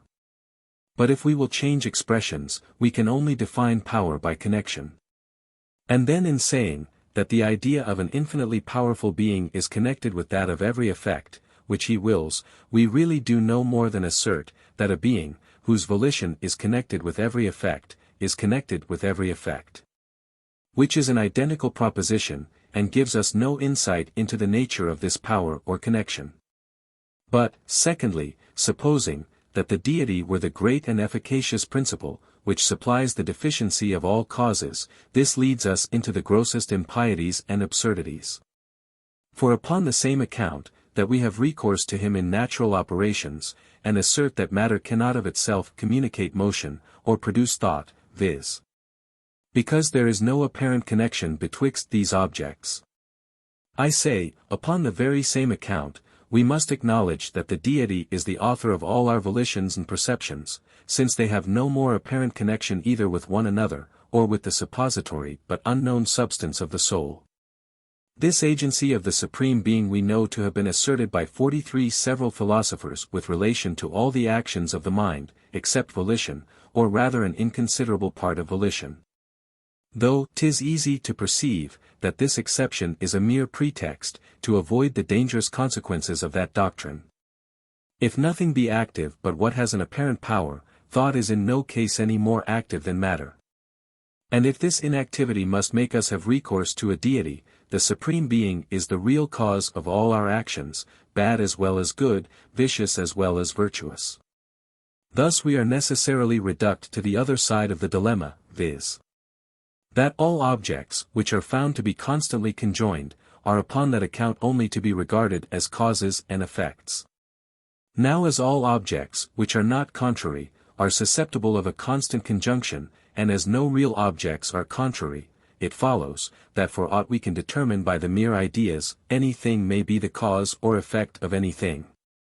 Which evidently gives the advantage to the materialists above their antagonists. To pronounce, then, the final decision upon the whole. The question concerning the substance of the soul is absolutely unintelligible. All our perceptions are not susceptible of a local union, either with what is extended or unextended. There being some of them of the one kind, and some of the other, and as the constant conjunction of objects constitutes the very essence of cause and effect, matter and motion may often be regarded as the causes of thought. As far as we have any notion of that relation. 'Tis certainly a kind of indignity to philosophy, whose sovereign authority ought everywhere to be acknowledged, to oblige her on every occasion to make apologies for her conclusions, and justify herself to every particular art and science, which may be offended at her. This puts one in mind of a king arraigned for high treason against his subjects. There is only one occasion, when philosophy will think it necessary and even honorable to justify herself, and that is, when religion may seem to be in the least offended, whose rights are as dear to her as her own, and are indeed the same. If any one, therefore, should imagine that the foregoing arguments are any ways dangerous to religion, I hope the following apology will remove his apprehensions.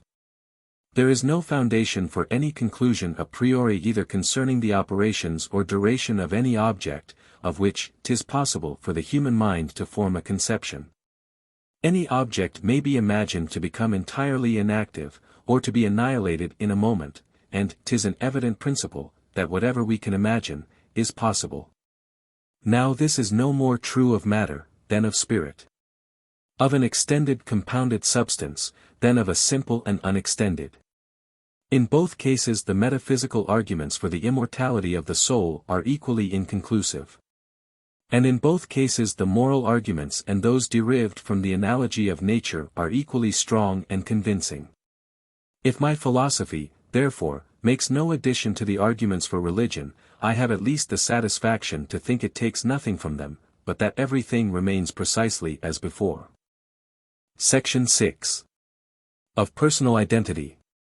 There are some philosophers, who imagine we are every moment intimately conscious of what we call our self, that we feel its existence and its continuance in existence. And are certain, beyond the evidence of a demonstration, both of its perfect identity and simplicity. The strongest sensation, the most violent passion, say they, instead of distracting us from this view, only fix it the more intensely, and make us consider their influence on self either by their pain or pleasure. To attempt a farther proof of this were to weaken its evidence, since no proof can be derived from any fact, of which we are so intimately conscious, nor is there anything, of which we can be certain, if we doubt of this. Unluckily all these positive assertions are contrary to that very experience, which is pleaded for them, nor have we any idea of self, after the manner it is here explained. For from what impression could this idea be derived? This question 'tis impossible to answer without a manifest contradiction and absurdity, and yet 'tis a question, which must necessarily be answered, if we would have the idea of self pass for clear and intelligible. It must be some one impression, that gives rise to every real idea. But self or person is not any one impression, but that to which our several impressions and ideas are suppository to have a reference. If any impression gives rise to the idea of self, that impression must continue invariably the same, through the whole course of our lives, since self is suppository to exist after that manner. But there is no impression constant and invariable. Pain and pleasure, grief and joy, passions and sensations succeed each other, and never all exist at the same time. It cannot, therefore, be from any of these impressions, or from any other, that the idea of self is derived. And consequently there is no such idea. But farther, what must become of all our particular perceptions upon this hypothesis? All these are different, and distinguishable, and separable from each other, and may be separately considered, and may exist separately, and have no need of anything to support their existence. After what manner, therefore, do they belong to self? And how are they connected with it? For my part, when I enter most intimately into what I call myself, I always stumble on some particular perception or other, of heat or cold, light or shade, love or hatred, pain or pleasure. I never can catch myself at any time without a perception, and never can observe anything but the perception. When my perceptions are removed for any time, as by sound sleep, so long am I insensible of myself and may truly be said not to exist. And were all my perceptions removed by death, and could I neither think, nor feel, nor see, nor love, nor hate after the dissolution of my body, I should be entirely annihilated. Nor do I conceive what is farther requisite to make me a perfect nonentity. If any one upon serious and unprejudiced reflection, thinks he has a different notion of himself, I must confess I can reason no longer with him. All I can allow him is, that he may be in the right as well as I, and that we are essentially different in this particular. He may, perhaps, perceive something simple and continued, which he calls himself. Though, I am certain there is no such principle in me. But setting aside some metaphysicians of this kind, I may venture to affirm of the rest of mankind, that they are nothing but a bundle or collection of different perceptions, which succeed each other with an inconceivable rapidity. and are in a perpetual flux and movement. Our eyes cannot turn in their sockets without varying our perceptions. Our thought is still more variable than our sight, and all our other senses and faculties contribute to this change. Nor is there any single power of the soul, which remains unalterably the same, perhaps for one moment. The mind is a kind of theatre, where several perceptions successively make their appearance. Pass, repass, glide away, and mingle in an infinite variety of postures and situations. There is properly no simplicity in it at one time, nor identity indifferent, whatever natural propension we may have to imagine that simplicity and identity. The comparison of the theatre must not mislead us. They are the successive perceptions only, that constitute the mind. Nor have we the most distant notion of the place, where these scenes are represented, or of the materials, of which it is compassed. What then gives us so great a propension to ascribe an identity to these successive perceptions, and to suppose ourselves possessed of an invariable and uninterrupted existence through the whole course of our lives? In order to answer this question, we must distinguish betwixt personal identity, as it regards our thought or imagination, and as it regards our passions or the concern we take in ourselves. The first is our present subject. And to explain it perfectly we must take the matter pretty deep, and account for that identity, which we attribute to plants and animals, there being a great analogy betwixt it, and the identity of a self or person. We have a distinct idea of an object, that remains invariable and uninterrupted through a suppository variation of time, and this idea we call that of identity or sameness. We have also a distinct idea of several different objects existing in succession, and connected together by a close relation. And this to an accurate view affords as perfect a notion of diversity, as if there was no manner of relation among the objects. But though these two ideas of identity, and a succession of related objects be in themselves perfectly distinct, and even contrary, yet 'tis certain, that in our common way of thinking they are generally confounded with each other. That action of the imagination, by which we consider the uninterrupted and invariable object, and that by which we reflect on the succession of related objects, are almost the same to the feeling. Nor is there much more effort of thought required in the latter case than in the former. The relation facilitates the transition of the mind from one object to another, and renders its passage as smooth as if it contemplated one continued object. This resemblance is the cause of the confusion and mistake, and makes us substitute the notion of identity, instead of that of related objects. However at one instant we may consider the related succession as variable or interrupted, we are sure the next to ascribe to it a perfect identity, and regard it as invariable and uninterrupted. Our propensity to this mistake is so great from the resemblance above mentioned, that we fall into it before we are aware. And though we incessantly correct ourselves by reflection, and return to a more accurate method of thinking, yet we cannot long sustain our philosophy, or take off this bias from the imagination. Our last resource is to yield to it, and boldly assert that these different related objects are in effect the same, however interrupted and variable. In order to justify to ourselves this absurdity, we often feign some new and unintelligible principle, that connects the objects together, and prevents their interruption or variation. Thus we feign the continued existence of the perceptions of our senses, to remove the interruption, and run into the notion of a soul, and self and substance, to disguise the variation. But we may farther observe, that where we do not give rise to such a fiction, our propension to confound identity with relation is so great, that we are apt to imagine 44 something unknown and mysterious, connecting the parts, beside their relation. And this I take to be the case with regard to the identity we ascribe to plants and vegetables.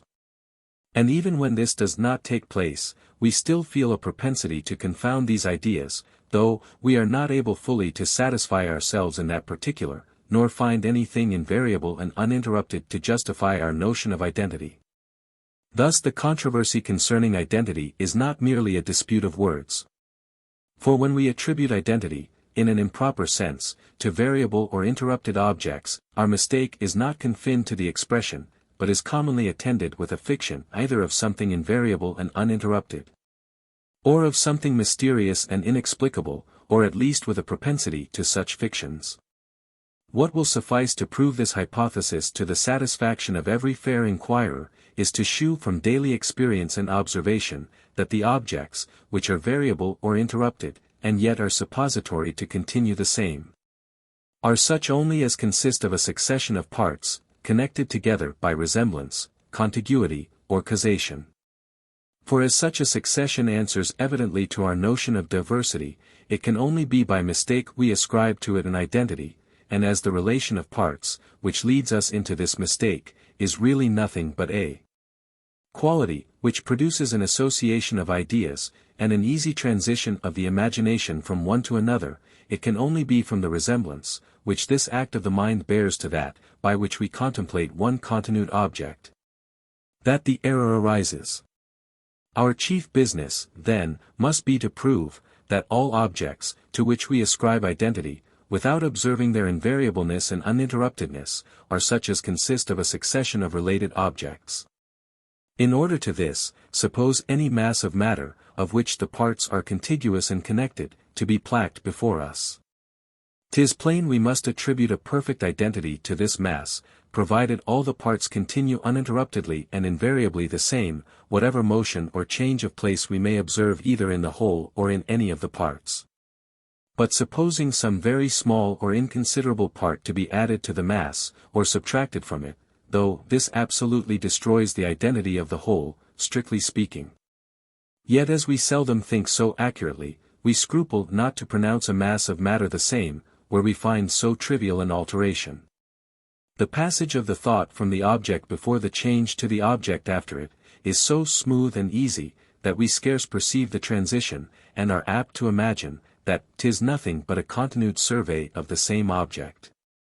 There is a very remarkable circumstance, that attends this experiment, which is, that though the change of any considerable part in a mass of matter destroys the identity of the whole, yet we must measure the greatness part, not absolutely, but by its proportion to the whole. The addition or diminution of a mountain would not be sufficient to produce a diversity in a planet, though the change of a very few inches would be able to destroy the identity of some bodies. 'Twill be impossible to account for this, but by reflecting that objects operate upon the mind, and break or interrupt the continuity of its actions not according to their real greatness, but according to their proportion to each other, and therefore, since this interruption makes an object cease to appear the same, it must be the uninterrupted progress of the thought, which constitutes the perfect imperfect identity. This may be confirmed by another phenomenon. A change in any considerable part of a body destroys its identity.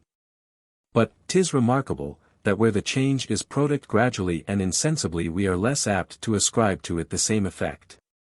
The reason can plainly be no other, than that the mind, in following the successive changes of the body, feels an easy passage from the surveying its condition in one moment to the viewing of it in another, and at no particular time perceives any interruption in its actions. From which continued perception, it ascribes a continued existence and identity to the object. But whatever precaution we may use in introducing the changes gradually, and making them proportion able to the whole, 'tis certain, that where the changes are at last observed to become considerable, we make a scruple of ascribing identity to such different objects. There is, however, another artifice, by which we may induce the imagination to advance a step farther, and that is, by producing a reference of the parts to each other, and a combination to some common end or purpose. A ship, of which a considerable part has been chonged by frequent reparations, is still considered as the same, nor does the difference of the materials hinder us from ascribing an identity to it. The common end, in which the parts conspire, is the same under all their variations, and affords an easy transition of the imagination from one situation of the body to another. But this is still more remarkable, when we add a sympathy of parts to their common end, and suppose that they bear to each other the reciprocal relation of cause and effect in all their actions and operations. This is the case with all animals and vegetables, where not only the several parts have a reference to some general purpose, but also a mutual dependence on and connection with each other. The effect of so strong a relation is, that though every one must allow, that in a very few years both vegetables and animals endure a total change, yet we still attribute identity to them, while their form, size, and substance are entirely altered. An oak, that grows from a small plant to a large tree, is still the same oak, though there be not one particle of matter, or figure of its parts the same. An infant becomes a man, and is sometimes fat, sometimes lean, without any change in his identity. We may also consider the two following phenomena, which are remarkable in their kind. The first is, that though we commonly be able to distinguish pretty exactly betwixt numerical and specific identity, yet it sometimes happens, that we confound them, and in our thinking and reasoning employ the one for the other.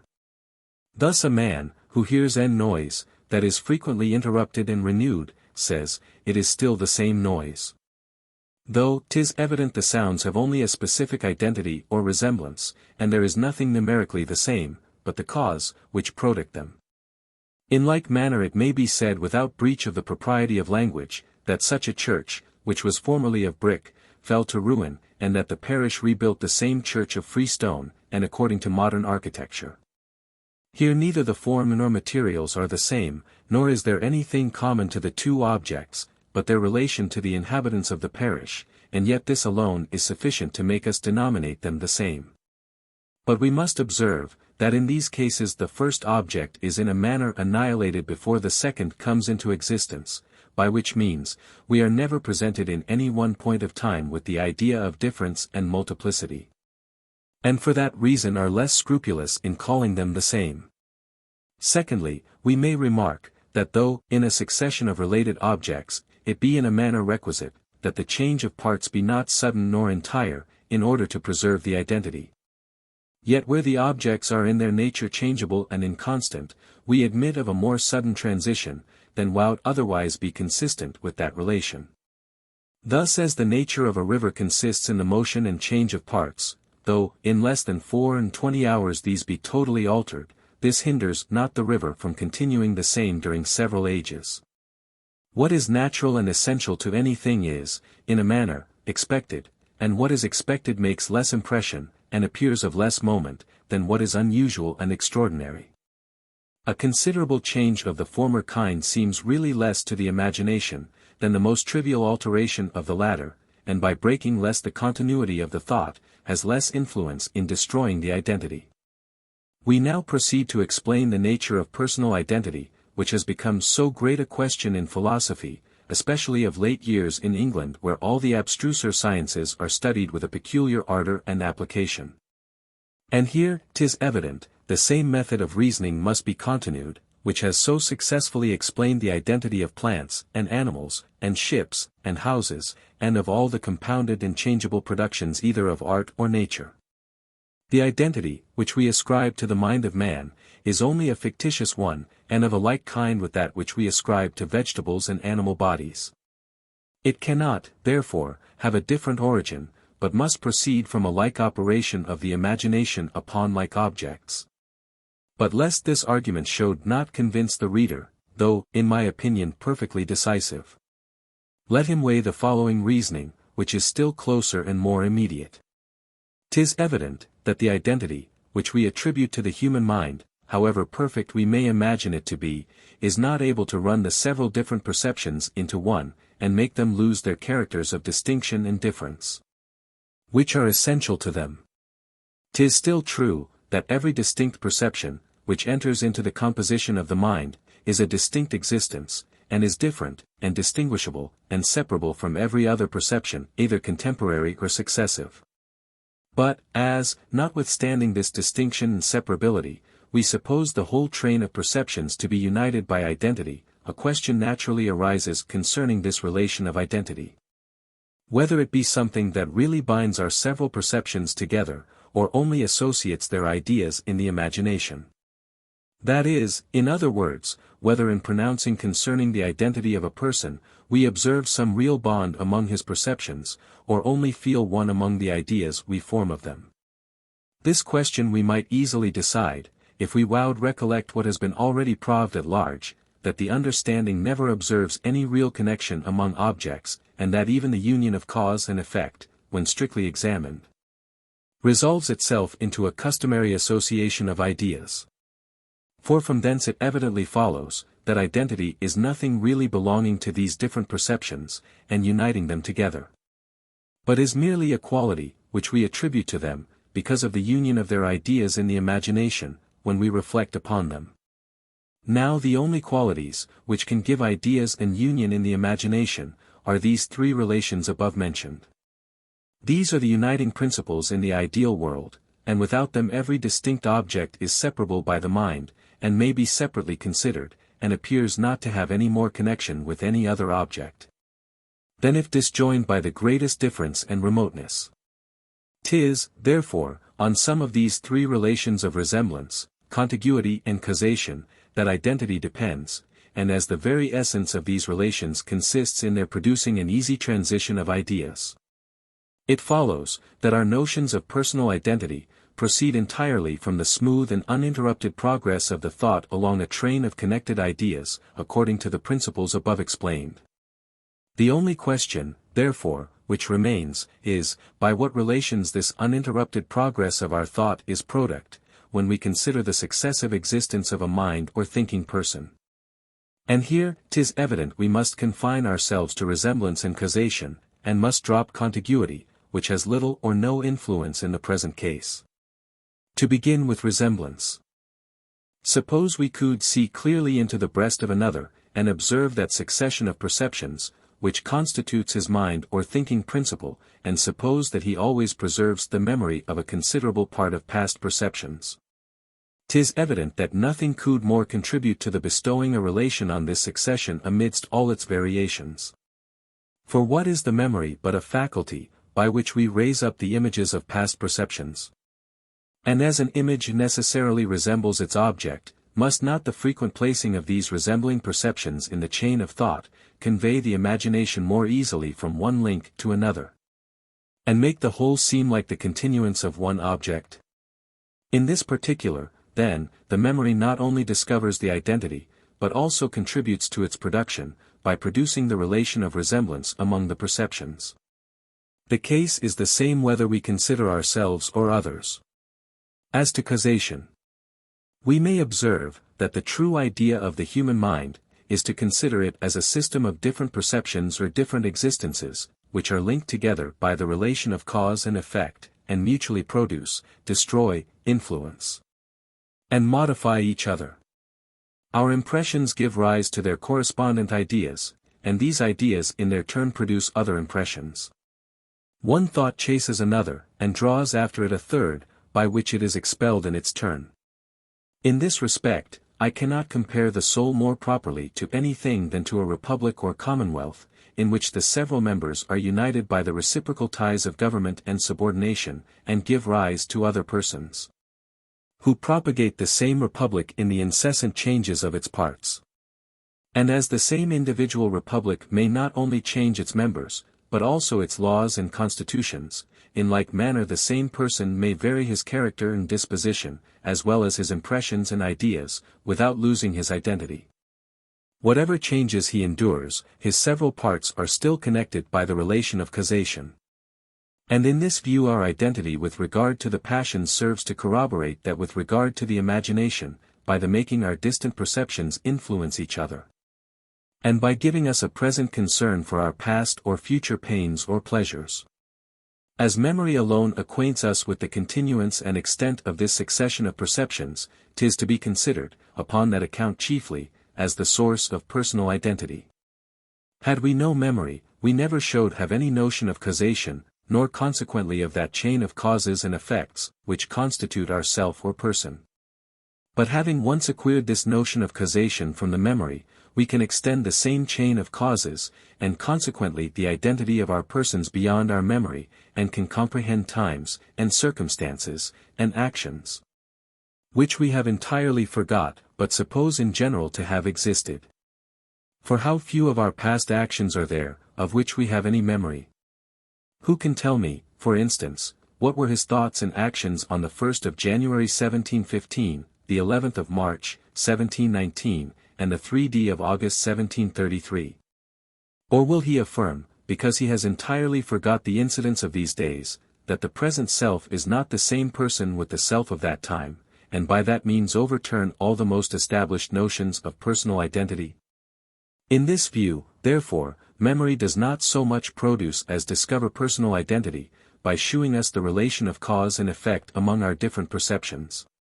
'Twill be incumbent on those, who affirm that memory produces entirely our personal identity, to give a reason why we can thus extend our identity beyond our memory.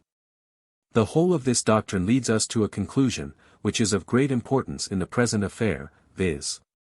that all the nice and subtle questions concerning personal identity can never possibly be decided, and are to be regarded rather as grammatical than as philosophical difficulties. Identity depends on the relations of ideas. And these relations produce identity, by means of that easy transition they occasion. But as the relations, and the easiness of the transition may diminish by insensible degrees, we have no just standard, by which we can decide any dispute concerning the time, when they acquire or lose a title to the name of identity.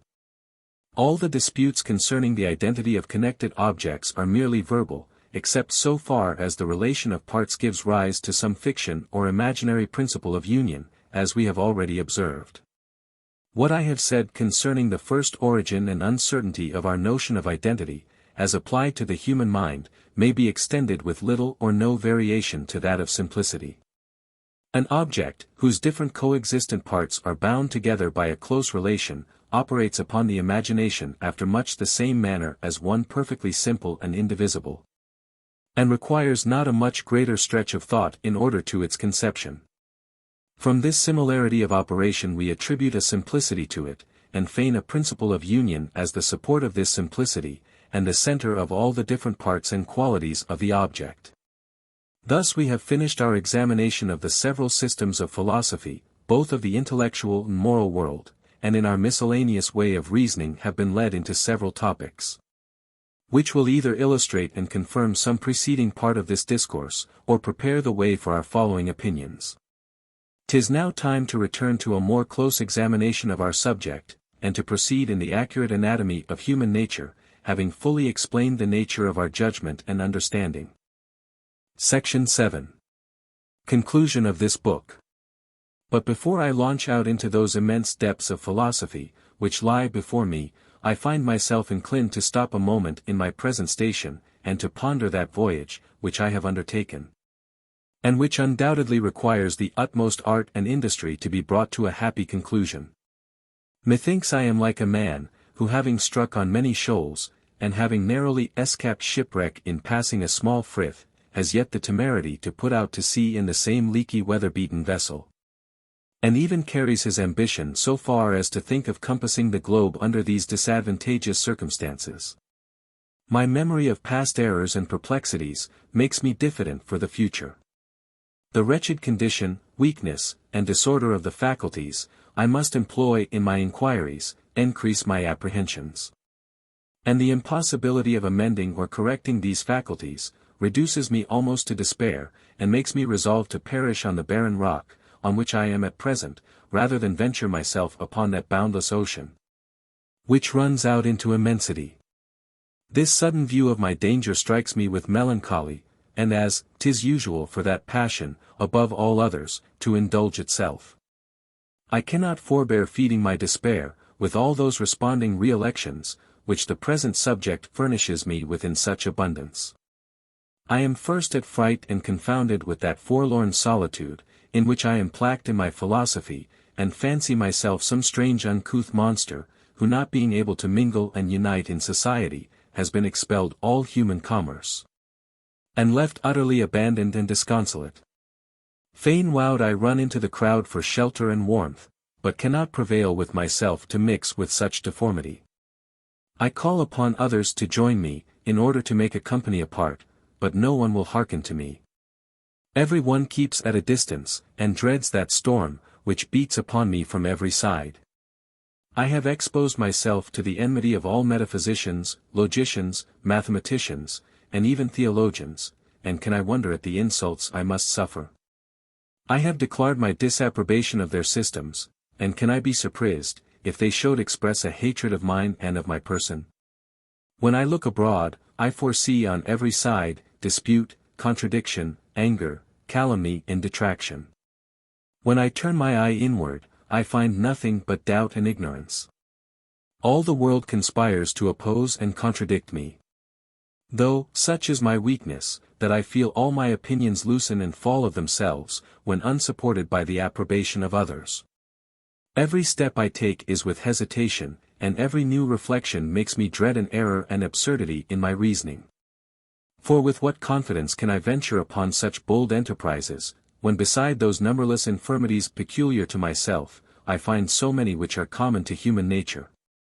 Can I be sure, that in leaving all established opinions I am following truth, and by what criterion shall I distinguish her, even if fortune should at last guide me on her footsteps?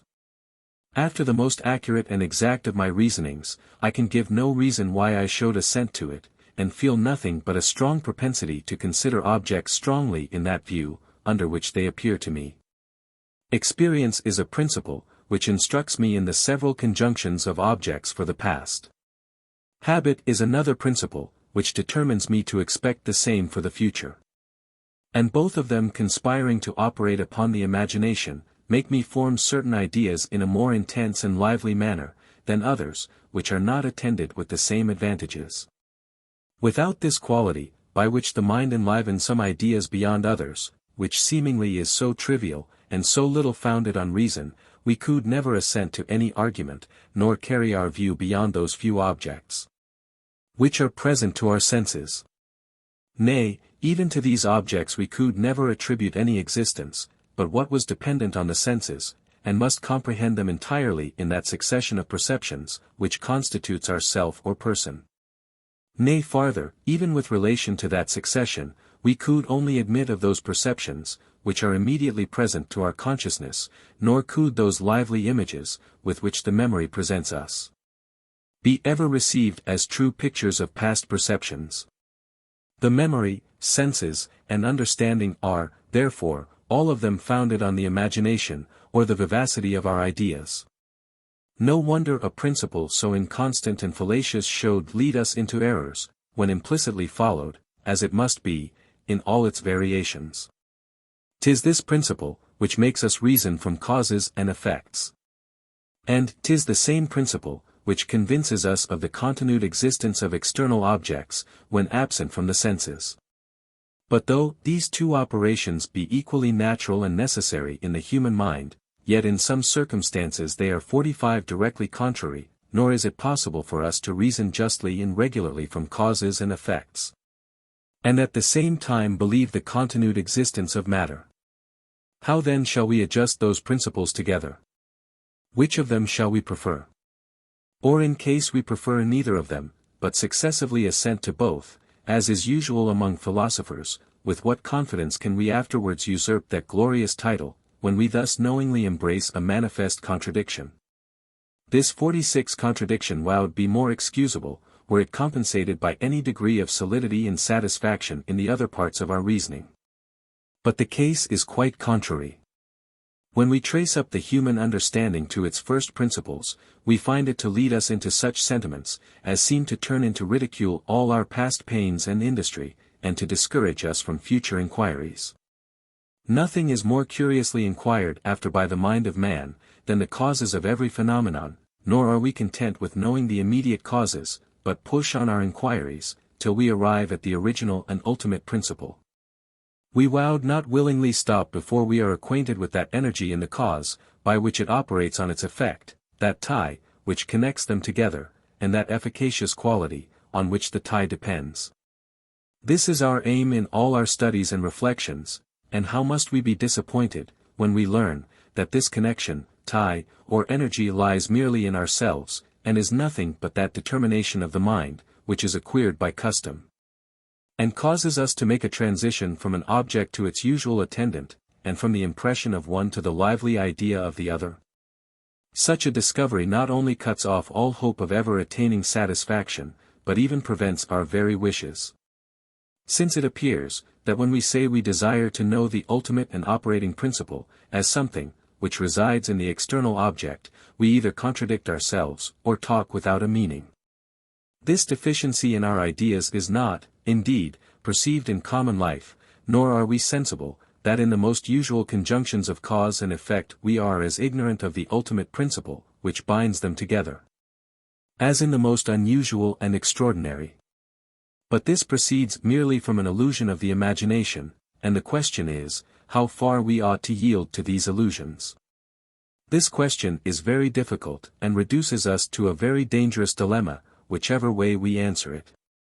For if we assent to every trivial suggestion of the fancy, beside that these suggestions are often contrary to each other, they lead us into such errors, absurdities, and obscurities, that we must at last become ashamed of our credulity. Nothing is more dangerous to reason than the flights of the imagination, and nothing has been the occasion of more mistakes among philosophers. Men of bright fancies may in this respect be compared to those angels, whom the Scripture represents as cowering their eyes with their wings. This has already appeared in so many instances, that we may spare ourselves the trouble of enlarging upon it any farther. But on the other hand, if the consideration of these instances makes us take a resolution to reject all the trivial suggestions of the fancy, and adhere to the understanding, that is, to the general and more established properties of the imagination. Even this resolution, if steadily executed, would be dangerous, and attended with the most fatal consequences. For I have already shown, 47 that the understanding, when it acts alone, and according to its most general principles, entirely subverts itself, and leaves not the lowest degree of evidence in any proposition, either in philosophy or common life. We save ourselves from this total skepticism only by means of that singular and seemingly trivial property of the fancy, by which we enter with difficulty into remote views of things, and are not able to accompany them with so sensible an impression, as we do those, which are more easy and natural. Shall we, then, establish it for a general maxim, that no refined or elaborate reasoning is ever to be received? Consider well the consequences of such a principle. By this means you cut off entirely all science and philosophy, you proceed upon one singular quality of the imagination, and by a parity of reason must embrace all of them, and you expressly contradict yourself. Since this maxim must be built on the preceding reasoning, which will be allowed to be sufficiently refined and metaphysical. What party, then, shall we choose among these difficulties? If we embrace this principle, and condemn all refined reasoning, we run into the most manifest absurdities. If we reject it in favor of these reasonings, we subvert entirely the human understanding. We have, therefore, no choice left but betwixt a false reason and none at all. For my part, I know not what ought to be done in the present case. I can only observe what is commonly done, which is, that this difficulty is seldom or never thought of. And even where it has once been present to the mind, is quickly forgot, and leaves but a small impression behind it. Very refined reflections have little or no influence upon us. And yet we do not, and cannot establish it for a rule, that they ought not to have any influence, which implies a manifest contradiction.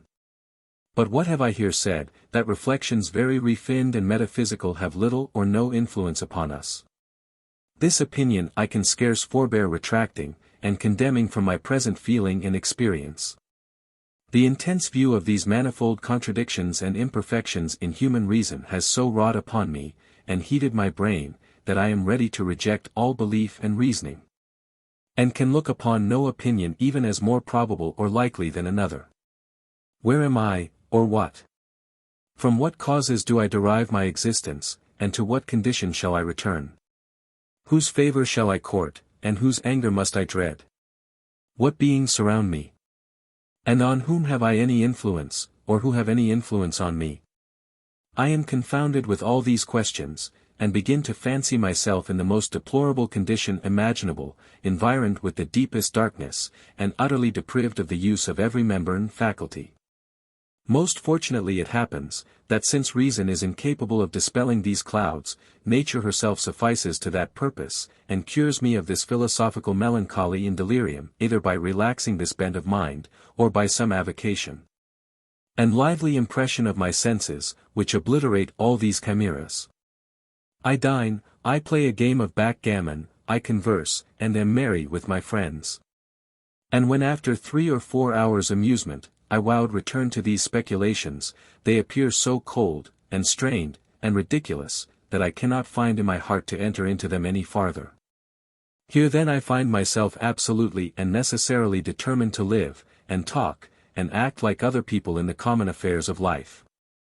But notwithstanding that my natural propensity, and the course of my animal spirits and passions reduce me to this indolent belief in the general maxims of the world, I still feel such remains of my former disposition, that I am ready to throw all my books and papers into the fire, and resolve never more to renounce the pleasures of life for the sake of reasoning and philosophy. For those are my sentiments in that splenetic humor, which governs me at present. I must yield to the current of nature, in submitting to my senses and understanding. And in this blind submission I shew most perfectly my skeptical disposition and principles. But does it follow, that I must strive against the current of nature, which leads me to indolence and pleasure? That I must seclude myself, in some measure, from the commerce and society of men, which is so agreeable? And that I must torture my brain with subtilities and sophistries, at the very time that I cannot satisfy myself concerning the reasonableness of so painful an application, nor have any tolerable prospect of arriving by its means at truth and certainty? Under what obligation do I lie of making such an abuse of time? And to what end can it serve either for the service of mankind, or for my own private interest? No, if I must be a fool, as all those who reason or believe anything certainly are, my follies shall at least be natural and agreeable. Where I strive against my inclination, I shall have a good reason for my resistance, and will no more be led a-wandering into such dreary solitudes, and rough passages, as I have hitherto met with. These are the sentiments of my spleen and indolence. And indeed I must confess, that philosophy has nothing to oppose to them, and expects a victory more from the returns of a serious good-humored disposition, than from the force of reason and conviction. In all the incidents of life we ought still to preserve our skepticism. If we believe, that fire warms, or water refreshes, 'tis only because it costs us too much pains to think otherwise. Nay, if we are philosophers, it ought only to be upon skeptical principles, and from an inclination, which we feel to the employing ourselves after that manner. Where reason is lively, and mixes itself with some propensity, it ought to be assented to. Where it does not, it never can have any title to operate upon us. At the time, therefore, that I am tiered with amusement and company, and have indulged a reverie in my chamber, or in a solitary walk by a river side, I feel my mind all collected within itself, and am naturally inclined to carry my view into all those subjects, about which I have met with so many disputes in the course of my reading and conversation. I cannot forbear having a curiosity to be acquainted with the principles of moral good and evil, the nature and foundation of government, and the cause of those several passions and inclinations, which actuate and govern me. I am uneasy to think I approve of one object, and disapprove of another, call one thing beautiful, and another deformed, decide concerning truth and falsehood, reason and folly, without knowing upon what principles I proceed. I am concerned for the condition of the learned world, which lies under such a deplorable ignorance in all these particulars. I feel an ambition to arise in me of contributing to the instruction of mankind, and of acquiring a name by my inventions and discoveries. These sentiments spring up naturally in my present disposition. And should I endeavor to banish them, by attaching myself to any other business or diversion, I feel I should be a loser in point of pleasure, and this is the origin of my philosophy. But even suppose this curiosity and ambition should not transport me into speculations without the sphere of common life, it would necessarily happen, that from my very weakness I must be led into such inquiries. 'Tis certain, that superstition is much more bold in its systems and hypotheses than philosophy. And while the latter contents itself with assigning new causes and principles to the phenomena, which appear in the visible world, the former opens a world of its own, and presents us with scenes, and beings, and objects, which are altogether new. Since therefore, 'tis almost impossible for the mind of man to rest, like those of beasts, in that narrow circle of objects, which are the subject of daily conversation and action, we ought only to deliberate concerning the choice of our guide. and ought to prefer that which is safest and most agreeable. And in this respect I make bold to recommend philosophy, and shall not scruple to give it the preference to superstition of every kind or denomination. For as superstition arises naturally and easily from the popular opinions of mankind, it seizes more strongly on the mind, and is often able to disturb us in the conduct of our lives and actions. Philosophy, on the contrary, if just, can present us only with mild and moderate sentiments. And if false and extravagant, its opinions are merely the objects of a cold and general speculation, and seldom go so far as to interrupt the course of our natural propensities. The Cynics are an extraordinary instance of philosophers, who from reasonings purely philosophical ran into as great extravagances of conduct as any monk or dervice that ever was in the world. Generally speaking, the errors in religion are dangerous, those in philosophy only ridiculous. I am sensible, that these two cases of the strength and weakness of the mind will not comprehend all mankind, and that there are in England in particular, many honest gentlemen, who being always employed in their domestic affairs, or amusing themselves in common recreations, have carried their thoughts very little beyond those objects, which are every day exposed to their senses. And indeed, of such as these I pretend not to make philosophers, nor do I expect them either to be associates in these researches or auditors of these discoveries. They do well to keep themselves in their present situation. And instead of refining them into philosophers, I wish we could communicate to our founders of systems a share of this gross earthy mixture, as an ingredient, which they commonly stand much in need of, and which would serve to temper those fiery particles, of which they are compassed. While a warm imagination is allowed to enter into philosophy, and hypotheses embraced merely for being specious and agreeable, we can never have any steady principles, nor any sentiments, which will suit with common practice and experience. But were these hypotheses once removed, we might hope to establish a system or set of opinions, which if not true, for that, perhaps, is too much to be hoped for, might at least be satisfactory to the human mind, and might stand the test of the most critical examination.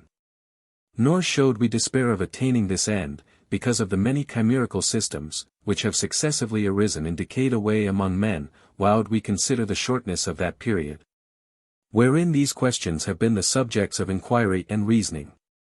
2000 years with such long interruptions, and under such mighty discouragements are a small space of time to give any tolerable perfection to the sciences. And perhaps we are still in too early an age of the world to discover any principles, which will bear the examination of the latest posterity. For my part, my only hope is, that I may contribute a little to the advancement of knowledge, by giving in some particulars a different turn to the speculations of philosophers, and pointing out to them more distinctly those subjects where alone they can expect assurance and conviction. Human nature is the only science of man, and yet has been hitherto the most neglected. 'Twill be sufficient for me, if I can bring it a little more into fashion. And the hope of this serves to compose my temper from that spleen, and invigorate it from that indolence, which sometimes prevail upon me. If the reader finds himself in the same easy disposition, let him follow me in my future speculations. If not, let him follow his inclination, and wait the returns of application in good humor. The conduct of a man, who studies philosophy in this careless manner, is more truly skeptical than that of one, who feeling in himself an inclination to it, is yet so overwhelmed with doubts and scruples, as totally to reject it. A true skeptic will be diffident of his philosophical doubts, as well as of his philosophical conviction, and will never refuse any innocent satisfaction, which offers itself, upon account of either of them. Nor is it only proper we should in general indulge our inclination in the most elaborate philosophical researches, notwithstanding our skeptical principles, but also that we should yield to that propensity which inclines us to be positive and certain in particular points, according to the light, in which we survey them in any particular instant. 'Tis easier to forbear all examination and inquiry, than to check ourselves in so natural a propensity, and guard against that assurance, which always arises from an exact and full survey of an object. On such an occasion we are apt not only to forget our skepticism, but even our modesty too, and make use of such terms as these: 'tis evident, 'tis certain, 'tis undeniable, which a due deference to the public ought, perhaps, to prevent. I may have fallen into this fault after the example of others, but I here enter a caveat against any objections, which may be offered on that head. And declare that such expressions were extorted from me by the present view of the object, and imply no dogmatical spirit, nor conceited idea of my own judgment, which are sentiments that I am sensible can become no body. And a skeptic still less than any other. Book 2, of the Passions. Part 1, of Pride and Humility. Section 1. Division of the subject. As all the perceptions of the mind may be divided into impressions and ideas, so the impressions admit of another division into original and secondary. This division of the impressions is the same with that which 48 I formerly made use of when I distinguished them into impressions of sensation and reflection. Original impressions or impressions of sensation are such as without any antecedent perception arise in the soul, from the constitution of the body, from the animal spirits, or from the application of objects to the external organs. Secondary, or reflective impressions are such as proceed from some of these original ones, either immediately or by the interposition of its idea. Of the first kind are all the impressions of the senses, and all bodily pains and pleasures, of the second are the passions, and other emotions resembling them. 'Tis certain, that the mind, in its perceptions, must begin somewhere. And that since the impressions precede their correspondent ideas, there must be some impressions, which without any introduction make their appearance in the soul. As these depend upon natural and physical causes, the examination of them would lead me too far from my present subject, into the sciences of anatomy and natural philosophy. For this reason I shall here confine myself to those other impressions, which I have called secondary and reflective, as arising either from the original impressions, or from their ideas. Bodily pains and pleasures are the source of many passions, both when felt and considered by the mind, but arise originally in the soul, or in the body, whichever you please to call it, without any preceding thought or perception. A fit of the gout produces a long train of passions, as grief, hope, fear, but is not derived immediately from any affection or idea. The reflective impressions may be divided into two kinds, viz. the calm and the violent. Of the first kind is the sense of beauty and deformity in action, composition, and external objects.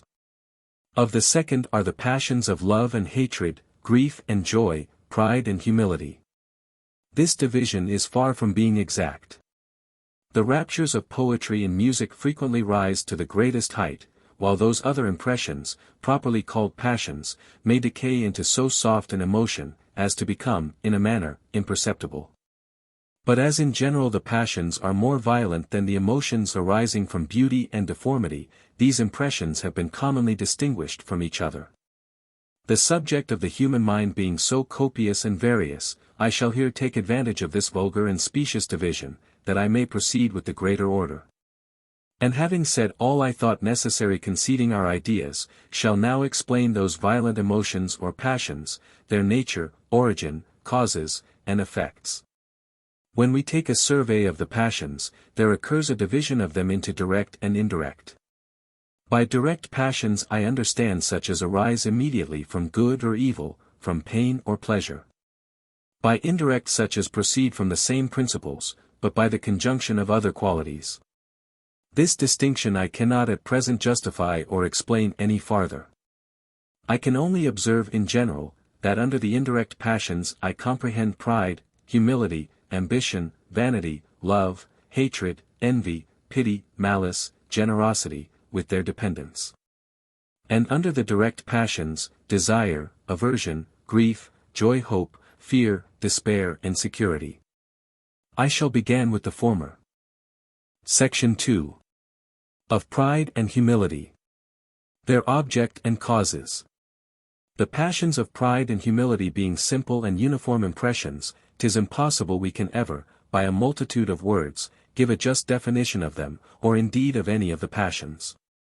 The utmost we can pretend to is a description of them, by an enumeration of such circumstances, as attend them, but as these words, pride and humility, are of general use, and the impressions they represent the most common of every one.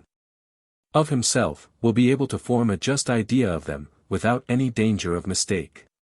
For which reason, not to lose time upon preliminaries, I shall immediately enter upon the examination of these passions.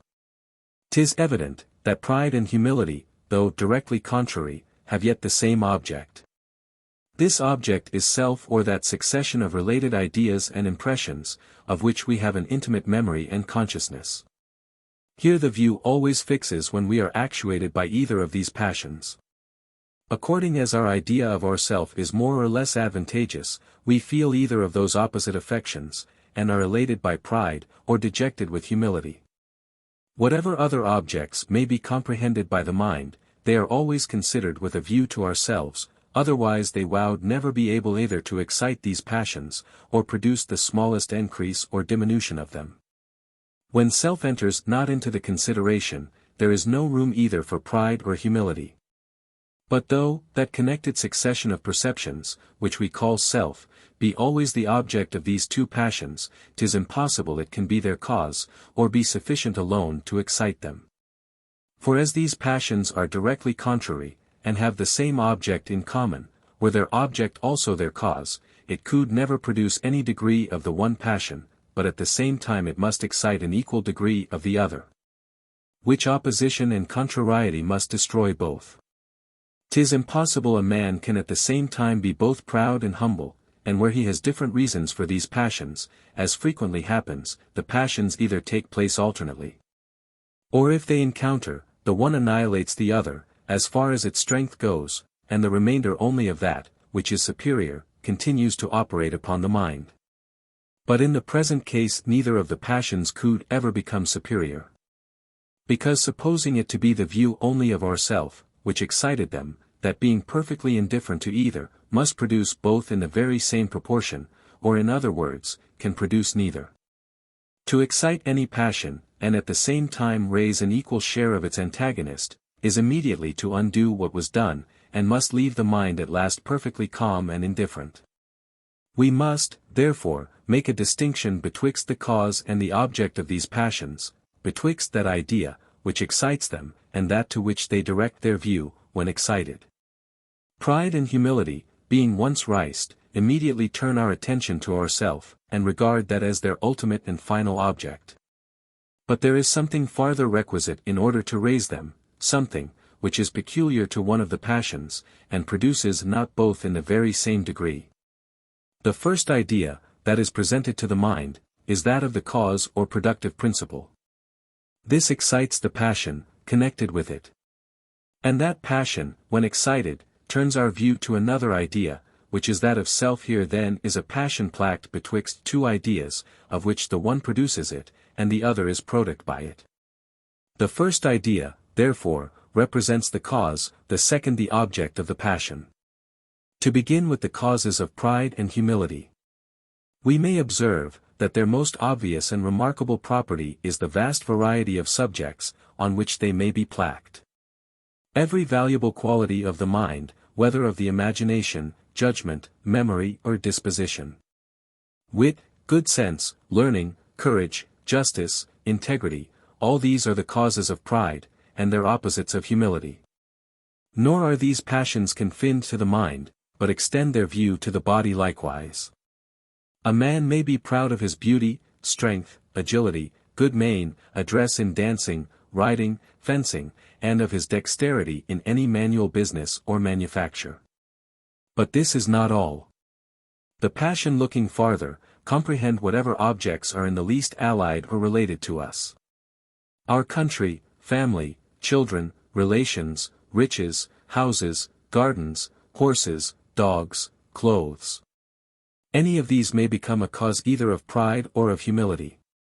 From the consideration of these causes, it appears necessary we should make a new distinction in the causes of the passion, betwixt that quality, which operates, and the subject, on which it is placed.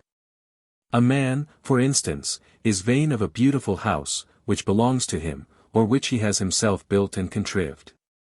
Here the object of the passion is himself, and the cause is the beautiful house, which cause again is subdivided into two parts, viz. the quality, which operates upon the passion, and the subject, in which the quality inheres. The quality is the beauty, and the subject is the house, considered as his property or contrivance. Both these parts are essential, nor is the distinction vain and chimerical. Beauty, considered merely as such, unless plaqued upon something related to us, never produces any pride or vanity, and the strongest relation alone, without beauty, or something else in its place, has as little influence on that passion. Since, therefore, these two particulars are easily separated, and there is a necessity for their conjunction, in order to produce the passion, we ought to consider them as component parts of the cause. And infix in our minds an exact idea of this distinction. Section 3. Whence these objects and causes are derived. Being so far advanced as to observe a difference betwixt the object of the passions and their cause, and to distinguish in the cause the quality, which operates on the passions, from the subject, in which it inheres. We now proceed to examine what determines each of them to be what it is, and assign such a particular object, and quality, and subject to these affections. By this means we shall fully understand the origin of pride and humility. 'Tis evident in the first place, that these passions are determined to have self for their object, not only by a natural but also by an original property. No one can doubt but this property is natural from the constancy and steadiness of its operations. 'Tis always self, which is the object of pride and humility. And whenever the passions look beyond, 'tis still with a view to ourselves, nor can any person or object otherwise have any influence upon us. That this proceeds from an original quality or primary impulse, will likewise appear evident, if we consider that 'tis the distinguishing characteristic of these passions. Unless nature had given some original qualities to the mind, it could never have any secondary ones, because in that case it would have no foundation for action, nor could ever begin to exert itself. Now these qualities, which we must consider as original, are such as are most inseparable from the soul, and can be resolved into no other, and such is the quality, which determines the object of pride and humility.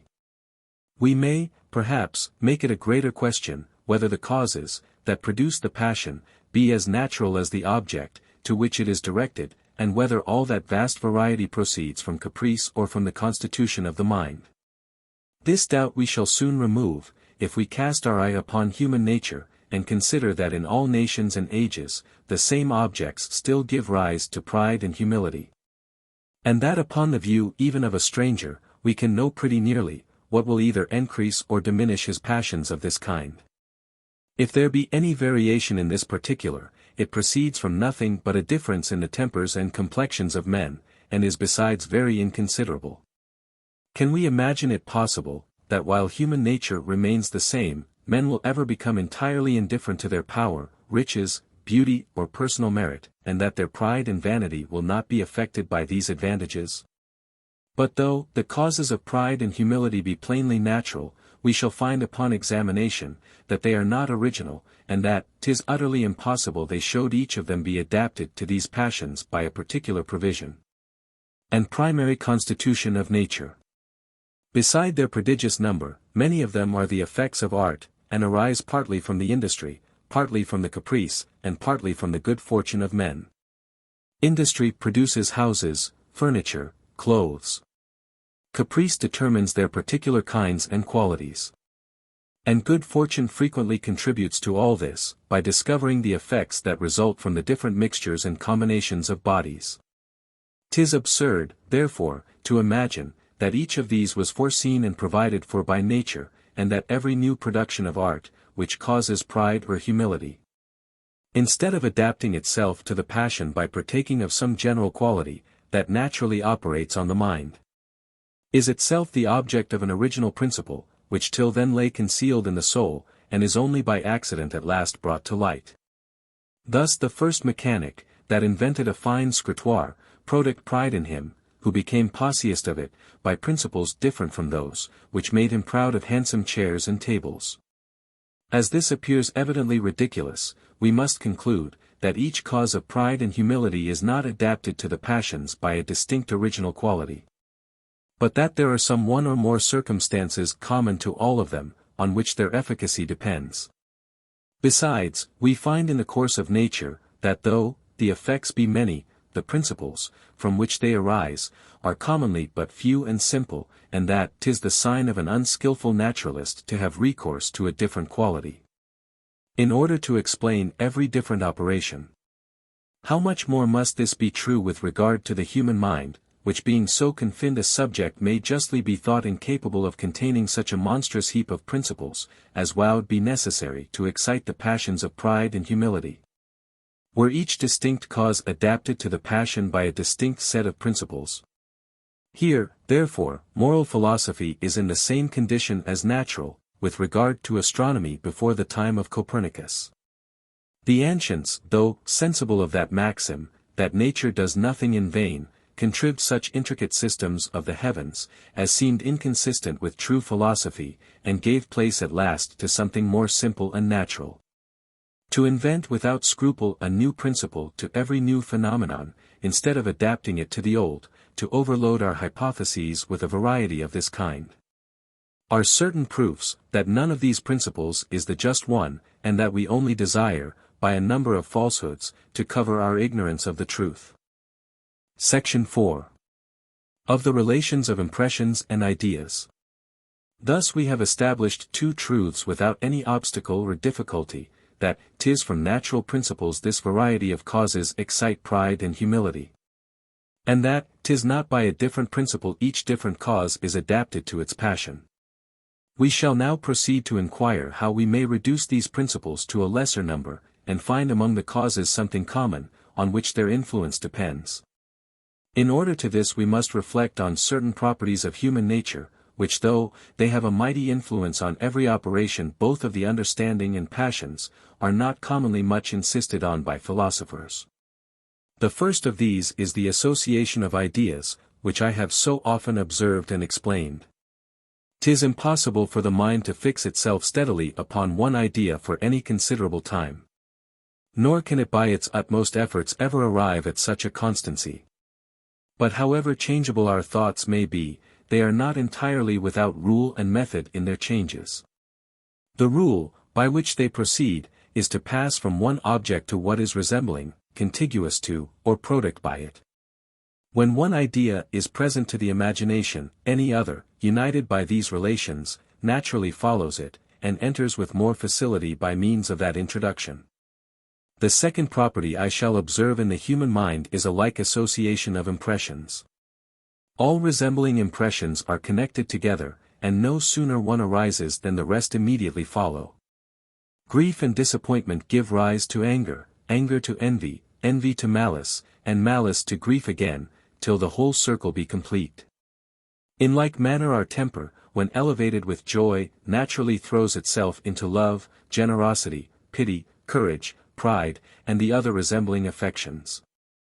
'Tis difficult for the mind, when actuated by any passion, to confine itself to that passion alone, without any change or variation. Human nature is too inconstant to admit of any such regularity. Changeableness is essential to it.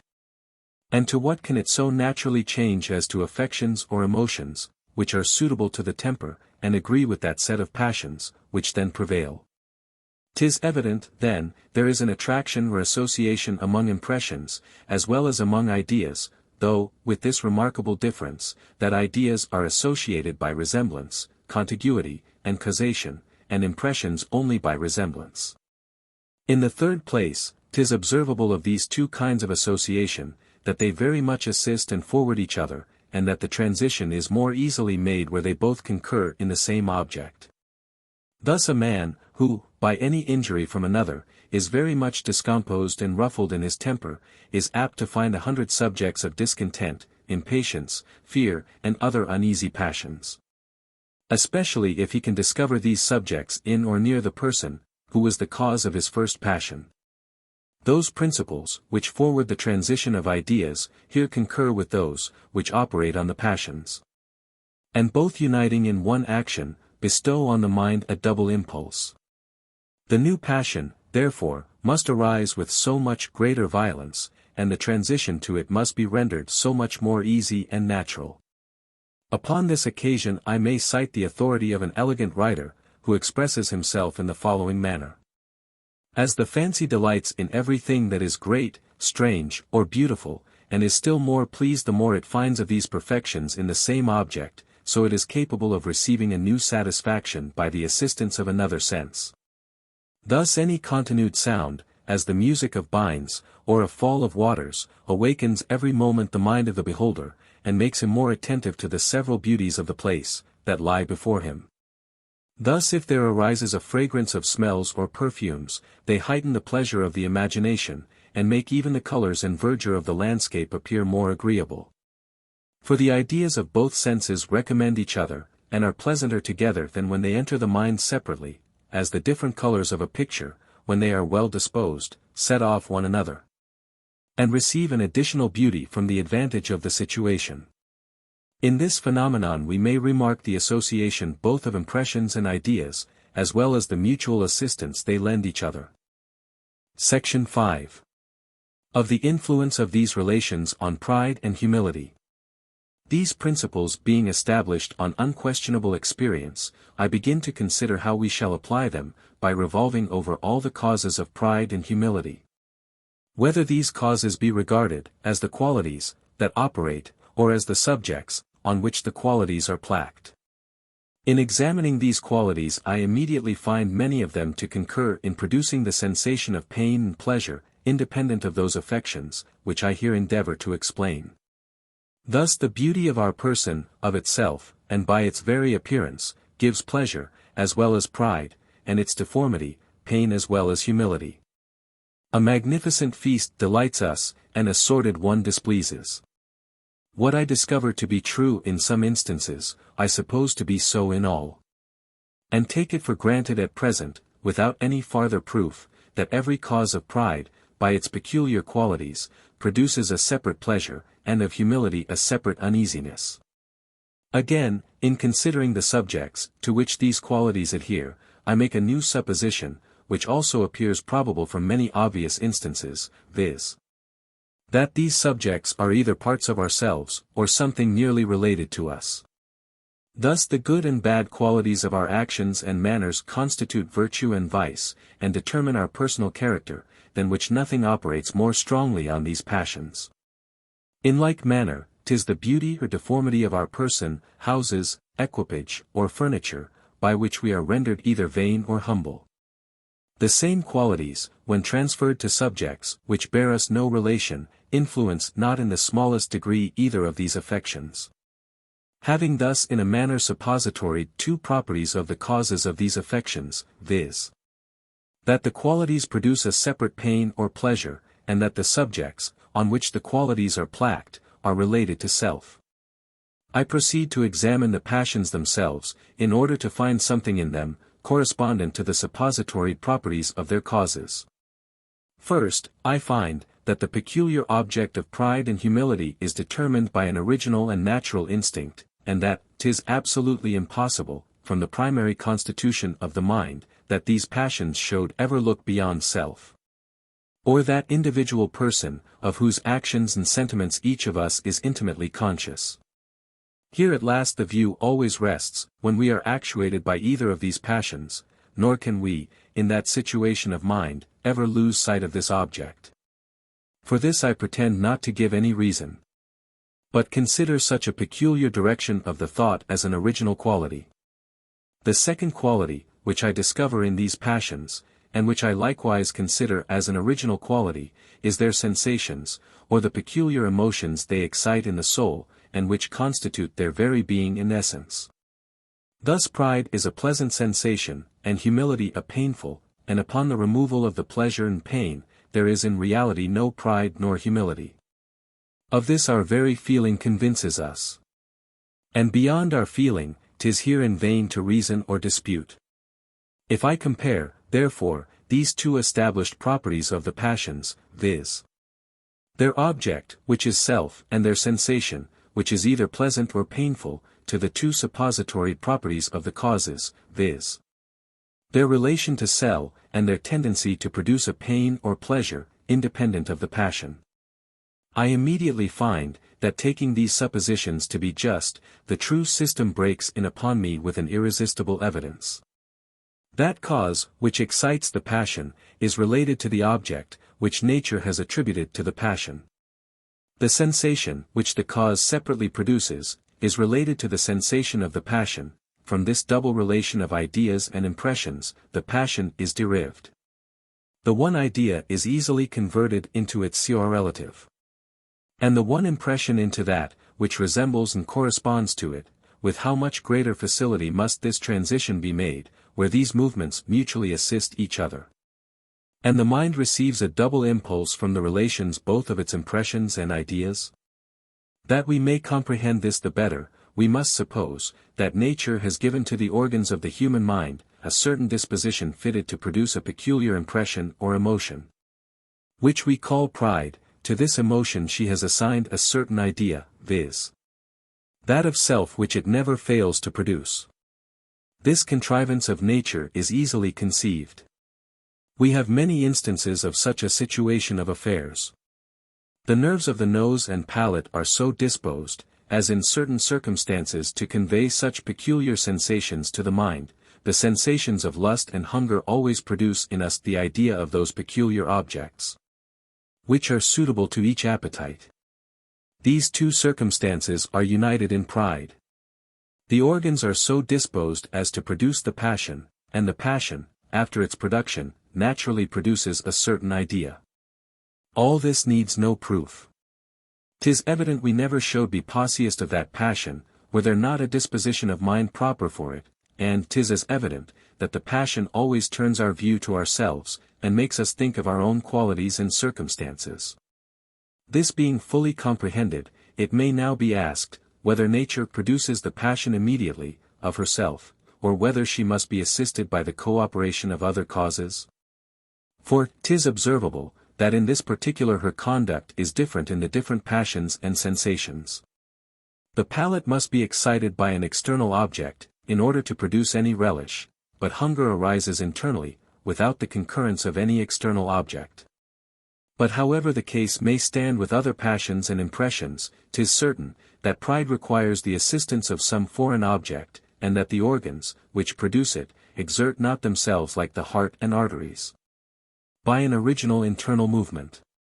For first, daily experience convinces us, that pride requires certain causes to excite it, and languishes when unsupported by some excellency in the character, in bodily accomplishments, in clothes, equipage or fortune.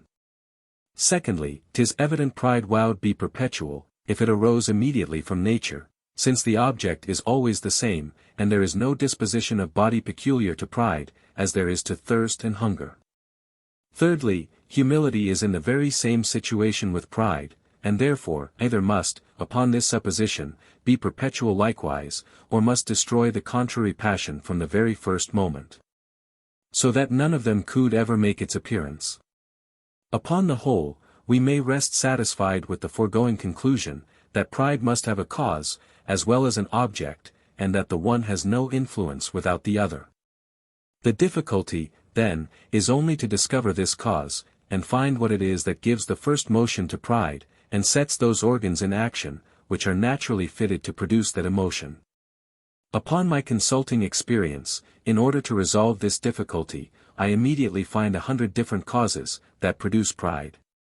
And upon examining these causes, I suppose, what at first I perceived to be probable, that all of them concur in two circumstances, which are, that of themselves they produce an impression, allied to the passion, and are placked on a subject, allied to the object of the passion.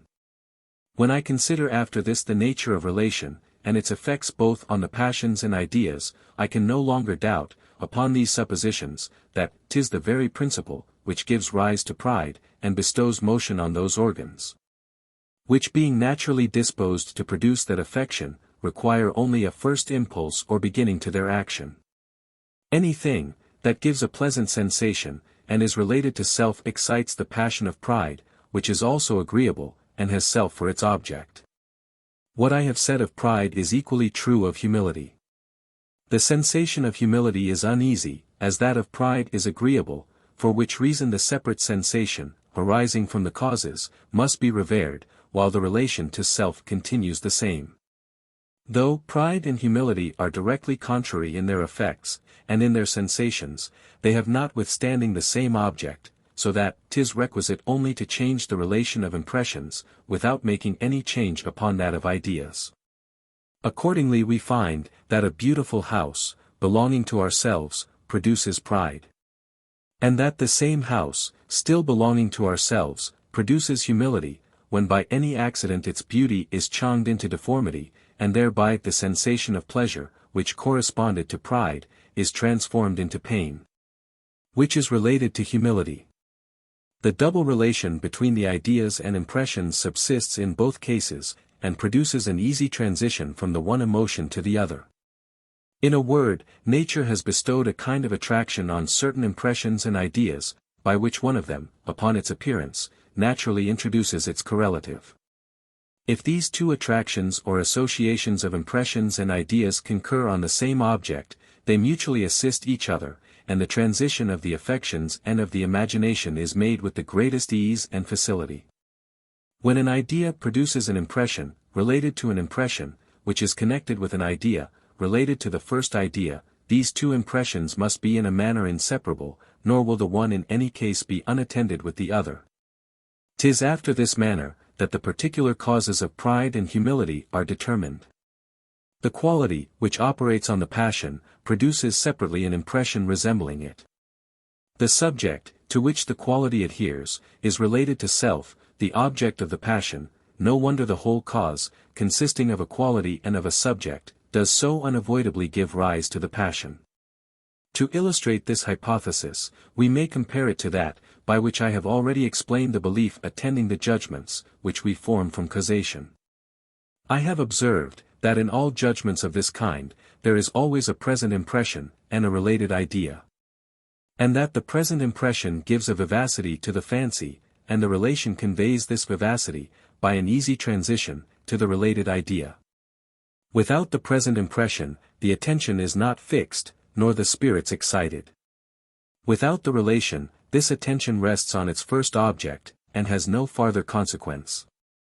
There is evidently a great analogy betwixt that hypothesis, and our present one of an impression and idea, that transfuse themselves into another impression and idea by means of their double relation, which analogy must be allowed to be no despicable proof of both hypotheses.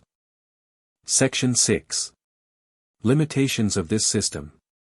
But before we proceed farther in this subject, and examine particularly all the causes of pride and humility, 'twill be proper to make some limitations to the general system, that all agreeable objects, related to ourselves, by an association of ideas and impressions, produce pride, and disagreeable ones, humility, and these limitations are derived from the very nature of the subject.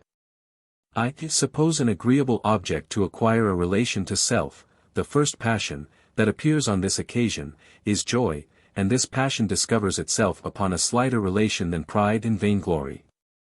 We may feel joy upon being present at a feast, where our senses are regaled with delicacies of every kind, but 'tis only the master of the feast, who, beside the same joy, has the additional passion of self-applause and vanity.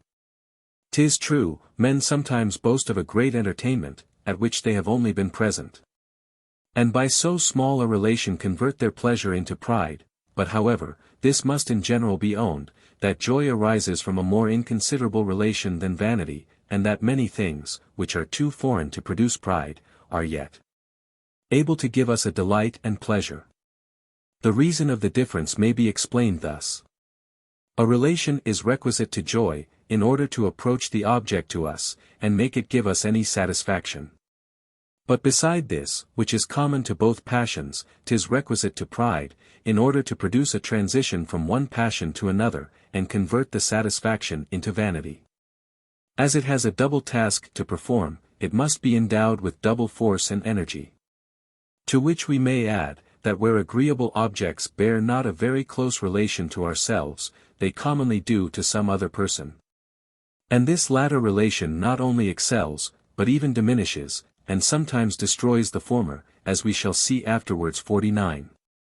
Here then is the first limitation we must make to our general position, that everything related to us, which produces pleasure or pain, produces likewise pride or humility.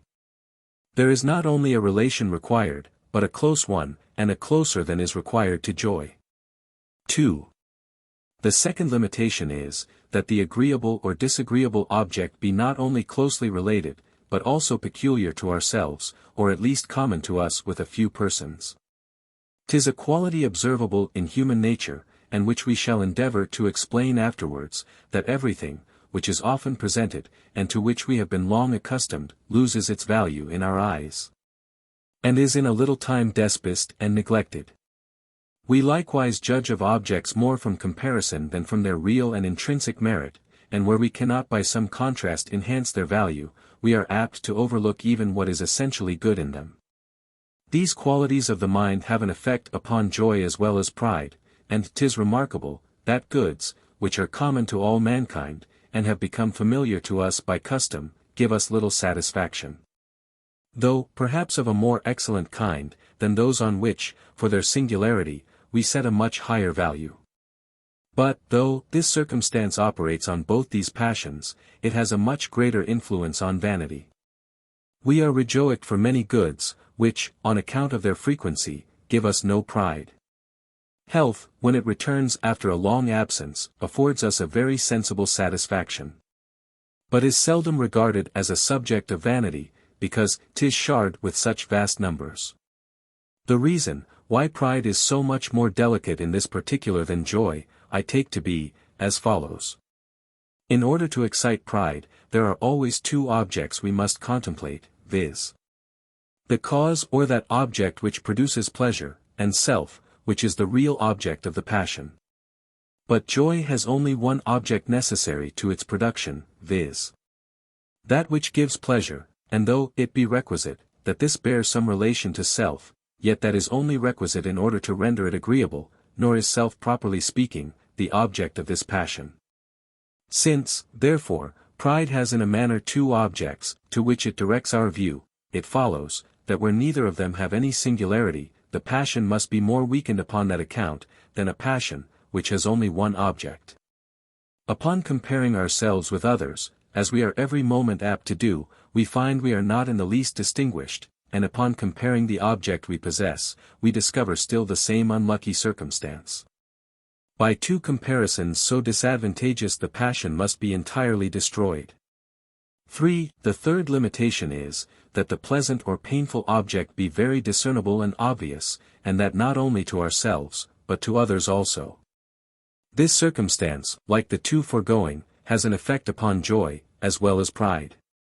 We fancy ourselves more happy, as well as more virtuous or beautiful, when we appear so to others, but are still more ostentatious of our virtues than of our pleasures. This proceeds from causes, which I shall endeavor to explain afterwards. 4. The fourth limitation is derived from the inconstancy of the cause of these passions, and from the short duration of connection with ourselves. What is casual and inconstant but little joy, and less pride?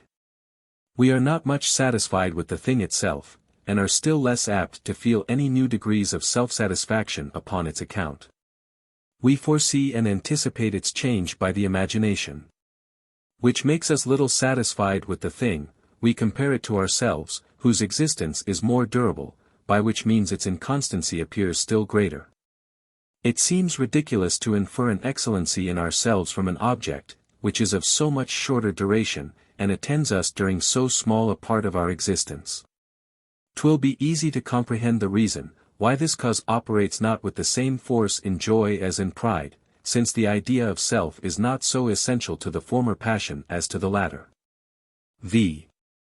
I may add as a fifth limitation, or rather enlargement of this system, that general rules have a great influence upon pride and humility, as well as on all the other passions. Hence we form a notion of different ranks of men, suitable to the power or riches they are possessed of.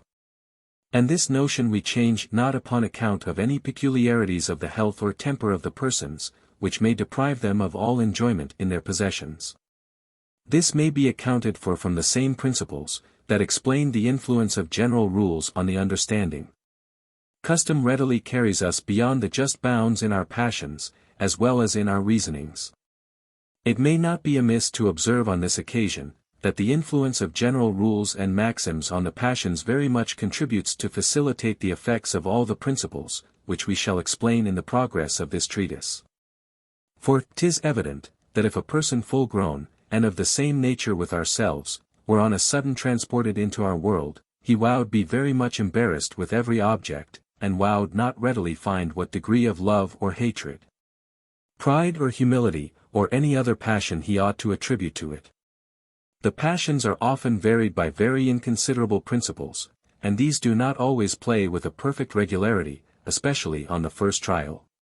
But as custom and practice have brought to light all these principles, and have settled the just value of everything, this must certainly contribute to the easy production of the passions, and guide us, by means of general established maxims, in the proportions we ought to observe in preferring one object to another. This remark may, perhaps, serve to obviate difficulties, that may arise concerning some causes, which I shall hereafter ascribe to particular passions, and which may be esteemed too refined to operate so universally and certainly as they are found to do. I shall close this subject with a reflection derived from these 5 limitations. This reflection is, that the persons, who are proudest, and who in the eye of the world have most reason for their pride, are not always the happiest, nor the most humble always the most miserable, as may at first sight be imagined from this system. An evil may be real, though its cause has no relation to us; it may be real, without being peculiar; it may be real, without shewing itself to others; it may be real, without being constant; and it may be real, without falling under the general rules. Such evils as these will not fail to render us miserable, though they have little tendency to diminish pride, and perhaps the most real and the most solid evils of life will be found of this nature. Section 7. Of Vice and Virtue. Taking these limitations along with us, let us proceed to examine the causes of pride and humility, and see, whether in every case we can discover the double relations, by which they operate on the passions. If we find that all these causes are related to self, and produce a pleasure or uneasiness separate from the passion, there will remain no farther scruple with regard to the present system. We shall principally endeavor to prove the latter point, the former being in a manner self-evident. To begin with vice and virtue, which are the most obvious causes of these passions. 'Twould be entirely foreign to my present purpose to enter upon the controversy, which of late years has so much excited the curiosity of the public, whether these moral distinctions be founded on natural and original principles, or arise from interest and education. The examination of this I reserve for the following book, and in the meantime shall endeavor to show, that my system maintains its ground upon either of these hypotheses, which will be a strong proof of its solidity. For granting that morality had no foundation in nature, it must still be allowed, that vice and virtue, either from self-interest or the prejudices of education, produce in us a real pain and pleasure. And this we may observe to be strenuously asserted by the defenders of that hypothesis. Every passion, habit, or turn of character, say they, which has a tendency to our advantage or prejudice, gives a delight or uneasiness. And 'tis from thence the approbation or disapprobation arises. We easily gain from the liberality of others, but are always in danger of losing by their avarice. Courage defends us, but cowardice lays us open to every attack. Justice is the support of society, but injustice, unless checked, would quickly prove its ruin. Humility exalts, but pride mortifies us. For these reasons the former qualities are esteemed virtues, and the latter regarded as vices. Now since 'tis granted there is a delight or uneasiness still attending merit or demerit of every kind, this is all that is requisite for my purpose. But I go farther, and observe, that this moral hypothesis and my present system not only agree together, but also that, allowing the former to be just, 'tis an absolute and invincible proof of the latter. For if all morality be founded on the pain or pleasure, which arises from the prospect of any loss or advantage, that may result from our own characters, or from those of others, all the effects of morality must be derived from the same pain or pleasure, and among the rest, the passions of pride and humility. The very essence of virtue, according to this hypothesis, is to produce pleasure, and that of vice to give pain. The virtue and vice must be part of our character in order to excite pride or humility. What farther proof can we desire for the double relation of impressions and ideas? The same unquestionable argument may be derived from the opinion of those who maintain that morality is something real, essential, and founded on nature. The most probable hypothesis, which has been advanced to explain the distinction betwixt vice and virtue, and the origin of moral rights and obligations, is, that from a primary constitution of nature certain characters and passions, by the very view and contemplation, produce a pain, and others in like manner excite a pleasure. The uneasiness and satisfaction are not only inseparable from vice and virtue, but constitute their very nature and essence. To approve of a character is to feel an original delight upon its appearance. To disapprove of it is to be sensible of an uneasiness. The pain and pleasure, therefore, being the primary causes of vice and virtue, must also be the causes of all their effects, and consequently of pride and humility, which are the unavoidable attendants of that distinction. But supposing this hypothesis of moral philosophy should be allowed to be false, 'tis still evident, that pain and pleasure, if not the causes of vice and virtue, are at least inseparable from them. A generous and noble character affords a satisfaction even in the survey, and when presented to us, though only in a poem or fable, never fails to charm and delight us. On the other hand, cruelty and treachery displease from their very nature. Nor is it possible ever to reconcile us to these qualities either in ourselves or others. Thus one hypothesis of morality is an undeniable proof of the foregoing system, and the other at worst agrees with it. But pride and humility arise not from these qualities alone of the mind, which, according to the vulgar systems of ethics, have been comprehended as parts of moral duty, but from any other that has a connection with pleasure and uneasiness. Nothing flatters our vanity more than the talent of pleasing by our wit, good humor, or any other accomplishment, and nothing gives us a more sensible mortification than a disappointment in any attempt of that nature. No one has ever been able to tell what wit is, and to shew why such a system of thought must be received under that denomination, and such another rejected. 'Tis only by taste we can decide concerning it, nor are we possessed of any other standard, upon which we can form a judgment of this kind. Now what is this taste, from which true and false wit in a manner receive their being, and without which no thought can have a title to either of these denominations? 'Tis plainly nothing but a sensation of pleasure from true wit, and of uneasiness from false, without our being able to tell the reasons of that pleasure or uneasiness. The power of bestowing these opposite sensations is, therefore, the very essence of true and false wit, and consequently the cause of that pride or humility, which arises from them. There may, perhaps, be some, who being accustomed to the style of the schools and pulpit, and having never considered human nature in any other light, than that in which they place it, may here be surprised to hear me talk of virtue as exciting pride, which they look upon as a vice. And of vice as producing humility, which they have been taught to consider as a virtue. But not to dispute about words, I observe, that by pride I understand that agreeable impression, which arises in the mind, when the view either of our virtue, beauty, riches or power makes us satisfied with ourselves, and that by humility I mean the opposite impression. 'Tis evident the former impression is not always vicious, nor the latter virtuous. The most rigid morality allows us to receive a pleasure from reflecting on a generous action. And 'tis by none esteemed a virtue to feel any fruitless remorses upon the thoughts of past villainy and baseness. Let us, therefore, examine these impressions, considered in themselves, and inquire into their causes, whether placked on the mind or body, without troubling ourselves at present with that merit or blame, which may attend them. Section 8.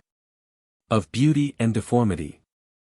Whether we consider the body as a part of ourselves, or assent to those philosophers, who regard it as something external, it must still be allowed to be near enough connected with us to form one of these double relations, which I have asserted to be necessary to the causes of pride and humility. Wherever, therefore, we can find the other relation of impressions to join to this of ideas, we may expect with assurance either of these passions, according as the impression is pleasant or uneasy. But beauty of all kinds gives us a peculiar delight and satisfaction, as deformity produces pain, upon whatever subject it may be placked, and whether surveyed in an animate or inanimate object. If the beauty or deformity, therefore, be placked upon our own bodies, this pleasure or uneasiness must be converted into pride or humility. As having in this case all the circumstances requisite to produce a perfect transition of impressions and ideas. These opposite sensations are related to the opposite passions. The beauty or deformity is closely related to self, the object of both these passions. No wonder, then our own beauty becomes an object of pride, and deformity of humility. But this effect of personal and bodily qualities is not only a proof of the present system, by showing that the passions arise not in this case without all the circumstances I have required, but may be employed as a stronger and more convincing argument. If we consider all the hypotheses, which have been formed either by philosophy or common reason, to explain the difference betwixt beauty and deformity, we shall find that all of them resolve into this. That beauty is such an order and construction of parts, as either by the primary constitution of our nature, by custom, or by caprice, is fitted to give a pleasure and satisfaction to the soul. This is the distinguishing character of beauty, and forms all the difference betwixt it and deformity, whose natural tendency is to produce uneasiness. Pleasure and pain, therefore, are not only necessary attendants of beauty in deformity, but constitute their very essence. And indeed, if we consider, that a great part of the beauty, which we admire either in animals or in other objects, is derived from the idea of convenience and utility, we shall make no scruple to assent to this opinion. That shape which produces strength, is beautiful in one animal, and that which is a sign of agility in another. The order and convenience of a palace are no less essential to its beauty, than its mere figure and appearance. In like manner the rules of architecture require, that the top of a pillar should be more slender than its base, and that because such a figure conveys to us the idea of security, which is pleasant. Whereas the contrary form gives us the apprehension of danger, which is uneasy. From innumerable instances of this kind, as well as from considering that beauty like wit, cannot be defined, but is discerned only by a taste or sensation, we may conclude, that beauty is nothing but a form, which produces pleasure. As deformity is a structure of parts, which conveys pain. And since the power of producing pain and pleasure make in this manner the essence of beauty and deformity, all the effects of these qualities must be derived from the sensation. And among the rest pride and humility, which of all their effects are the most common and remarkable. This argument I esteem just and decisive. But in order to give greater authority to the present reasoning, let us suppose it false for a moment, and see what will follow. 'Tis certain, then, that if the power of producing pleasure and pain forms not the essence of beauty and deformity, the sensations are at least inseparable from the qualities, and 'tis even difficult to consider them apart. Now there is nothing common to natural and moral beauty, both of which are the causes of pride, but this power of producing pleasure. And as a common effect supposes always a common cause, 'tis plain the pleasure must in both cases be the real and influencing cause of the passion. Again, there is nothing originally different betwixt the beauty of our bodies and the beauty of external and foreign objects, but that the one has a near relation to ourselves, which is wanting in the other. This original difference, therefore, must be the cause of all their other differences, and among the rest, of their different influence upon the passion of pride, which is excited by the beauty of our person, but is not affected in the least by that of foreign and external objects. Placing, then, these two conclusions together, we find they compose the preceding system betwixt them, viz.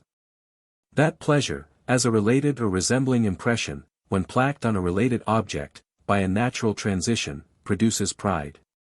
And its contrary, humility. This system, then, seems already sufficiently confirmed by experience, though we have not yet exhausted all our arguments.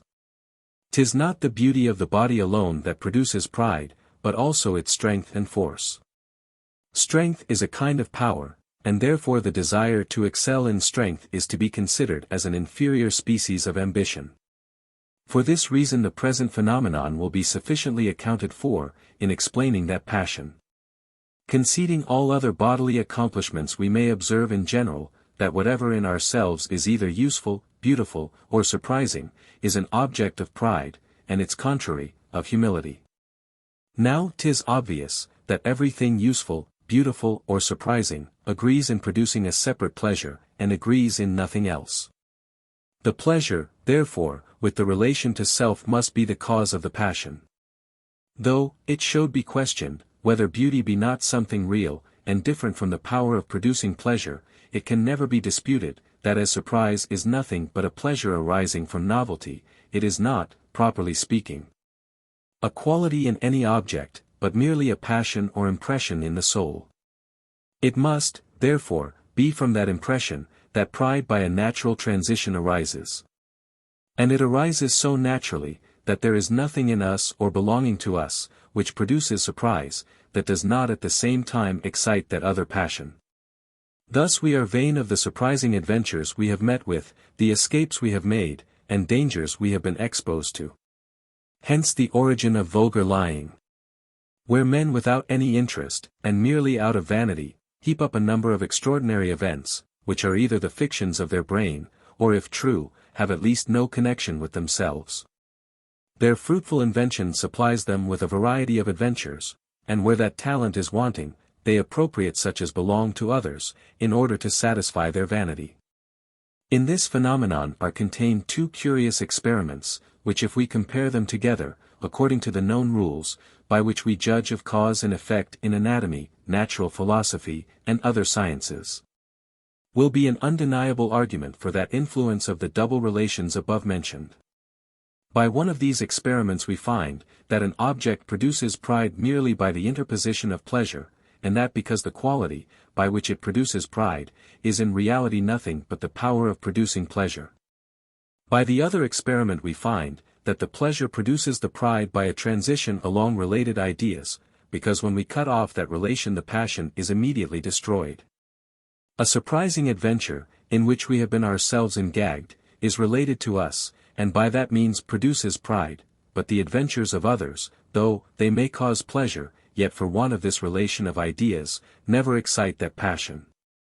What farther proof can be desired for the present system?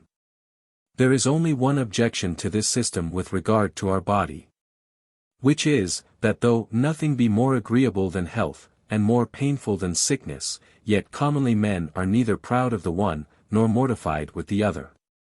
This will easily be accounted for, if we consider the second and fourth limitations, proposed to our general system.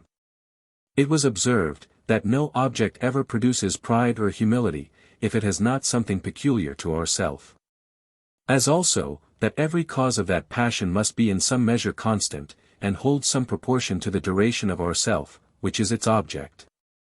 Now as health and sickness vary incessantly to all men, and there is none, who is solely or certainly fixed in either, these accidental blessings and calamities are in a manner separated from us, and are never considered as connected with our being and existence. And that this account is just appears hence, that wherever a malady of any kind is so rooted in our constitution, that we no longer entertain any hopes of recovery, from that moment it becomes an object of humility. As is evident in old men, whom nothing mortifies more than the consideration of their age and infirmities. They endeavor, as long as possible, to conceal their blindness and deafness, their rheums and gouts. Nor do they ever confess them without reluctance and uneasiness. And though young men are not ashamed of every headache or cold they fall into, yet no topic is so proper to mortify human pride, and make us entertain a mean opinion of our nature, than this: that we are every moment of our lives subject to such infirmities. This sufficiently proves that bodily pain and sickness are in themselves proper causes of humility. Though the custom of estimating everything by comparison more than by its intrinsic worth and value, makes us overlook these calamities, which we find to be incident to every one, and causes us to form an idea of our merit and character independent of them. We are ashamed of such maladies as affect others, and are either dangerous or disagreeable to them. Of the epilepsy, because it gives a horror to every one present; of the itch, because it is infectious; of the king's evil, because it commonly goes to posterity. Men always consider the sentiments of others in their judgment of themselves. This has evidently appeared in some of the foregoing reasonings, and will appear still more evidently, and be more fully explained afterwards. Section 9. Of external advantages and disadvantages. But though pride and humility have the qualities of our mind and body, that is self for their natural and more immediate causes, we find by experience, that there are many other objects which produce these affections, and that the primary one is, in some measure, obscured and lost by the multiplicity of foreign and extrinsic. We found a vanity upon houses, gardens, equipages, as well as upon personal merit and accomplishments. And though these external advantages be in themselves widely distant from thought or a person, yet they considerably influence even a passion, which is directed to that as its ultimate object. This happens when external objects acquire any particular relation to ourselves, and are associated or connected with us. A beautiful fish in the ocean, an animal in a desert, and indeed anything that neither belongs, nor is related to us, has no manner of influence on our vanity, whatever extraordinary qualities it may be endowed with, and whatever degree of surprise and admiration it may naturally occasion. It must be some way associated with us in order to touch our pride. Its idea must hang in a manner, upon that of ourselves, and the transition from the one to the other must be easy and natural. But here 'tis remarkable, that though the relation of resemblance operates upon the mind in the same manner as contiguity and causation, in conveying us from one idea to another, yet 'tis seldom a foundation either of pride or of humility. If we resemble a person in any of the valuable parts of his character, we must, in some degree, possess the quality, in which we resemble him. And this quality we always choose to survey directly in ourselves rather than by reduction in another person, when we would found upon it any degree of vanity. So that though a likeness may occasionally produce that passion by suggesting a more advantageous idea of ourselves, 'tis there the view fixes at last, and the passion finds its ultimate and final cause. There are instances, indeed, wherein men shew a vanity in resembling a great man in his countenance, shape, air, or other minute circumstances, that contribute not in any degree to his reputation. But it must be confessed, that this extends not very far, nor is of any considerable moment in these affections. For this I assign the following reason. We can never have a vanity of resembling in trifles any person, unless he be possessed of very shining qualities, which give us a respect and veneration for him. These qualities, then, are, properly speaking, the causes of our vanity, by means of their relation to ourselves. Now after what manner are they related to ourselves? They are parts of the person we value, and consequently connected with these trifles, which are also suppository to be parts of him. These trifles are connected with the resembling qualities in us. And these qualities in us, being parts, are connected with the whole, and by that means form a chain of several links betwixt ourselves and the shining qualities of the person we resemble. But besides that this multitude of relations must weaken the connection. 'Tis evident the mind, in passing from the shining qualities to the trivial ones, must by that contrast the better perceive the minuteness of the latter, and be in some measure ashamed of the comparison and resemblance. The relation, therefore, of contiguity, or that of causation, betwixt the cause and object of pride and humility, is alone requisite to give rise to these passions. And these relations are nothing else but qualities, by which the imagination is conveyed from one idea to another. Now let us consider what effect these can possibly have upon the mind, and by what means they become so requisite to the production of the passions. 'Tis evident, that the association of ideas operates in so silent and imperceptible a manner, that we are scarce sensible of it, and discover it more by its effects than by any immediate feeling or perception. It produces no emotion, and gives rise to no new impression of any kind, but only modifies those ideas, of which the mind was formerly possessed, and which it could recall upon occasion. From this reasoning, as well as from undoubted experience, we may conclude, that an association of ideas, however necessary, is not alone sufficient to give rise to any passion. 'Tis evident, then, that when the mind feels the passion either of pride or humility upon the appearance of a related object, there is, beside the relation or transition of thought, An emotion or original impression product by some other principle. The question is, whether the emotion first product be the passion itself, or some other impression related to it. This question we cannot be long in deciding. For besides all the other arguments, with which this subject abounds, it must evidently appear, that the relation of ideas, which experience shews to be so requisite a circumstance to the production of the passion, would be entirely superfluous. Were it not to second a relation of affections, and facilitate the transition from one impression to another. If nature product immediately the passion of pride or humility, it would be complete in itself, and would require no farther addition or increase from any other affection. But supposing the first emotion to be only related to pride or humility, 'tis easily conceived to what purpose the relation of objects may serve, and how the two different associations, of impressions and ideas, by uniting their forces, may assist each other's operation. This is not only easily conceived, but I will venture to affirm 'tis the only manner, in which we can conceive this subject.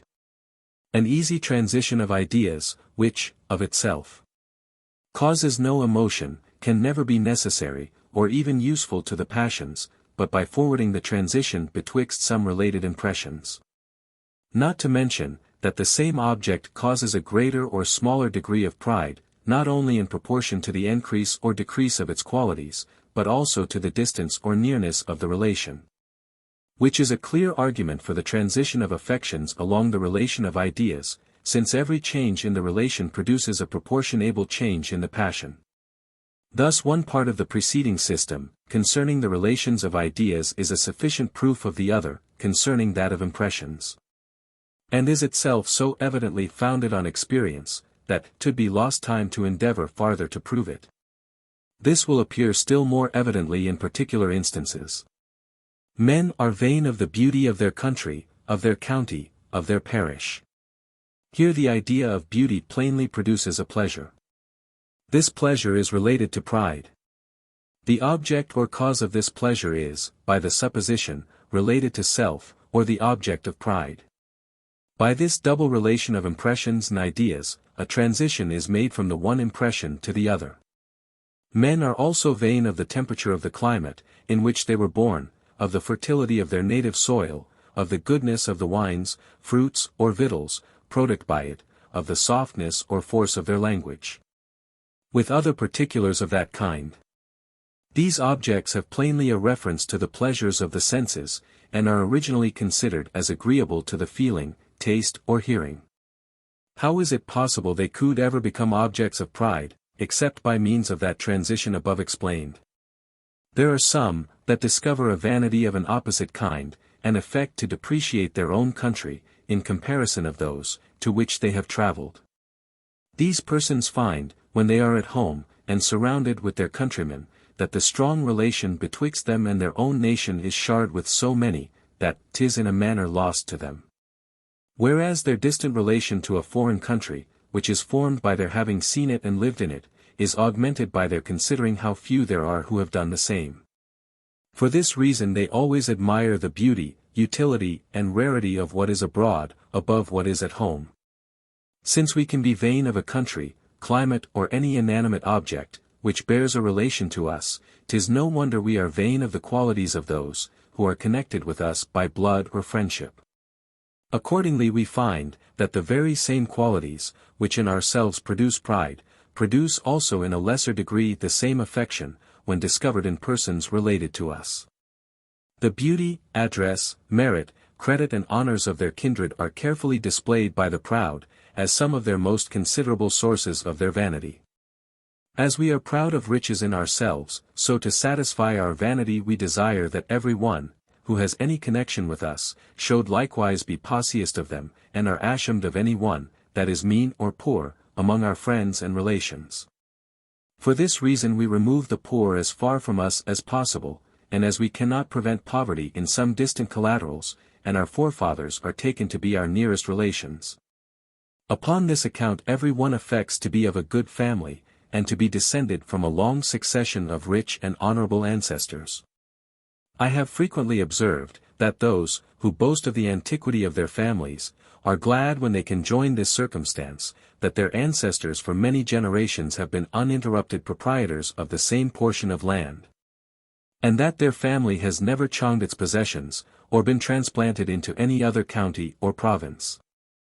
I have also observed, that 'tis an additional subject of vanity, when they can boast, that these possessions have been transmitted through a descent compassed entirely of males, and that the honors and fortune have never passed through any female. Let us endeavor to explain these phenomena by the foregoing system. 'Tis evident, that when any one boasts of the antiquity of his family, the subjects of his vanity are not merely the extent of time and number of ancestors, but also their riches and credit, which are suppository to reflect a luster on himself on account of his relation to them. He first considers these objects, is affected by them in an agreeable manner, and then returning back to himself, through the relation of parent and child, is elevated with the passion of pride, by means of the double relation of impressions and ideas. Since therefore the passion depends on these relations, whatever strengthens any of the relations must also increase the passion, and whatever weakens the relations must diminish the passion. Now 'tis certain the identity of the possession strengthens the relation of ideas arising from blood and kindred, and conveys the fancy with greater facility from one generation to another, from the remotest ancestors to their posterity, who are both their heirs and their descendants.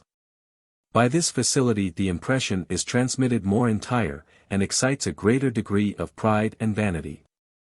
The case is the same with the transmission of the honors and fortune through a succession of males without their passing through any female. 'Tis a quality of human nature, which we shall consider 50 afterwards, that the imagination naturally turns to whatever is important and considerable. And where two objects are presented to it, a small and a great one, usually leaves the former, and dwells entirely upon the latter. As in the society of marriage, the male sex has the advantage above the female, the husband first engages our attention.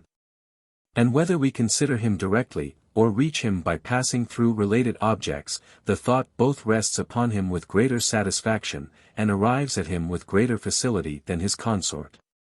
'Tis easy to see, that this property must strengthen the child's relation to the father, and weaken that to the mother. For as all relations are nothing but a propensity to pass from one idea to another, whatever strengthens the propensity strengthens the relation. And as we have a stronger propensity to pass from the idea of the children to that of the father, than from the same idea to that of the mother, we ought to regard the former relation as the closer and more considerable.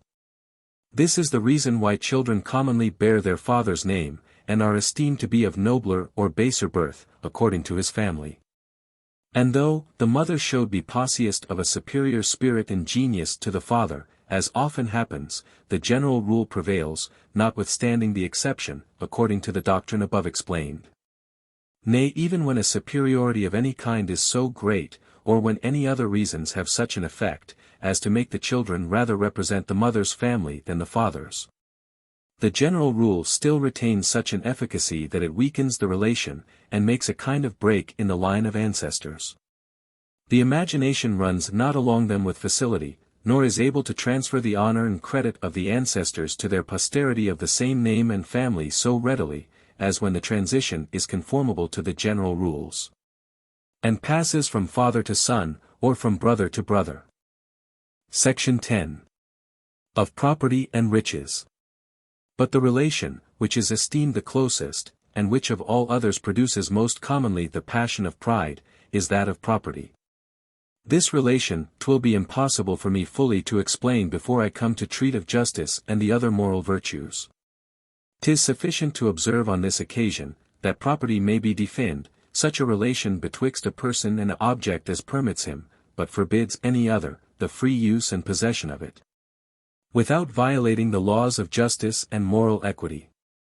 If justice, therefore, be a virtue, which has a natural and original influence on the human mind, property may be looked upon as a particular species of causation.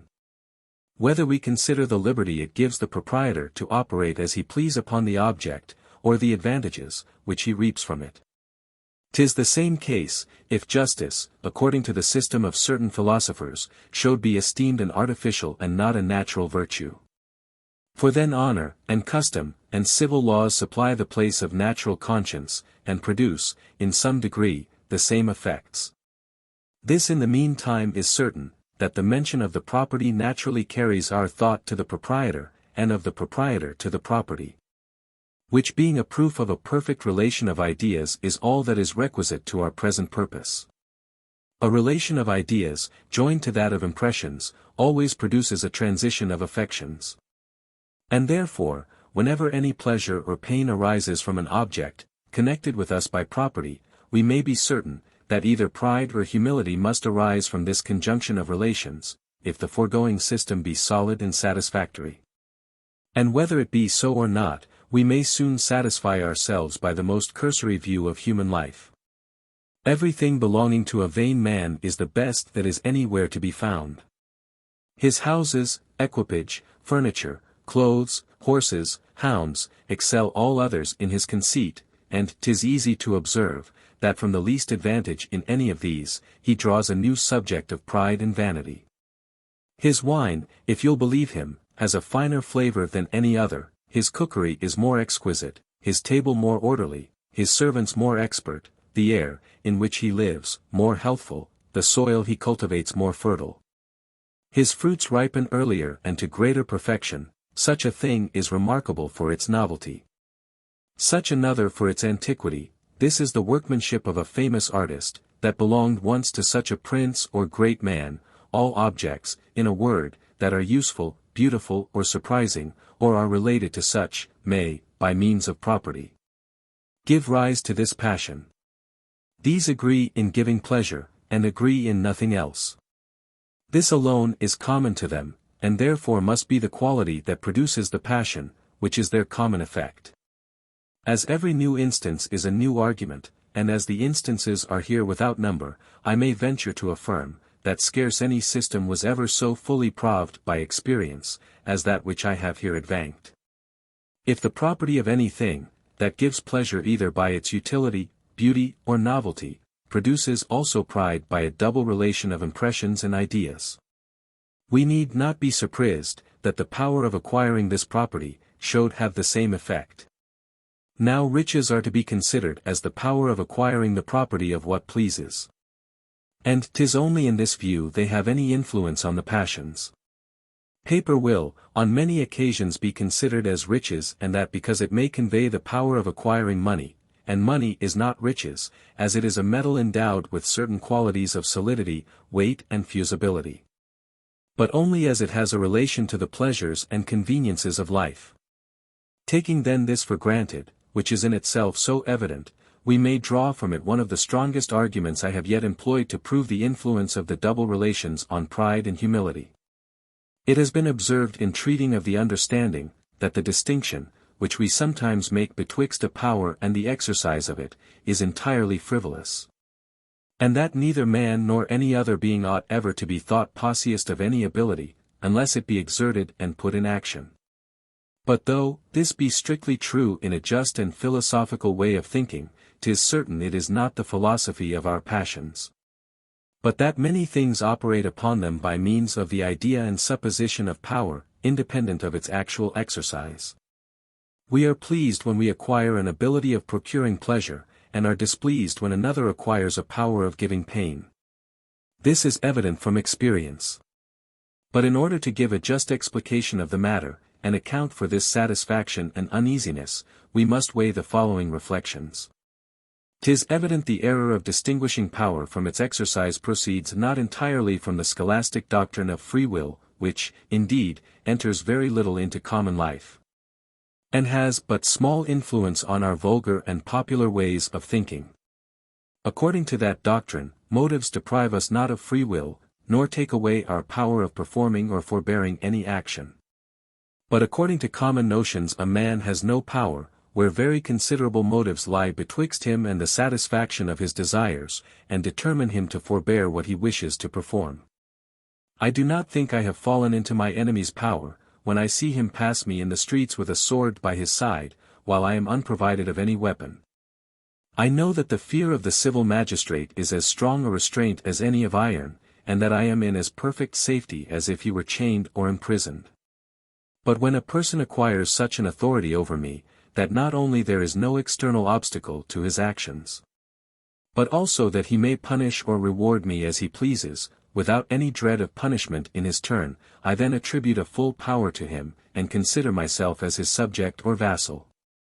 Now if we compare these two cases, that of a person, who has very strong motives of interest or safety to forbear any action, and that of another, who lies under no such obligation, we shall find, according to the philosophy explained in the foregoing book, that the only known difference betwixt them lies in this, that in the former case we conclude from past experience, that the person never will perform that action, and in the latter, that he possibly or probably will perform it. Nothing is more fluctuating and inconstant on many occasions, than the will of man, nor is there anything but strong motives, which can give us an absolute certainty in pronouncing concerning any of his future actions. When we see a person free from these motives, we suppose a possibility either of his acting or forbearing. And though, in general we may conclude him to be determined by motives and causes, yet this removes not the uncertainty of our judgment concerning these causes, nor the influence of that uncertainty on the passions. Since therefore we ascribe a power of performing an action to every one, who has no very powerful motive to forbear it, and refuse it to such as have, it may justly be concluded, that power has always a reference to its exercise, either actual or probable, and that we consider a person as endowed with any ability when we find from past experience, that 'tis probable, or at least possible he may exert it.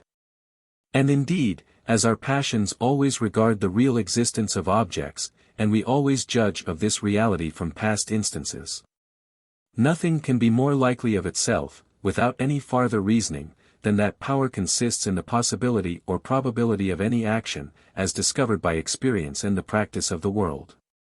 Now 'tis evident, that wherever a person is in such a situation with regard to me, that there is no very powerful motive to deter him from injuring me, and consequently 'tis uncertain whether he will injure me or not.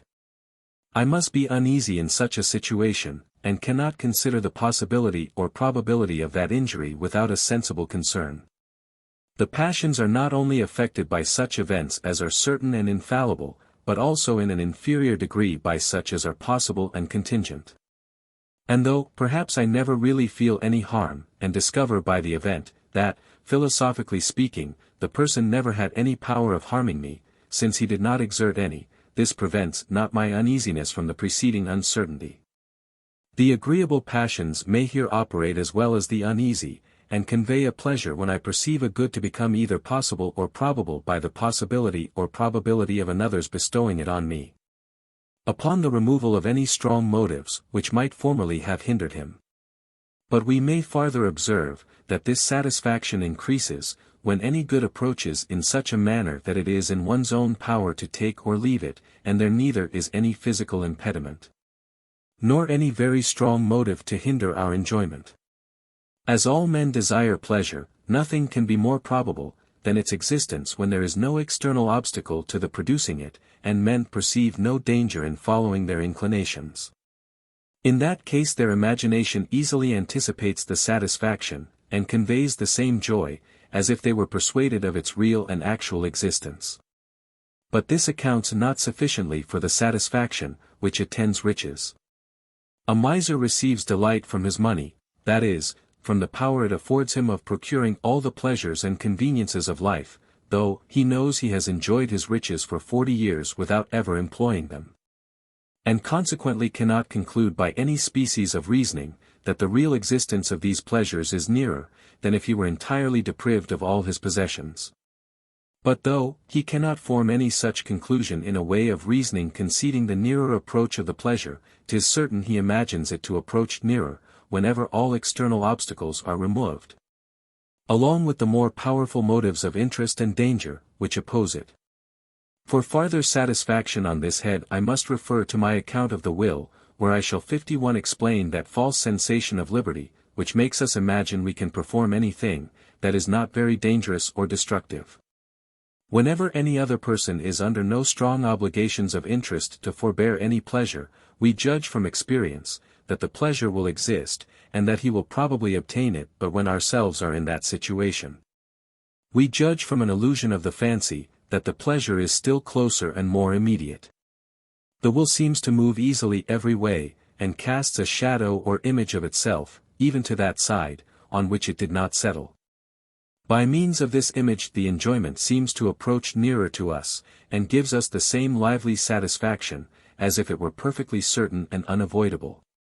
'Twill now be easy to draw this whole reasoning to a point, and to prove, that when riches produce any pride or vanity in their possessors, as they never fail to do, 'tis only by means of a double relation of impressions and ideas.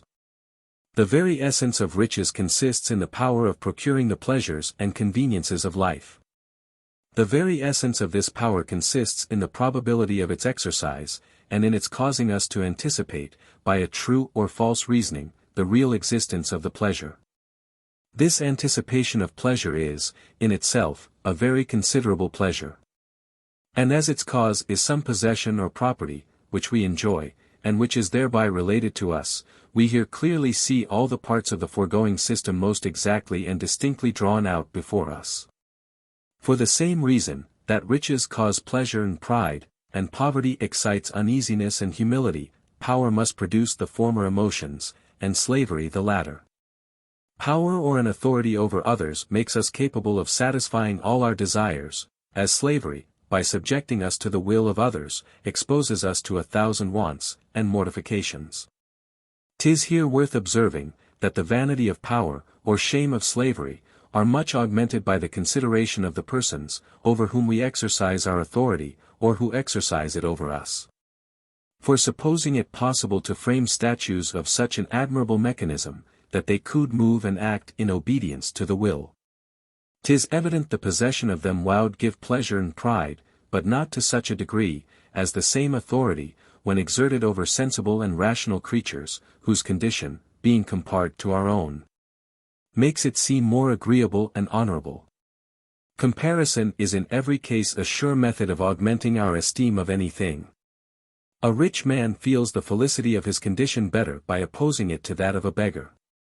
But there is a peculiar advantage in power, by the contrast, which is, in a manner, presented to us, betwixt ourselves and the person we command.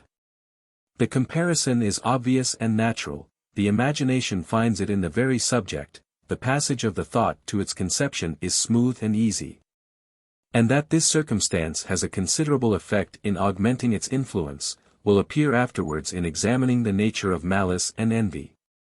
Section 11. Of the love of fame.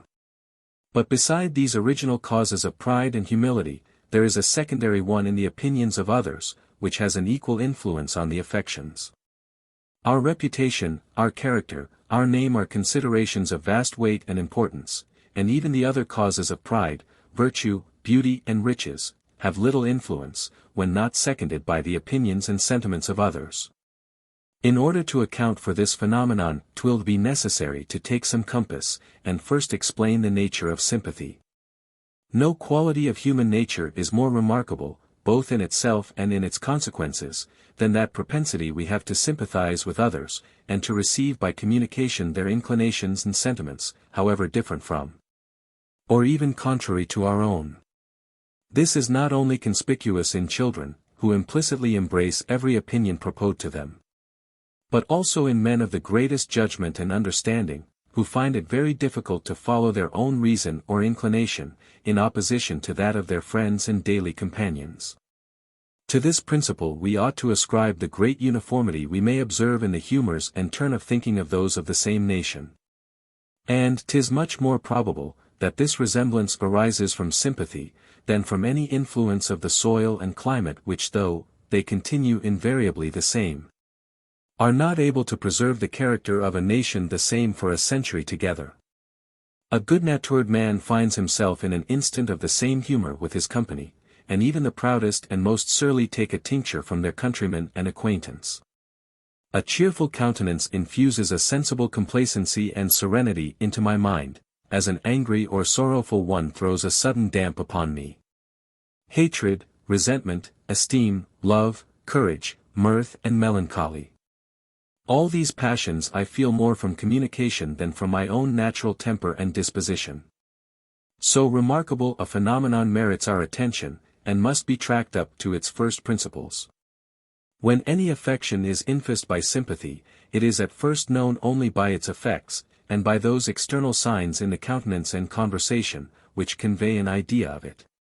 This idea is presently converted into an impression, and acquires such a degree of force and vivacity, as to become the very passion itself, and produce an equal emotion, as any original affection. However instantaneous this change of the idea into an impression may be, it proceeds from certain views and reflections, which will not escape the strict scrutiny of a philosopher, though they may the person himself, who makes them. 'Tis evident, that the idea, or rather impression of ourselves is always intimately present with us, and that our consciousness gives us so lively a conception of our own person, that 'tis not possible to imagine that anything can in this particular go beyond it. Whatever object, therefore, is related to ourselves must be conceived with a like vivacity of conception, according to the foregoing principles. And though this relation should not be so strong as that of causation, it must still have a considerable influence. Resemblance and contiguity are relations not to be neglected. Especially when by an inference from cause and effect, and by the observation of external signs, we are informed of the real existence of the object, which is resembling or contiguous. Now 'tis obvious, that nature has preserved a great resemblance among all human creatures, and that we never remark any passion or principle in others, of which, in some degree or other, we may not find a parallel in ourselves. The case is the same with the fabric of the mind, as with that of the body. However the parts may differ in shape or size, their structure and composition are in general the same. There is a very remarkable resemblance, which preserves itself amidst all their variety, and this resemblance must very much contribute to make us enter into the sentiments of others, and embrace them with facility and pleasure. Accordingly we find, that where, beside the general resemblance of our natures, there is any peculiar similarity in our manners, or character, or country, or language, it facilitates the sympathy. The stronger the relation is betwixt ourselves and any object, the more easily does the imagination make the transition, and convey to the related idea the vivacity of conception, with which we always form the idea of our own person. Nor is resemblance the only relation, which has this effect, but receives new force from other relations, that may accompany it. The sentiments of others have little influence, when far removed from us, and require the relation of contiguity, to make them communicate themselves entirely. The relations of blood, being a species of causation, may sometimes contribute to the same effect, as also acquaintance, which operates in the same manner with education and custom, as we shall see more fully 52 afterwards.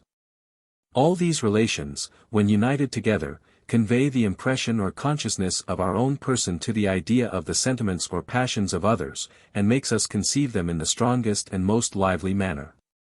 It has been remarked in the beginning of this treatise, that all ideas are borrowed from impressions, and that these two kinds of perceptions differ only in the degrees of force and vivacity, with which they strike upon the soul.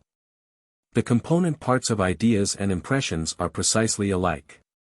The manner and order of their appearance may be the same. The different degrees of their force and vivacity are, therefore, the only particulars that distinguish them, and as this difference may be removed, in some measure, by a relation betwixt the impressions and ideas, 'tis no wonder an idea of a sentiment or passion, may by this means be so enlivened as to become the very sentiment or passion. The lively idea of any object always approaches its impression, and 'tis certain we may feel sickness and pain from the mere force of imagination, and make a malady real by often thinking of it. But this is most remarkable in the opinions and affections, and 'tis there principally that a lively idea is converted into an impression. Our affections depend more upon ourselves, and the internal operations of the mind, than any other impressions, for which reason they arise more naturally from the imagination, and from every lively idea we form of them. This is the nature and cause of sympathy, and 'tis after this manner we enter so deep into the opinions and affections of others, whenever we discover them. What is principally remarkable in this whole affair is the strong confirmation these phenomena give to the foregoing system concerning the understanding, and consequently to the present one conceiving the passions. since these are analogous to each other. 'Tis indeed evident, that when we sympathize with the passions and sentiments of others, these movements appear at first in our mind as mere ideas, and are conceived to belong to another person, as we conceive any other matter of fact. 'Tis also evident, that the ideas of the affections of others are converted into the very impressions they represent, and that the passions arise in conformity to the images we form of them. All this is an object of the plainest experience, and depends not on any hypothesis of philosophy. That science can only be admitted to explain the phenomena. Though, at the same time it must be confessed, they are so clear of themselves, that there is but little occasion to employ it. For besides the relation of cause and effect, by which we are convinced of the reality of the passion, with which we sympathize. Besides this, I say, we must be assisted by the relations of resemblance and contiguity, in order to feel the sympathy in its full perfection. And since these relations can entirely convert an idea into an impression, and convey the vivacity of the latter into the former, so perfectly as to lose nothing of it in the transition, we may easily conceive how the relation of cause and effect alone may serve to strengthen and enliven an idea. In sympathy there is an evident conversion of an idea into an impression. This conversion arises from the relation of objects to ourself. Ourself is always intimately present to us. Let us compare all these circumstances, and we shall find, that sympathy is exactly correspondent to the operations of our understanding, and even contains something more surprising and extraordinary. 'Tis now time to turn our view from the general consideration of sympathy, to its influence on pride and humility, when these passions arise from praise and blame, from reputation and infamy. We may observe, that no person is ever praised by another for any quality, which would not, if real, produce, of itself, a pride in the person possessed of it. The eulogiums either turn upon his power, or riches, or family, or virtue. All of which are subjects of vanity, that we have already explained and accounted for. 'Tis certain, then, that if a person considered himself in the same light, in which he appears to his admirer, he would first receive a separate pleasure, and afterwards a pride or self-satisfaction, according to the hypothesis above explained. Now nothing is more natural than for us to embrace the opinions of others in this particular, both from sympathy, which renders all their sentiments intimately present to us, and from reasoning, which makes us regard their judgment, as a kind of argument for what they affirm. These two principles of authority and sympathy influence almost all our opinions, but must have a peculiar influence, when we judge of our own worth and character. Such judgments are always attended with passion. 53. And nothing tends more to disturb our understanding, and precipitate us into any opinions, however unreasonable, than their connection with passion, which diffuses itself over the imagination, and gives an additional force to every related idea. To which we may add, that being conscious of great partiality in our own favor, we are peculiarly pleased with anything that confirms the good opinion we have of ourselves, and are easily shocked with whatever opposes it. All this appears very probable in theory, but in order to bestow a full certainty on this reasoning, we must examine the phenomena of the passions, and see if they agree with it. Among these phenomena we may esteem it a very favorable one to our present purpose, that though fame in general be agreeable, yet we receive a much greater satisfaction from the approbation of those, whom we ourselves esteem and approve of, than of those, whom we hate and despise. In like manner we are principally mortified with the contempt of persons, upon whose judgment we set some value, and are, in a great measure, indifferent about the opinions of the rest of mankind. But if the mind received from any original instinct a desire of fame, and aversion to infamy, fame and infamy would enduino us without distinction. And every opinion, according as it were favorable or unfavorable, would equally excite that desire or aversion. The judgment of a fool is the judgment of another person, as well as that of a wise man, and is only inferior in its influence on our own judgment. We are not only better pleased with the approbation of a wise man than with that of a fool, but receive an additional satisfaction from the former, when 'tis obtained after a long and intimate acquaintance. This is accounted for after the same manner. The praises of others never give us much pleasure, unless they concur with our own opinion, and extol us for those qualities, in which we chiefly excel. A mere soldier little values the character of eloquence, a gown man of courage, a bishop of humor, or a merchant of learning. Whatever esteem a man may have for any quality, abstractedly considered, when he is conscious he is not possessed of it. The opinions of the whole world will give him little pleasure in that particular, and that because they never will be able to draw his own opinion after them.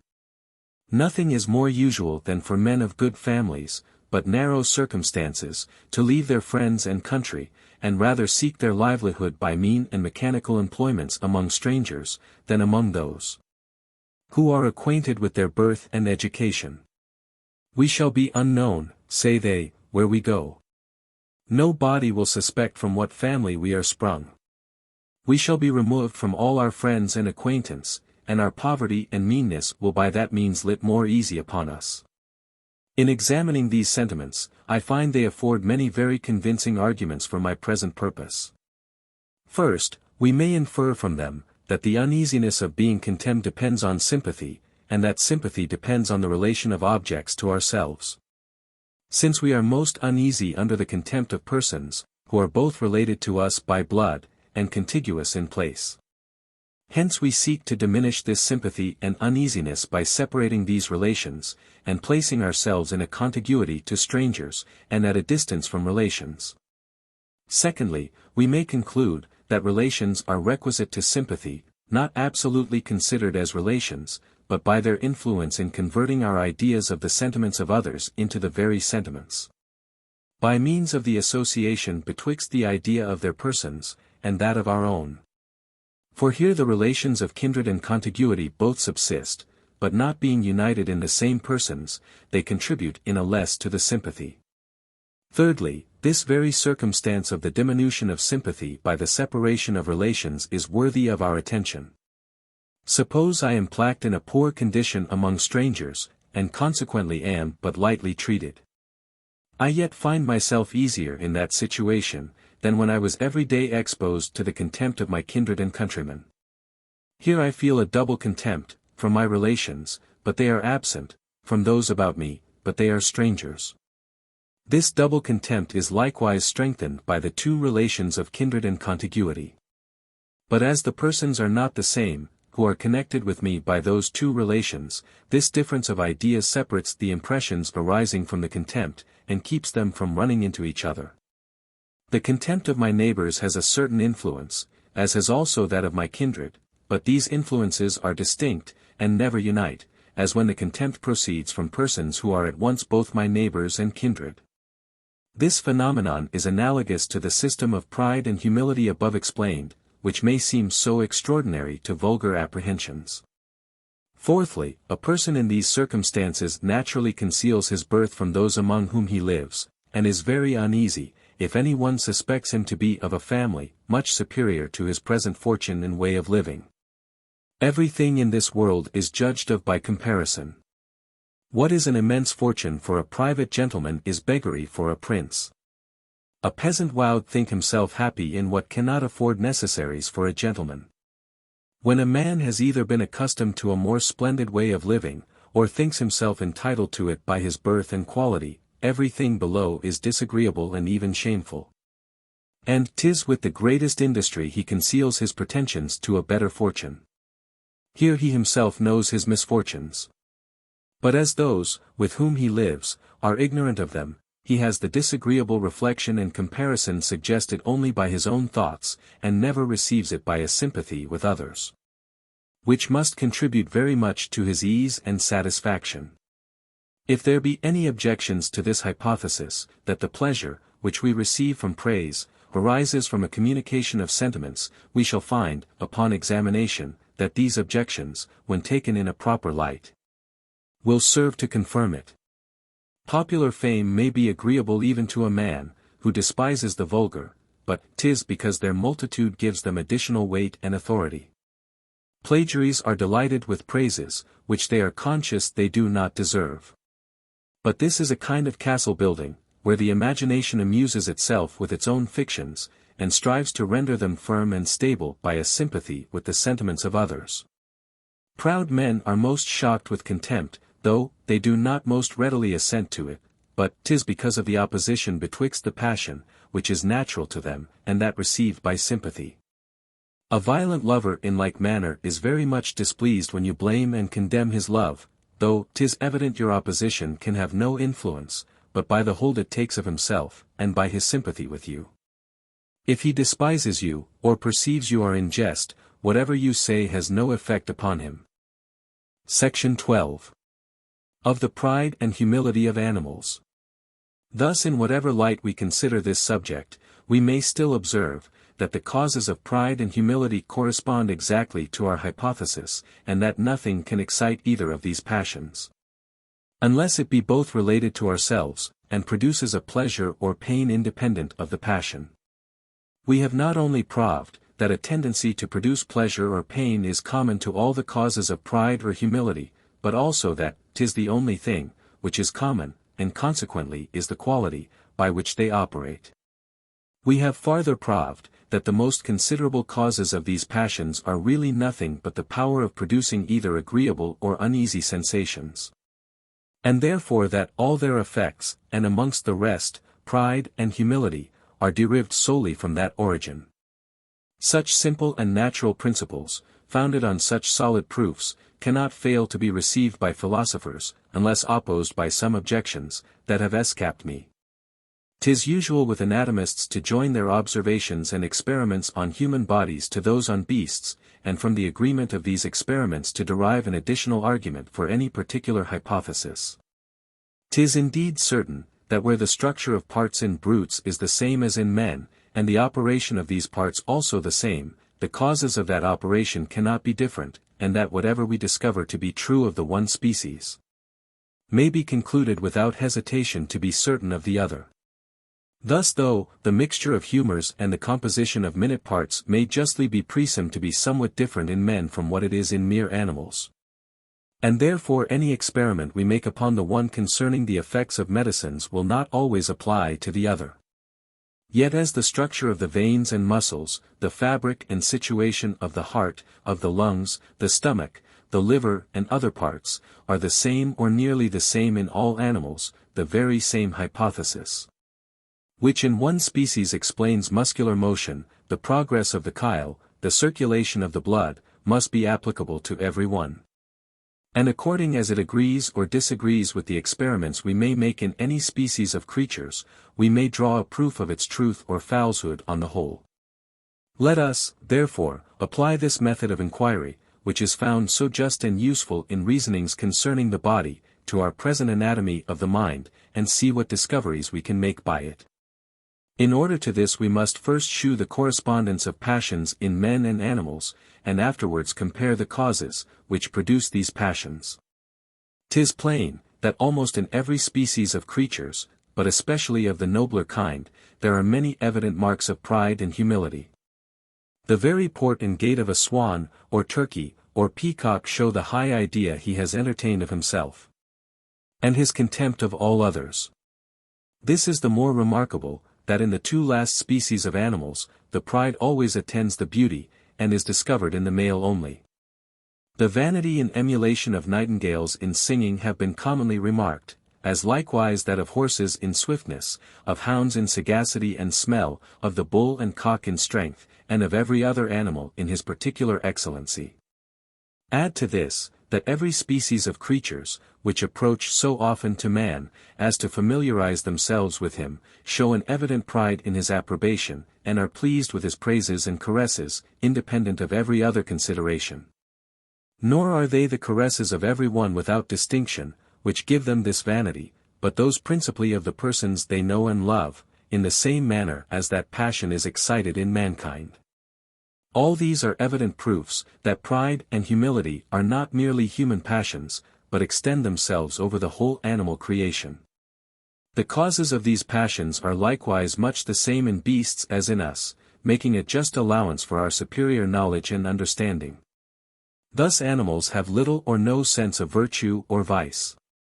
They quickly lose sight of the relations of blood, and are incapable of that of right and property, for which reason the causes of their pride and humility must lie solely in the body, and can never be placked either in the mind or external objects. But so far as regards the body, the same qualities cause pride in the animal as in the human kind, and 'tis on beauty, strength, swiftness or some other useful or agreeable quality that this passion is always founded. The next question is, whether, since those passions are the same, and arise from the same causes through the whole creation, the manner, in which the causes operate, be also the same. According to all rules of analogy, this is justly to be expected. And if we find upon trial, that the explication of these phenomena, which we make use of in one species, will not apply to the rest, we may presume that that explication, however specious, is in reality without foundation. In order to decide this question, let us consider, that there is evidently the same relation of ideas, and derived from the same causes, in the minds of animals as in those of men. A dog, that has hit a bone, often forgets the place. But when brought to it, his thought passes easily to what he formerly concealed, by means of the contiguity, which produces a relation among his ideas. In like manner, when he has been heartily beat in any place, he will tremble on his approach to it, even though he discover no signs of any present danger. The effects of resemblance are not so remarkable. But as that relation makes a considerable ingredient in causation, of which all animals shew so evident a judgment, we may conclude that the three relations of resemblance, contiguity and causation operate in the same manner upon beasts as upon human creatures. There are also instances of the relation of impressions, sufficient to convince us, that there is an union of certain affections with each other in the inferior species of creatures as well as in the superior. And that their minds are frequently conveyed through a series of connected emotions. A dog, when elevated with joy, runs naturally into love and kindness, whether of his master or of the sex. In like manner, when full of pain and sorrow, he becomes quarrelsome and ill-natured. And that passion, which at first was grief, is by the smallest occasion converted into anger. Thus all the internal principles, that are necessary in us to produce either pride or humility, are common to all creatures. And since the causes, which excite these passions, are likewise the same, we may justly conclude, that these causes operate after the same manner through the whole animal creation. My hypothesis is so simple, and supposes so little reflection and judgment, that 'tis applicable to every sensible creature. Which must not only be allowed to be a convincing proof of its veracity, but, I am confident, will be found an objection to every other system. Part 2, of Love and Hatred. Section 1. Of the objects and causes of love and hatred. 'Tis altogether impossible to give any definition of the passions of love and hatred, and that because they produce merely a simple impression, without any mixture or composition. 'Twould be as unnecessary to attempt any description of them, drawn from their nature, origin, causes and objects. And that both because these are the subjects of our present inquiry, and because these passions of themselves are sufficiently known from our common feeling and experience. This we have already observed conceding pride and humility, and here repeated concerning love and hatred. And indeed there is so great a resemblance betwixt these two sets of passions, that we shall be obliged to begin with a kind of abridgment of our reasonings concerning the former, in order to explain the latter. As the immediate object of pride and humility is self or that identical person, of whose thoughts, actions, and sensations we are intimately conscious. So the object of love and hatred is some other person, of whose thoughts, actions, and sensations we are not conscious. This is sufficiently evident from experience.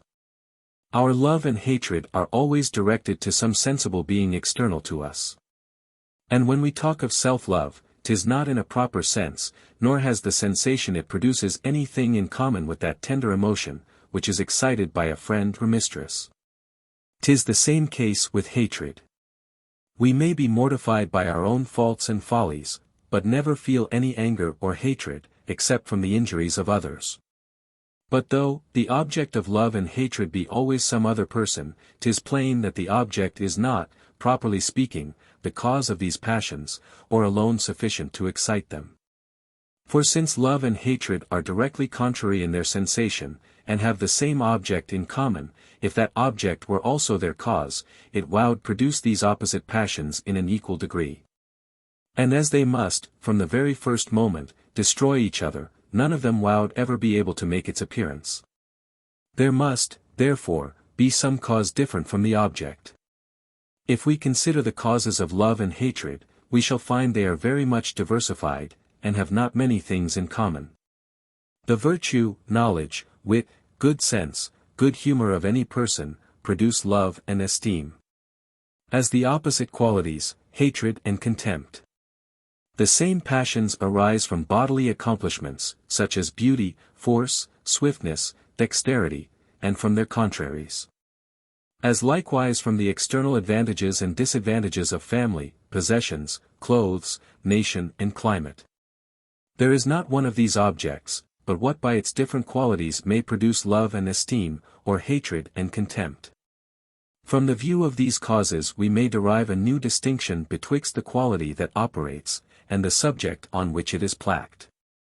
A prince, that is possessed of a stately palace, commands the esteem of the people upon that account. And that first, by the beauty of the palace, and secondly, by the relation of property, which connects it with him. The removal of either of these destroys the passion, which evidently proves that the cause is a compounded one. 'Twould be tedious to trace the passions of love and hatred, through all the observations which we have formed conceding pride and humility, and which are equally applicable to both sets of passions. 'Twill be sufficient to remark in general, that the object of love and hatred is evidently some thinking person, and that the sensation of or the former passion is always agreeable, and of the latter uneasy. We may also suppose with some shew of probability, that the cause of both these passions is always related to a thinking being, and that the cause of the former produce a separate pleasure, and of the latter a separate uneasiness. One of these suppositions, viz.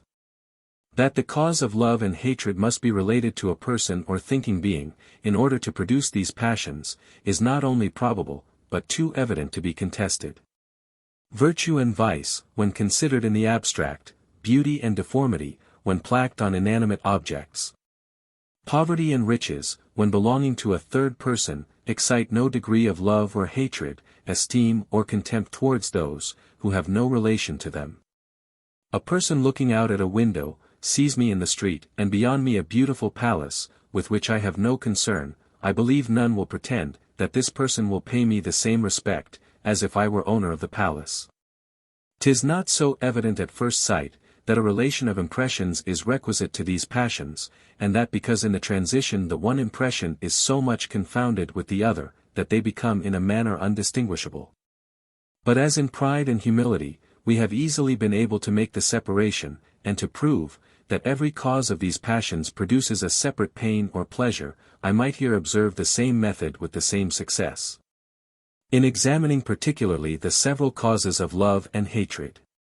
But as I hasten to a full and decisive proof of these systems, I delay this examination for a moment, and in the meantime shall endeavor to convert to my present purpose all my reasonings conceding pride and humility. By an argument that is founded on unquestionable experience. There are few persons, that are satisfied with their own character, or genius, or fortune, who are not desirous of shewing themselves to the world, and of acquiring the love and approbation of mankind. Now 'tis evident, that the very same qualities and circumstances, which are the causes of pride or self-esteem, are also the causes of vanity or the desire of reputation. And that we always put to view those particulars with which in ourselves we are best satisfied. But if love and esteem were not product by the same qualities as pride, according as these qualities are related to ourselves or others, this method of proceeding would be very absurd. Nor could men expect a correspondence in the sentiments of every other person, with those themselves have entertained. 'Tis true, few can form exact systems of the passions, or make reflections on their general nature and resemblances. But without such a progress in philosophy, we are not subject to many mistakes in this particular, but are sufficiently guided by common experience, as well as by a kind of presensation, which tells us what will operate on others, by what we feel immediately in ourselves. Since then the same qualities that produce pride or humility, cause love or hatred. All the arguments that have been employed to prove that the causes of the former passions excite a pain or pleasure independent of the passion, will be applicable with equal evidence to the causes of the latter.